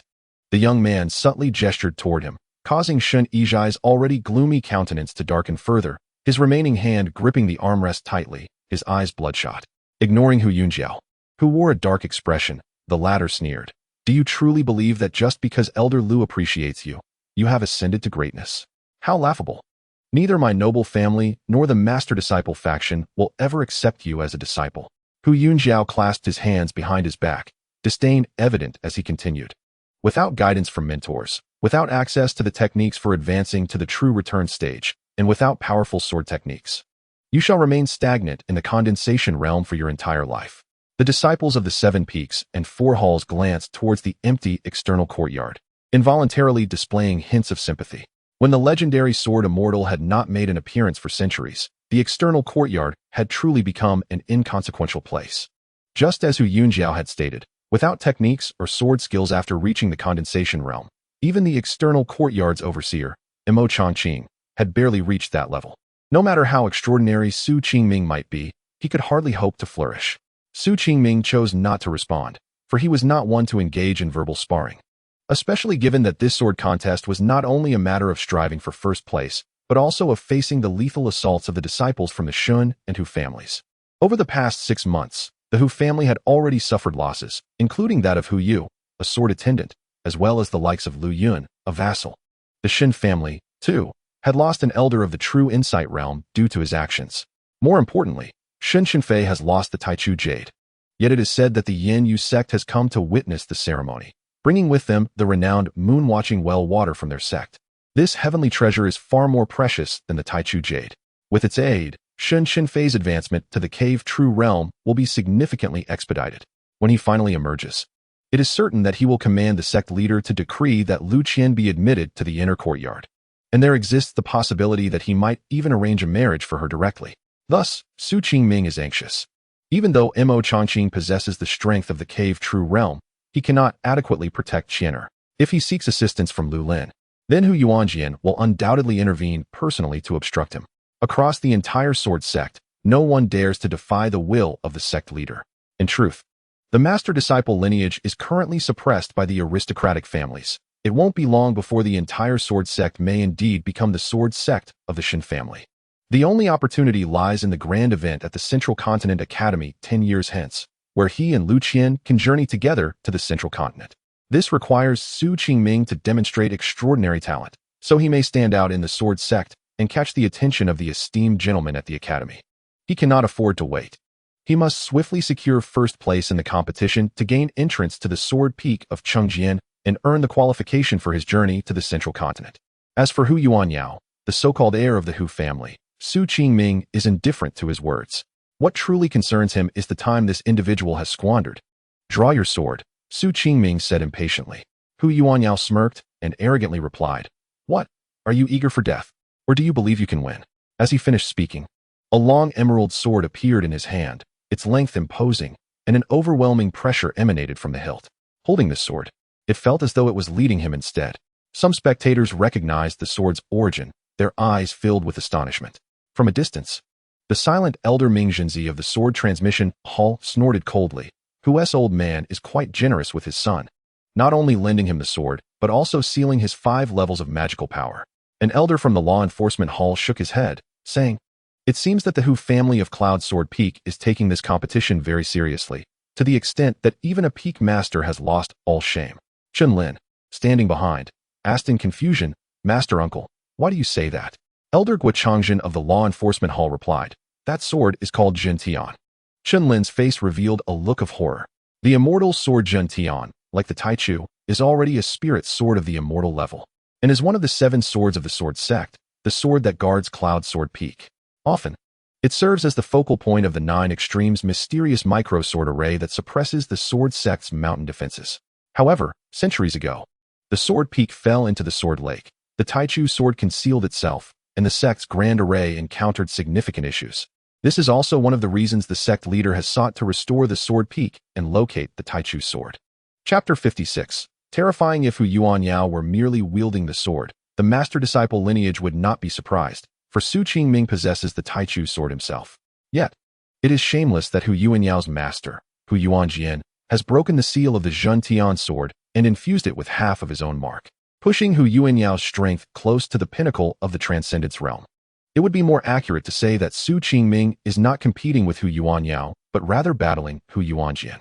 Upon hearing his master uncle's explanation, Chun Lin understood and indignantly remarked, "It is indeed shameless for the older generation to interfere in the competition of the younger generation." "Silence!" Wu Changzhen scolded. Chun Lin's expression changed slightly as he suddenly felt a cold, snake-like gaze upon him, and he hurriedly fell silent, no longer speaking. Standing in the arena, Hu Yuanyao radiated confidence. The overwhelming sword energy emanating from the blade made him feel unprecedentedly powerful. For many years, he had been cultivating within the ancestral cave, and today marked his true emergence. The thought of seizing first place in the upcoming competition filled him with boundless excitement. He dismissed the former waste of the Sword Sect, Su Qingming, entirely, despite the latter's previous easy victory over the Yu family's talented disciple. In Hu Yuanyao's eyes, only the talents of the Sword Transmission Hall and the Crossing True Hall, such as Lu Chuanjin and Su Yan, were worthy of comparison with him. A mere clown. Hu Yuanyao squinted slightly, then shouted fiercely, gripping his sword tightly and sweeping it forward. A wildly violent sword energy surged forth, shattering countless black stones on the high platform. Su Qingming lightly tapped his toes and leaped high into the air. The ground beneath him shattered, revealing a gaping chasm. Just as he landed, Hu Yuanyao charged at him again, executing another strike with the momentum of a collapsing mountain. Su Qingming sidestepped gracefully, and with a resounding impact, a massive dent appeared in the hard black stone ground. The spectators on the viewing platform, particularly a young girl, felt her heart suspended in the air, anxiously watching the battle below. For reasons unknown, she held a faint hope that the boy, who had remained calm throughout, might win. On either side of the high platform, the young disciples of the Sword Sect observed intently, feeling that Hu Yuanyao's swordplay was overwhelmingly fierce, delivering blows that left Su Qingming with no opportunity to counter. Some disciples recognized the swordplay employed by Hu Yuanyao, shaking their heads in acknowledgement. The Cloud Sword Peak has both light and heavy swords, and it is said that Master Hu is proficient in both. The swordplay he just used is called the Falling Star Sword Technique, a formidable technique from the Heavy Sword Division of Cloud Sword Peak. Hearing praise for their sect's swordplay, the disciples of Cloud Sword Peak wore proud smiles. In contrast to the younger disciples' perspectives, the elders from the 4 halls and 7 peaks appeared solemn, their gazes fixed on Su Qingming, marveling at his movements. To these elders, who had long ago entered the Return to Truth stage, it seemed that Hu Yuanyao had the upper hand, with each strike rendering his opponent defenseless. However, in reality, he had not inflicted a single injury upon Su Qingming. Each strike from Hu Yuanyao consumed a significant amount of magical power, while Su Qingming merely needed to sidestep or bend slightly to evade. More alarmingly, some observers noted that Su Qingming had not moved his feet for a considerable period. What does this imply? The radiance from the Zhentian sword intensified, and likewise, Hu Yuanyao's aura grew increasingly chaotic. What is happening? Why aren't you drawing your sword? Why can't I hit you? Hu Yuanyao's eyes turned crimson as he shouted, exerting all his strength to thrust forward. This time, Su Qingming suddenly made no move at all. Hu Yuanyao felt a surge of joy, but in the next moment, his expression turned to one of complete shock. The sword of the Cloud Sword Peak, the legendary immortal sword Tian, halted before him. No matter how hard he pushed, it would not budge an inch. Su Qingming extended 2 fingers nonchalantly and effortlessly pinched the Zhentian sword. So-called geniuses, Su Qingming regarded him with indifference, stating, "They are merely self-proclaimed mediocrities." With a flick of his fingers, Hu Yuanyao's face turned pale, his body bent over, and he was sent flying back several yards, crashing to the ground and howling in agony. Moreover, Su Qingming continued, "Your cultivation level is too weak, and the magical power mark forced into you by your father is too strong. Akin to a 3-year-old child attempting to lift a boulder, it will only backfire." With another casual palm strike, Hu Yuanyao was once again struck as if by lightning, hurtling backward until he crashed against the edge of the high platform, landing in the direction of the Cloud Sword Peak disciples. The air thickened with tension, broken only by Hu Yuanyao's cries of despair. How can this be possible? Faced with such a bizarre spectacle, the countless disciples of the Sword Sect atop the high platform and the guests witnessing from the sea of clouds all displayed expressions of incredulity. Ultimately, Hu Yun lay on the ground like a lifeless dog, his handsome visage marred by dust and bloodstains. Su Qingming turned around, gazing towards a high platform, raising the radiant sword of immortality with his fingertip. "Is this the sword of your Yunjian peak?" he inquired. The head of Yunjian peak, Hu Yuanjian, wore a dark expression and remained silent. It was common knowledge that the Zhentian sword was the signature sword of Yunjian peak and had always belonged to Hu Yuanjian as his sole weapon. "Is it not?" Su Qingming chuckled, gripping the Zhentian sword with his left hand. A long sword emanating a faint blue glow gradually materialized in his right hand. It was the Taichu sword. Countless onlookers beheld this scene, some in confusion. Hu Yuanjian's expression changed drastically as he shouted, "Stop! You mustn't!" A deep, resonant voice echoed from above. Su Qingming feigned ignorance, bringing the Taichu sword down with unerring precision. Boom! A deafening sound resounded as a deep fissure suddenly appeared along the blade of the Zhentian sword. Hu Yuanjian clutched his chest, retreating as blood gushed from his mouth. The entire high platform of the sword challenge fell into an eerie silence. The spectators felt their scalps tingle, a chill coursing through their bodies at the shocking events unfolding before them. The Taichu sword had cleaved the Zhentian sword. The collision between Tianjian Peak and Yunjian Peak had shattered the source sword intent that Hu Yuanjian had embedded within the Zhentian sword. Thus, the injury he sustained was a result of their spiritual connection. Meanwhile, the young man appeared remarkably calm, as if what he had just done was a trivial affair. However, many keen observers noted that the hand gripping the Taichu sword trembled slightly, blood dripping down, revealing glimpses of bone. No one could have anticipated the depth of Su Qingming's animosity towards Yunjian Peak. He was even willing to risk the destruction of both the Taichu and Zhentian swords. Su Qingming slowly lifted his head, directing his gaze towards Shun Yizhai on another high platform, and calmly declared, "You shall be next." Countless young disciples' expressions shifted, gazing at Su Qingming with newfound respect. Was he truly challenging all the prodigies of the esteemed families and master-apprentice lineages in this sword challenge? Chapter 57. The Rebirth of a Wastrel Observing Hu Yuanjian, who was clutching his chest and gasping for breath. The disciples of Yunjian Peak regained their senses, only to collectively draw in a sharp breath. The Zhentian sword had sustained a crack. Hu Yuanjian's sole weapon had been damaged, and his spirit had suffered a grievous blow. The head of Yunjian Peak was a formidable sword immortal at the pinnacle of the divine travel realm, even teetering on the brink of the void-crossing realm. More shockingly, a voice of profound resonance had just echoed from the inner courtyard, the very sanctum where the sect leader resided. In the face of such prominent figures, Su Qingming showed no mercy, severing the connection between Hu Yun and the Zhentian sword before the eyes of the four halls, 7 peaks, and numerous guests. What bitter enmity could he possibly harbor against the Hu family? Within the 4 halls, the elders of the Transmission Hall, True Passage Hall, and Law Enforcement Hall regarded Su Qingming with a mix of astonishment and curiosity.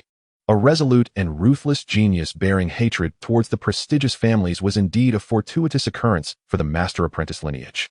Some began to ponder what conditions could be offered to entice such a prodigy into their fold.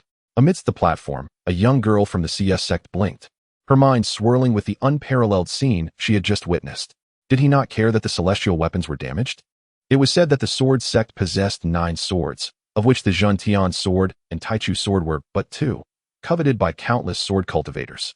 Yet, here they were, both showing signs of damage. More importantly, this individual, once labeled a wastrel of the Sword Sect, now bore a grudge against the lofty head of Yunjian Peak. "No one can prevent me from drawing my sword," the young girl suddenly declared. Her hands clasped as she exclaimed, "So handsome, so powerful. I must introduce you to senior sister Qingling." On the spectator stand of Yunjian Peak, Hu Yun's complexion paled, his form swaying precariously, his eyes filled with malice as he fixed his gaze on the youthful figure in the arena. The damage to the Zhentian sword had left cracks in his sword heart, severely depleting his energy. Now, not only was he unable to break through to the void-crossing realm, but even maintaining his peak status in the divine travel realm was becoming a challenge. Yet this was the Sword Sect's grand event, a battleground for the younger generation. As the head of a peak and one of the few authoritative figures in the Sword Sect, he could not afford to retaliate publicly. Today, he had been publicly humiliated by an outer sect disciple. With a flick of his sleeve, Hu Yun mounted his flying sword and departed. The damaged Zhentian sword trembled slightly before following suit. Su Qingming made no attempt to intervene, his gaze icy as he fixed it on the stand occupied by the Shen family. "Do you truly believe you are formidable?" A voice laced with hatred pierced the air. Upon recognizing the identity of the newcomer, the onlookers could not help but reveal expressions of shock. It was Shen Chenfei, once a remarkably talented disciple of the Shen family and the only son of Shun Yizhai, who had been rendered a waste at the Sword Tomb Mountain by Su Qingming. Yet now, he stood before the crowd, exuding an aura more potent than before, his presence even more commanding. Master Gua, is he not the one who was rendered a waste, stripped of his spiritual core? Chen Lin, who witnessed that event at Sword Tomb Mountain, exclaimed in disbelief. Perhaps there existed miraculous elixirs capable of restoring damaged spiritual cores, but to rebuild one's foundation and advance further was a fantastical notion. Su Qingming too was momentarily taken aback, a flicker of surprise crossing his features. In a past life, he had indeed witnessed individuals whose spiritual cores had been shattered and subsequently restored. Yet the Shen Chenfei before him not only appeared more imposing, but had also swiftly ascended to the 9th level of the essence-gathering realm. Shen Chenfei, devoid of his previous brilliance, wore a sullen expression as he spoke darkly. I never expected that the events at Sword Tomb Mountain would return to haunt you today. Su Qingming remained unfazed, his gaze shifting towards the imposing figure of Shen Yizhai, before glancing back at Shen Chenfei. He suddenly inquired, having poured your entire cultivation into your son, your lifespan must be dwindling, is it not? Shen Yizhai rose, his venomous glare almost tangible as he hissed, indeed. My time is short, but soon, you too will not have long to live. My son will etch your soul into the walls of the sword prison, ensuring you are trapped in reincarnation for eternity. His voice was low, yet the malice within sent shivers down the spines of many. It was well known that the 7th elder of the Shen family held a position of great prominence, comparable even to that of a peak head within the Sword Sect. What astonished everyone was that such a formidable sword immortal in the Void Realm could have an arm severed by a mere novice who had only just entered the essence-gathering realm. Despite presiding over the Sword Tomb formation, although rumors circulated that it was the sect's discarded disciple who had acted, people still found it difficult to comprehend. Su Qingming responded casually, "Oh, is that so? Just an additional sword, nothing more." Shen Chenfei's face flushed crimson, his utter disdain for Su Qingming's nonchalance palpable as he drew a dark longsword into his hand. The ethereal aura of the high platform began to surge the moment the sword made its appearance, enveloping the sky in a somber darkness. Shen Chenfei's countenance was rife with murderous intent. Is your contest a matter of taking turns? A crisp voice suddenly pierced the oppressive silence. On the platform, a middle-aged woman hastily covered the little girl's mouth, reprimanding her, "Do not speak recklessly." The little girl struggled fiercely and exclaimed, "But it's true. Look at him. He's already fought 2 rounds without letting anyone rest. How shameless." Unintentionally, her words caused the elder presiding over this grand tournament to twitch his facial muscles, abruptly coughing. This elder, somewhat aged yet exuding an aura of profound mastery, stepped onto the stage and addressed Su Qingming, stating, "In our Sword Sect, contests are fought to the end, with few rules to hinder us." He paused to glance at the guests on the platform, elucidating, "Sword cultivators engage in battle, always wielding a single sword, be it against fellow humans, ferocious beasts, or even the demonic cultivators of the abyss millennia ago. It has always been one person, one sword, never retreating or resting. Unlike the other 6 sacred lands, the Sword Sect has never entertained the notion of grouping or team competitions. For thousands of years, the sword trials have been a testament to individual prowess, with only the victors remaining on the stage. To sword cultivators, there exists only the strongest, with no second or third. It is precisely this philosophy that has rendered the Sword Sect the mightiest in martial prowess among the 7 sacred sects, as well as the most reclusive. Listening to the elder's words, tinged with a sense of nostalgia and recalling the valor of countless ancestors, the younger disciples were filled with fervor. The life of a swordsman is a relentless battle. Su Qingming replied with calm resolve, "At Sword Tomb Mountain, I shall render you powerless once more today." Chapter 58. The turnaround. The youthful voice echoed across the expansive platform. Soon, the young disciples from noble families burst into laughter, for they could hardly believe that an outer sect disciple of the Sword Sect could triumph over Shen Chenfei, despite Su Qingming having already secured 2 victories. Under their skeptical gazes, Shen Chenfei unsheathed his sword. The spiritual sword in his hand was peculiar. He raised it in his right hand at an angle that defied common understanding and charged directly at Su Qingming with the ferocity of thunder. Before long, 9 slender crimson lines materialized on the platform, weaving a deadly sword net in midair, tracing Shen Chenfei's swift movements. With an impassive expression, Shen Chenfei wielded his sword at an accelerated pace, the net becoming increasingly dense, enveloping Su Qingming like a celestial web. Unfazed, the youth flicked his finger, sending the Taichu sword hurtling toward the sword net. A resounding clash reverberated through the air. The descent of the sword net slowed, yet it remained unbroken by the Taichu sword. In the blink of an eye, Su Qingming sidestepped, the massive sword net crashing to the ground, leaving numerous gaping crevices in its wake. He has been injured. An astute observer noted the bloodstain marring Su Qingming's azure robe. Upon hearing this, a collective sigh of relief spread through the crowd. This prodigy had finally sustained an injury. From the outset, when facing the likes of Yu Yu from Shuiyun Peak and Hu Yun Yao from the Hu family, this seemingly unremarkable outer sect disciple had maintained an air of composure, never displaying signs of injury. Shen Chenfei's gaze was icy as he coldly remarked, "Had it not been for that discarded disciple's intervention at Sword Tomb Mountain, you would never have managed to harm me." Many in the audience, unaware of the backstory, displayed expressions of bewilderment upon hearing Shen Chenfei's words. A discarded disciple? Which one? It seemed that Su Qingming had relied on another's assistance to bring down Shen Chenfei on that day. However, there was no time for further contemplation. Shen Chenfei brandished his sword once more, a torrent of formidable sword energy erupting from his feet like a cascading waterfall. The furious winds billowed his white garb, and a blood-red point at his forehead suddenly ignited like a flame. Su Qingming paid it no heed, stepping forward to stand before Shen Chenfei, disregarding the overwhelming sword energy, and unleashed a seemingly mundane strike. Unbeknownst to all, the young man was grievously wounded, even with a physique akin to a martial artist. His insides were filled with rampant sword energy from the first strike. Shen Chenfei had indeed grown stronger. Having absorbed Shun Yiji's entire reservoir of magical energy and swordsmanship, his true battle prowess could now be deemed as peak transcendent. This technique, resembling a demonic art of spirit infusion, was indeed formidable. More alarmingly, Shun Yiji had willingly relinquished his entire magical realm for the sake of his son. Thus, when the first sword net emerged, Su Qingming began to take the matter seriously. He recognized that this could very well be the gravest threat he had encountered since his rebirth. With a slight smile curling his lips, Shen Chenfei stepped forward, raising his sword once again. The clash of blood-red and azure light erupted violently, sending shockwaves across the arena as the ground shattered. Shen Chenfei's sword light suddenly expanded several-fold, as if intent on devouring that faint blue glimmer. Almost instantaneously, 9 sword shadows appeared behind Su Qingming. He recognized this as the peculiar sword technique of the Shen family, known as the Fog Shadow 9 Stars sword technique. In his past life, Shen Chenfei had nearly met his demise at the hands of this very technique in the void. In this life, facing it once more, Su Qingming remained unperturbed. He retreated without hesitation, wielding the Taichu sword with wild abandon, drawing circles in the air to intercept those bizarre attacks with perfect precision. Yet, unlike his earlier encounters with Yu Yu and Hu Yun Yao, a sense of gravity weighed upon Su Qingming's expression. The young disciples spectating from the sidelines held their breath, captivated by the unfolding spectacle. Only a few elders of the Cave-True realm among the 7 peaks sighed inwardly. After all, Su Qingming hailed from the outer sect, and in terms of talent, comprehension of swordsmanship, and practice techniques, he paled in comparison to Shen Chenfei.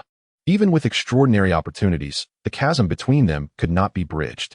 Moreover, Shen Chenfei had now assimilated all of his father's prowess, and, following this battle, had a significant chance of ascending to the transcendent realm. He would emerge even stronger, and many elders believed that after a few years of cultivation, Shen Chenfei might surpass the most prodigious talent of the Shen family. The tide had turned, contrasting sharply with the previous one-sided dominance. Shen Chenfei's sword energy rampaged, his relentless barrage of sword techniques thoroughly forcing Su Qingming into a retreat. The only aspect that astonished the spectators was Su Qingming's unwavering calmness. He appeared perpetually composed, executing each strike with serene stability. "I told you, I would return. When I come back, I shall once again trample you beneath my feet. You worthless fool." Shen Chenfei unleashed his pent-up fury, thrusting his sword. A gash appeared on the boy's right shoulder, blood trickling down his arm. "I can't help but feel that from the moment I laid eyes on you, you were an extraneous presence. I am not alone in this sentiment. My father and others from the Shen family share the same view. Sometimes I wonder, you worthless fool, do you harbor some ancient grudge or enmity against the Shen family?" Articulated each word with deliberate precision. Su Qingming exerted every ounce of magical energy within him to fend off the relentless assaults of the sword, but in a mere instant, he had expended more than half of his power. The disparity in their realms weighed heavily on his heart. Among the younger generation, the disciples of the Shen family inherently surpassed their peers in strength, and with Shun Yiji's infusion of power, Even his extensive cultivation across 2 lifetimes felt insufficient. Furthermore, in the realm of martial prowess, the sword's brilliance posed no genuine threat to Shen Chenfei. Although the Taichu sword was a celestial blade, it had merely become a spiritual sword in his hands. Only by truly merging it with the sword peak could it unleash its full potential as his cultivation advanced. Yet, with the Guishu sword already within him, he could not forsake it for the sake of the Taichu sword. As for the sword techniques from his previous life, they held no menace against Shen Chenfei, who had reached the pinnacle of the transcendence realm. His own strength, limited to the condensation realm, was simply inadequate.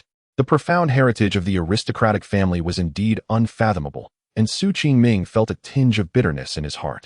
He had approached the Sword Sect with caution, yet he had underestimated their depth, and even more so Shen Yizhai's decisiveness and ruthlessness.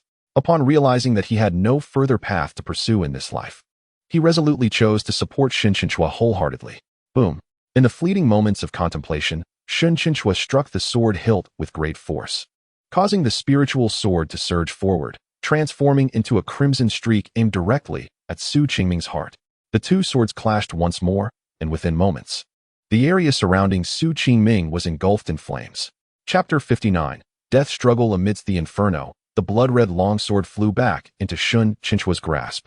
The scorching waves of heat radiated outward, reddening the faces of the onlookers outside the platform, who wondered what kind of technique this was.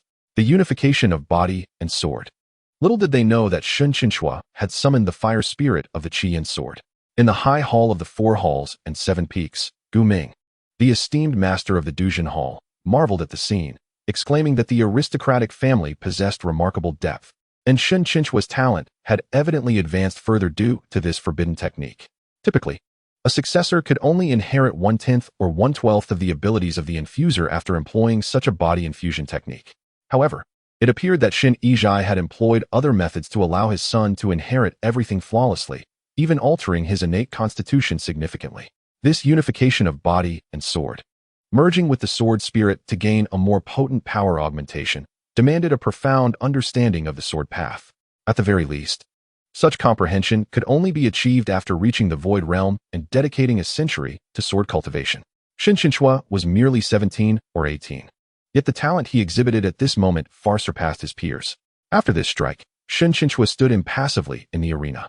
To him, it was evident that Su Qingming lacked the capacity to withstand this blow.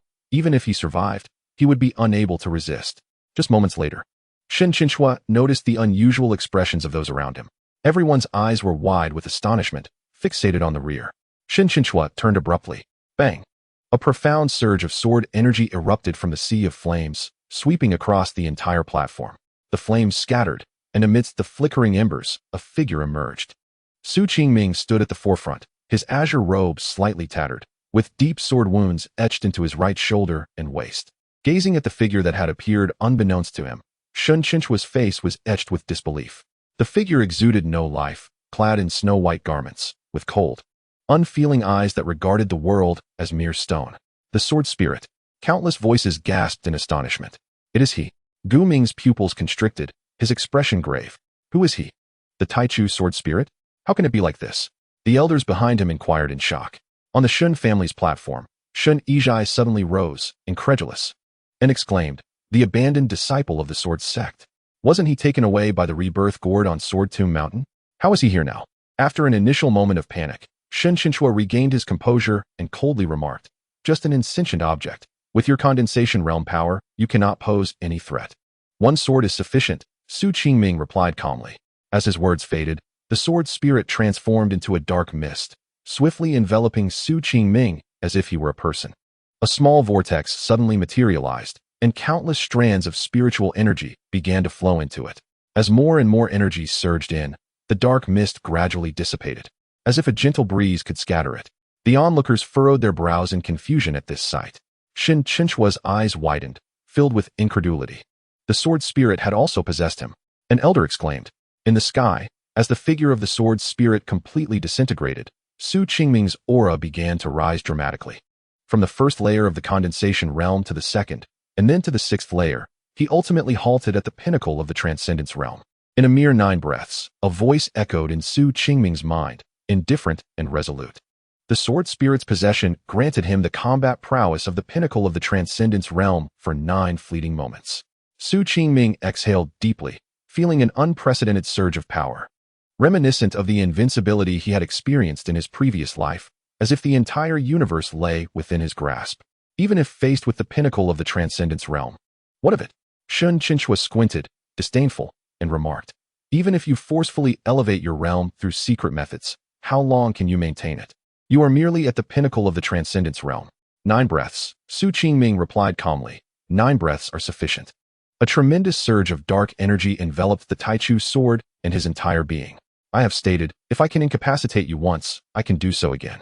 I am eager to see where your father will find another true Void Realm cultivator to infuse you. Su Qingming advanced with purpose, coldly stating, your father will soon be rendered powerless, and you will accompany him. Boom. Su Qingming swung his sword. His right arm transformed into a massive black serpent, lunging forward with ferocity.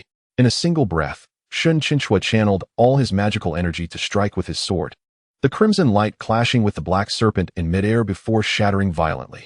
Before he could regain his senses, a second black serpent followed swiftly, crashing heavily into Shen Chenfei, producing a dull thud. In 2 breaths, Su Qingming's sword momentum remained unrelenting. The onlookers seemed to be in a daze. Even Gu Ming, the master of the Dujin Hall, could not discern the sword technique employed by the youth. It is known that Gu Ming, as one of the most formidable sword cultivators in the world, had an expansive vision, and few could compare to him. Even he, standing on the precipice of grasping life and death, could not recognize the young man's sword technique. While they had long suspected that Su Qingming's remarkable feats were due to some unique approach, no one could have anticipated the extent of his power, prompting many to draw parallels to the prodigy of the Shun family in the cave of the leader. Such unparalleled defiance. Gu Ming could not help but exclaim. Though I know not where he learned his sword techniques, merely observing Su Qingming wield his sword, channeling sword energy into his blade, eschewing fleeting bursts of power in favor of maintaining a consistent, stable assault, reveals an understanding of the sword path that transcends ordinary perfection. I never imagined his mastery of the sword had reached such transcendental heights. Shen Yizhai gazed at the arena with a face ashen as dust. Bang! After the 6th collision, the black python struck Shen Chenfei's abdomen, causing him to spew forth blood and be flung backward. Su Qingming approached with an air of leisurely grace, his Taichu sword resembling a colossal abyssal serpent. Shen Chenfei clutched his chest, his eyes fixated on Su Qingming. The demonic arts may forcefully elevate one's realm, but your foundation is too weak, akin to a castle built in the air. Su Qingming, with a detached demeanor, declared, you have no chance. With each word he uttered, Shen Chenfei's expression grew increasingly grim. Suddenly, he slammed his hand against the ground, leaping into the air as if descending from the heavens. He raised his long sword high, and in that moment, an aura of peak transcendence radiated from the sword, enveloping the entire high platform. In a mere 7 breaths, the clouds above shifted ominously, as if time itself had paused. With your abilities, how dare you utter such grandiose words? Shen Chenfei's eyes blazed crimson, his face contorted in fury as he roared. I will slay you. Sword annihilate. As his voice echoed across the sky, violent flames enveloped the sword, surging with scorching heat, a sense of annihilation rushing towards Su Qingming. Chapter 60. What do the master and disciple seek to achieve? Shen Chenfei wielded the sword, resembling a fire dragon, channeling all his magical energy into a powerful strike aimed at Su Qingming. Die! The winds roared, flames surged upon the high platform. Below, the younger disciples watched in pallid horror, sensing the terrifying sword energy emanating from the blade, thinking how Shen Chenfei wished to reduce the somewhat frail youth to ash. Gu Ming, the master of the Truth Crossing Hall, along with the elders from the 4 halls and 7 peaks, made no move to intervene. In the face of such a sword technique imbued with the essence of the sword path, they showed no inclination to protect Su Qingming, an outer disciple. It seemed the life and death of the 2 combatants held little significance to them. In 8 breaths, to burn one's own life essence, even resorting to such forbidden techniques. You are willing to do so? Facing what could be deemed the most formidable strike from the realm of transcendence, Su Qingming did not flinch, calmly stating, the reason Shen Chenfei's sword energy surged was that he had expended at least a decade of his life force to attain power beyond the pinnacle of transcendence in that moment. But so what? You are still too weak. Su Qingming murmured. In the next instant, a torrent of profound black sword energy erupted, nearly enveloping Su Qingming entirely. He lifted his gaze toward Shen Yizhai on the high platform, a gentle smile gracing his lips. Countless witnesses were taken aback by this scene. Yet none comprehended the meaning behind that smile. Only Su Qingming understood. It was a smile born of revenge against the grievances of his past life. He would forever remember that day when Shen Yizhai had ground his face into the mud, spitting at him, gazing upon him as one would a mere insect. With your capabilities, you dare to cultivate. You even aspire to compete with Shen's disciple for a partner. What of the bone exchange pill? Do you think it can alter your constitution? A jest, you lowly creature. Only our young master is worthy of Lu Qian. Slap. Su Qingming could still feel the humiliation from Shen Yizhai's slap upon his face, that moment when he had struggled desperately, trampled like a dog. Ha ha.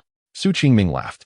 Observing Shen Yizhai, now devoid of any cultivation and resembling a husk, he softly stated, "You and your father shall live your lives as worthless beings." The sword rises and falls. Su Qingming's laughter, liberating and thunderous, resonated throughout the high platform. Under the astonished gazes of many, his form collided fiercely with the flames. Boom, boom. Like two towering mountains crashing together, the heavens echoed with a deafening roar. A multitude of destructive ripples surged from the point of impact, scattering into the sky and all directions. In an instant, the arena of the sword contest crumbled, fissures spreading like a spider's web, and countless young, low-ranking disciples were swept off their feet by the gale, tumbling to the ground. With a single strike, the might of a sword beyond the ordinary transcendence had reduced the contest's platform to rubble. As the residual energy dissipated, the onlookers looked up to find Su Qingming transformed into a black python, still suspended in midair, contending with the colossal blood-flame sword. Crack! A faint sound of cracking echoed across the platform, as if the balance had been disrupted. Some keen observers noticed a fissure forming along the blade of the blood-flame sword, which swiftly widened. The sword emitted a subtle tremor, as if it could no longer withstand the overwhelming force. I told you, you and your father are far too weak. Su Qingming, clad in green, laughed heartily, seemingly releasing long-suppressed grievances. Bang! As Su Qingming's momentum surged, he unleashed another devastating strike. In an instant, the blood-flame sword could bear no more and erupted into a cacophony of fragments. Countless shards rained down, mingling with the debris of the high platform as they fell into the water. At that moment, the expressions of all present, including Gu Ming and the leaders of the Seven Peaks, transformed into shock. Su Qingming, sword in hand, nonchalantly thrust his blade toward Shen Chenfui's dantian spirit lake. Ah, no, impossible. The shrill cries echoed throughout the high platform, as several elders from the Shen family instinctively sought to intervene. However, unexpectedly, Gu Ming's eyelids lifted slightly, a formidable aura locking them in place. In the minds of many, Su Qingming was merely a fortunate recipient of the Taichu sword, and even his victories over Yu Yu and Hu Yunyang were thought to stem from his understanding of the sword path.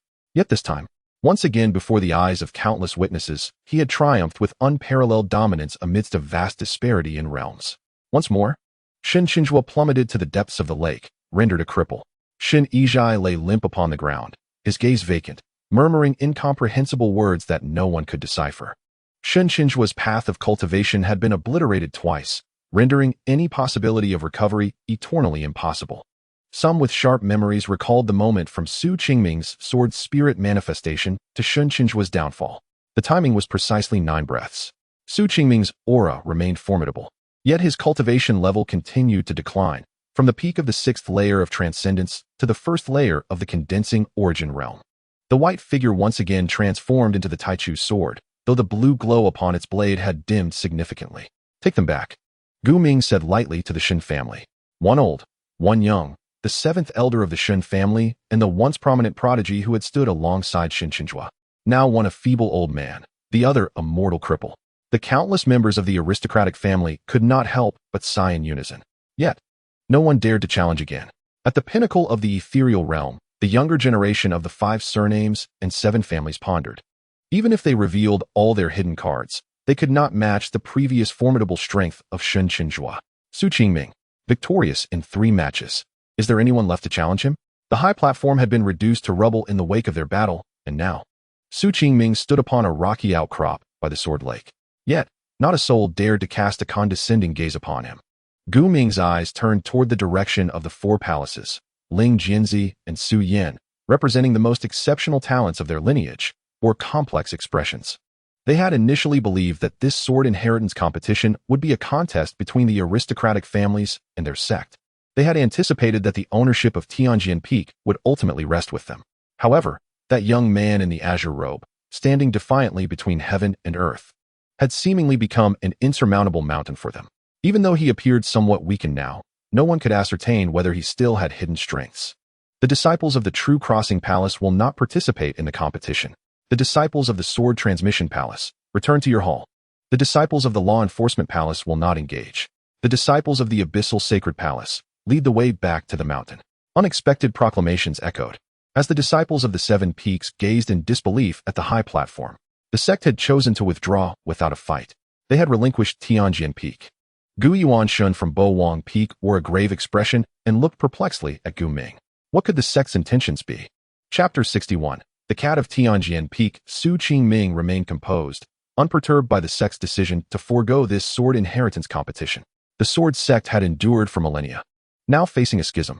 Much of this discord stemmed from the aristocratic families monopolizing the cultivation resources, whether it be the spirit stone mines, medicinal gardens, or relics under the Sword Sect's control. All were under the dominion of the 5 surnames and 7 families. Even the most fundamental spiritual pools for cultivation were denied to the sect. Consequently, to enhance the cultivation of their young disciples, they were forced to scour the desolate expanses of the ancient wilderness. Centuries ago, the illustrious Zhuo Jianzun, endowed with exceptional talent and a fervent desire to alter the landscape of the Sword Sect, was covertly plotted against by the aristocratic families. Not only was his most beloved disciple ensnared by demonic influence, but nearly all disciples of Tianjin Peak were slaughtered.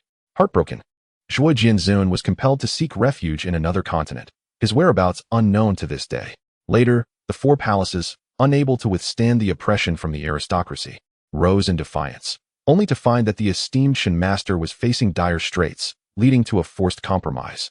Thus, the current delicate balance was established. With Su Qingming's emergence, many discerned the hands guiding him from behind. Mo Changqing, a knowledgeable figure from the outer courtyard, and Zhuo Jianzun's disciple, and Lu Lin, the head of the Alchemy Hall, a 5th-tier alchemy master. The weight of their influence within the Sword Sect was significant, and the reason the sect chose to retreat was to show favor to Zhuo Jianzun. Observers atop the cloud platform noted this development with contemplation. A powerful Sword Sect would be far more formidable than a fragmented one. The unchanging paradigm of the ancient wilderness might finally begin to shift from this day forth. In this year's sword inheritance competition, Su Qingming claimed the crown. As Gu Ming's aged voice announced the result, disciples from the aristocratic Shen and Hu families were the first to depart. Subsequently, the guests also began to leave in droves. In the end, only Su Qingming and Gu Ming remained in the arena. The venerable elder, exuding a formidable aura, spoke gravely, with the resurgence of Tianjin Peak.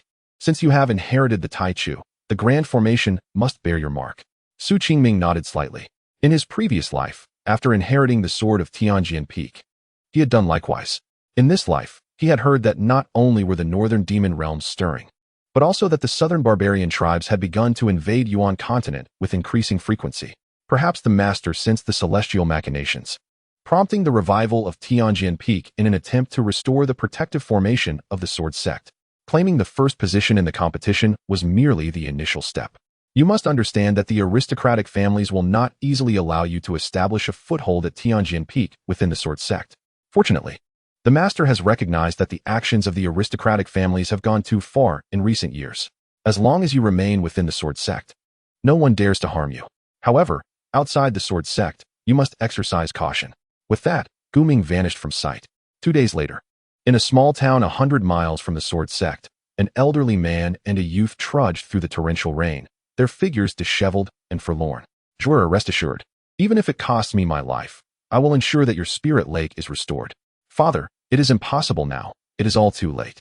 I have long said that that waste is different from before. Shen Chenfei intends for us to be mere pawns, seeking to gain complete control over the Shen family. Nonsense. Their voices rose in heated argument, prompting passers-by to steer clear of them.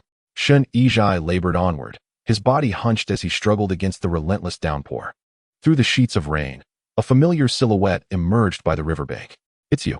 Upon recognizing the figure, their faces turned ashen. Su Qingming remained unflinching. Su Qingming, what deep-seated enmity do I, Shen Yizhai, hold against you? that you would deny me even a path to live. Shen Chenfei spoke in terror. Both had lost their cultivation, reduced to mere mortals, thus expelled from the Sword Sect. With a sweep of his sword, Qingming dispatched them. Their forms slowly fell away. The rain began to lessen, and the once mighty Shen family, who merely a month prior had engaged in fierce battles with the great demon of Mist Marsh and by Ling Pond, had now met their end like wild dogs by the riverside. At Tianjian Peak, Qingming wandered through the shadowy forest, contemplating his ascent to the summit. Having emerged from seclusion for over half a month, the life force of Tianjian Peak had grown increasingly vibrant, with the sounds of cicadas and birds filling the air. Returning to this mountain once more, Qingming felt a subtle shift in his heart. It was hard to tell whether it was nostalgia or sorrow. When he had slain Shen Chenfei and his son that day, he sensed an invisible shackle within his heart had been loosened. Naturally, his cultivation had advanced significantly. It appeared that in this life, his path of cultivation was laden with the shackles of his previous existence, not without its tribulations. Upon returning to Tianjian Peak, Qingming's expression gradually returned to serenity. Behind him, the black and white iron-eating beast clutched a sword, careening through the landscape. Fortunately, Tianjian Peak was deserted, otherwise it would have been captured and confined in a beast cage long ago. The crescent moon was obscured by dark clouds. As man and beast reached the mountain's peak, thunder rumbled and heavy rain fell. Strangely, however, the lightning and rain descended in an unusual trajectory, as if a terrifying presence at Tianjian Peak compelled even the elements to seek its obliteration. The iron-eating beast crouched fearfully at Qingming's feet, occasionally glancing up at the summit, where countless bolts of lightning struck. In the darkness, flashes of lightning illuminated the entire mountain. Qingming narrowed his eyes. At the cliff edge, a grand palace loomed amidst the storm. Cold and desolate, this sword transmission hall of Tianjian Peak had reappeared after centuries, its interior's vengeful spirits unknown. The weathered walls bore countless deep sword scars. The Taichu sword radiated brilliance, as if responding to an unseen call, rising into the air. Centuries ago, the castaway disciple Lu Chun of Tianjian Peak had been fixated on the immortal sword Taichu, leading to the slaughter of all disciples within the peak. What is even more terrifying is that he has imprisoned the souls of all within the Hall of Sword Transmission, and over the years, the oppressive aura has nearly materialized. Qingming's expression remained calm as he ascended the steps one by one. A distant roar echoed within the hall, filled with resentment and bitterness. Suddenly, a colossal bolt of lightning struck the sky, illuminating the dark and eerie hall. Upon the railing, a cat, as dark as ink, lay sprawled. The feline appeared languid, its soft fur emanating a ghostly glow, seemingly harmless. Yet, its emerald eyes radiated an extraordinarily bewitching light, drawing one in as if falling into an abyss. Making it hard to escape, Qingming's demeanor grew solemn. Within the Sword Peak, the vengeful spirits were not particularly fearsome. Qingming could easily subdue them with the primordial sword in hand. However, what was truly dreadful was the seemingly innocuous cat before him. Chapter 62. The intent of Mo Changqing turns out you never left. Qingming addressed the cat. The rain poured down heavier, the sound of droplets almost drowning out his words. Yet Qingming knew the cat understood.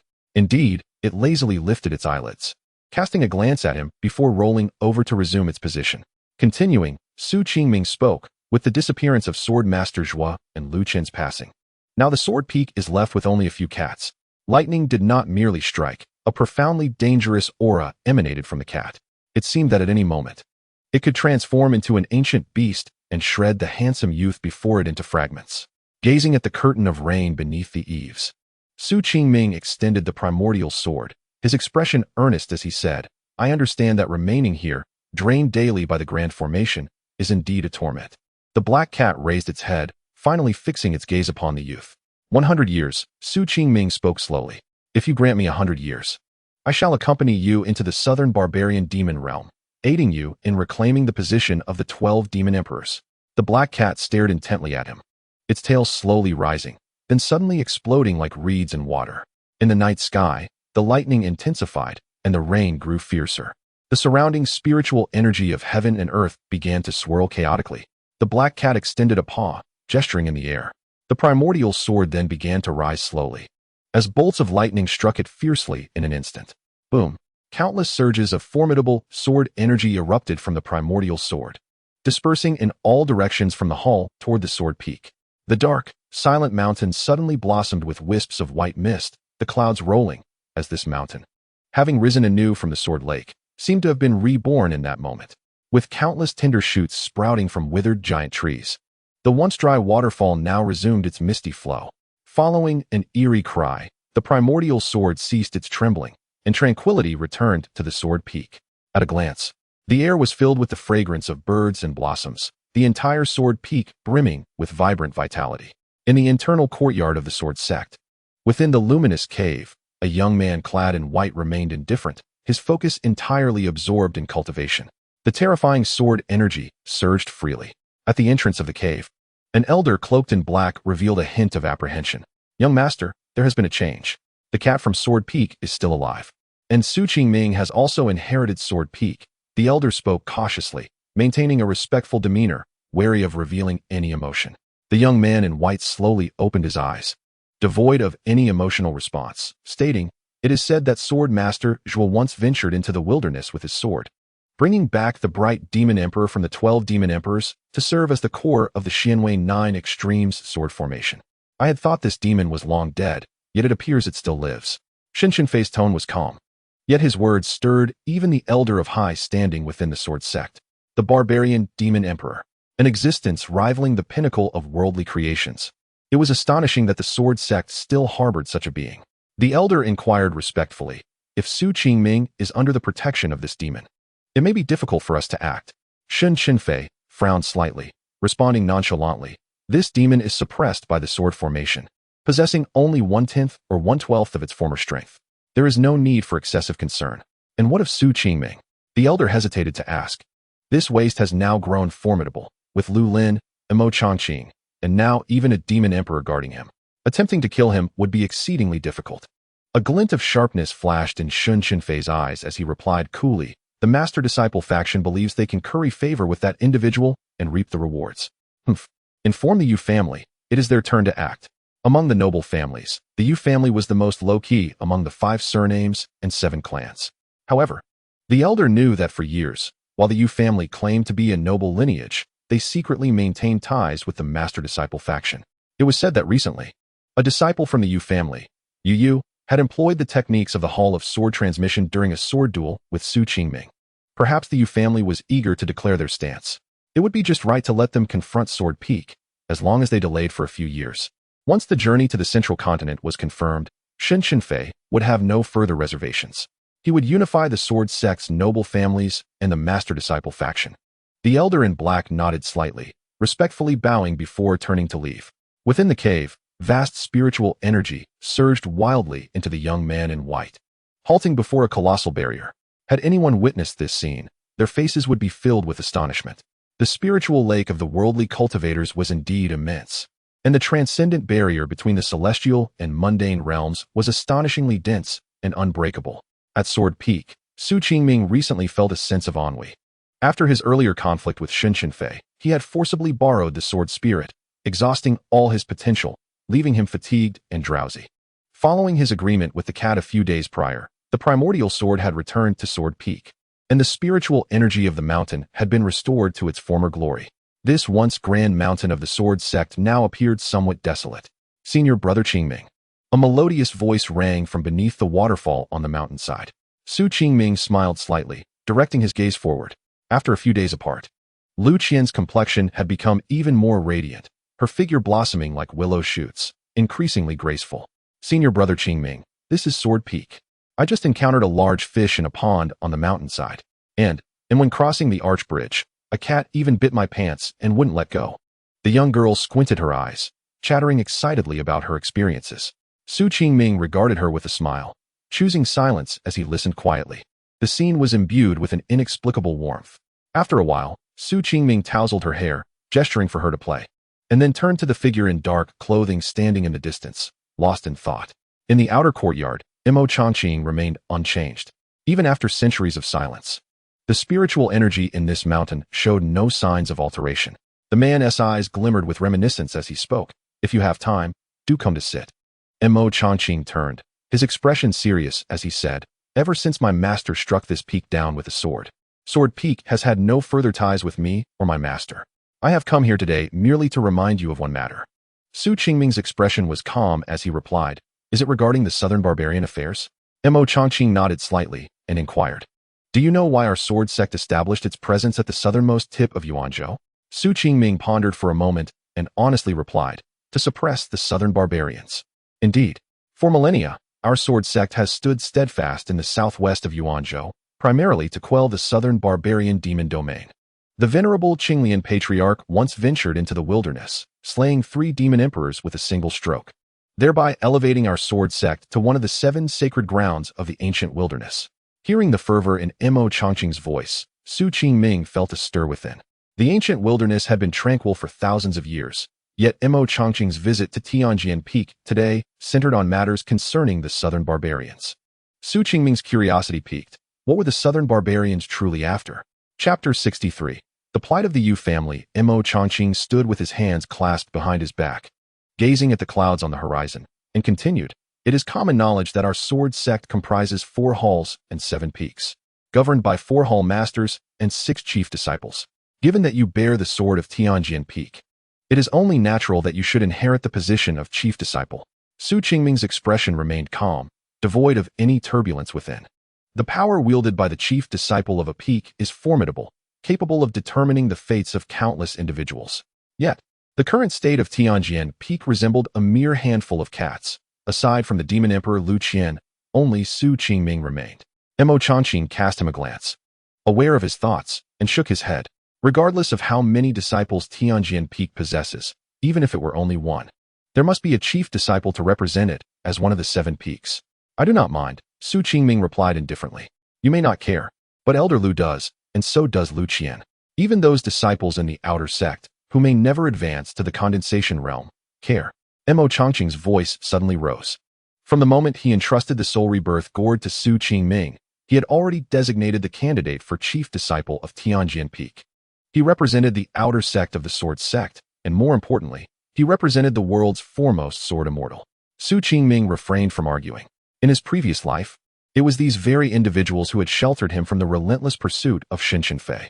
In this life, even if Mo Changqing did not voice it, Su Qingming wished for them to establish themselves at Tianjian Peak, paving the way for a smooth journey towards the Great Dao. The significance of the 4 halls and 7 peaks lies not in the rich spiritual energy of the mountains, nor in the formidable might of the peak's sword. It is the celestial abode. Mo Changqing revealed the hidden truth that the sword sect had concealed for centuries. Although Su Qingming had been aware of this in his past life, hearing it now still sent shockwaves through his spirit. The celestial abode. Only within a celestial abode can one achieve supreme transformation. After breaking through the cycle of life and death, cultivators entrust their primordial spirits to the river of time. Yet their physical forms cannot endure eternally. Ancient cultivators traversed the vast ancient wilderness, enduring countless tribulations, until they discovered places capable of preserving their physical bodies. These are the celestial abodes. No one knows where those who have transcended life and death conceal the celestial abodes. The battles of supreme beings in the transformation stage often occur solely within the realm of the primordial spirit. It is nearly impossible to extinguish a being of supreme transformation as long as their primordial spirit remains. Only by locating the celestial abode where their physical body is preserved can one hope to obliterate a being of supreme transformation entirely. There exists a celestial abode within Tianjian Peak.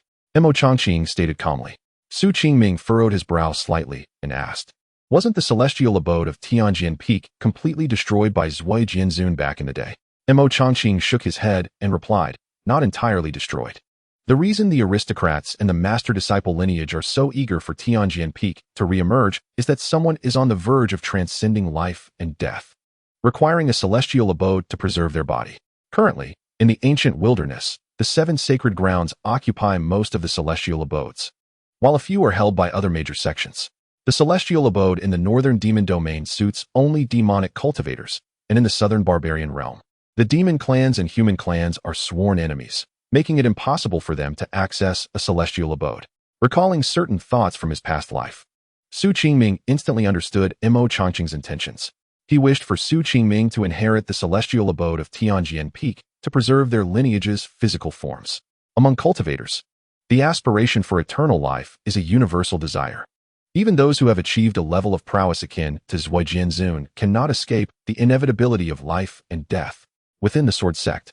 The aristocracy occupies 6 celestial abodes while the master-disciple lineage holds 4. Only the half of Tianjian Peak remains unclaimed, although he has taken on the sword of this peak. Controlling the celestial abode is exceedingly challenging. With merely the condensation realm cultivation, any one of the aristocratic or master-disciple lineage's true realization realm practitioners could easily incapacitate him.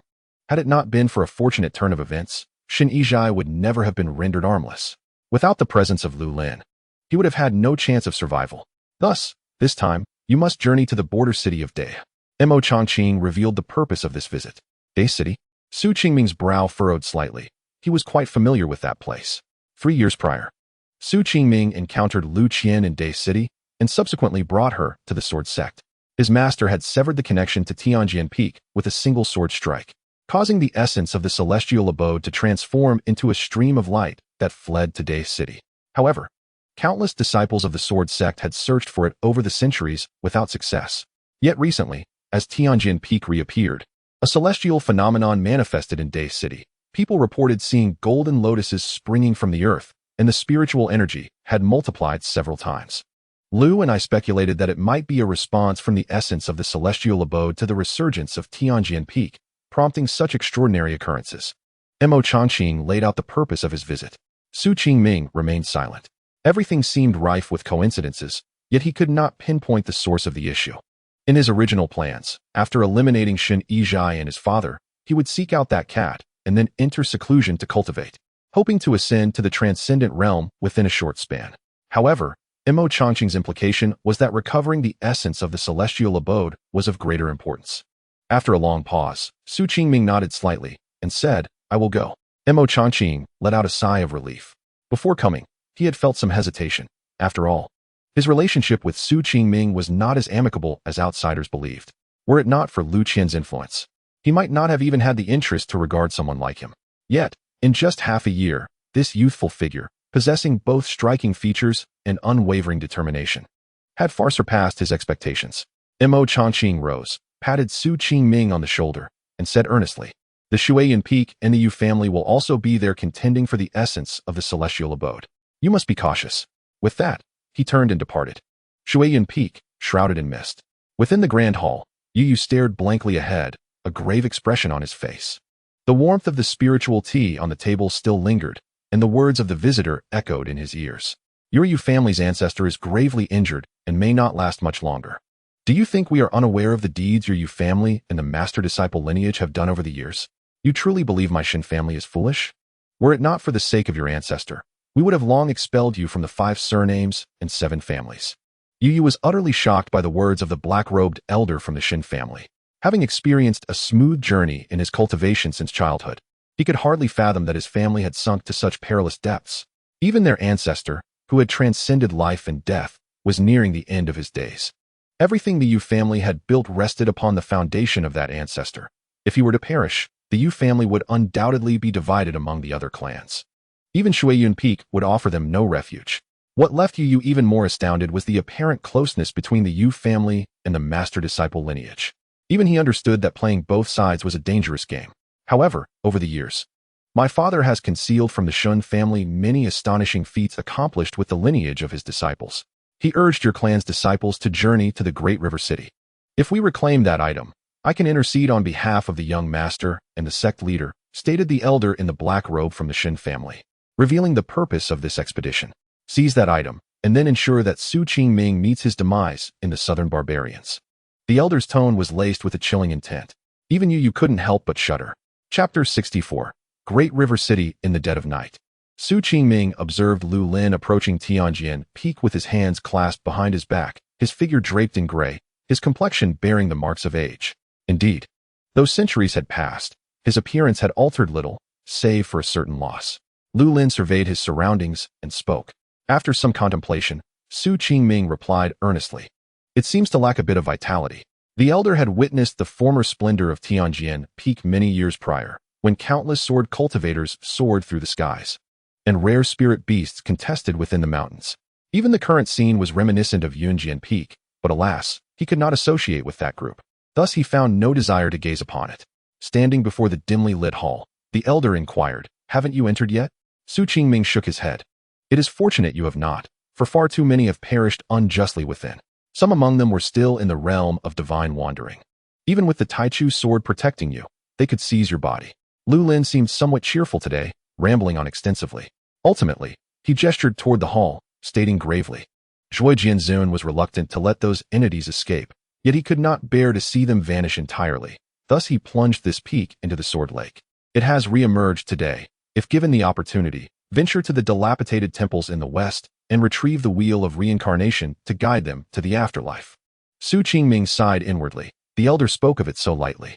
Yet the entire world knew that the wheel of reincarnation was the sacred object of the suspended temple in the western regions, forever held within the grasp of its Buddha, from whom no one had ever succeeded in seizing anything. Noticing Su Qingming's expression, the elder snorted in disapproval, admonishing, in this world, success hinges on determination. If you lose confidence before even attempting, how can you achieve anything? The reason I and the boy Mo chose you is precisely due to your indomitable spirit. Su Qingming recalled his earlier encounter at Yunjian Peak, facing Lu Yun's sword with a fearless heart, resolutely advancing forward. Yet now, he found himself beset with doubts. It seemed that his rapid ascension in cultivation had left his foundation somewhat shaky. He replied earnestly, "You are right, Lu Lao, yet I find myself hesitating." Lu Lin traversed the hall and entered a bamboo grove, saying, "It is good that you understand. Do not assume that defeating a few young disciples makes you formidable. Do you know that among the familial lineages, the true geniuses cultivate within the hidden realms?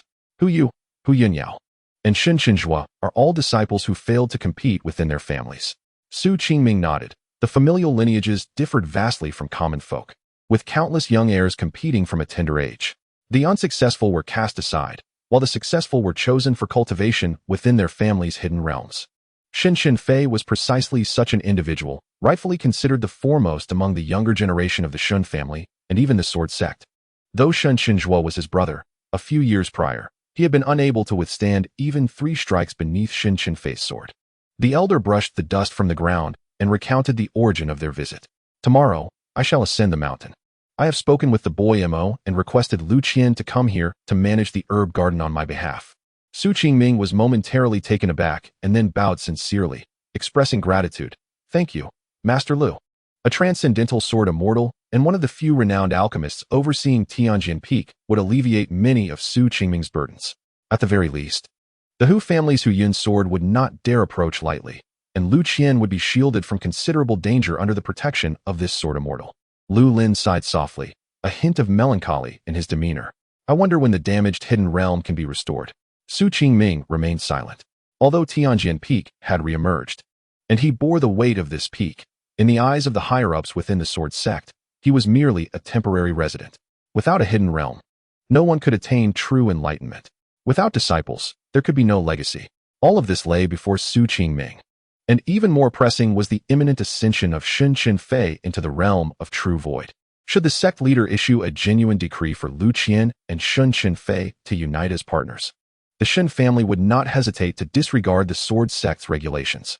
If he dared to obstruct, elders in the realms of true void, divine wandering, and transcendence would intervene. Su Qingming's eyes gleamed with determination. Even in the darkness of night, a light radiated from within him. Lu Lin, unaware of the young man's thoughts, perceived only that a mere nascent realm youth, having practiced for less than a year, bore such heavy responsibilities at 17 or 18 years of age. Indeed, it was a formidable challenge. "I will accomplish all of this," Su Qingming declared earnestly. The night was as dark as ink, and a streak of light traversed the sky. An elder and a youth stood in the mountains, forging their path through the night. The Sword Sect's mountains lay in the southwest of Yuanzhou.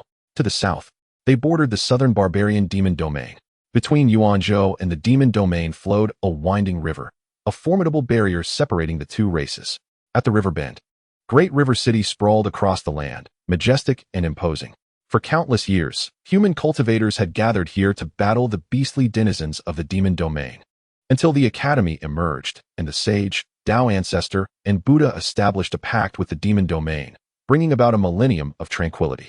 Though a truce had been declared, the two races could not entirely avoid inconsequential skirmishes and conflicts. Human cultivators, seeking materials for crafting from the demon beasts and their inner cores, would occasionally venture into the wilderness. Meanwhile, many shape-shifting demon beasts infiltrated Yuanzhou, claiming dominion over the land and even preying upon humans. Thus, Great River City bustled with activity, attracting merchants, cultivators, and even mortals. Yet, the true guardians of this city remained a gentleman dispatched by the academy. At midday, a man, tall and upright as a sword, arrived. It was none other than Qingming. His journey southward from the Sword Sect had been devoid of ambushes from the Shen or Hu families, allowing him to reach this place in just over half a month. Another reason for his swiftness was his familiarity with the area. 3 years prior, he had departed from Great River City, escorting Lu Qian to the Sword Sect. Back then, he had been oblivious to his origins, stumbling upon the unconscious Lu Qian in a grand manner. Great River City, being close to the demon domain, was notorious for its brutal customs. Upon entering the city, Qingming was immediately targeted by a group of disheveled loose cultivators, their predatory gazes sizing him up for his possessions. Qingming paid them no heed, proceeding through the city gates toward a large manor. This residence was expansive, once belonging to a figure of considerable renown in Great River City. Yet now, it lay in disrepair, the main entrance enshrouded in cobwebs and dust, appearing ominous and foreboding. Standing quietly before the door, Qingming recalled that 3 years ago, he had sought refuge here from a storm, where he first encountered Lu Qian. The moment he laid eyes on her, an inexplicable urge to protect her had taken root in his heart. And indeed, it had proven to be true. Throughout their journey to the Sword Sect, he had faced numerous bandits and highwaymen, sustaining many injuries. Yet to this day, Qingming still found himself in a state of confusion. The true origin of Lu Qian. Chapter 65. The Qian family. Boy, hand over the Qian ring in your possession, and I shall spare your life. A brazen voice interrupted Qingming's thoughts. The youth turned around, his expression indifferent as he gazed towards the source of the voice. 3 men, exuding a palpable aura of menace, formed a triangle around him. The foremost figure bore a scar that stretched from his forehead to his chin, rendering him a fearsome sight. Who would have thought a disciple from some major sect would possess a Qian ring at such a nascent stage? Today, I truly strike gold. He guffawed. Having lingered in Dao watching for many years, these men were notorious for their nefarious deeds, and they had already discerned the youth's cultivation level. They surmised he was merely a disciple sent down the mountain for training. In their eyes, he was nothing more than a fat sheep to be slaughtered. Qingming calmly inquired, who was the previous owner of this place? The scarred man scoffed. Oh, you seem quite composed. This place once claimed the lives of 35 people. With you added to the count, it will make 36. Once again, Qingming asked, who was the former owner of this place? Why should I tell you? Be sensible and hand over the Qian ring quickly. Otherwise, you shall meet your demise when I strike. The scarred man retorted impatiently. Qingming frowned slightly. The 3 men, despite their menacing demeanor, were merely at the 3rd layer of the nascent stage and lacked even a single magical artifact. Such ragtag cultivators could easily be dispatched by a disciple of the Sword Sect with a mere flick of the sword. To him, they were akin to ants. Hardly worth his time. Refusing to heed the warning means you are courting death, the scarred man growled, losing his patience and brandishing a large blade. Lunging fiercely at Qingming, the other 2 followed suit, brandishing their weapons and charging forth.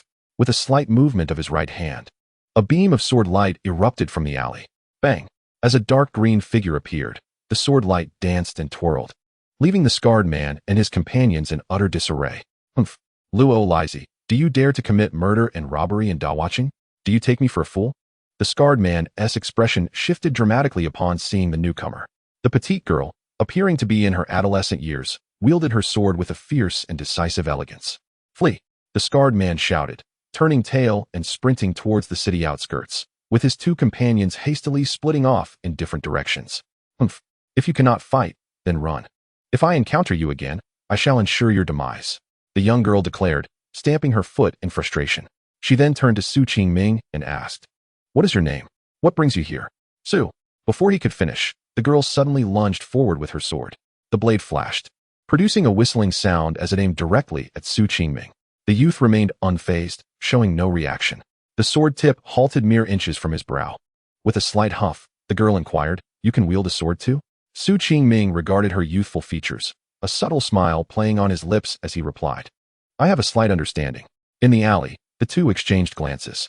The tranquility was abruptly shattered by the clamor of approaching footsteps. The girl huffed, sheathed her sword, and clapped her hands in satisfaction. You look just like those bookish students from the academy, always boasting about wielding swords and traversing the world. Qingming remained silent. In the distance, an elderly servant clad in green approached, bowing respectfully to Su Qingming. "May I ask which peak of the Sword Sect you hail from, young master?" As his words fell, the girl abruptly turned, her large eyes widening in disbelief as she stared at Su Qingming. "You are a disciple of the Sword Sect."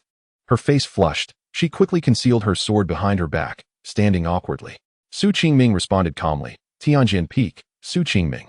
The elder displayed a look of confusion, but still bowed to the youth. "I am the steward of the Chen family in Dao Watching. If Miss has been disrespectful, I hope you will forgive us, young Master Su."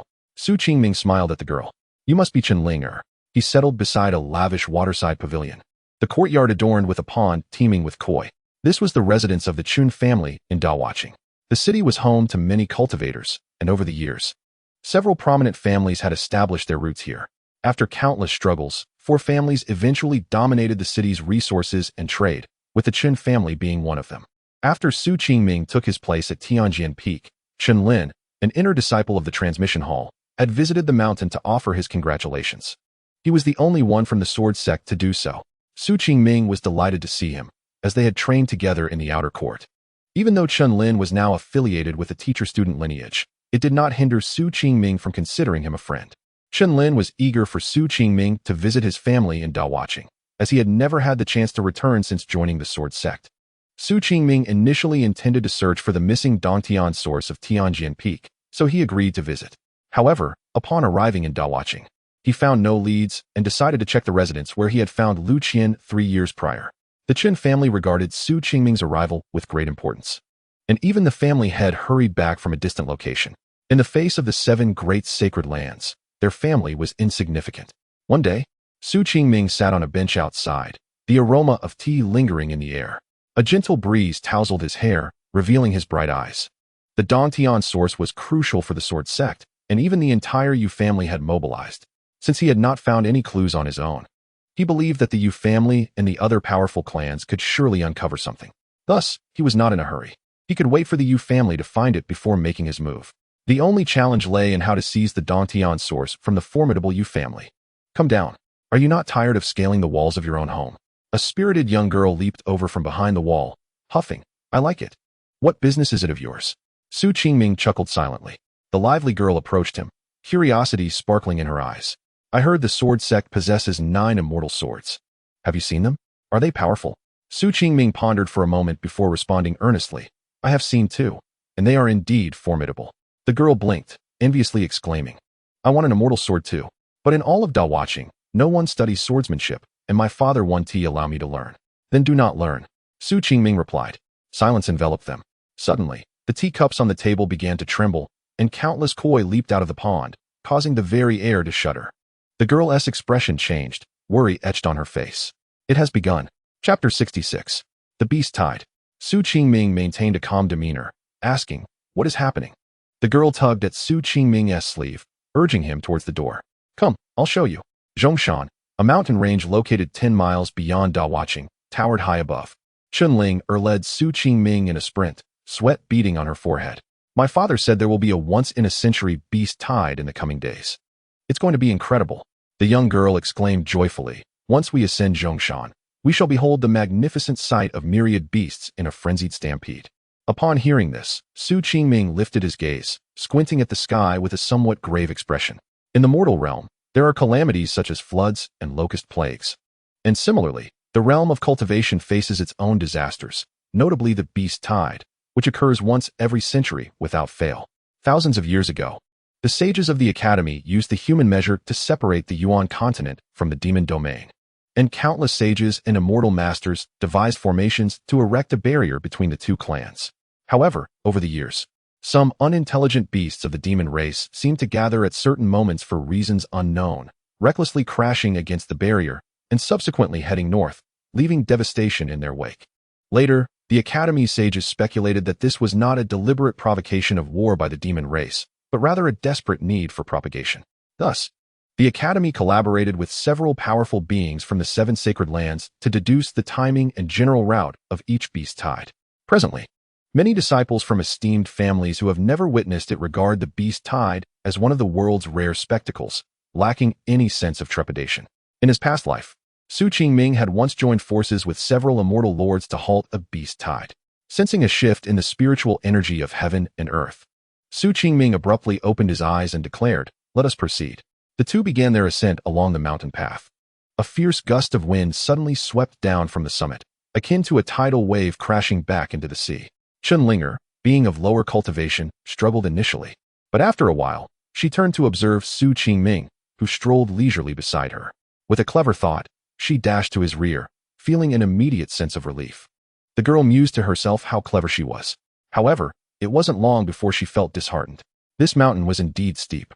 Eventually, the little girl could hardly move her feet, resting her head on Su Qingming's shoulder, murmuring her desire to return. With a sigh, Su Qingming hoisted the young girl onto his back and steadily continued toward the summit. After half an hour, he paused. The drowsy girl opened her eyes and peeked out, only to find they had arrived at a circular platform atop the mountain. The stone railing surrounding the edge was occupied by numerous individuals, elderly men with an air of celestial grace, handsome youths bearing swords, and beautiful women with a glimmer of spring in their eyes. All were intently gazing toward a certain point in the sky. As the two stepped onto the stone platform, a sharp voice rang out. "Who permitted you to come up here? Get down at once. This is a place for immortals to observe. You mere mortals, not even worthy of dogs, have no right to be here." Su Qingming's gaze fell upon a young man with a long sword on his back. His handsome features twisted in anger as he berated them. Beside him stood a familiar figure, Yu. Chenlinger was startled by the harsh voice and immediately hid behind Su Qingming. Although she was the legitimate daughter of the Qian family, she had not practiced cultivation. The overwhelming aura emanating from the numerous cultivators on the high platform instilled in her a sense of fear. Su Qingming surveyed the scene briefly before walking in a particular direction. In an instant, the handsome young man blocked Su Qingming's path, pointing an accusatory finger at him. "Are you deaf? Get lost. This is where the immortals reside. Do you know who the head of the Yuan continent's Ruins Sect is to me?" Many onlookers regarded the commotion with indifferent eyes. Yu opened his mouth, but a middle-aged man beside him scoffed, silencing him. However, the next moment, Yu's expression changed, surprise flooding his features as he looked at Su Qingming. A heart-wrenching scream pierced the air as the arrogant young man was suddenly sent flying off the mountain in a graceful arc, quickly disappearing into the valley below. Chenlinger gaped in astonishment. Countless eyes converged on the calm young man. The atmosphere atop Zhongshan was peculiar. Chenlinger obediently followed Su Qingming, her large eyes fixated on the sea of clouds, seemingly anticipating the moment that young man would soar away once more. The strange atmosphere was soon disrupted. Yu approached, speaking quietly, "Junior brother Su." From a distance, the middle-aged man frowned, his voice heavy as he remarked, "So you are Su Qingming? At such a young age, you display such ruthlessness." Su Qingming lifted his eyelids, but remained silent. Yu stood awkwardly beside him, harboring no resentment towards Su Qingming. After all, during the Jianjian Grand Competition, he had not allowed harm to befall him. Moreover, following that battle, Yu had gained significant insight into the way of the sword. However, this time coming to Great River City, many had received their families' directives to take advantage of any opportunity to eliminate Su Qingming. Yu glanced at the sword-like figure of the young man and softly warned, "Junior brother Su, exercise caution." Su Qingming squinted, surprised by the little chubby boy's concern, a flicker of appreciation passing through his mind. Among the younger generation of the Sword Sect's aristocratic families, their allegiance lay first with their families and then with the Sword Sect. Many believed that the entire Sword Sect was dictated by their lineage. Yu's words marked him as an exception among them. At the very least, this little chubby boy held a significant position within the Yu family. And during this trip to Great River City, many sought his life. Yu's warning demonstrated considerable camaraderie.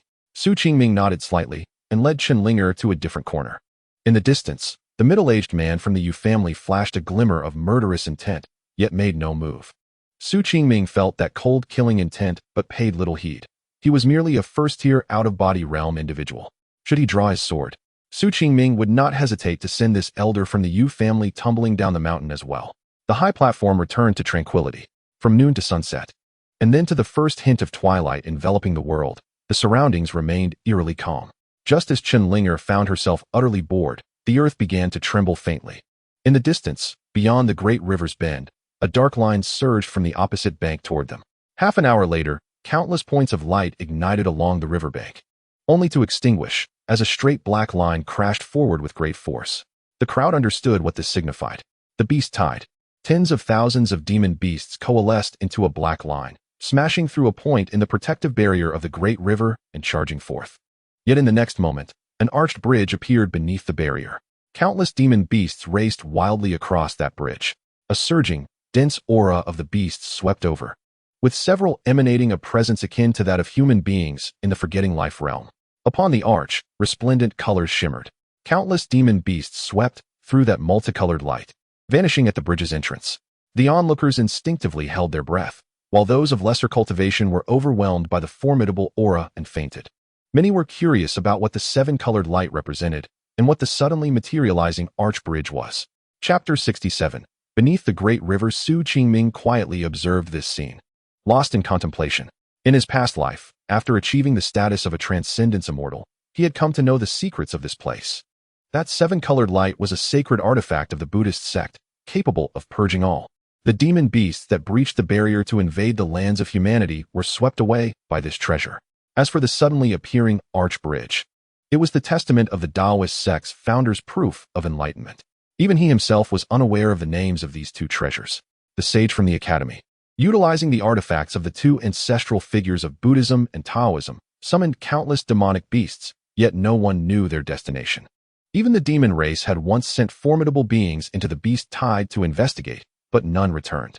This remains the greatest secret of the great wilderness ancient realm, and one of the roots of the unresolved enmity between humans and demons. As the beast tide continued, Qingming withdrew his gaze and turned to descend the mountain. It was time to return. Shen, who was eagerly watching the beast tide, revealed a look of reluctance when she saw Qingming suddenly leave, but obediently followed him nonetheless. Not far away, a middle-aged man from the Yu family flickered with a cold glint in his eyes, his murderous intent palpable. Ascending the mountain was arduous, yet descending was a mere trifle. The two walked briskly, with the young girl skipping ahead, her hands clasped behind her back. Why leave so early when the beast tide had yet to conclude? There was nothing particularly captivating to behold. It had been the same for centuries, somewhat mundane. Have you witnessed it before? Yes. Shen turned around, stepping backward in confusion. My father said the beast tide in Great River City is a rare sight, once every 100 years. You are so young. How have you seen it? Qingming refrained from explaining, merely halting his steps, his gaze resting on the girl's shoulder. What's wrong? She asked, puzzled. Nothing. Some people tend to overestimate themselves. He replied gently, patting her shoulder. In the next moment, a thread as delicate as silk suddenly turned to ash. Then, in a distant spot unseen by the girl, a formidable sword aura surged towards the mountain peak. Ninth uncle, be careful, Yu shouted urgently. It was too late. A spray of blood erupted from the chest of the middle-aged man atop the high platform. As Yu family's ninth elder, the man lowered his head slightly, only to discover a deep sword wound etched into his chest, penetrating into his innards. Cough. The man fell to the ground, his aura dissipating. Yu rushed forward, feeding him several healing pills, and after a while, the middle-aged man regained a semblance of consciousness. How could he be so strong? Yu was astonished. Previously, during the sword acceptance competition, even after being repeatedly struck down by Qingming's flying sword, he never believed there was a significant disparity between them. However, today, Yu was shaken. Ninth uncle had already reached the second tier of the transcendence realm.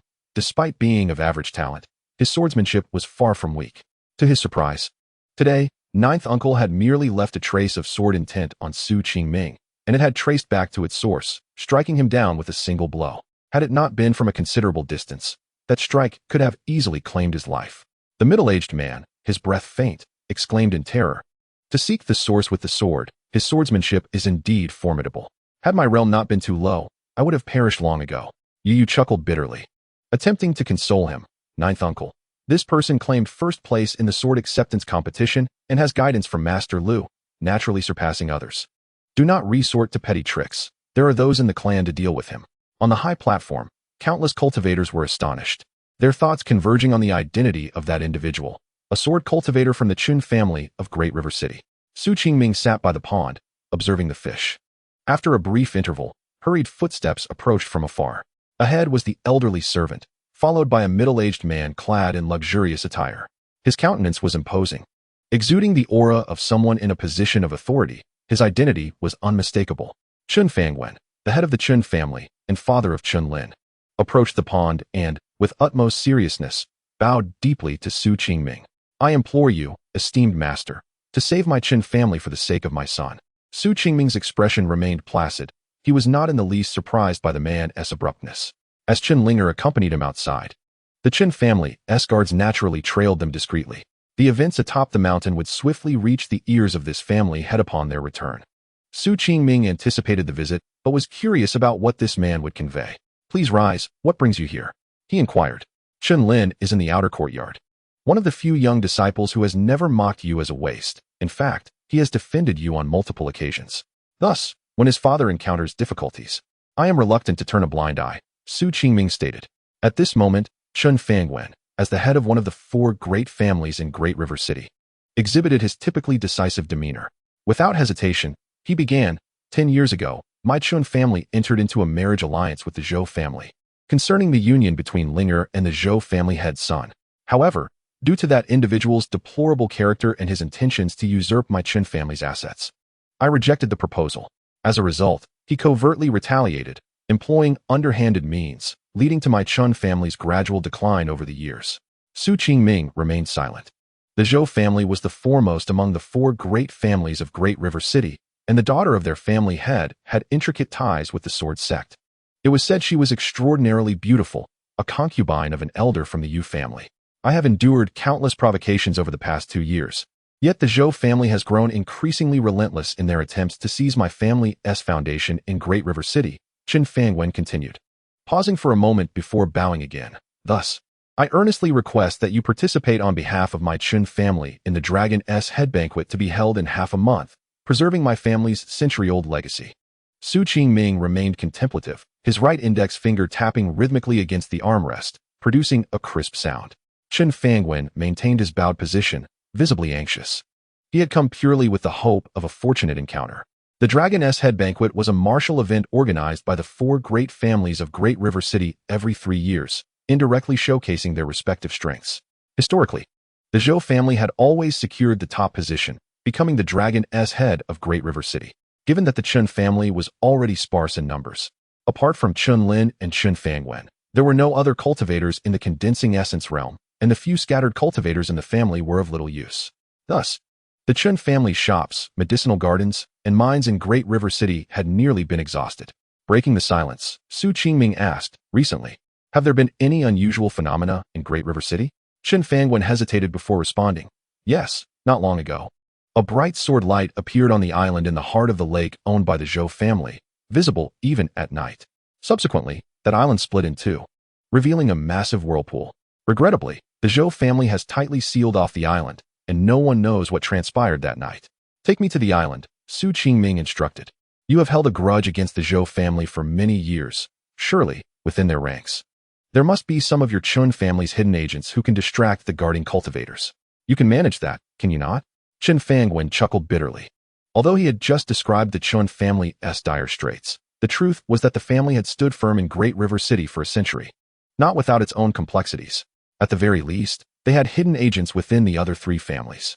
Sacrificing those who had been concealed for years for a mere Dragon's Head banquet was a daunting prospect. Qin Fangwen hesitated. Qingming remained silent. After a brief silence, Qin Fangwen gritted his teeth and declared, "After the Dragon's Head banquet, I will ensure that the few cultivators in the Transcendence realm guarding the island are led away." Having received the answer he sought, Qingming waved his hand, signaling for him to depart. Chapter 68. The Jade of Determination. Qin Fangwen and the old servant retraced their steps, walking along the rain corridor of the estate. The moonlight spilled onto the ground. It strangely illuminated only one shadow. The elderly man who had served the Chun family for decades remarked, "It's rather peculiar. Is what he seeks not too simple?" Qin Fangwen, lost in thought, replied, "This individual arrives here without cause, and as a disciple of the Sword Sect. I presumed he must be after something of value from the Qin family, expecting him to be rather demanding. Yet, it seems I was mistaken." The old servant contemplated for a moment and softly said, "I've heard that this person shares a background with the young master, hailing from the outer court, but their friendship appears rather shallow." Qin Fangwen's expression flickered as he shook his head, saying, "There's no need for further speculation. It is a fortunate matter that Lin is currently at ease within the Sword Sect. As his father, I may not be able to offer him much, but I certainly cannot be a source of trouble." The old servant sighed heavily, expressing, "I hope the young master can comprehend the sincere intentions of the master. No matter." The dignified man chuckled nonchalantly. "If I, Qin Fangwen, must rely on my son in such matters, that would indeed be a disgrace." Su Qingming had been resting with his eyes closed on a stone bench throughout the night. As dawn broke, he casually splashed water from a pool to wash his face. Before he could rise, cheerful footsteps approached from behind. Chunling crouched beside Su Qingming. Her curiosity piqued. "Are you truly going to attend the Dragoness Head feast?" Su Qingming nodded. "I'll take you to the city to register," the young girl declared, grabbing Su Qingming's sleeve and pulling him outside. As the duo stepped through the Chen family's main gate, they spotted the old servant quietly standing in the corner. The girl felt an inexplicable sense of guilt. Su Qingming remained calm. Since the young lady is unfamiliar with the affairs of the city, let the old servant lead the way. The old servant smiled and rasped. Of course. As the words fell, the trio boarded a spacious carriage that had long been waiting outside and made their way towards Great River City. Although it was still morning, the roads leading into the city were bustling with merchants and travelers, with countless wisps of smoke rising, and congestion already forming at the city gates. Through the carriage curtain, Su Qingming gazed at the distant scenery, feeling a sense of peculiarity within. After his reincarnation, the once proud and aloof demeanor from his previous life seemed to have vanished, replaced instead by a youthful desire for fame and fortune. In his past life, he would have dismissed such matters altogether, a sentiment that explained why, at the time of being hunted by Shen Chenfei and the other 5 celestial lords, not a single soul was willing to come to his aid. In the world, actions always yield consequences.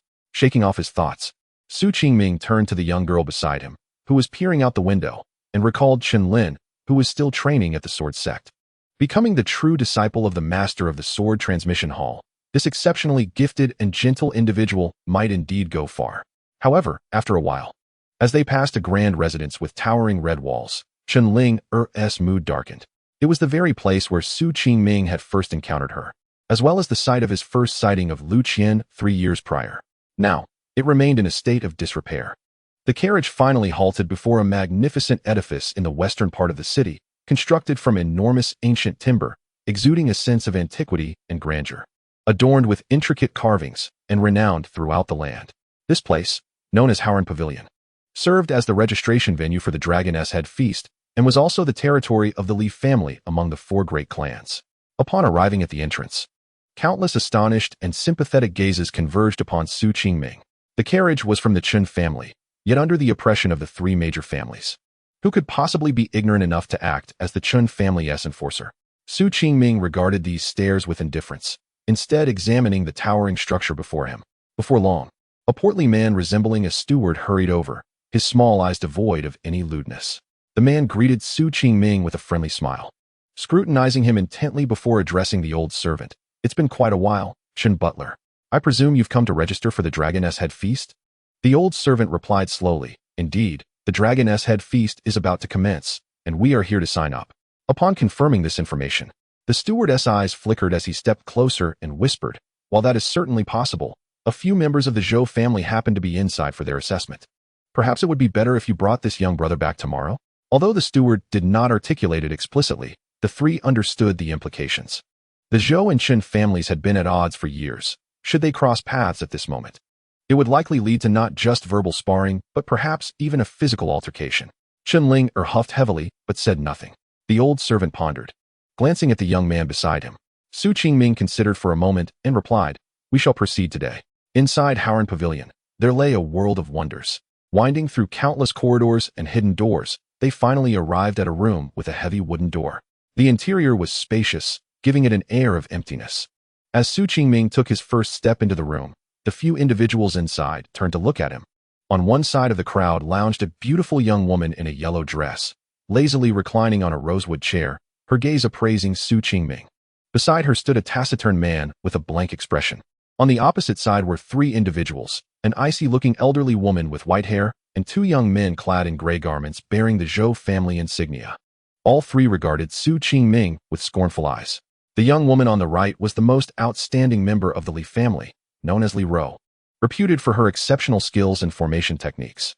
The individuals on the left were young disciples from the Zhou family, likely also contenders for the upcoming Dragoness Head feast. Suddenly, a familiar raspy voice echoed in Su Qingming's mind. He remained composed, recognizing that this seemingly ordinary old servant was, in fact, a practitioner of high caliber, a realization he had made upon their first encounter. However, his focus was elsewhere. At the forefront of the room, between the 2 factions, lay a massive 9-grid formation plate. It displayed intricate representations of landscapes, towns, and many lifelike figurines and animals, reminiscent of a battlefield where troops were arranged and tactics were devised. Curiosity flickered in Qingming's eyes, even a hint of interest. If his assumptions were correct, these formation plates served as the embryonic forms of tactical formations, commonly used by generals on the mortal battlefield to strategize. In the realm of cultivation, they were utilized by those familiar with formation techniques to hone their spiritual awareness. Two individuals faced off, maneuvering their minds to control the armies, engaging in simulated battles to determine the victor. Such spectacles had been commonplace in Qingming's past life, where many formation masters delighted in using them for entertainment. With an enigmatic smile, the young woman from the Li family remarked, "This young brother seems quite intrigued by the formation plate, yet the assessment does not involve this." With that, she pointed to a massive, translucent jade stone standing alongside the formation plate. Chapter 69. The formation plate. In the vast ancient realms, numerous types of jade with varying functions exist, such as spiritual jade containing spiritual energy, jade capable of preserving souls, as well as rare varieties like fire jade and water jade. However, many sects prefer the extraordinary jades that can assess one's physical constitution and talents. The Sword Sect, having discovered a rare type of azure jade in the southwestern mountains, can test one's sword physique. Moreover, other holy sites within the Taoist sect also possess similar celestial jades to evaluate an individual's potential for cultivation.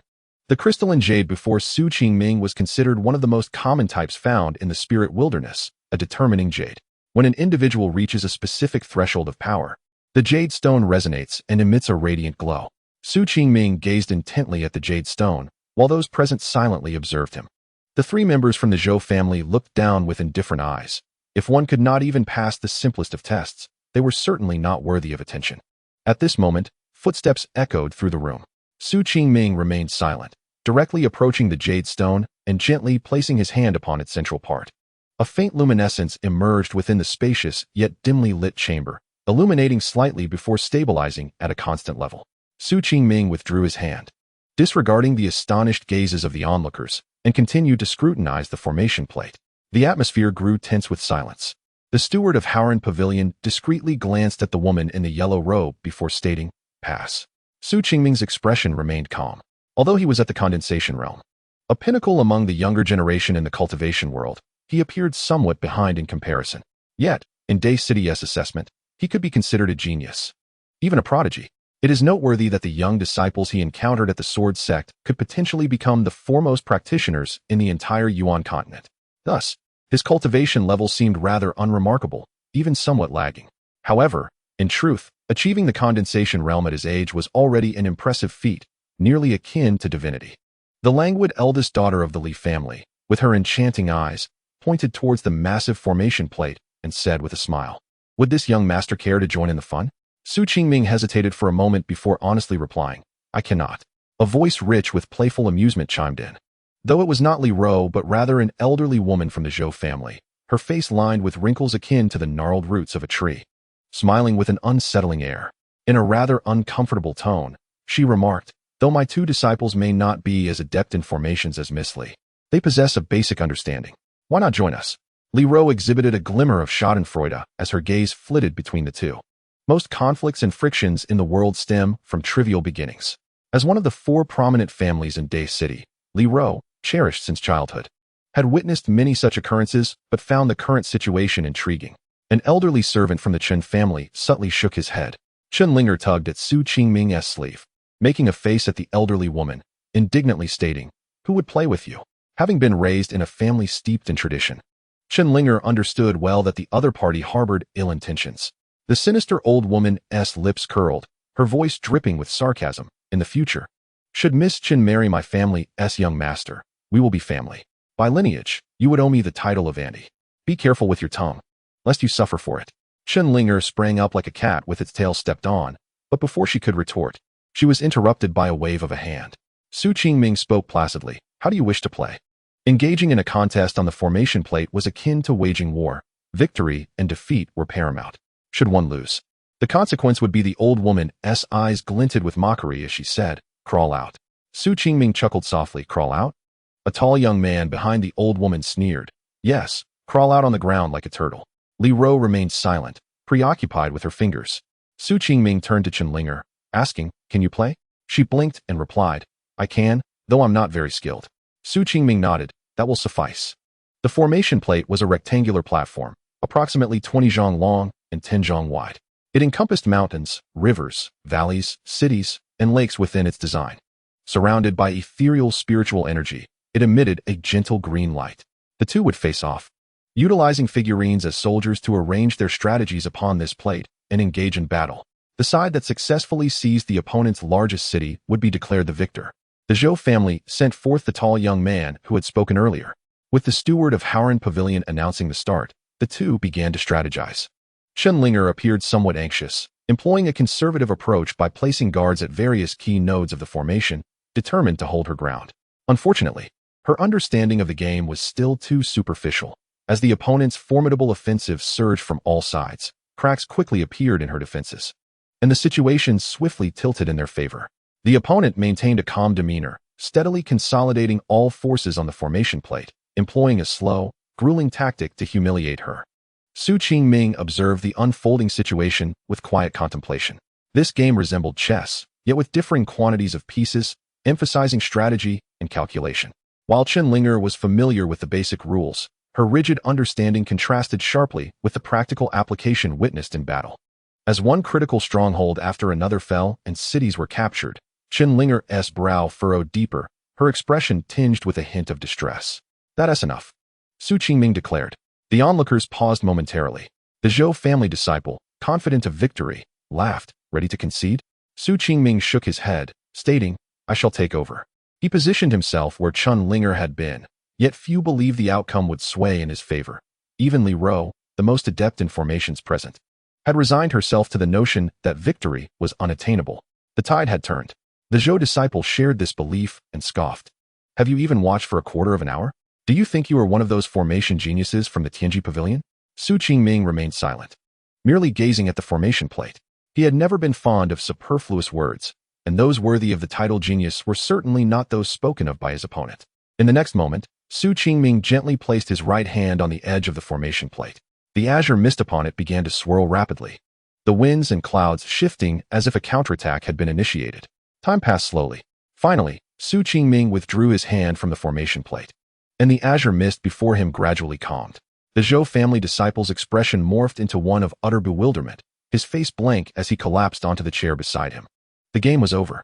Su Qingming had won, as expected. No one spoke, including the eldest daughter of the Li family, who had begun with a languid demeanor but now wore a serious expression.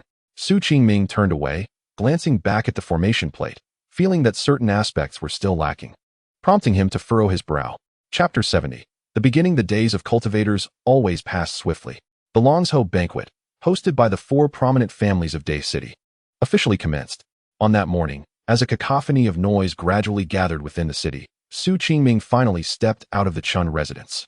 Unlike before, he was accompanied not only by the family steward and Chen but also by Chen Fangwen, the head of the family, whose expression was notably grave. The stakes of this competition extended beyond mere spirit stone mines, herbal gardens, and countless shops. They represented the Chun family's future standing within the city.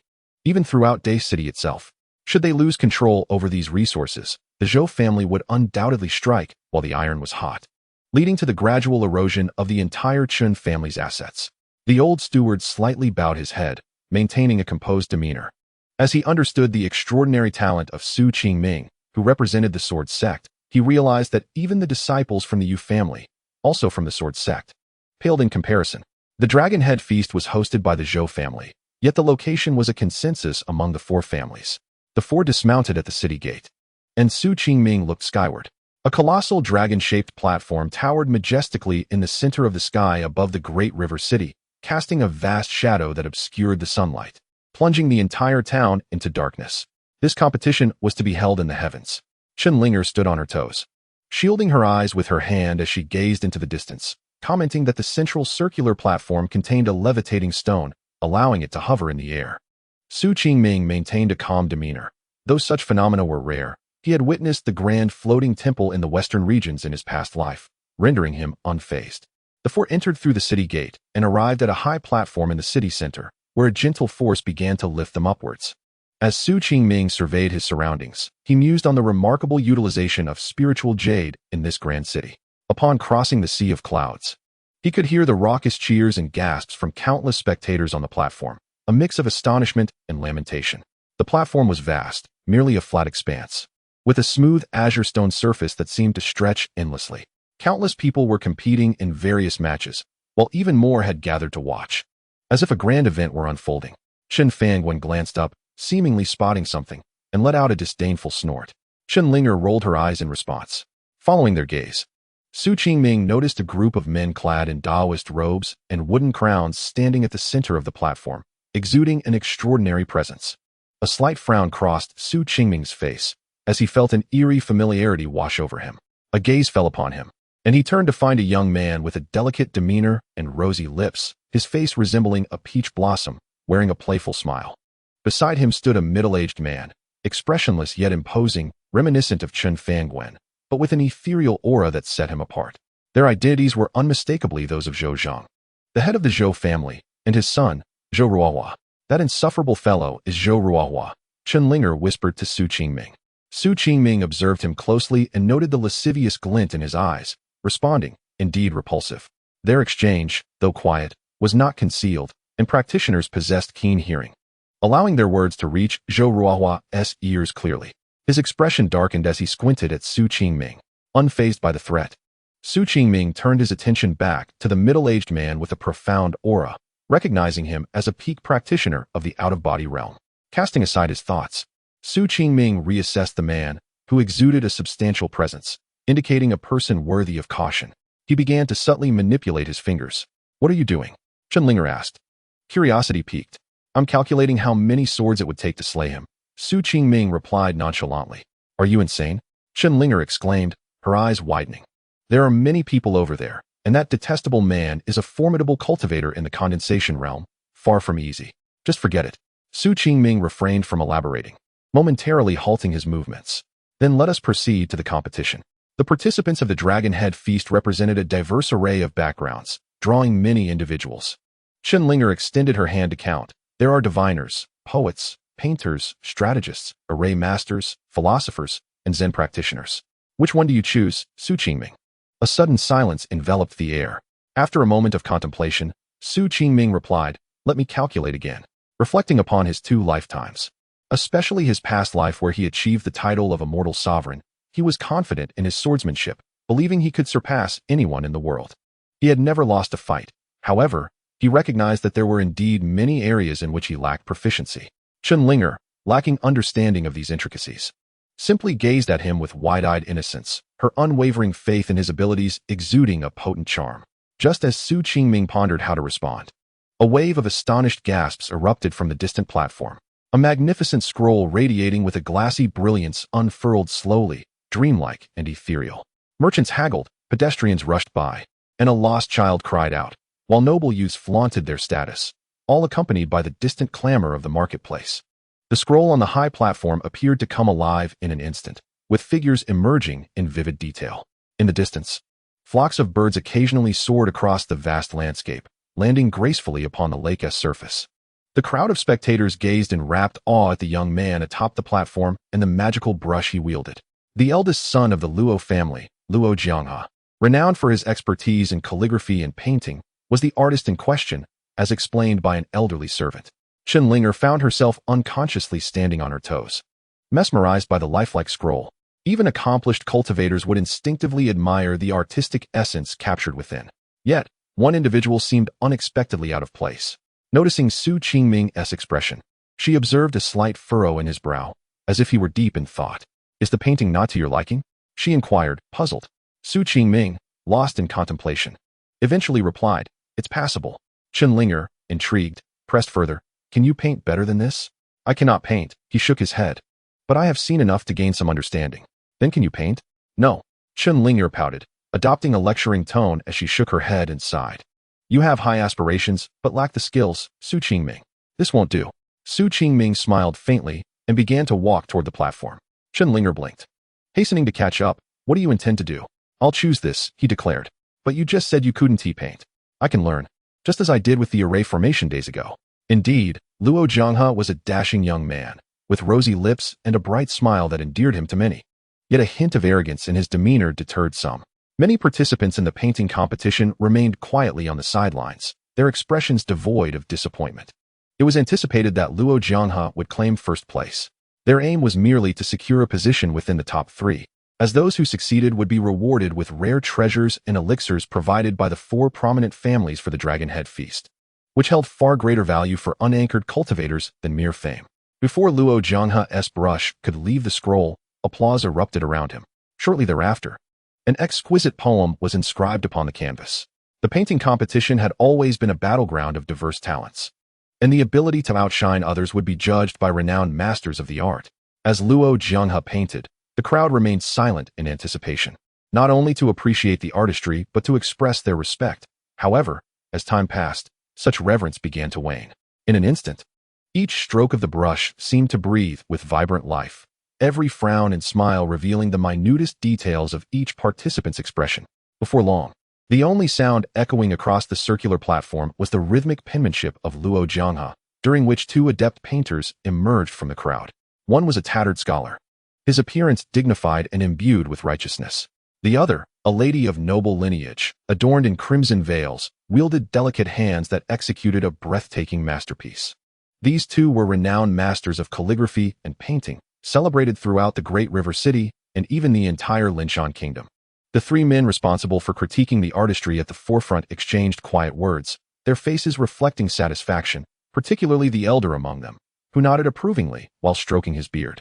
Witnessing this scene, the audience felt the outcome was already determined.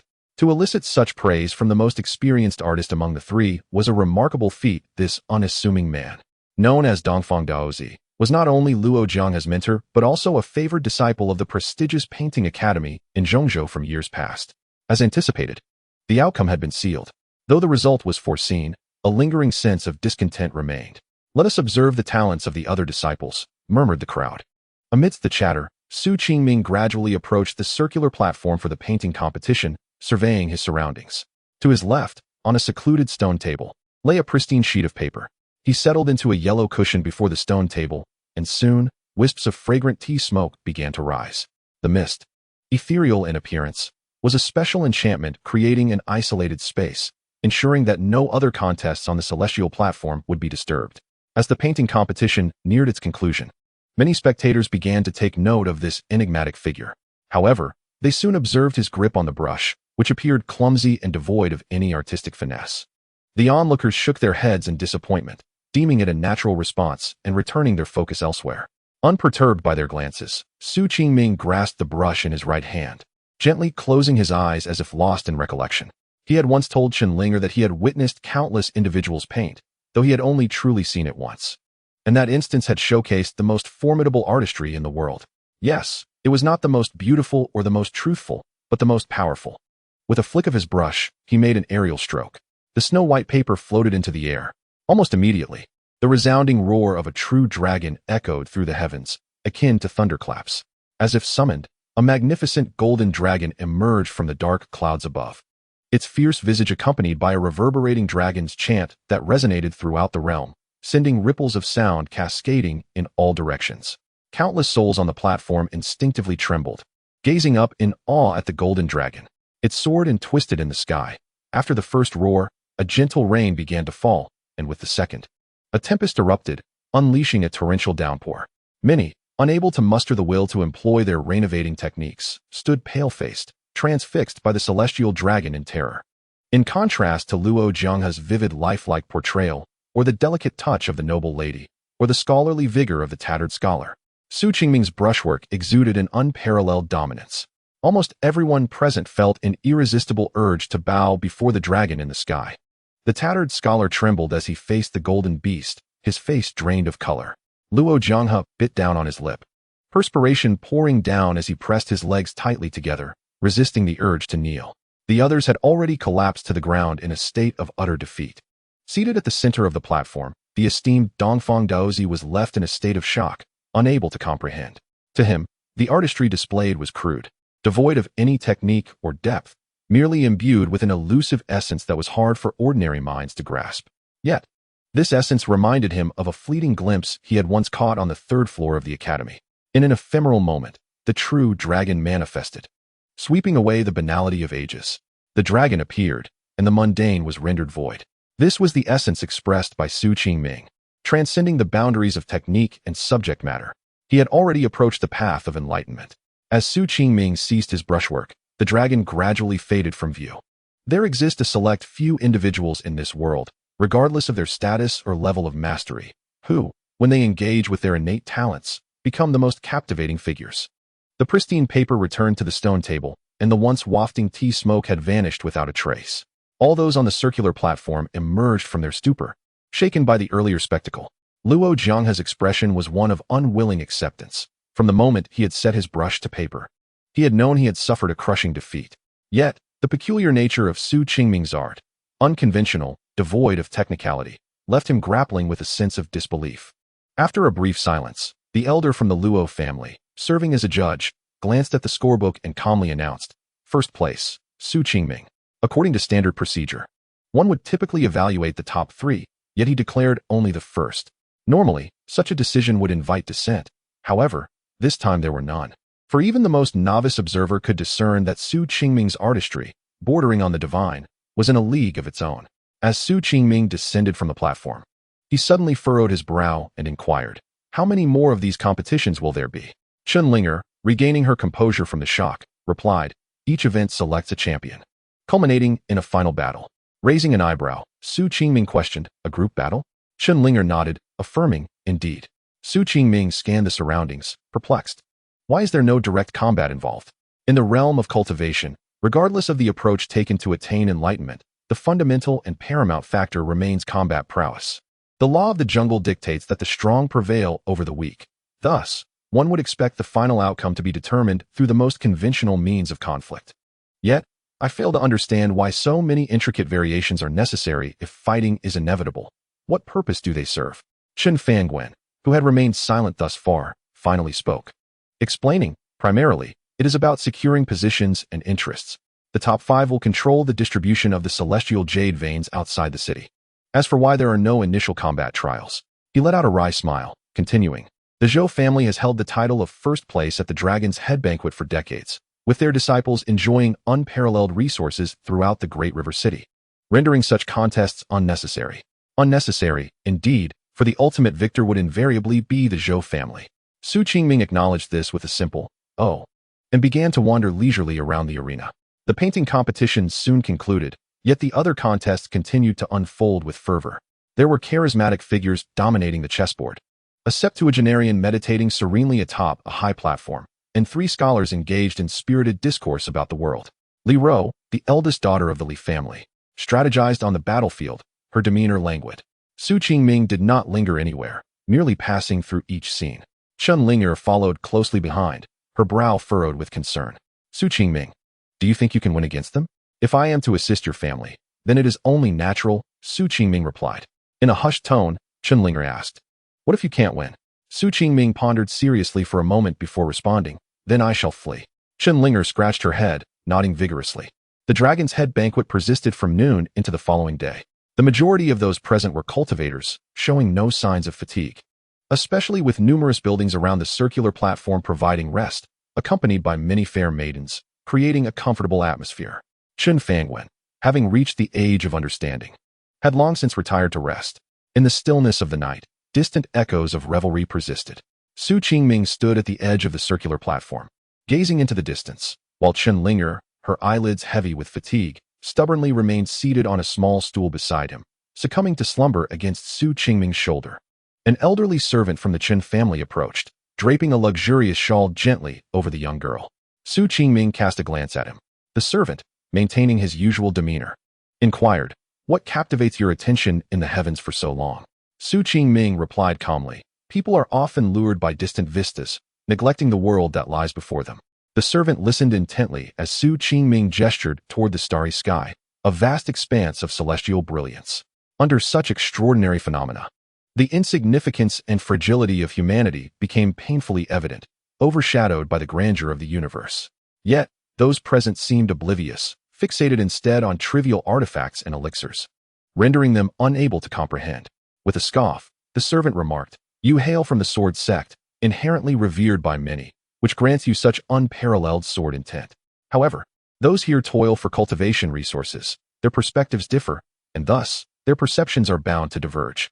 Su Qingming chose not to address the inaccuracies in his words, but merely nodded in silence, acknowledging the truth in his observation. The servant then turned his gaze to the stars, sighing, "Even if you triumph in this competition, it will scarcely alter the fate of the Qin family. We merely linger on, enduring. Yet, you seem to concern yourself with other matters." Su Qingming responded indifferently, "I am here to resolve the Qin family's crisis. The Dragonhead feast holds no significance for me." The servant countered, "The Zhou family is deeply entrenched in Dai City. How do you intend to address that?" Su Qingming replied coolly, "By eliminating a few of them." The servant scrutinized Su Qingming's eyes, searching for understanding. The Sword Sect, a formidable entity, loomed over the Zhou family. A minor sect. Yet, the strength of an individual diverges vastly from that of a sect. The Zhou family is backed by the Yujia of the Sword Sect, a lineage of considerable weight. He harbored concern, or perhaps fear, that Su Qingming's reckless actions might leave the Qin family with an even greater dilemma. Su Qingming stated calmly, "When I speak of resolution, I mean complete resolution.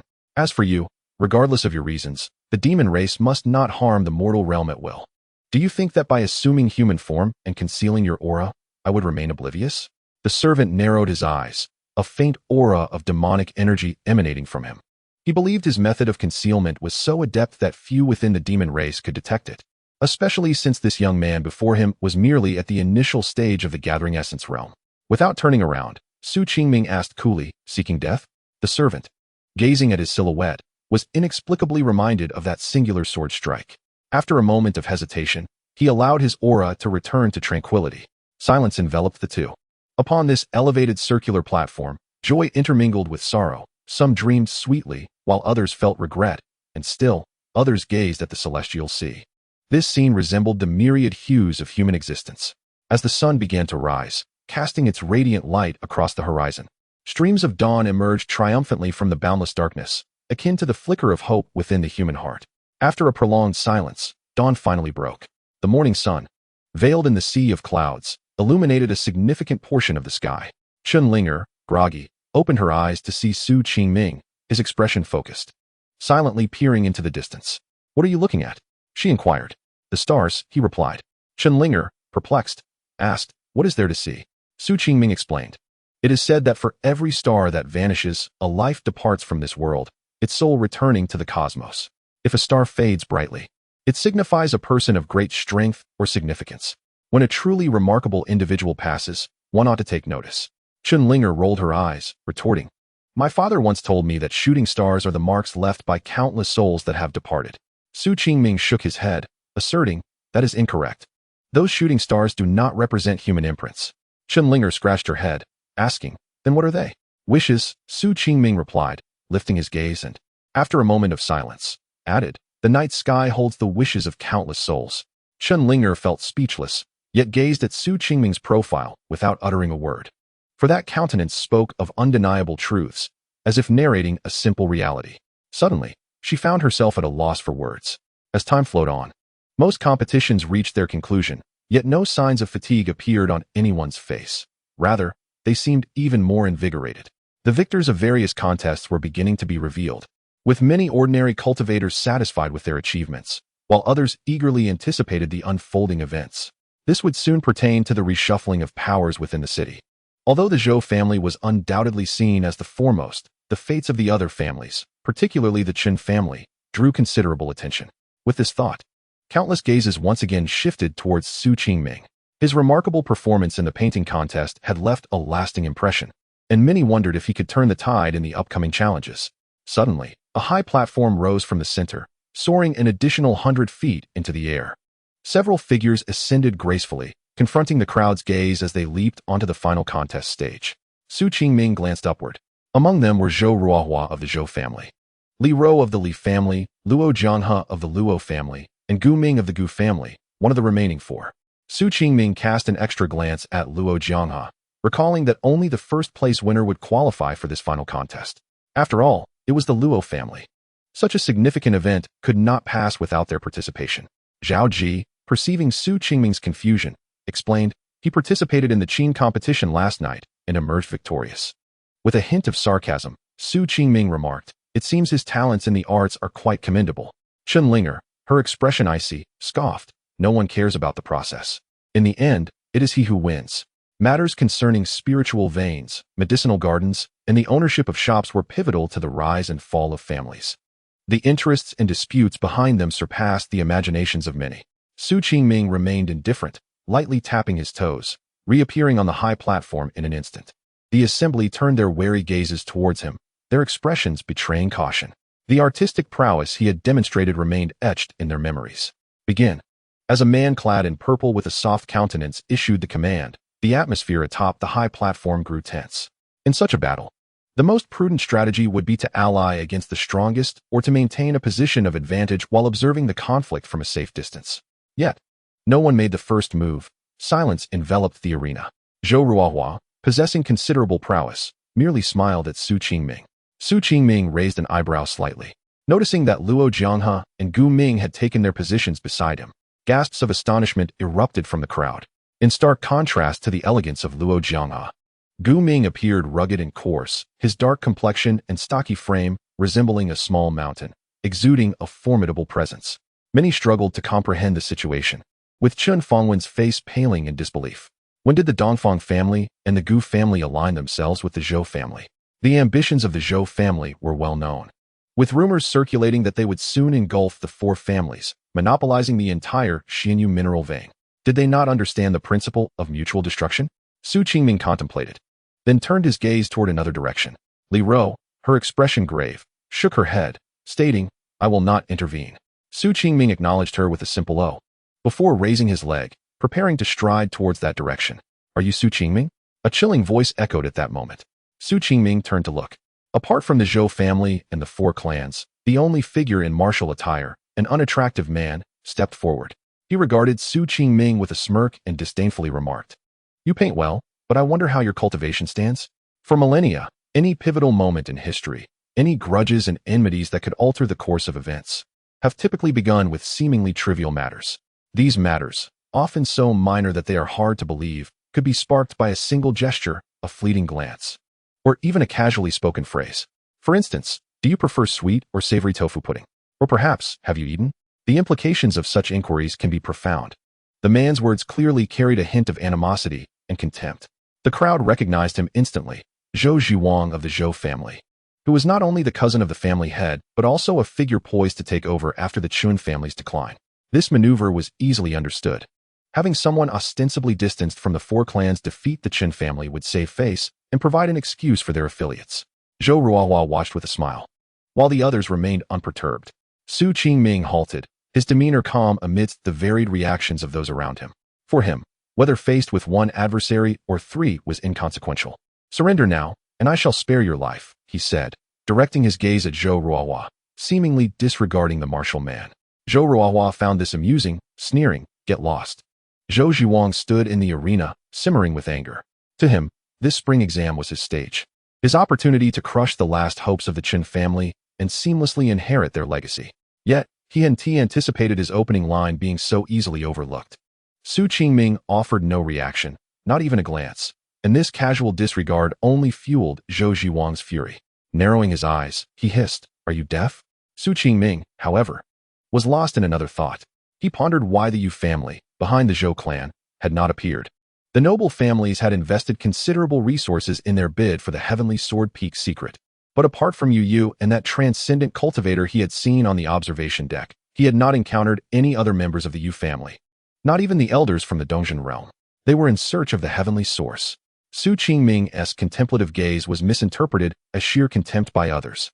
Zhou Zhiwang's anger erupted, his spiritual energy surging, causing a gust of wind to ripple across the ground. In this confined space, he could be considered a formidable martial artist. "Since you are so confident, I shall take offense," he declared, and with a sharp cry, he charged at Su Qingming, his right fist raised, leaving behind a trail of afterimages. The onlookers stood frozen, while the spectators outside wore grave expressions.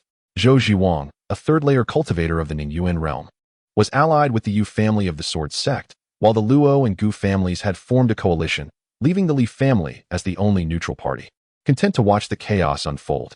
In this melee, it was evident that fairness was a mere illusion for Su Qingming. Chen Fanguan's complexion turned despondent. He felt as though hope had dissipated. How could they possibly win? As he sensed the murderous intent and spiritual energy in the air, Su Qingming belatedly glanced around. To be distracted now was tantamount to courting death. Zhou Zhuang closed in on Su Qingming, his right hand crashing down. In an instant, his fist radiated a blinding golden light, dazzling enough to blind an ordinary person and obscure the trajectory of his next strike. However, this rather crude and juvenile tactic held no merit against Su Qingming. He took a casual step forward without drawing his sword, merely sidestepping, allowing the fist to whiz past his head. Then, with a gentle extension of his right hand, he effortlessly grasped Zhou Zhuang's neck amidst the astonished gazes of the crowd. Too slow, his indifferent voice whispered in Zhou Zhuang's ear as he tightened his grip. "Stop!" A voice shouted from a distance. Su Qingming remained unperturbed. As Zhou Zhuang's feet lifted off the ground, his face flushed crimson, then pale as the life drained from him. A looming shadow descended from above. A colossal figure, Qingming, with a grotesque visage, plummeted towards Su Qingming. The impact shattered the ground beneath him, creating a deep crater. A gust of wind swept through, and instinctively, Qingming turned, launching a punch backward, but mid-air, he altered his trajectory, catching Zhou Zhuang, who had been thrown by Su Qingming, rendering him unconscious. Such speed. His movement is so enigmatic. What sect does he belong to? Gasped an onlooker in disbelief. Then, a swarm of ethereal soldiers materialized, charging at Su Qingming with lethal intent. Luo Jianghe had taken action, wielding a pin-like artifact, conjuring soldiers with every swing. Having previously lost to Su Qingming in the art of painting, he was clearly seeking to regain his honor. The air crackled with spiritual energy as waves of soldiers surged from all directions towards Su Qingming. Zhou Ruohua, adorned with a dragon and tiger jade pendant, narrowed his eyes. Feeling a flicker of trepidation at the opponent's display, Luo Jianghe sensed the underlying message and gritted his teeth, commanding, "Attack." Qingming bent his knees, preparing to launch himself towards Su Qingming with tremendous force. The brazen actions of the three families drew the attention and murmurs of many spectators outside. Chenlinger, fuming, shouted towards the Zhou family, "Do you have no shame left?"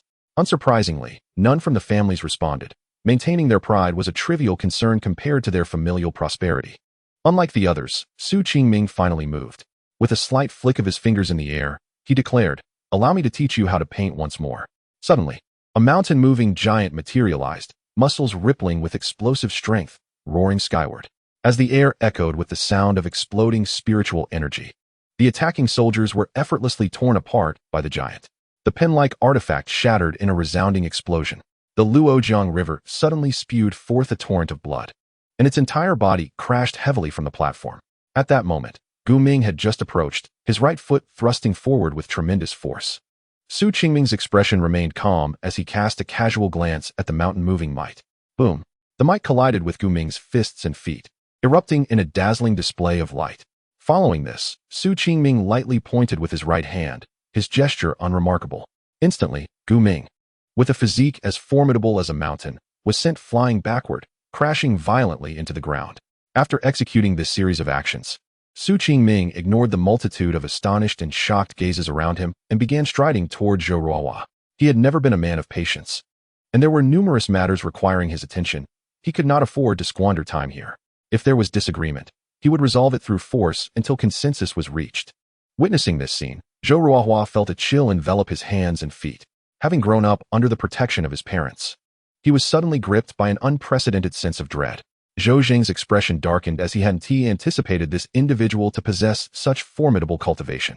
After a moment of contemplation, he directed his gaze toward the last family among the four in the arena, the Li family.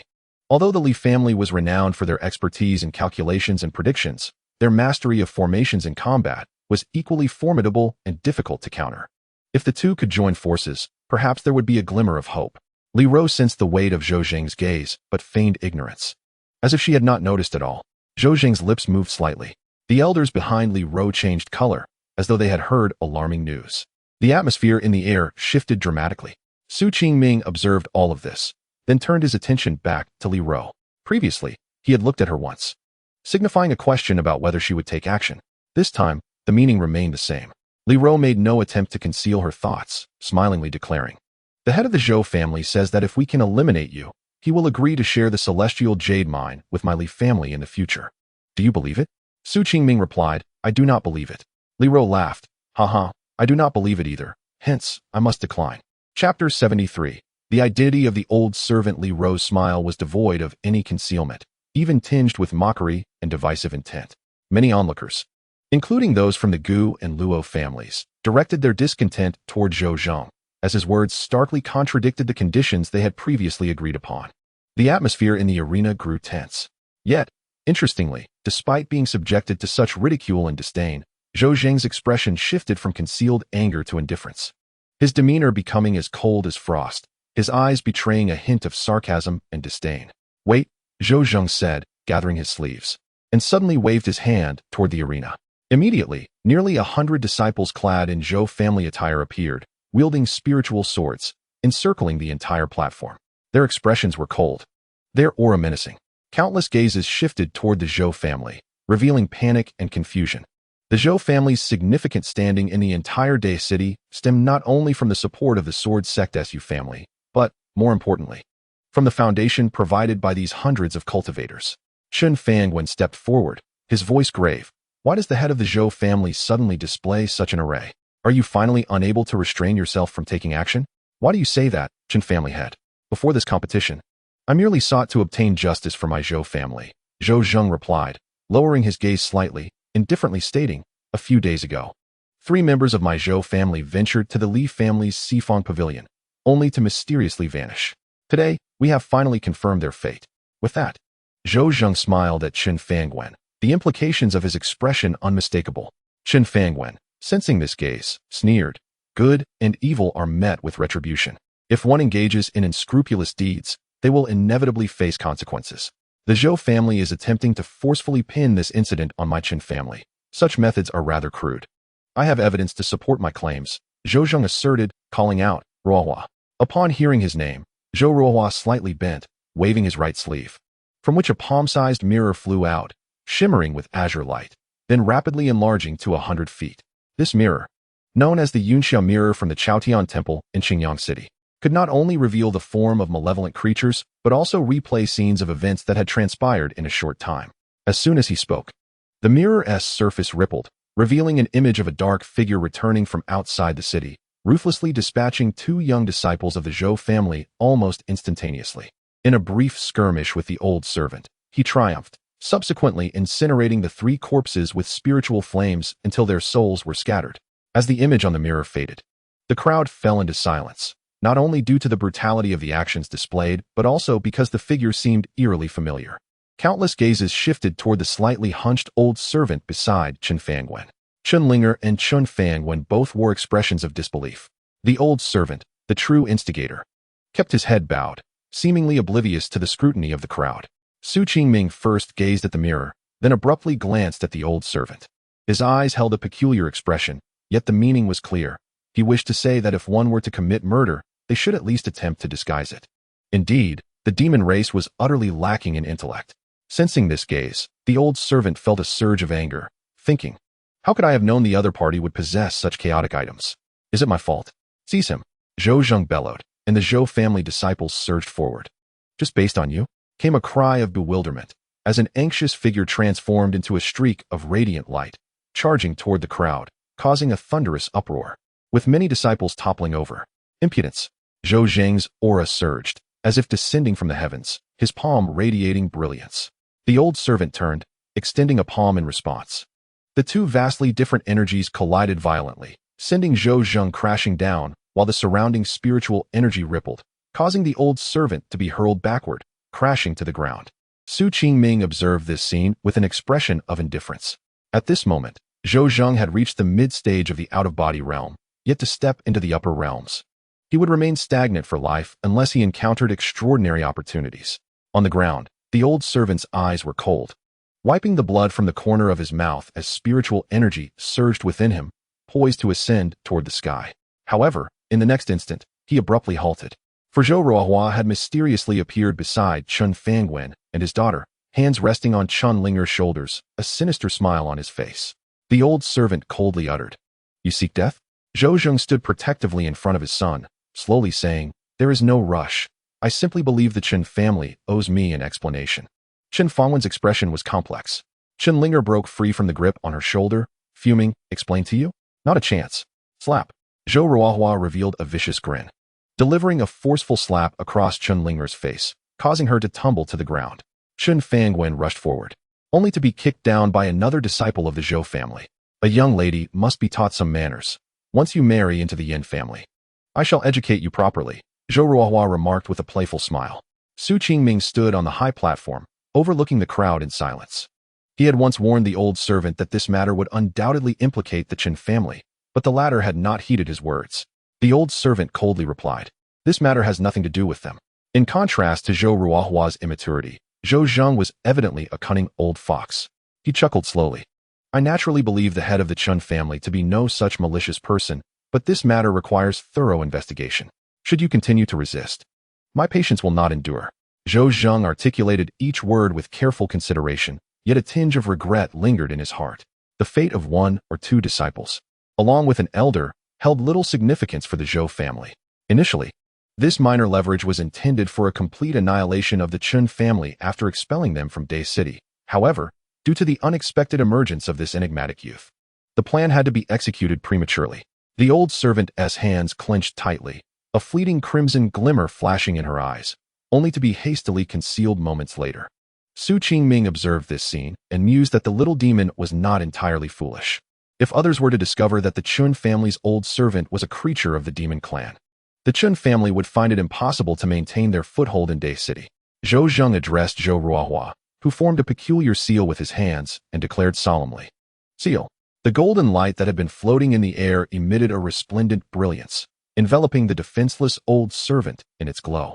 A piercing shriek echoed as the old servant collapsed to the ground, fingers curled as if crushed beneath a mountain. Within moments, the old servant, trapped by the dazzling mirror light, was reduced to a state of agony, blood oozing from every pore as he helplessly knelt, lamenting his fate.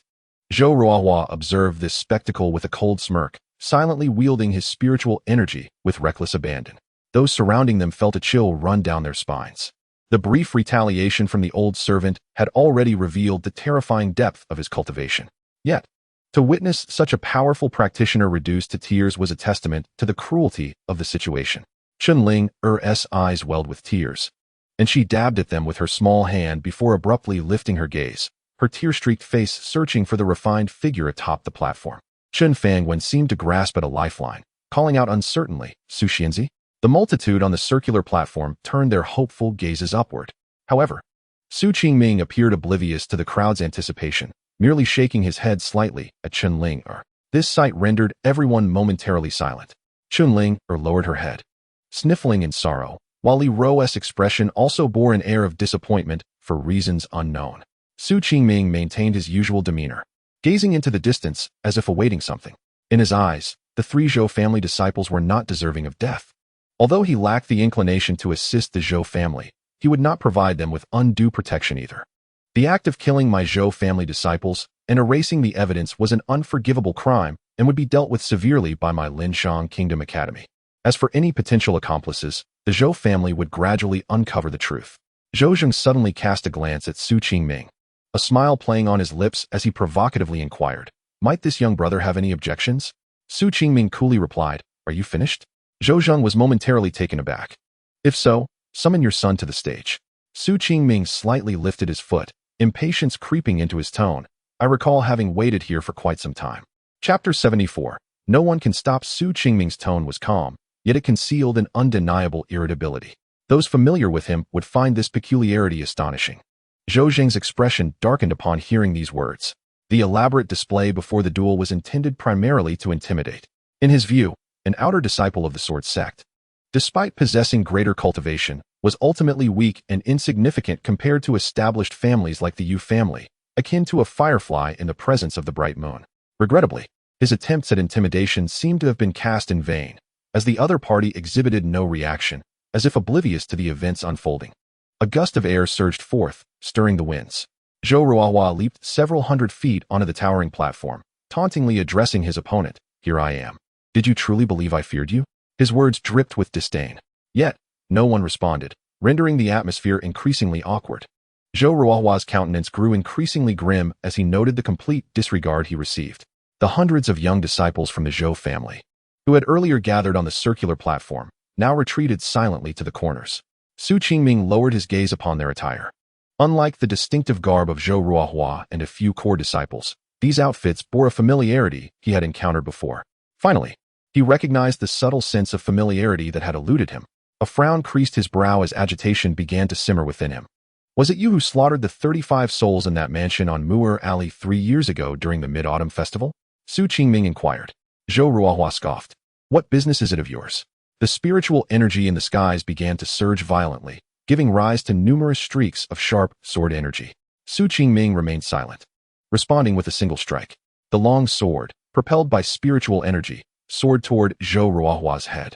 During the previous contest, Su Qingming had refrained from drawing his sword. His mind tangled in irritation. The sword he wielded now was devoid of flourish, exuding only one essence: speed. The shrill sound of rapid friction pierced the air, so swift that it seemed to slice through the very fabric of reality. Zhou Ruohua was drenched in cold sweat, his feet pounding as he launched himself into the air. The sword missed its mark, crashing into the ground and sending countless stone shards scattering. Su Qingming's index finger twitched slightly. The sword ascended again, hurtling toward his airborne opponent. Soon, from the four corners of the cloud sea, explosive sounds akin to rupturing air reverberated, sometimes deep and resonant, other times high and piercing. The fragmented clouds fell like spring rain, drifting to the earth. Many craned their necks to observe, while seasoned cultivators employed secret techniques to elevate themselves to the height of the platform. As time passed, the crashing sounds in the air diminished, replaced by the unrestrained traversal of the long sword through the cloud sea. Finally, a calm voice broke the silence, tinged with impatience as Su Qingming raised a hand toward the heavens and gently grasped it. A brilliant sword light erupted from the battered cloud sea, illuminating the sky in resplendent glory. As the blinding sword light surged forth, a figure plummeted from the heavens, crashing heavily to the ground, sending dust scattering in all directions. Zhou Ruohua knelt on one knee, blood seeping from his chest, cheeks, and feet. Yet, before he could register the pain of his wounds, a shadow loomed before him. Su Qingming reached out, seizing his neck. Though not particularly robust, he hoisted Zhou Ruohua effortlessly into the air. Answer my question, Su Qingming commanded. Feeling the murderous intent in Su Qingming's gaze, Zhou Ruohua found himself paralyzed with fear, stammering, I did not strike. We were merely at the periphery of the Lu residence that day. Please, do not kill me. Su Qingming responded with a nonchalant "oh," releasing his grip. The next moment, a sharp crack echoed through the air as Su Qingming's palm connected with Zhou Ruohua's face. Slap, slap, slap. It seemed Su Qingming had mastered the force of his strikes. Or perhaps Zhou Ruohua was still in shock. With each blow, Zhou Ruohua's body tilted backward, yet his feet remained steadfast, standing rooted in place, allowing Su Qingming's every strike to land solidly upon his face. Observers of this spectacle were left in a state of shock, a sense of familiarity washing over them.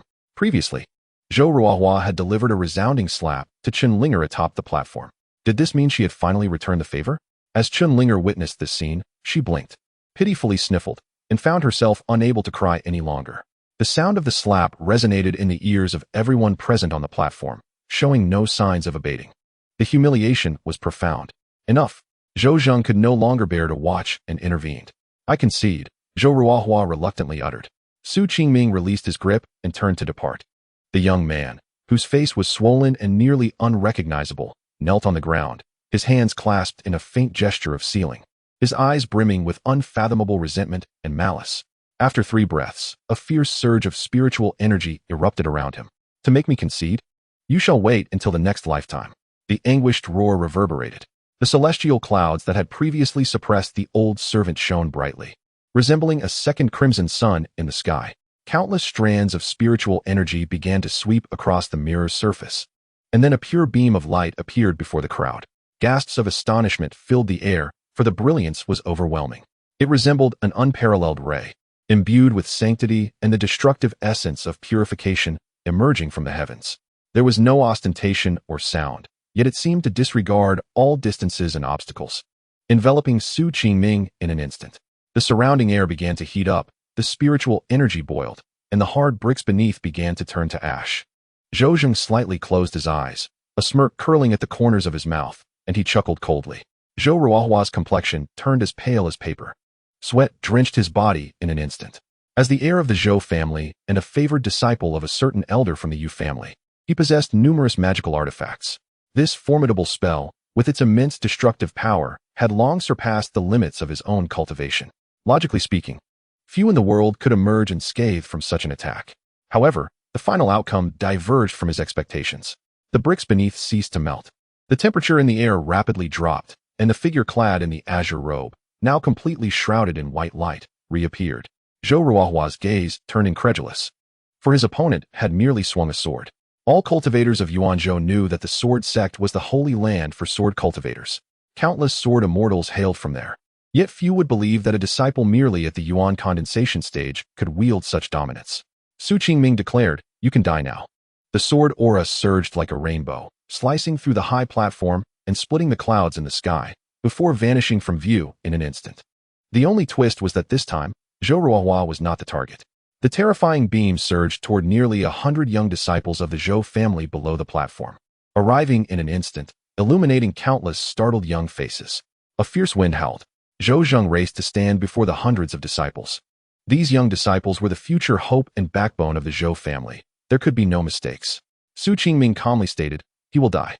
Zhou Zheng, whose spiritual energy was surging, froze momentarily, then narrowed his eyes and abruptly turned around. He beheld a long sword, imbued with piercing sword energy, hurtling toward the defenseless Zhou Ruohua's brow. It was a moment between life and death. Under ordinary circumstances, many methods could resolve this issue. Yet everything transpired too quickly. Aside from Zhou Zheng, who was merely a step away from the cave-dwelling true realm, no one else could react. The overwhelming sword energy was captivating. Zhou Zheng's figure vanished from its original position and reappeared atop the high platform, hundreds of feet in the air. Without a trace of hesitation, he forcefully blocked the oncoming flying sword with his hands, unleashing a tempestuous wave of air. Su Qingming paid this no heed, merely gazing silently below. Boom! The light struck the ground, causing the entire platform to tremble violently, accompanied by countless cries of agony. The originally grand platform was instantly reduced to ruins. Numerous young disciples adorned in Zhou family attire fell beneath the rubble, the scent of blood permeating the air. "Damn it, you seek death." Zhou Zheng observed this scene, his eyes turning crimson, his entire purple robe billowing violently. Su Qingming clearly saw the veins on his face and felt the overwhelming intent to kill. He even noted that in the next breath, Zhou Zheng's fingers were already less than 10 paces from him. His fingers gleamed with golden light, radiating an unparalleled murderous intent. For a cultivator so close to the cave-dwelling true realm, a strike filled with deadly intent was difficult for Su Qingming to withstand directly. Yet he remained utterly unconcerned, not even contemplating retreat. He had previously slain Zhou Ruohua with a sword, and now he was still being forcibly detained in place by his opponent. Anyone could merely draw their sword and then sheath it, without needing to consider elaborate moves or strategies. Su Qingming coolly stated, "Now?" The air fell silent, devoid of any movement. Yet Zhou Zheng seemed to sense something, turning in the air in terror, but it was far too late. A transparent, ethereal long sword appeared before Zhou Ruohua, its blade glistening. With a soft thud, Zhou Ruohua clutched his throat, torrents of blood gushing forth, his eyes filled with confusion. He took a few steps forward before collapsing heavily to the ground, unable to utter a single word until his death. Shen Linger stared with wide, round eyes. The atmosphere was steeped in an eerie stillness. Countless gazes filled with astonishment and suspicion turned towards Su Qingming. No one believed he had dared to kill Zhou Ruohua. Did he not comprehend the consequences of his actions? "Those I wish to kill, no one can obstruct," Su Qingming remarked, gazing at the dazed Zhou Zheng. "No one." The cold wind swept in from the sea of clouds, and countless eyes turned toward the figure in azure atop the high platform, feeling an involuntary chill. Chapter 75. The last move in the realm of cultivators. Sword cultivators embody solitude and decisiveness in slaughter. This seemingly youthful lad, not yet 20, with a single sword strike, had slain the most powerful heir of the Zhou family in Dea City, along with hundreds of disciples. At this moment, the high platform lay in disarray. The disciples of the other families, hearing the boy's indifferent words, instinctively felt a chill and began to retreat, their eyes betraying an unmistakable mix of apprehension and dread. Su Qingming stood quietly upon the platform, the blood from his sword having long since dripped to the ground, radiating a cold brilliance. Unfazed by the terrified gazes surrounding him, Su Qingming remained indifferent. Although in the Sword Sect, outer disciples might have been regarded as insignificant by their masters and noble families, here at the foot of the mountain, As a disciple of one of the 7 holy lands, he had no need for excessive caution. Moreover, he recognized that the attire of the Zhou family disciples resembled that of the individuals he had encountered 3 years prior when he discovered Lu Qian that fateful night. Even if the Zhou family was not the mastermind behind that day, they were undoubtedly connected to Lu Qian's origins. In this life, Lu Qian was everything to Su Qingming. At the Longzhou banquet, amidst the 3 families, some individuals of slightly higher cultivation began to come to their senses, though their faces were pale and their expressions somewhat dazed. Throughout it all, the youth on the high platform had done but 2 things: painted with his sword and taken lives. The movements were executed with utmost precision. What was even more chilling to witness was that Su Qingming was merely at the first layer of the condensation realm, a level inferior to many present.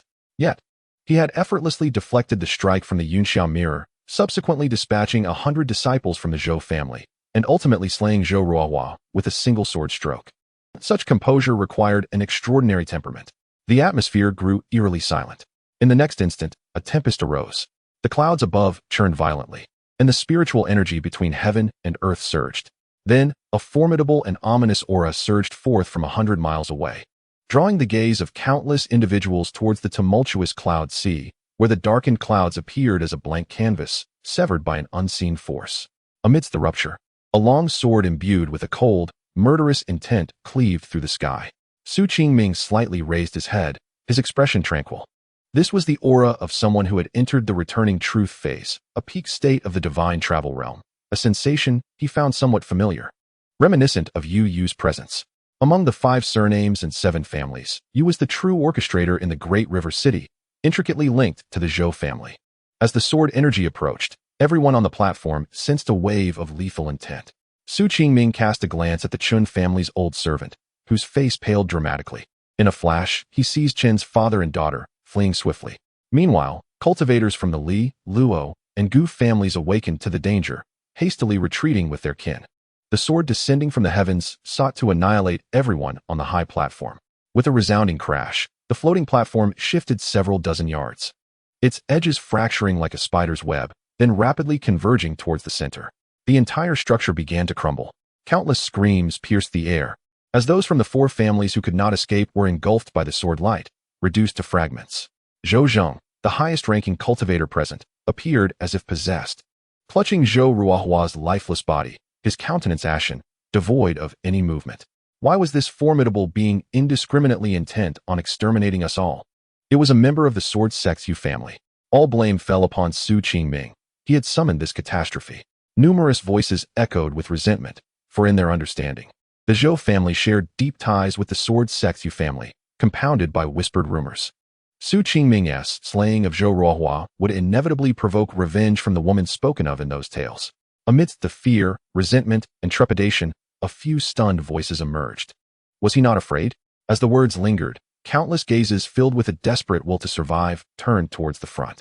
There stood a figure clad in green, as straight as a sword, calmly walking along the edge of the platform. The youth's sleeves billowed like those of an immortal. Su Qingming gazed indifferently at the sword energy surging in the distance, clearly hearing the words of those behind him, yet he paid them no mind. In his past life, he had experienced the warmth and coldness of human sentiments. When Lu Qian perished, he too had hoped for someone to show benevolence. Yet, none came. In this life, he placed his faith solely in the sword he wielded. Moments later, as the sword light dissipated, Su Qingming discerned the visage of the approaching figure. She was breathtakingly beautiful, exuding an aura of elegance. Her lithe form seemed to harbor immense power, compelling one to succumb to her allure at first sight. Among those Su Qingming had encountered in this life, her cultivation was exceedingly high, nearly on par with Hu Yuanjian, the foremost of the Cloud Sword Peak. In contrast, Shen Chenfei, though also of the true insight realm, bore an aura significantly inferior. She was Yu Zhaoxiu, the matriarch of the Yu family. Su Qingming was not particularly familiar with her, knowing only that she was the sole female head among the 5 surnames and 7 families. At the pinnacle of the true insight realm, and a revered elder of the Water Cloud Peak, she was a well-known female sword immortal within the Sword Sect. The Yu family had fallen into decline centuries ago after suffering a crushing defeat at the hands of a Sword Sect outcast. With several elders of the divine travel realm slain by Lu Chun in a single stroke, leaving even the family head of the Void Realm gravely wounded. Subsequently, the Shen family seized Water Cloud Peak, and the once mighty Yu family became a mere shadow, reliant on the Shen family for survival. In his previous life, Su Qingming had not targeted the Yu family nor harmed her due to Lu Qian's death. However, upon arriving in Great River City in this lifetime, he discovered the Zhou family's connection to Lu Qian's past and recalled events from 3 years prior. On that day, seeking refuge from the tempest, he stumbled upon a dilapidated residence, where Lu Qian hid within a dry well, shielded by a black umbrella. That night, as the rain poured relentlessly, Su Qingming took refuge in a woodshed, witnessing cultivators massacre those within the residence, ultimately taking shelter in the well. Strangely, it seemed the assailants had overlooked the two within the well, as he faintly heard conversations above several times. Not long ago, Su Qingming had inquired with Chun Fangwen about the owner of the decayed residence, learning that the Huang family had been annihilated 3 years prior. With the Chun family unaware of the specifics, in Great River City, where the populace was fierce and complex, matters of life and death rarely captured the attention of the 4 prominent families. Now, Su Qingming recognized the Zhou family's connection to that day's events. While the Huang family likely had significant ties to Lu Qian, prompting his ruthless actions. As a supporter of the Zhou family, Su Qingming had anticipated that the Yu family would only send forth an elder. To his astonishment, the Yu family matriarch herself had arrived. The female sword immortal regarded the youth before her with icy indifference. As the head of the Yu family among the 5 surnames and 7 families, she could not be unaware of his name. More critically, an edict had issued from the inner sanctum, commanding the Yu family to ensure this individual would remain forever in Great River City. In her view, the paramount objective of coming to Great River City was to reclaim the lost essence of the cave heaven from the heavenly sword peak, ensuring the Yu family could once again produce a sword sovereign capable of transcending life and death. Only then could the Yu family reclaim their standing among the 5 surnames and 7 families, restoring their former glory. As for eliminating a mere outer court disciple at the condensation realm, it was a trivial task. However, with Huar now deceased, all ties to the mundane world would be severed today. Let this youth accompany Huar in death, thereby resolving the last vestige of her own lingering obsession. Chapter 76. The disparity in the true insight realm. Though many in Great River City speculated that the Zhou family was backed by a remarkably powerful sword immortal from the Sword Sect, when Yu Zhaoxiu truly ascended the high platform, everyone realized the Zhou family's support was indeed formidable. Cultivators across the Yuan continent understood that sword cultivators inherently possessed an edge over others. In battles of equal realms, apart from the martial artists from the martial emperor city, no one could rival a sword cultivator. Not to mention that the figure before them was the matriarch of the Yu family, one of the most esteemed among the 5 surnames and 7 families. The gazes of the multitude shifted from initial terror to palpable sympathy. Zhou Ruohua's demise had even attracted the attention of such a significant figure, who had come to intervene personally. The outer court disciple from the Sword Sect was unlikely to meet a favorable fate. Naturally, many speculated about the relationship between Zhou Ruohua and the female sword immortal. Meanwhile, Zhou Zheng, pale as death, remained oblivious to Yu Zhaoxiu's arrival, lost in despair as he clutched Zhou Ruohua's lifeless form. You truly are a waste. How could I have ever chosen you? Yu Zhaoxiu's words were casual and calm, devoid of any trace of malice. Zhou Zheng raised his head and murmured, Zhaoxiu, is that you? Huar is dead, our son is dead. As his words fell, the other disciples on the high platform remained in a daze, their faces etched with disbelief. The head of the Zhou family, the foremost among the 4 great families of Day City, had such a profound connection with the Sword Sect. Moreover, the two were bound as partners in the Dao. Zhou Ruohua was, in fact, the child of the renowned female sword immortal, the head of the Yu family in the Sword Sect. Su Qingming also raised an eyebrow, a rare expression of surprise gracing his face. How could a swan, forever lofty, take notice of a frog on the ground? Yu Zhaoxiu's expression was indifferent, her face devoid of emotion as she stated, he is dead. Why did you not perish as well?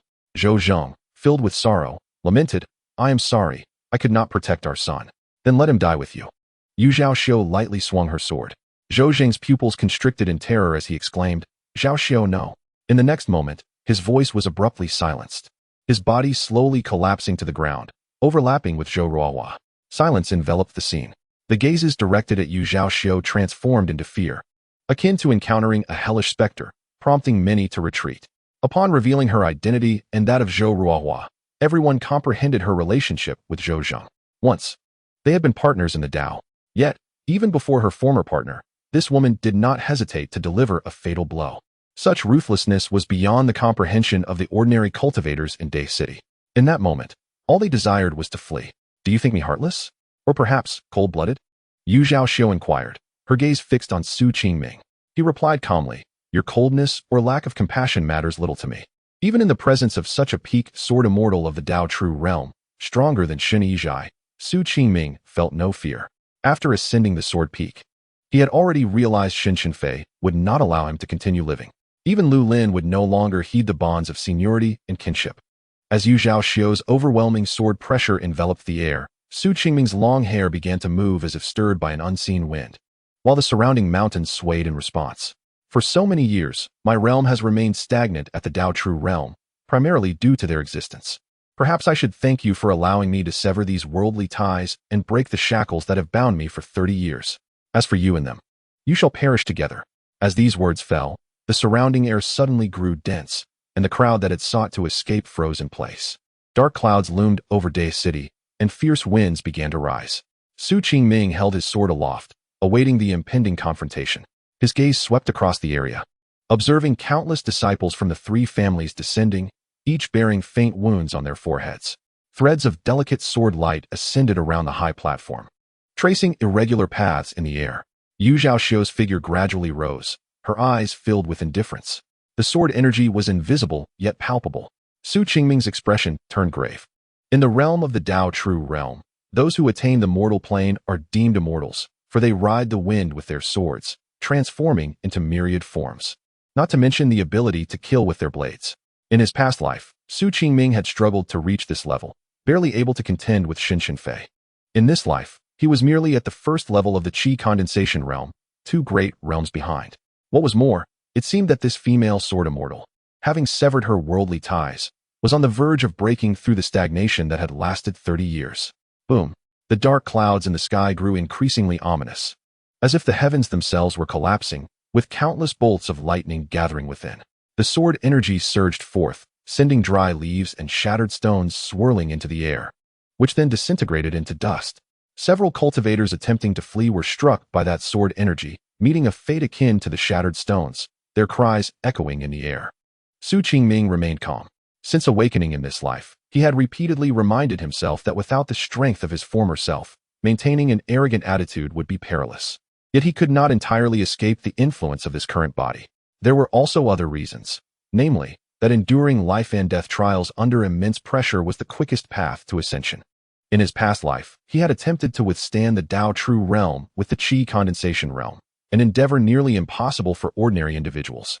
Most crucially, at this moment, the woman had directed the majority of her focus toward countering the heavenly tribulations.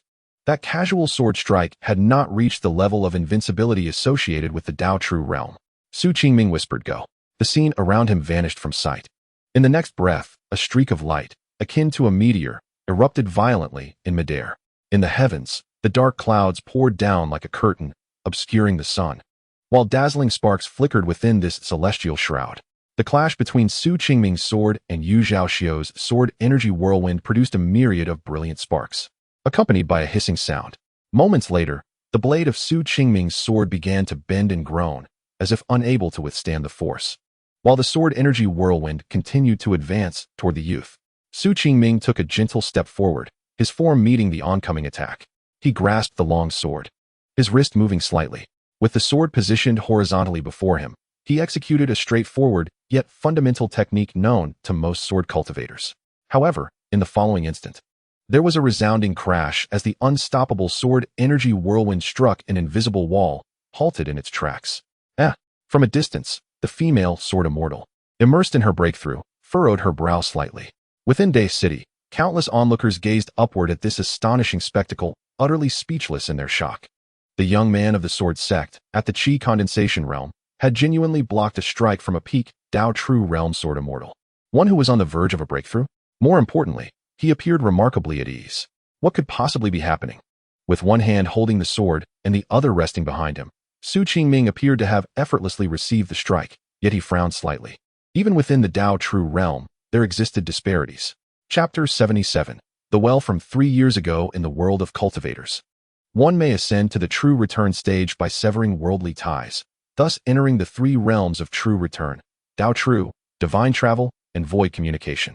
In the Tao True realm, the spiritual liquid within one's body condenses into pills, allowing one to harness the surrounding spiritual energies, which is why they are referred to as immortals. In his past life, Su Qingming had encountered many Tao True realm cultivators, even having slain numerous foes. However, only this Yu Zhaoxiu, like himself, possessed an extraordinary depth of power. Su Qingming assessed that Shun Yizhai's combat prowess was at most half that of Yu Zhaoxiu, and in terms of swordsmanship, the gap was even more pronounced.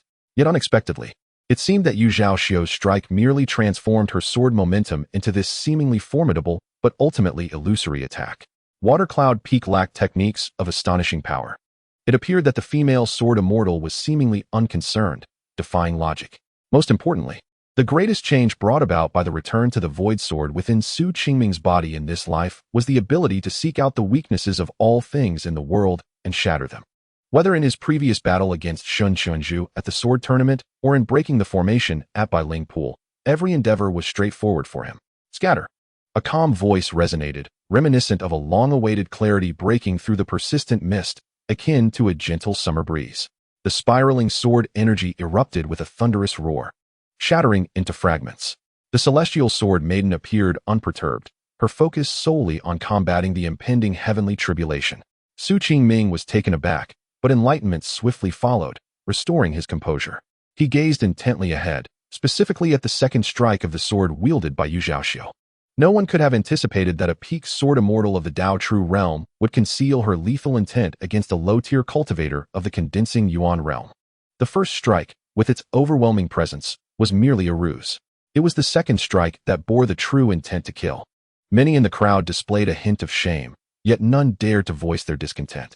Su Qingming positioned his sword across his chest once more. In both his past and present lives, he possessed myriad techniques to evade such an attack, yet in this moment, he found himself too late. The strike arrived with terrifying speed and an uncanny nature. In the next instant, the spiritual energy in the surroundings became chaotic, as strands of sword intent surged forth from the transparent short sword, enveloping the entirety of Day City. The short sword lunged forward, colliding with Su Qingming's long sword with a resounding crash. In an instant, the ordinary long sword shattered, and the short sword pressed firmly against Su Qingming's heart. He was propelled backward, scattering dust and debris, crashing through rooftops and shattering the solid stone roads of the city. The sword intent surged forth, relentless and insidious. As he was hurled through the air, Su Qingming plummeted, accompanied by a cascade of rubble and wood. Above, Yu Zhaoxiu paid no heed, for the long-anticipated tribulation lightning was at last descending. With a resounding boom, the heavens unleashed a cataclysm of lightning upon the sword maiden. Countless threads of spiritual energy surged into her being. In the eyes of the multitude, the woman wielding the transparent spirit sword clashed with the lightning. The cultivators of Day City widened their eyes in astonishment. It was the first time they had witnessed a peak Tao True realm cultivator breaking through, especially one who was a swordswoman. This occurrence was a rare opportunity that many would never encounter in their lifetimes. In an unnoticed corner, Su Qingming fell heavily from the sky. Moments later, a faint scent of blood lingered in the darkness. He sat cross-legged, striving to summon the exhausted mana within him. Glancing around, he murmured, "Back here again," his tone tinged with nostalgia. 3 years prior, he had stumbled into this place, evading the pursuers in black, similarly falling as he did today. Yet, unlike that day, Lu Qian was absent, and he was grievously injured. The overwhelming sword intent from the maiden still wreaking havoc within him. Were it not for the occasional flicker of sword intent from the returning ruins sword to suppress it, he might have perished long ago. This was the first time since his awakening that he had sustained such severe injuries. However, had anyone known that he had withstood a strike from a peak Tao True realm sword immortal without succumbing, they would have regarded him as a prodigy. It was common knowledge that battling above 1's level was extraordinarily challenging, nearly impossible. Yet, Su Qingming had achieved it. Cough. Blood trickled from the corner of Su Qingming's mouth as he gazed into the dark well bottom, which appeared unchanged from 3 years prior. Strangely, there was no hint of dampness. It was surprisingly clean. He recalled that day when, aside from the disciples of the Zhou family searching outside, there were also cultivators within the residence. Given their cultivation levels, if they spread their consciousness, neither he nor Lu Qian could have evaded their scrutiny while hiding in the well. It was that black umbrella. Suddenly, he remembered. It was the peculiar umbrella that concealed their presence. However, after they climbed out of the well, they had failed to locate it. Someone had been aiding them from the shadows. Qingming quickly realized that someone must be helping Lu Qian while remaining unwilling to confront those individuals publicly. What was Lu Qian's true identity? After 3 years of acquaintance, aside from her being an exceptionally rare celestial sword body, he had discerned nothing extraordinary about her. Were it not for his current endeavor in Day City to seek the source of the Tao, he might not have given the events of 3 years past a second thought. For Qingming, revenge against Shen Chenfei was the paramount concern.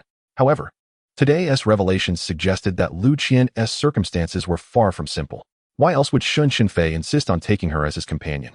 With Shen Chenfei's status, what kind of woman could he not have? Even with the insights gained from 2 lifetimes, Qingming could find no peculiarities in Lu Qian. Yet, Shen Chenfei, or the Shen family, must certainly know. As for the umbrella, Qingming narrowed his eyes. In the vast realm of the great wilderness, countless treasures existed. Yet such a spiritual artifact capable of concealing one's presence and shielding against the probing of cultivators' consciousness was rare.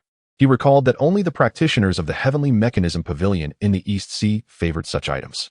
Clearly, to uncover Lu Qian's lineage, a visit to the Heavenly Mechanism Pavilion was imperative. Cough, cough, cough. A piercing pain surged through him as the sword intent that had clung to him erupted once more. In the next moment, Qingming cast aside all other thoughts, channeling the returning Ruins Dao decision to fervently restore his damaged body. In the dark well bottom, silvery light flickered, accompanied by sharp sounds. In Day City, countless eyes widened in awe, gazing at the woman in midair, battling against the heavenly lightning. The true heaven tribulation. Cultivators who defy the heavens naturally invoke the wrath of the heavenly way, and this descending lightning was the first tribulation faced by those entering the Tao True realm. The essence of a cultivator condenses into a pill, requiring heavenly lightning for refinement, both to solidify the golden pill and to temper the physical body. However, this process is fraught with peril, as numerous cultivators have perished when facing the tribulation lightning. Many dare not attempt this and remain stagnant in the Tao True realm. As Yu Zhaoxiu, a prominent figure from a Sword Sect lineage, how could she fear the heavenly tribulation as ordinary mortals do? Thus, after severing her ties with the mortal realm and killing her husband to attain enlightenment, she chose to face the tribulation to break through. The Yu family could no longer afford to wait. All hope rested upon her shoulders. It had been hundreds of years since a great sword immortal of the Void realm had stood guard, and not a single soul had even stepped into the divine travel realm. Not only had Shuiyun Peak been lost, but her own matters with the Sword Transmission Hall had also come to the attention of the Shen family, leaving her with no escape. Only by attaining the divine travel could she regain a semblance of her fate among the 5 surnames and 7 families. With a flourish of her sleeves, the woman soared like a celestial maiden amidst the storm of divine thunder. The peak power of the Tao True realm surged within her. Countless waves of sword energy surged forth, colliding violently with the lightning in the sky, engulfing Day City in a tempest of thunder. After a pause, an ethereal law form began to materialize from the horizon. Countless spectators looked up, their faces filled with reverence.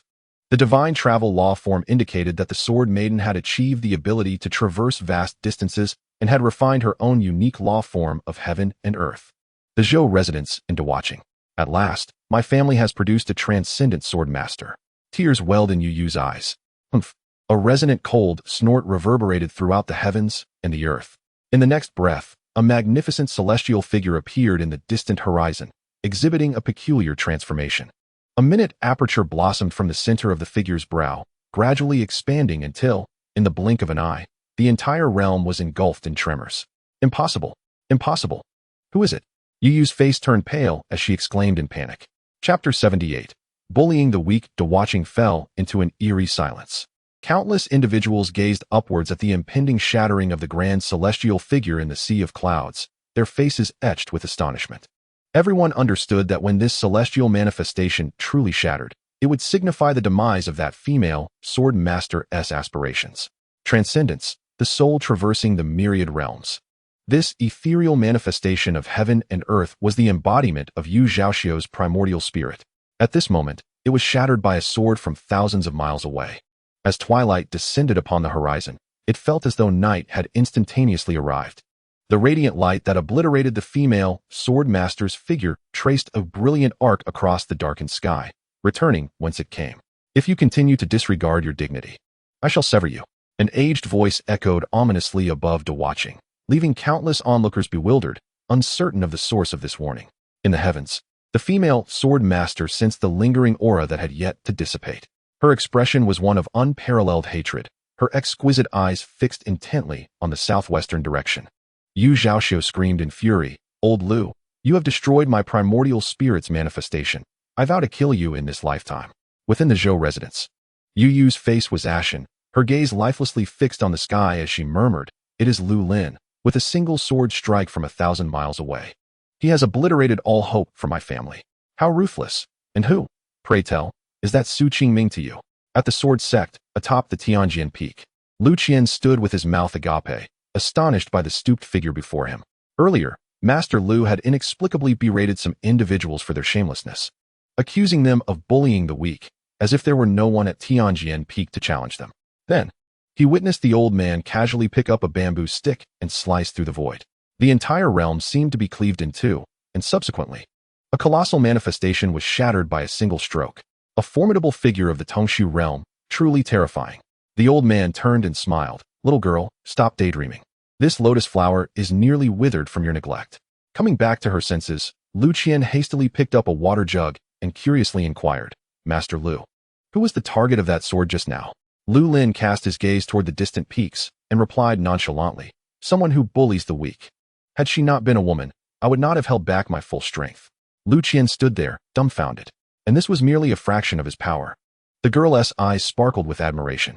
At Yunjian Peak, Hu Yunjian stood with his hands clasped behind his back, his expression exceedingly grim. He had witnessed the tremors emanating from Tianjian Peak and was already aware of the outcome into watching. Lu Lin's sword had shattered the hopes of Yu Zhaoxiu's breakthrough. As a fellow transcendence cultivator, he too pondered the potential ramifications. If that old man were to join Tianjian Peak and attain the essence of the half-path, his cultivation would deepen even further. Once he retrieves the remaining essence and his physical form finds stability, he could easily transcend life and death, advancing to the realm of rebirth. At such a crucial juncture, should Tianjian Peak gain a revered figure, their position within the Sword Sect would become unassailable, and the standing of the aristocratic clans would be jeopardized. Years ago, they had forced the respected Zhuojian to depart, should another Lu Jian emerge. The plans of the Shen family and the aristocratic clans to usurp control of the Sword Sect would face insurmountable obstacles. In an instant, the atmosphere turned grave among the formidable figures of Shuyun Peak, Baoan Peak, the inner courtyard, and the 7 families of the 5 surnames. To watching, the night was thick. The earlier shocking spectacle had already concluded, yet countless souls struggled to forget. First, a disciple of the Sword Sect with mere foundational cultivation had withstood a peak blow from the Dongzhen realm without perishing. Then, the female sword master, upon attempting to break through, had her manifestation shattered by a single strike, resulting in failure. In the depths of an unnoticed well, Su Qingming opened his eyes, revealing a trace of a wry smile. Ultimately, his cultivation was insufficient. Despite his extensive preparations, he had overestimated his abilities in the face of that peak strike from the Dongzhen realm. At this moment, sword energy coiled around Su Qingming, and blossoms resembling starlight emerged, only to be extinguished once more. These sword flowers were remnants of Yu Zhaoxiu's lingering energy. Previously, he had exerted all his power to dissipate them, but alas, the disparity in their realms was too great to unravel. Had it not been for the Guishu sword safeguarding his dantian and heart meridian, he would have already been torn to shreds by the sword energy. As for the events that transpired into watching afterward, he remained blissfully unaware. It seemed he would need to seek someone capable of dispelling the sword energy enveloping him. Otherwise, once his powers were exhausted, even the Guishu sword would be unable to protect him. Su Qingming murmured softly. After a while, a slight smile graced the boy's lips as he recalled the person. If it were anyone else, they might not know where he was hiding, but Su Qingming, having lived 2 lifetimes, was well aware of that person's whereabouts. Yi Zhijian, everyone believes you have left Yuanzhou, yet none realize that all these years, you have remained in Dawaqing. Outside Dawaqing, in a secluded mountain village. The verdant hills and clear air surrounded the village. Beneath a large tree at the village entrance, a boy of 7 or 8 was practicing with a wooden sword. Upon hearing footsteps, the boy looked up to see a somewhat unsteady man approaching and inquired, "Who are you?" "I am Su Qingming. And you?" "My name is Qingshan." "Are you injured?" "Yes."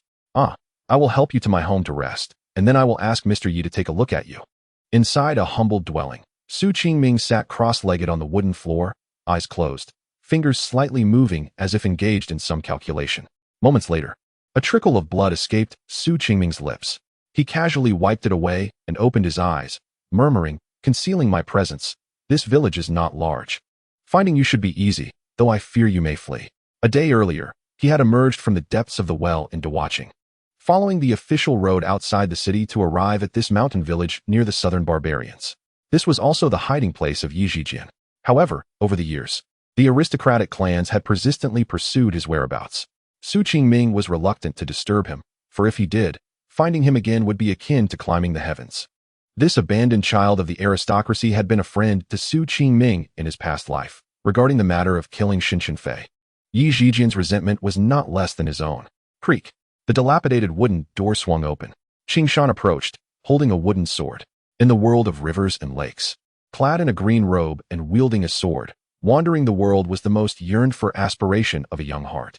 A few years prior, he had encountered a down-and-out man from afar in the village, whose wooden sword caught his eye, igniting a sense of joy within him. That forlorn man was exceptionally handsome, though he had a penchant for drinking and gambling. Fortunately, he harbored no other vices, and the villagers gradually accepted this outsider. After befriending the man, Qingshan would sneak some cured meat and rice wine from his home in exchange for the wooden sword at the man's waist. Though upon returning home, he received a thorough beating from his parents. "Sir, my father always says that practicing swordplay is bothersome. May I practice here for a while?" Qingshan asked softly. Su Qingming cast a glance at the wooden sword in the hands of the other, then nodded slightly, uttering a sound of affirmation. Having received the answer, Qingshan picked up the wooden sword and walked over to a nearby clearing. Before long, the air was filled with a continuous whistling sound. Chapter 79. Qingshan. Su Qingming raised an eyebrow, unexpectedly opening his eyes once more. Although Qingshan had not undergone specialized guidance or training, his swordsmanship at this moment was remarkably graceful and fluid. While not extraordinary, it surpassed the skills of ordinary villagers and even many disciples of sections. The youth wielded the wooden sword with abandon, his steps light as a dragon weaving through the air. The villagers, with their limited understanding, merely found the boy's display delightful. However, if the practitioners from the outside world were to witness this, he would undoubtedly be nurtured as a prodigy. Just then, a sparrow happened to fly by. The boy's thoughts stirred, and he struck the wooden sword with vigor, exclaiming, "Go!" In the next instant, the sword transformed into a straight line mid-air, its tip striking the erratic sparrow, pinning it fiercely to the wooden door.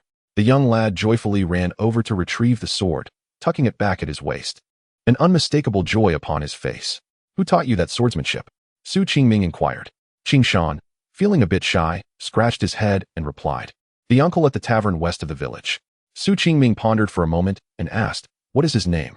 Qingshan hesitated, saying, "I don't know. He is not from our village and has never mentioned his name."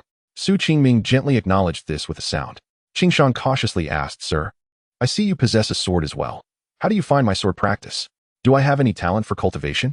Su Qingming replied calmly, "Your swordplay is flamboyant, overly intricate." Qingshan felt a wave of disappointment, standing there with a sullen owl. Su Qingming gazed towards the horizon, falling into silence for a moment before saying, "I shall teach you a few sword techniques." "Ah, I will learn carefully." "Good." The boy blinked in surprise and nodded repeatedly. As time passed into the late hours of the night, Qingshan, clutching the wooden sword, left the wooden cottage with a heart full of joy. Although fatigued, his eyes sparkled with excitement. Su Qingming watched the departing figure, his gaze not fixed on the boy, but rather on the wooden sword at his waist. The sword emanated a sense of sword intent, a fierce resentment soaring high. This sword carried an aura that felt strangely familiar to Su Qingming. Yijijian, indeed, was here. In the tavern west of the village, a disheveled man lay languidly on a bamboo chair, boredom etched across his face. The village was small, and few patrons visited to drink, thus the business was rather sluggish. The man, however, paid little mind, often drinking to his fill before selling the remainder. And when it ran out, he would venture to Day City to gamble, bringing some back to the village. No one in the village knew of his origins. Perhaps only Qingshan, who frequented the tavern, knew a few details about the disheveled man. For a long time, Qingshan had believed he might be a celestial being, for he always felt an air of mystery surrounding the man, akin to the nameless sword immortal from tales. "What are you doing?" The half-reclined man peered at the boy before him, his tone impatient. Qingshan chuckled, "Uncle, a gentleman came to the village a few days ago and taught me a few sword techniques yesterday." The man showed no interest, continuing to rest with his eyes closed. Qingshan hesitated before whispering, "I accidentally told him that you taught me swordsmanship." The disheveled man did not even blink, replying coolly, "Clean up the tavern." Qingshan grinned and skillfully began tidying the chaotic tavern. For over the years, he had handled most matters there. After a moment of silence, the disheveled man suddenly asked, "Why did he choose to teach you swordsmanship?" Qingshan shook his head, saying, "I don't know, but he mentioned." The boy cautiously looked at the man. "Speak quickly." Qingshan frowned. "I couldn't quite understand, but he ultimately told me that in the Sword Sect, there are myriad sword techniques. Yet only one sword can truly avenge grievances." The disheveled man let out a cold laugh. "I understand. That was directed at me." Qingshan's eyes widened in confusion. "How does he know you? Why would he say such a thing?" The man cast him a sidelong glance, then raised an eyebrow. "Show me the sword techniques he taught you." "Are you serious? This flamboyant style may appear grand, but it resembles the performances of the women at Qingming Tower in Day City." "Ah, this sword is quite remarkable indeed," the disheveled man murmured to himself. "A true great sword immortal has arrived." Qingshan demonstrated the few techniques he had learned. The disheveled man remained silent, eventually smirking dismissively. "Not sufficient. I've seen the sword techniques of those from the Sword Sect. These few moves might be acceptable in comparison to others, but they lack the depth to truly avenge grievances. After all these years, I have yet to find such swordplay. Who does he think he is?" Qingshan felt puzzled but refrained from speaking. The disheveled man suddenly said, "I will teach you a few moves, and then you can show off to him." Qingshan questioned why. The man chuckled, to annoy him. As Qingshan watched the disheveled man executing sword techniques, he could only think of one word to describe it: extraordinary. The man, usually inebriated, wielded the wooden sword as if it were a brush, his movements fluid and captivating, leaving Qingshan in awe. This was the swordplay of a true sword immortal. Watching the dazzling display of swordsmanship, Qingshan expressed his apprehension. "Uncle, I fear I won't be able to learn it." The disheveled man replied lazily, "It matters not. Just remember the techniques, and as long as you can mimic them, it will suffice." The following morning, Qingming stepped outside to find Qingshan waiting by the fence. Soon, the sounds of the wooden sword slicing through the air resonated. Early risers from the village glanced over, yet found nothing remarkable. Qingming casually seated himself on a small stool in the courtyard, his expression indifferent. Qingshan felt a twinge of nervousness, and some techniques seemed to elude his memory, leading him to clumsily demonstrate the sword moves he had learned the day before. Qingming observed quietly, showing no signs of impatience. "Is this what he taught you?" Qingshan nodded. "Show him these few moves." Qingming took the wooden sword and began to slowly execute the techniques in the courtyard. The movements were deliberate, the sword tip tracing circles in the air. To Qingshan, the youth appeared to embody a different essence compared to the tavern uncle. One was ethereal and carefree, while the other was steady and profound, akin to the gentle sunlight of winter. Qingming tossed the sword back to the boy, saying calmly, "Return and show him. Remember to practice these moves every morning and evening." Qingshan instinctively nodded. After a moment of silence, Qingming gestured for him to leave. In the days that followed, Qingshan became a messenger between the two, tirelessly traversing between the tavern and the wooden cottage, busily engaged. During his leisure, Qingming would instruct him in sword practice, while most of the time he sat cross-legged, healing. This place was far from Day City, and among the few who could cultivate. News from the outside world was nearly impossible to obtain. Thus, Qingming found himself increasingly restless. That day in Day City, after crossing swords with Yu Zhaoxiu, the woman had ignored him, opting instead to break through her limits. This was certainly not because Yu Zhaoxiu had let him off the hook. Having killed her son before everyone, she would never allow him to live. In her perspective, a mere ant at the Qi condensation stage could easily send a few disciples from her clan to investigate. If they died, so be it. If they survived, they would merely die by a sword thrust. Yet, no one could have anticipated that the place where Qingming fell was, in fact, the very location he and Lu Qian had sought refuge 3 years prior. Qingming furrowed his brow as he gazed at the horizon. The Chen father and daughter from Dahou City still remained, and Zhou Zheng was still alive, which only heightened his concerns regarding the origin of the cave's essence. This was precisely the purpose of Qingming's descent into Dahou City this time. "Sir, what are you contemplating?" A familiar voice rang in his ears. Qingming turned his head and replied, "Is there a new technique this time?" Qingshan chuckled. "No, my uncle said he wanted to see you and treat you to drinks." Qingming fell silent. Qingshan hesitated, uncertain. "You are unwilling?" Qingming glanced at the wooden sword at the other's waist and shook his head. "No, take me there." The tavern was quite humble, furnished with only a few wooden tables and benches. The surrounding wine jars were haphazardly placed on the floor, some already uncorked, releasing an unpleasant odor of alcohol. Upon stepping over the threshold, Su Qingming beheld the disheveled man, with starry brows and sword-like eyes. Even the coarse cloth shirt could not conceal his noble aura.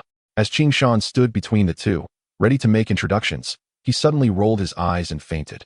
Su Qingming, with an indifferent expression, caught Qing Shan and placed him on a nearby bamboo chair. I heard that a low-level cultivator at the Qi condensation stage recently received a strike from the peak of the Cave Truth stage, the Yu Zhaoxiu sword. That person is you, isn't it? Su Qingming nodded slightly. Indeed. The disheveled man remarked with intrigue. Since you both hail from the Sword Sect, how could Yu Zhaoxiu strike at you? Even as a master and disciple, she would never lower herself to bully the weak. Su Qingming casually replied, I killed her son. The disheveled man paused in surprise, then quickly gave a thumbs up, exclaiming, impressive. Su Qingming scrutinized him for a long while before speaking. Brother Yi, perhaps you yearn to wield that sword more than I do. After all these years, your hatred has tainted even your life sword. He continued. Have you not noticed that Qing Shan has also been subtly influenced? The disheveled man's expression turned cold as he noncommittally replied, if one cannot overcome this, what is the point of practicing swordsmanship? Better to die? Su Qingming did not refute him, merely gazing silently at the wooden sword. The disheveled man scoffed, saying, no need to look. This sword cannot defeat Yu Zhaoxiu, nor can it surpass Hu Yuanjian.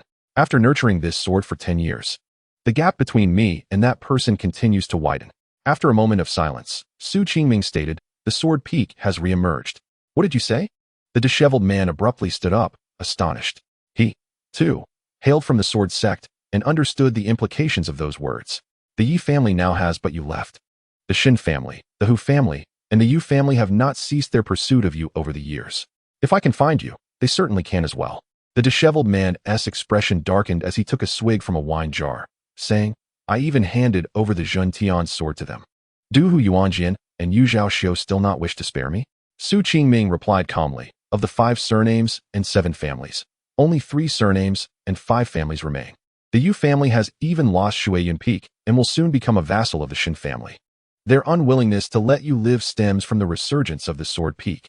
They fear you may join it and become a pawn of Zhuo Jinzuan. The disheveled man fell silent. Su Qingming refrained from speaking further. Currently, the dynamics within the Sword Sect were clear. The family lineage dominated, while the master-disciple lineage struggled to survive. With Shui Jinzuan alive and the addition of Lu Lin, they began to wield significant influence. Yet, for Su Qingming, this was still insufficient. He understood that Shen Chenfei's cultivation speed was alarmingly rapid, and the sect leader had likely already reached the pinnacle of the world, possibly surpassing Zhuo Jinzuan. However, for reasons unknown to Su Qingming, the sect leader had yet to make an appearance. Perhaps when he finally revealed himself, the so-called master-disciple lineage, family lineage, and Sword Peak lineage would all vanish under his sword. In the entire Sword Sect, there would only be one surname, Shen. Yet, Su Qingming did not wish to disclose this to Yi Zhijian, even though he had already reached the pinnacle of the Cave Truth stage, merely a step away from transcending to the Divine Travel stage. Still, it was far from enough. What is your relationship with Zhuo Jinzuan? Yi Zhijian inquired. Su Qingming pondered for a moment and replied honestly, I have never met him, but before ascending Jinzhong Mountain, Imo Chongqing bestowed upon me the rebirth gourd, aiding me in inheriting the Taichu sword. Yi Zhijian contemplated this for a moment, choosing not to dwell on the topic further, and stated, you are currently enveloped in that woman's sword energy. Even I find it unsettling. In such a half-dead state, you aspire to undertake such grand ambitions? Furthermore, how can a mere ant at the Qi condensation stage contend against those at the Cave Truth stage, Divine Travel stage, or even the transcendent sword sovereign who has unraveled life and death? Su Qingming replied indifferently, you have no choice. As soon as he spoke, Yi Zhijian abruptly rose, a chilling murderous intent enveloping the entire tavern, as if the disheveled man would draw his sword in the next moment. Su Qingming remained unfazed by the surrounding malice, calmly taking a drink from a jar of wine. 10 years ago, the Yi family was also among the 5 surnames and 7 families, on par with the Shen family. However, that year, an anomaly occurred in the southern barbarian demon domain, prompting the sect leader to delve deep into the south alongside the Yi family's elder. 3 months later, only the sect leader returned, grievously injured, while the Yi family elder perished in the southern barbarian. Since then, the Yi family's status within the Sword Sect plummeted, with Hu Yuanjian pressuring them relentlessly, allying with Yu Zhaoxiu to annihilate the entire Yi family and claim Yunjian Peak. Yi Zhijian narrowly escaped this fate due to the Central State trials. His hatred towards the family lineage was not lesser than Su Qingming's. Do you know who personally wielded the sword that slaughtered my entire Yi family back then? Yi Zhijin asked in a low voice. Su Qingming sighed, lamenting. To openly kill within the Sword Sect, even the Shen family would not dare to do so. Otherwise, the 1,000-year-old rules of the sect would be cast aside. A sect without rules will soon disband. Thus, the Hu family and Yu family exploited the anomalies in the southern barbarian to send Yi family disciples to Sunset Mountain, where they were slain by 3 demon emperors. So that's how it was. My father, mother, and younger siblings all perished in the southern barbarian, Yi Zhijin murmured. After a long while, he stood up and said, "Thank you." Su Qingming shook his head. This matter was relayed to me by Master Lu. I came to Dahu City to seek the lost essence of the cave from the Sword Peak. Only with the complete essence can Master Lu advance to the creation stage, allowing us to buy 100 years of time. Su Qingming did not speak the entire truth. These matters were merely what he learned from Hu Yuanjian after achieving mastery in the sword path in his past life, and by that time, Yi Zhijin had long since perished beneath Yu Zhaoxiu's blade. However, Lu Lin's advancement to the rebirth stage would indeed grant him a century's worth of time, and Su Qingming was confident that 100 years would be sufficient for him to cultivate to the creation stage. Yi Zhijin remained silent for a long time before asking, "What brings you here?" Su Qingming replied straightforwardly, "In a few days, the Yu family will find this place. I need you to kill them." Yi Zhiqiu glanced at Su Qingming, enshrouded in sword energy, and remarked playfully, "What if I refuse?" Su Qingming calmly stated, "In this lifetime, you will have no chance for revenge." The disheveled man stood up, gazing at the distant green mountains with indifference, saying, "You will not die." Chapter 81. The arrival of the Yu family within the tavern. Yi Zhijin had already departed with Qingshan. Su Qingming sat quietly in a bamboo chair, his consciousness delving deep within his own being. Upon entering the condensing Yuan realm, he no longer needed to meditate and concentrate like he did in the Qi induction realm. He could now utilize the Gui Su Dao Ju to introspect. In that vast, unfathomable spiritual lake, a gentle breeze stirred, creating ripples on the silver surface, followed by waves that danced like fish scales in the wind. Above the spiritual lake, the rusted Gui Su sword continued to emit a faint glow, though one of the 10 cracks on its blade had vanished, leaving only 9. As Su Qingming gazed closely, he witnessed countless wisps of white mist surging into the Gui Su sword, condensing into liquid that was absorbed through the 9 fearsome cracks.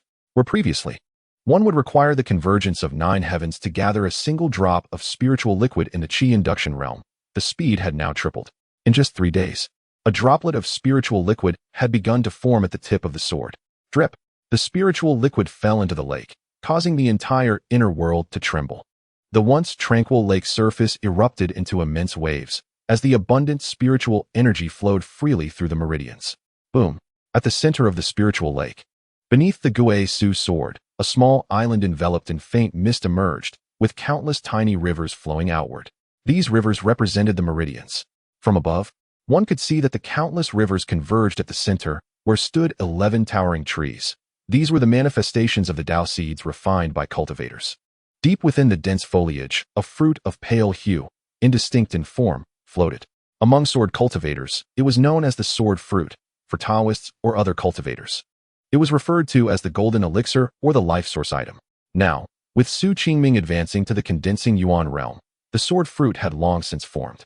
And with the passage of time, nourished by the spiritual liquid, it would ultimately become transparent, eventually transforming into the sword origin, akin to crystal. That day would mark his advancement to the cave true realm. However, many would never witness the day when their sword fruit became sword origin. The Sword Sect is the sacred land for sword cultivators. Countless exceptionally gifted youths enter the condensing Yuan realm at a young age, bearing sword fruits and their life source swords.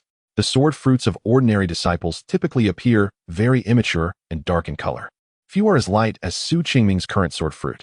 This signifies that the power within Su Qingming and his understanding of the Tao is far deeper than that of the average person. Boom! Suddenly, fine lines appeared in the tranquil waters, relentlessly striking at the towering tree. Should these fine lines pierce the Dao tree, Su Qingming's foundational cultivation would suffer damage. In mild cases, his cultivation would regress, while in severe cases, the Dao tree would perish, dissipating into the cosmos. At the moment when the fine line was about to strike, perilously close, the Gui Su sword moved. A slender sword light flashed, instantly severing the terrifying fine line. accompanied by a transformation only perceivable by the Tao of heaven and earth. The sword light and fine line vanished into nothingness. Then, another fine line appeared, repeating the previous actions. This cycle continued. Yu Zhaoxiu was indeed far more powerful than Shen Yizhai, Su Qingming's side. These fine lines were the sword energy left within him by Yu Zhaoxiu. Had it not been for the Gui Su sword's constant protection of the Dao tree, Su Qingming might have already met his demise. Just as Yi Zhijian had previously mentioned, it truly left him in a precarious state. More importantly, the Yu family could sense this sword energy, thus they were bound to follow his trail. Su Qingming could only hope that Yi Zhijian, having evaded for so many years, had not let his sword path lapse. Su Qingming urged the Gui Su sword, continuously severing those fine lines to repair his injuries. Meanwhile, the tavern remained eerily quiet, and the entire mountain village was enveloped in tranquility. Half an hour later, a series of monkey calls erupted from the distant forest, intermingled with the roars of other wild beasts. Su Qingming opened his eyes, only to find Yi Zhijian looking at him with a half-smile. "They're here?" Yi Zhijian chuckled. Typically, those monkeys in the dense mountains are not afraid of humans. Yet now they are fleeing in a panic. I wonder if those from the Yu family have lost their senses, taking their frustrations out on monkeys. Su Qingming inquired. "Have you set up an array?" Yi Zhijian was taken aback by Su Qingming's immediate insight into the issue, and with a hint of boredom, remarked, "Do you know that clever individuals can easily become a source of annoyance?" Ignoring him, Su Qingming asked, "Where's Qingshan? What about the other villagers?" Yi Zhijian shot him a glance and teased, TSK, who would have thought your heart is as kind as those bald monks from Xiankong Temple?" Su Qingming remained silent. In the next moment, this secluded village seemed to be enveloped by an invisible sword energy, as countless leaves in the bamboo grove stood suspended like swords. The surrounding vital energy of heaven and earth suddenly crystallized. Su Qingming reclined in his bamboo chair, while Yi Zhijian leaned against the tavern door, both quietly observing several figures emerging from the forest. A middle-aged man in his 40s, exuding an aura of authority and overwhelming killing intent, approached. Blood dripping from the spirit sword he wielded. Behind him followed over a dozen men in black, donning ghostly masks. The atmosphere was thick with menace. Su Qingming closed his eyes, seemingly indifferent to the situation. Yi Zhijian glanced at the youth, his lips twitching as he refrained from uttering the common phrase of rustic villagers. A peak sword immortal of the cave true realm, 3 from the out of dust realm, and 9 from the condensing yuan realm. Clearly, Yu Zhaoxiu held her son in high regard. Yet, it puzzled him why she did not bring her son to the Sword Sect, but instead left him in a place like Day City. Did she not realize her enemies were scattered throughout the entire Yuan continent, posing an ever-present danger? Yi Zhijian found himself lost in thought, disregarding the imposing figures before him. Yu Huayuan stood before the tavern, not rushing to act. For the man who had withstood the family head sword without dying now seemed enveloped in sword energy, appearing as if he could perish at any moment. Hence, he remained unhurried. However, the disheveled man leaning against the door inexplicably sent a chill down his spine. Yu Huayuan narrowed his eyes, scrutinizing the man. Currently, most of the Yu family was gathered on the heart island of Day City, where the fate of the entire clan was at stake.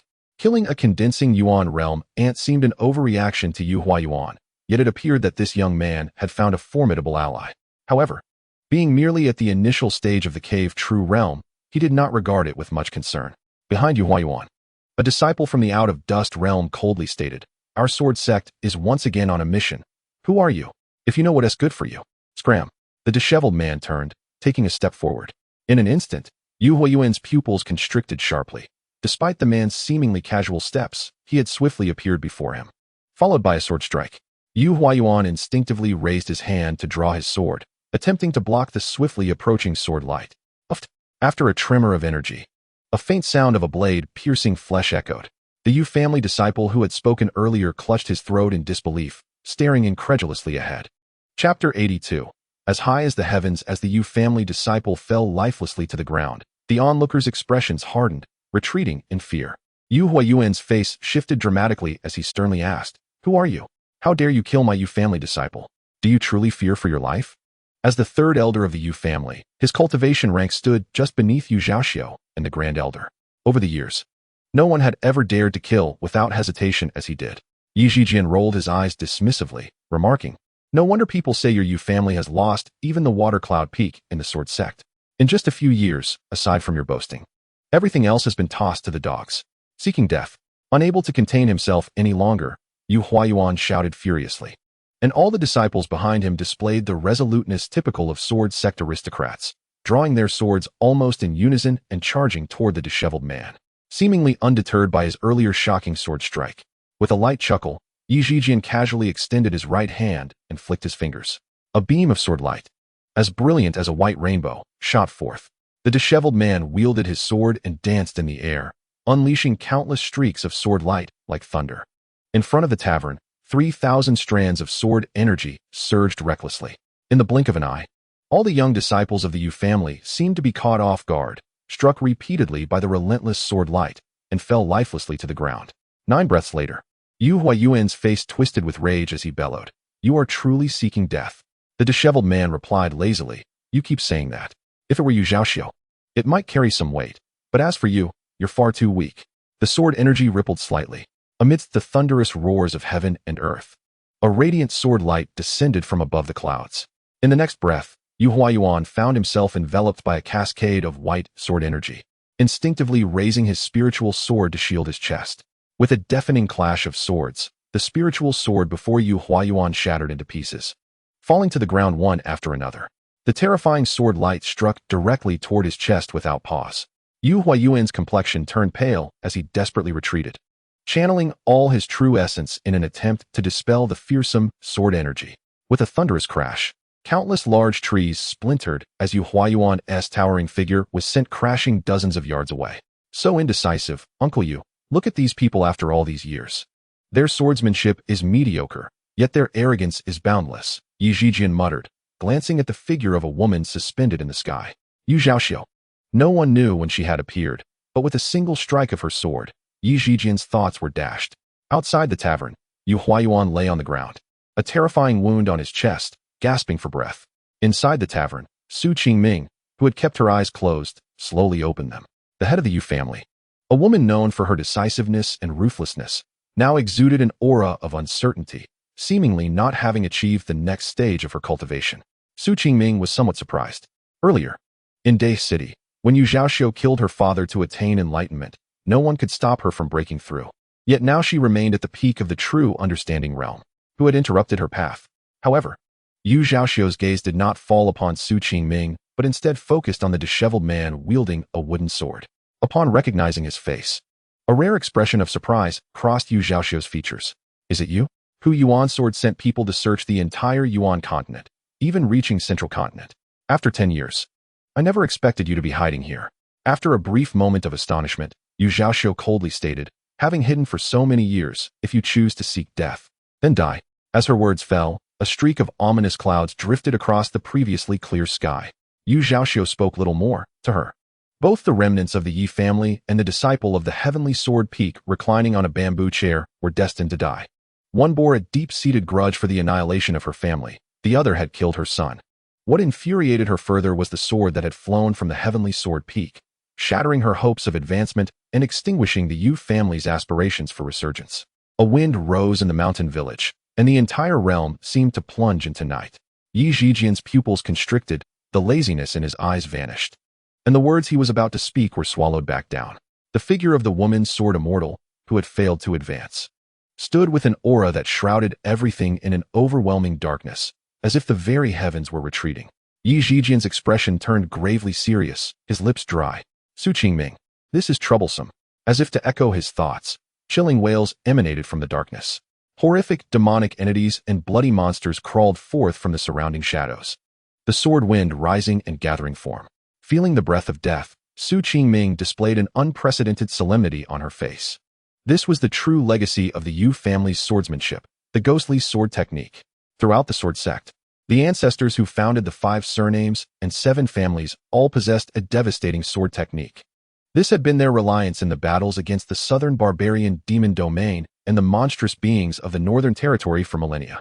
Though the Yu family had fallen, the ghostly sword technique had not faded into obscurity. It simply lacked exceptionally gifted disciples capable of wielding it. Yu Zhaoxiu, as the head of the Yu family, despite only possessing an earth-level sword physique, had diligently practiced this technique for decades. The phantoms of monsters and demons, infused with overwhelming and astonishing power, crashed violently toward the tavern. Both Yi Zhijian and Su Qingming found themselves enveloped by this sword strike. Yi Zijian turned to the youth in the tavern, a determined glint passing through his eyes. He smiled at Su Qingming, saying, "Fate turns against me. I should have never agreed to you. That lad, Qing Shan, has considerable talent. I hope one day you can take him to the Sword Sect." Su Qingming remained calm, her gaze indifferent to the impending sword of death approaching from afar. She silently rose, grasping the long sword beside the table, and said earnestly, "She won't die. She suffered an injury. After failing to break through, there remains a sword energy within her." Yi Zijian was taken aback, a look of ecstatic joy spreading across his face as he fixed his gaze on the woman's sword immortal gathering her strength ahead. Within the seemingly world-ending sword energy, at its very center, lay a faint white light. How did he achieve this? Yi Zijian regarded Su Qingming with a sense of shock unlike anything he had felt before. For a practitioner at the peak of the true understanding realm to discern the hidden injuries of a sword cultivator was a feat not commonly achieved. It would be entirely unthinkable for someone of a lower cultivation than Yu Zhaoxiu to notice. Su Qingming, merely at the first layer of the essence-gathering realm, yet burdened with the sword energy of Yu Zhaoxiu, had, in the face of life and death, so effortlessly identified the flaw in her predicament. Truly a prodigy. "I will block 3 strikes with the Great Sun True Flame sword technique. The rest is up to me." As Yi Zijian's mind was captivated by shock, the calm voice of the youth resounded once more. Looking at the youth, whose form seemed like a sword, Yi Zijian felt an inexplicable sensation that this person stood as high as the heavens themselves. Chapter 83. Turning the tide. The surging sword energy erupted violently, and Yu Zhaoxiu radiated a dark sword light that enveloped her entire being, resembling the Grim Reaper. Useless. A mere early-stage true understanding realm waste, a half-dead ant. What can you do against my sword? With a contemptuous laugh, Yu Zhaoxiu's face reflected a ruthless disdain for all beneath her. The momentum of her sword had reached its zenith, and she finally unleashed her strike. The frenzied sword energy transformed into countless monstrous forms, bearing down on the two within the tavern with earth-shattering might. Hu Yuan's sword is currently at the heavenly sword peak, and old Ru cannot spare the time to save you. Today, you and the remnants of the Yi family shall perish. The female sword immortal strode forward, the sword energy pressing closer with each step. Everything around her disintegrated into dust upon contact with the phantoms conjured by the sword energy. Yi Zijian maintained a calm demeanor, brandishing his sword and resolutely declaring, "Wretched woman. A decade passed, you conspired with that old scoundrel who to seize my Yuanjian peak, resulting in the demise of my entire Yi family at Sunset Mountain. Today, I shall seek justice for the Yi clan." As his words fell, he soared upward, his sword pointing skyward. A brilliant golden light erupted from the blade, swirling and cascading down like delicate golden rain. In the next moment, the wails and roars vanished, replaced by a profound silence akin to melting ice and snow. The female sword immortal remained expressionless, her spirit sword flashing as she swung it once more. "If your deceased father were to wield the Great Sun True Flame sword technique, I might grant him some measure of respect, but you, having hidden for so many years, have yet to reach even a fraction of his prowess." Her indifferent voice echoed. A beam of light, as thick as a mountain, shot skyward from the darkness like thunder. An endless golden curtain slowly cracked open above, allowing darkness to seep in.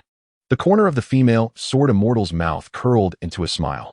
To her, breaching this light curtain would mean that the remaining task was merely to slay those two, thus concluding the grievances with the Yi family and the Tianjian peak. Though the old man Lu still resided within the Sword Sect, the absence of the younger generation meant that Hu Yuanjian and his ilk could confine him for a century, or perhaps for a lifetime. The Sword Sect, in the end, belonged to the youth. Once Shen Chenfei emerged, no one among the younger generation would be able to obstruct his path. The Sword Sect would ultimately unify under one banner. Yu Zhaoxiu transformed into a sword, soaring into the sky, instantly vanishing before the two. Darkness enveloped the light, extinguishing the glow ahead. The only remaining flicker in the entire mountain village was in front of the tavern. Yu Zhaoxiu's joy intensified. Yi Zijian's form gradually bent under the overwhelming sword energy. Struggling to breathe, caught between the early and peak stages of the true understanding realm. The disparity was immense. Not to mention, Yu Zhaoxiu had once been on the verge of the divine travel realm, despite her shattered Dharma form. Her comprehension of the sword and the Tao surpassed his by leaps and bounds. Yi Zijian looked towards the tavern, where a handsome young man stood, his gaze filled with despair. In the darkness, Yu Zhaoxiu stepped forward, one deliberate step at a time. With a sudden gasp, blood spilled forth, and Yi Zijian uttered a muffled groan. As darkness enveloped the last flicker of light before the tavern, he collapsed to the ground, drenched in blood. Die, the woman said coldly. Yet, a glimmer of light continued to flicker in the darkness. Yu Zhaoxiu's expression shifted slightly as she gazed ahead. In an instant, the seemingly dying Yi Zhijian sprang to his feet, countless golden points of light converging into lines that ensnared Yu Zhaoxiu entirely. The young man stepped forward, a sword light emerging. There are always those who, in their arrogance, believe they can control everything. The darkness that enveloped the tavern began to recede, and the cacophony of howling phantoms vanished in an instant, the light growing ever more radiant. I truly wonder why you think that Lu Shi's sword merely severed your path of advancement, the young man spoke calmly.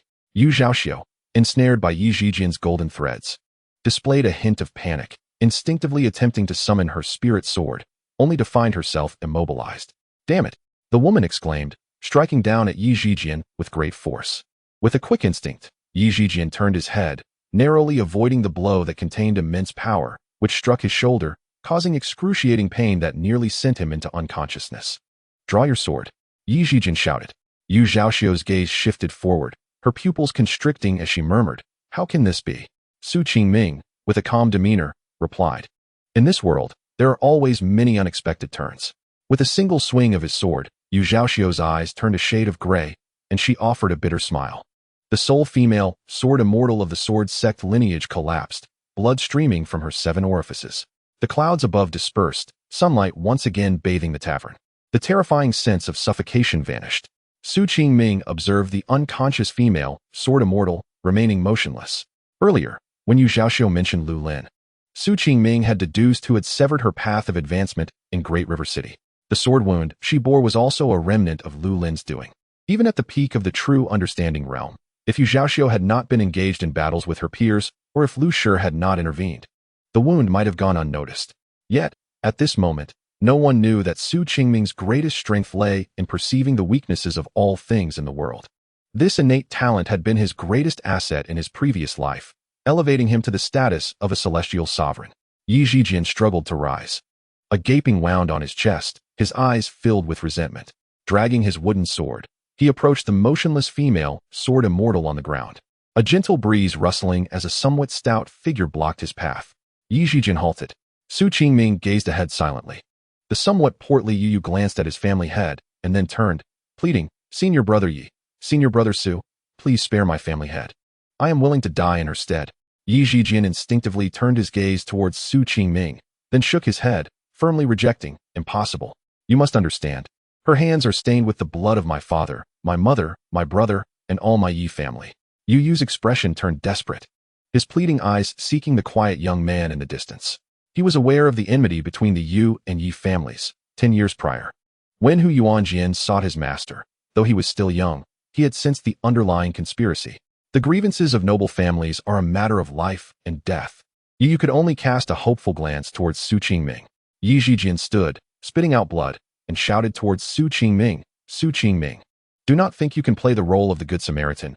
Good people do not live long in this world."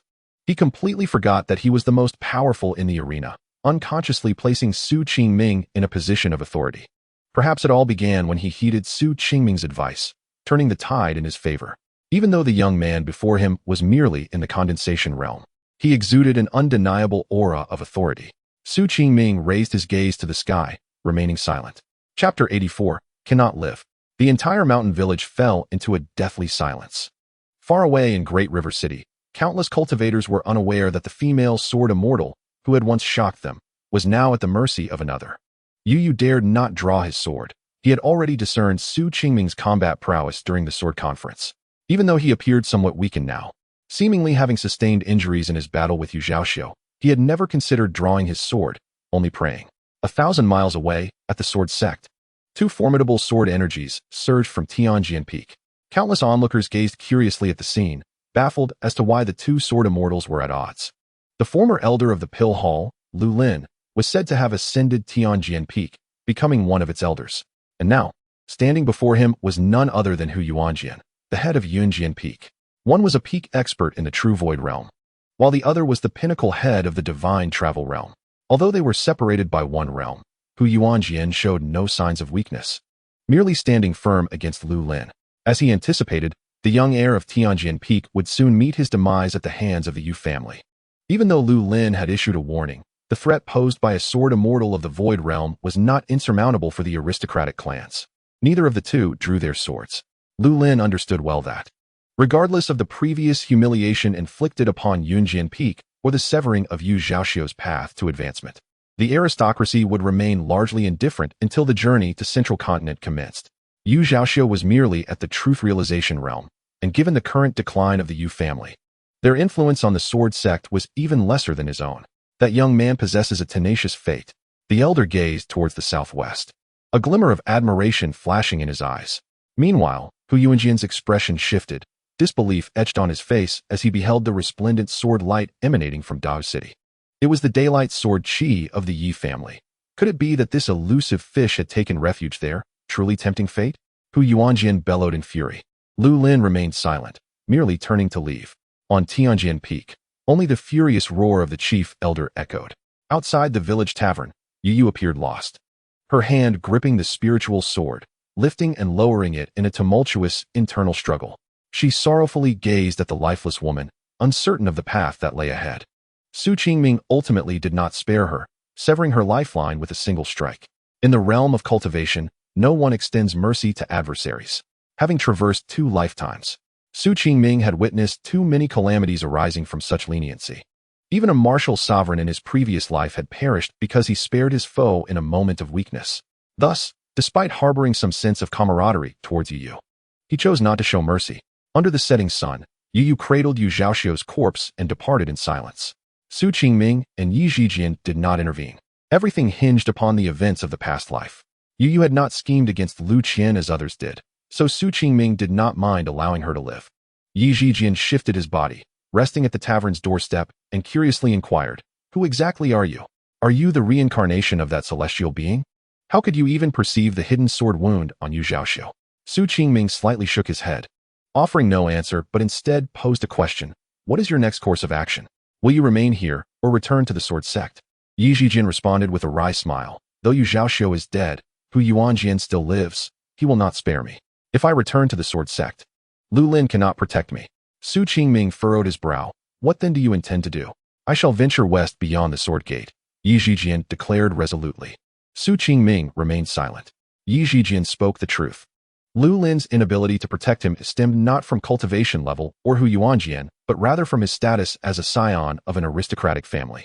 The elder had been ensnared in the aristocratic web for nearly a century, with the Yi family having played a role in that entrapment. Therefore he would not, nor did he wish to, draw his sword for Yi Zhijian, a member of the aristocracy. As for Hu Yuanjian, the Shen family harbored a deep-seated hatred for this remnant of the Yi family. The reason he had not been discovered hiding here was that the Yi family had dwindled to a single member, posing no threat. Furthermore, the focus of all the Sword Sect aristocrats was on Tianjin Peak, on Lu Lin. However, now that Yi Zhijian's whereabouts had been revealed, Hu Yuanjian would not let him go. He would likely be pursued by many more. Only by following his own counsel to venture west beyond the Sword Gate could he grasp a glimmer of hope. Beyond the Sword Gate lay the western regions, a desolate expanse of desert, vast and ethereal, inhabited by countless demonic beasts, ghosts, and spirits. Entering there was a perilous endeavor, with a high likelihood of death. Su Qingming produced an ancient tome from his sleeve and said, "This is for you." Yi Zhijian lifted his head, inquiring curiously, "What is it?" "A sword manual. It may prove useful to you after you pass through the Sword Gate." "Thank you. No need for thanks." At the Sword Sect, countless disciples were abuzz discussing the recent significant events. The news of Yu Zhaoxiu's demise, the master of the Yu family from Shuiyun Peak, reverberated from Dao City, leaving many disciples astounded. In the Yuan continent, the Sword Sect was undoubtedly the foremost sect. Yu Zhaoxiu, as the head of one of the 5 esteemed families of the Sword Sect, a pinnacle cultivator at the truth realization realm, was among the few female sword immortals of the great wilderness ancient realm. The fall of such a prominent figure so near the Sword Sect was incomprehensible to the proud disciples, prompting many to descend the mountain in search of Yu Zhaoxiu's killer. Surprisingly, the higher-ups of the 4 halls and 7 peaks took no action, not even sending anyone to seek vengeance for the Yu family. Meanwhile, the few privy to the truth remained tight-lipped. Within the grand hall of Yunjian Peak, Elder Shen, what is the meaning behind the sword master's words? Hu Yunjian inquired of a frail old man. The newcomer was enveloped in an aura of death, gray sword energy seeping from his being. Even at the pinnacle of the divine wanderer realm, Hu Yunjin dared not display the slightest disrespect in the face of this elder. The grand elder of the Shen family, Shen Yin, he stated, representing the sword master. When the sect leader was in seclusion, his words were tantamount to the sword master's will. All the spiritual mines, herb gardens, and resources controlled by the Yu family now belonged to Yunjian Peak. Shen Yan's voice was sharp, akin to metal scraping, unpleasant to the ear. Upon hearing the elder's response, Hu Yunjian could not suppress a burgeoning sense of pride. Hu Yuanjian cupped his hands and said, "Thank you, elder." Shen Yan lifted his head, stating coolly, "The matter is not yet resolved. Do not rush to express gratitude. The Yu family has not located the source of the cave heaven. This task now falls upon you." Hu Yuanjian frowned slightly, asking, "But the source has been lost for nearly 1,000 years. The Yu family searched Dao City for decades without success. It cannot be there." "No, it has always been there. That young man has already gone to Dao City. Before long, the source will sense the aura of the primordial sword on him. At that time, all you need to do is seize the source. He is merely at the condensation realm, and you should not fail." Elder Shen chuckled. "If it weren't for Lu Lin's protection, he would have died long ago. This time, let's see how he escapes."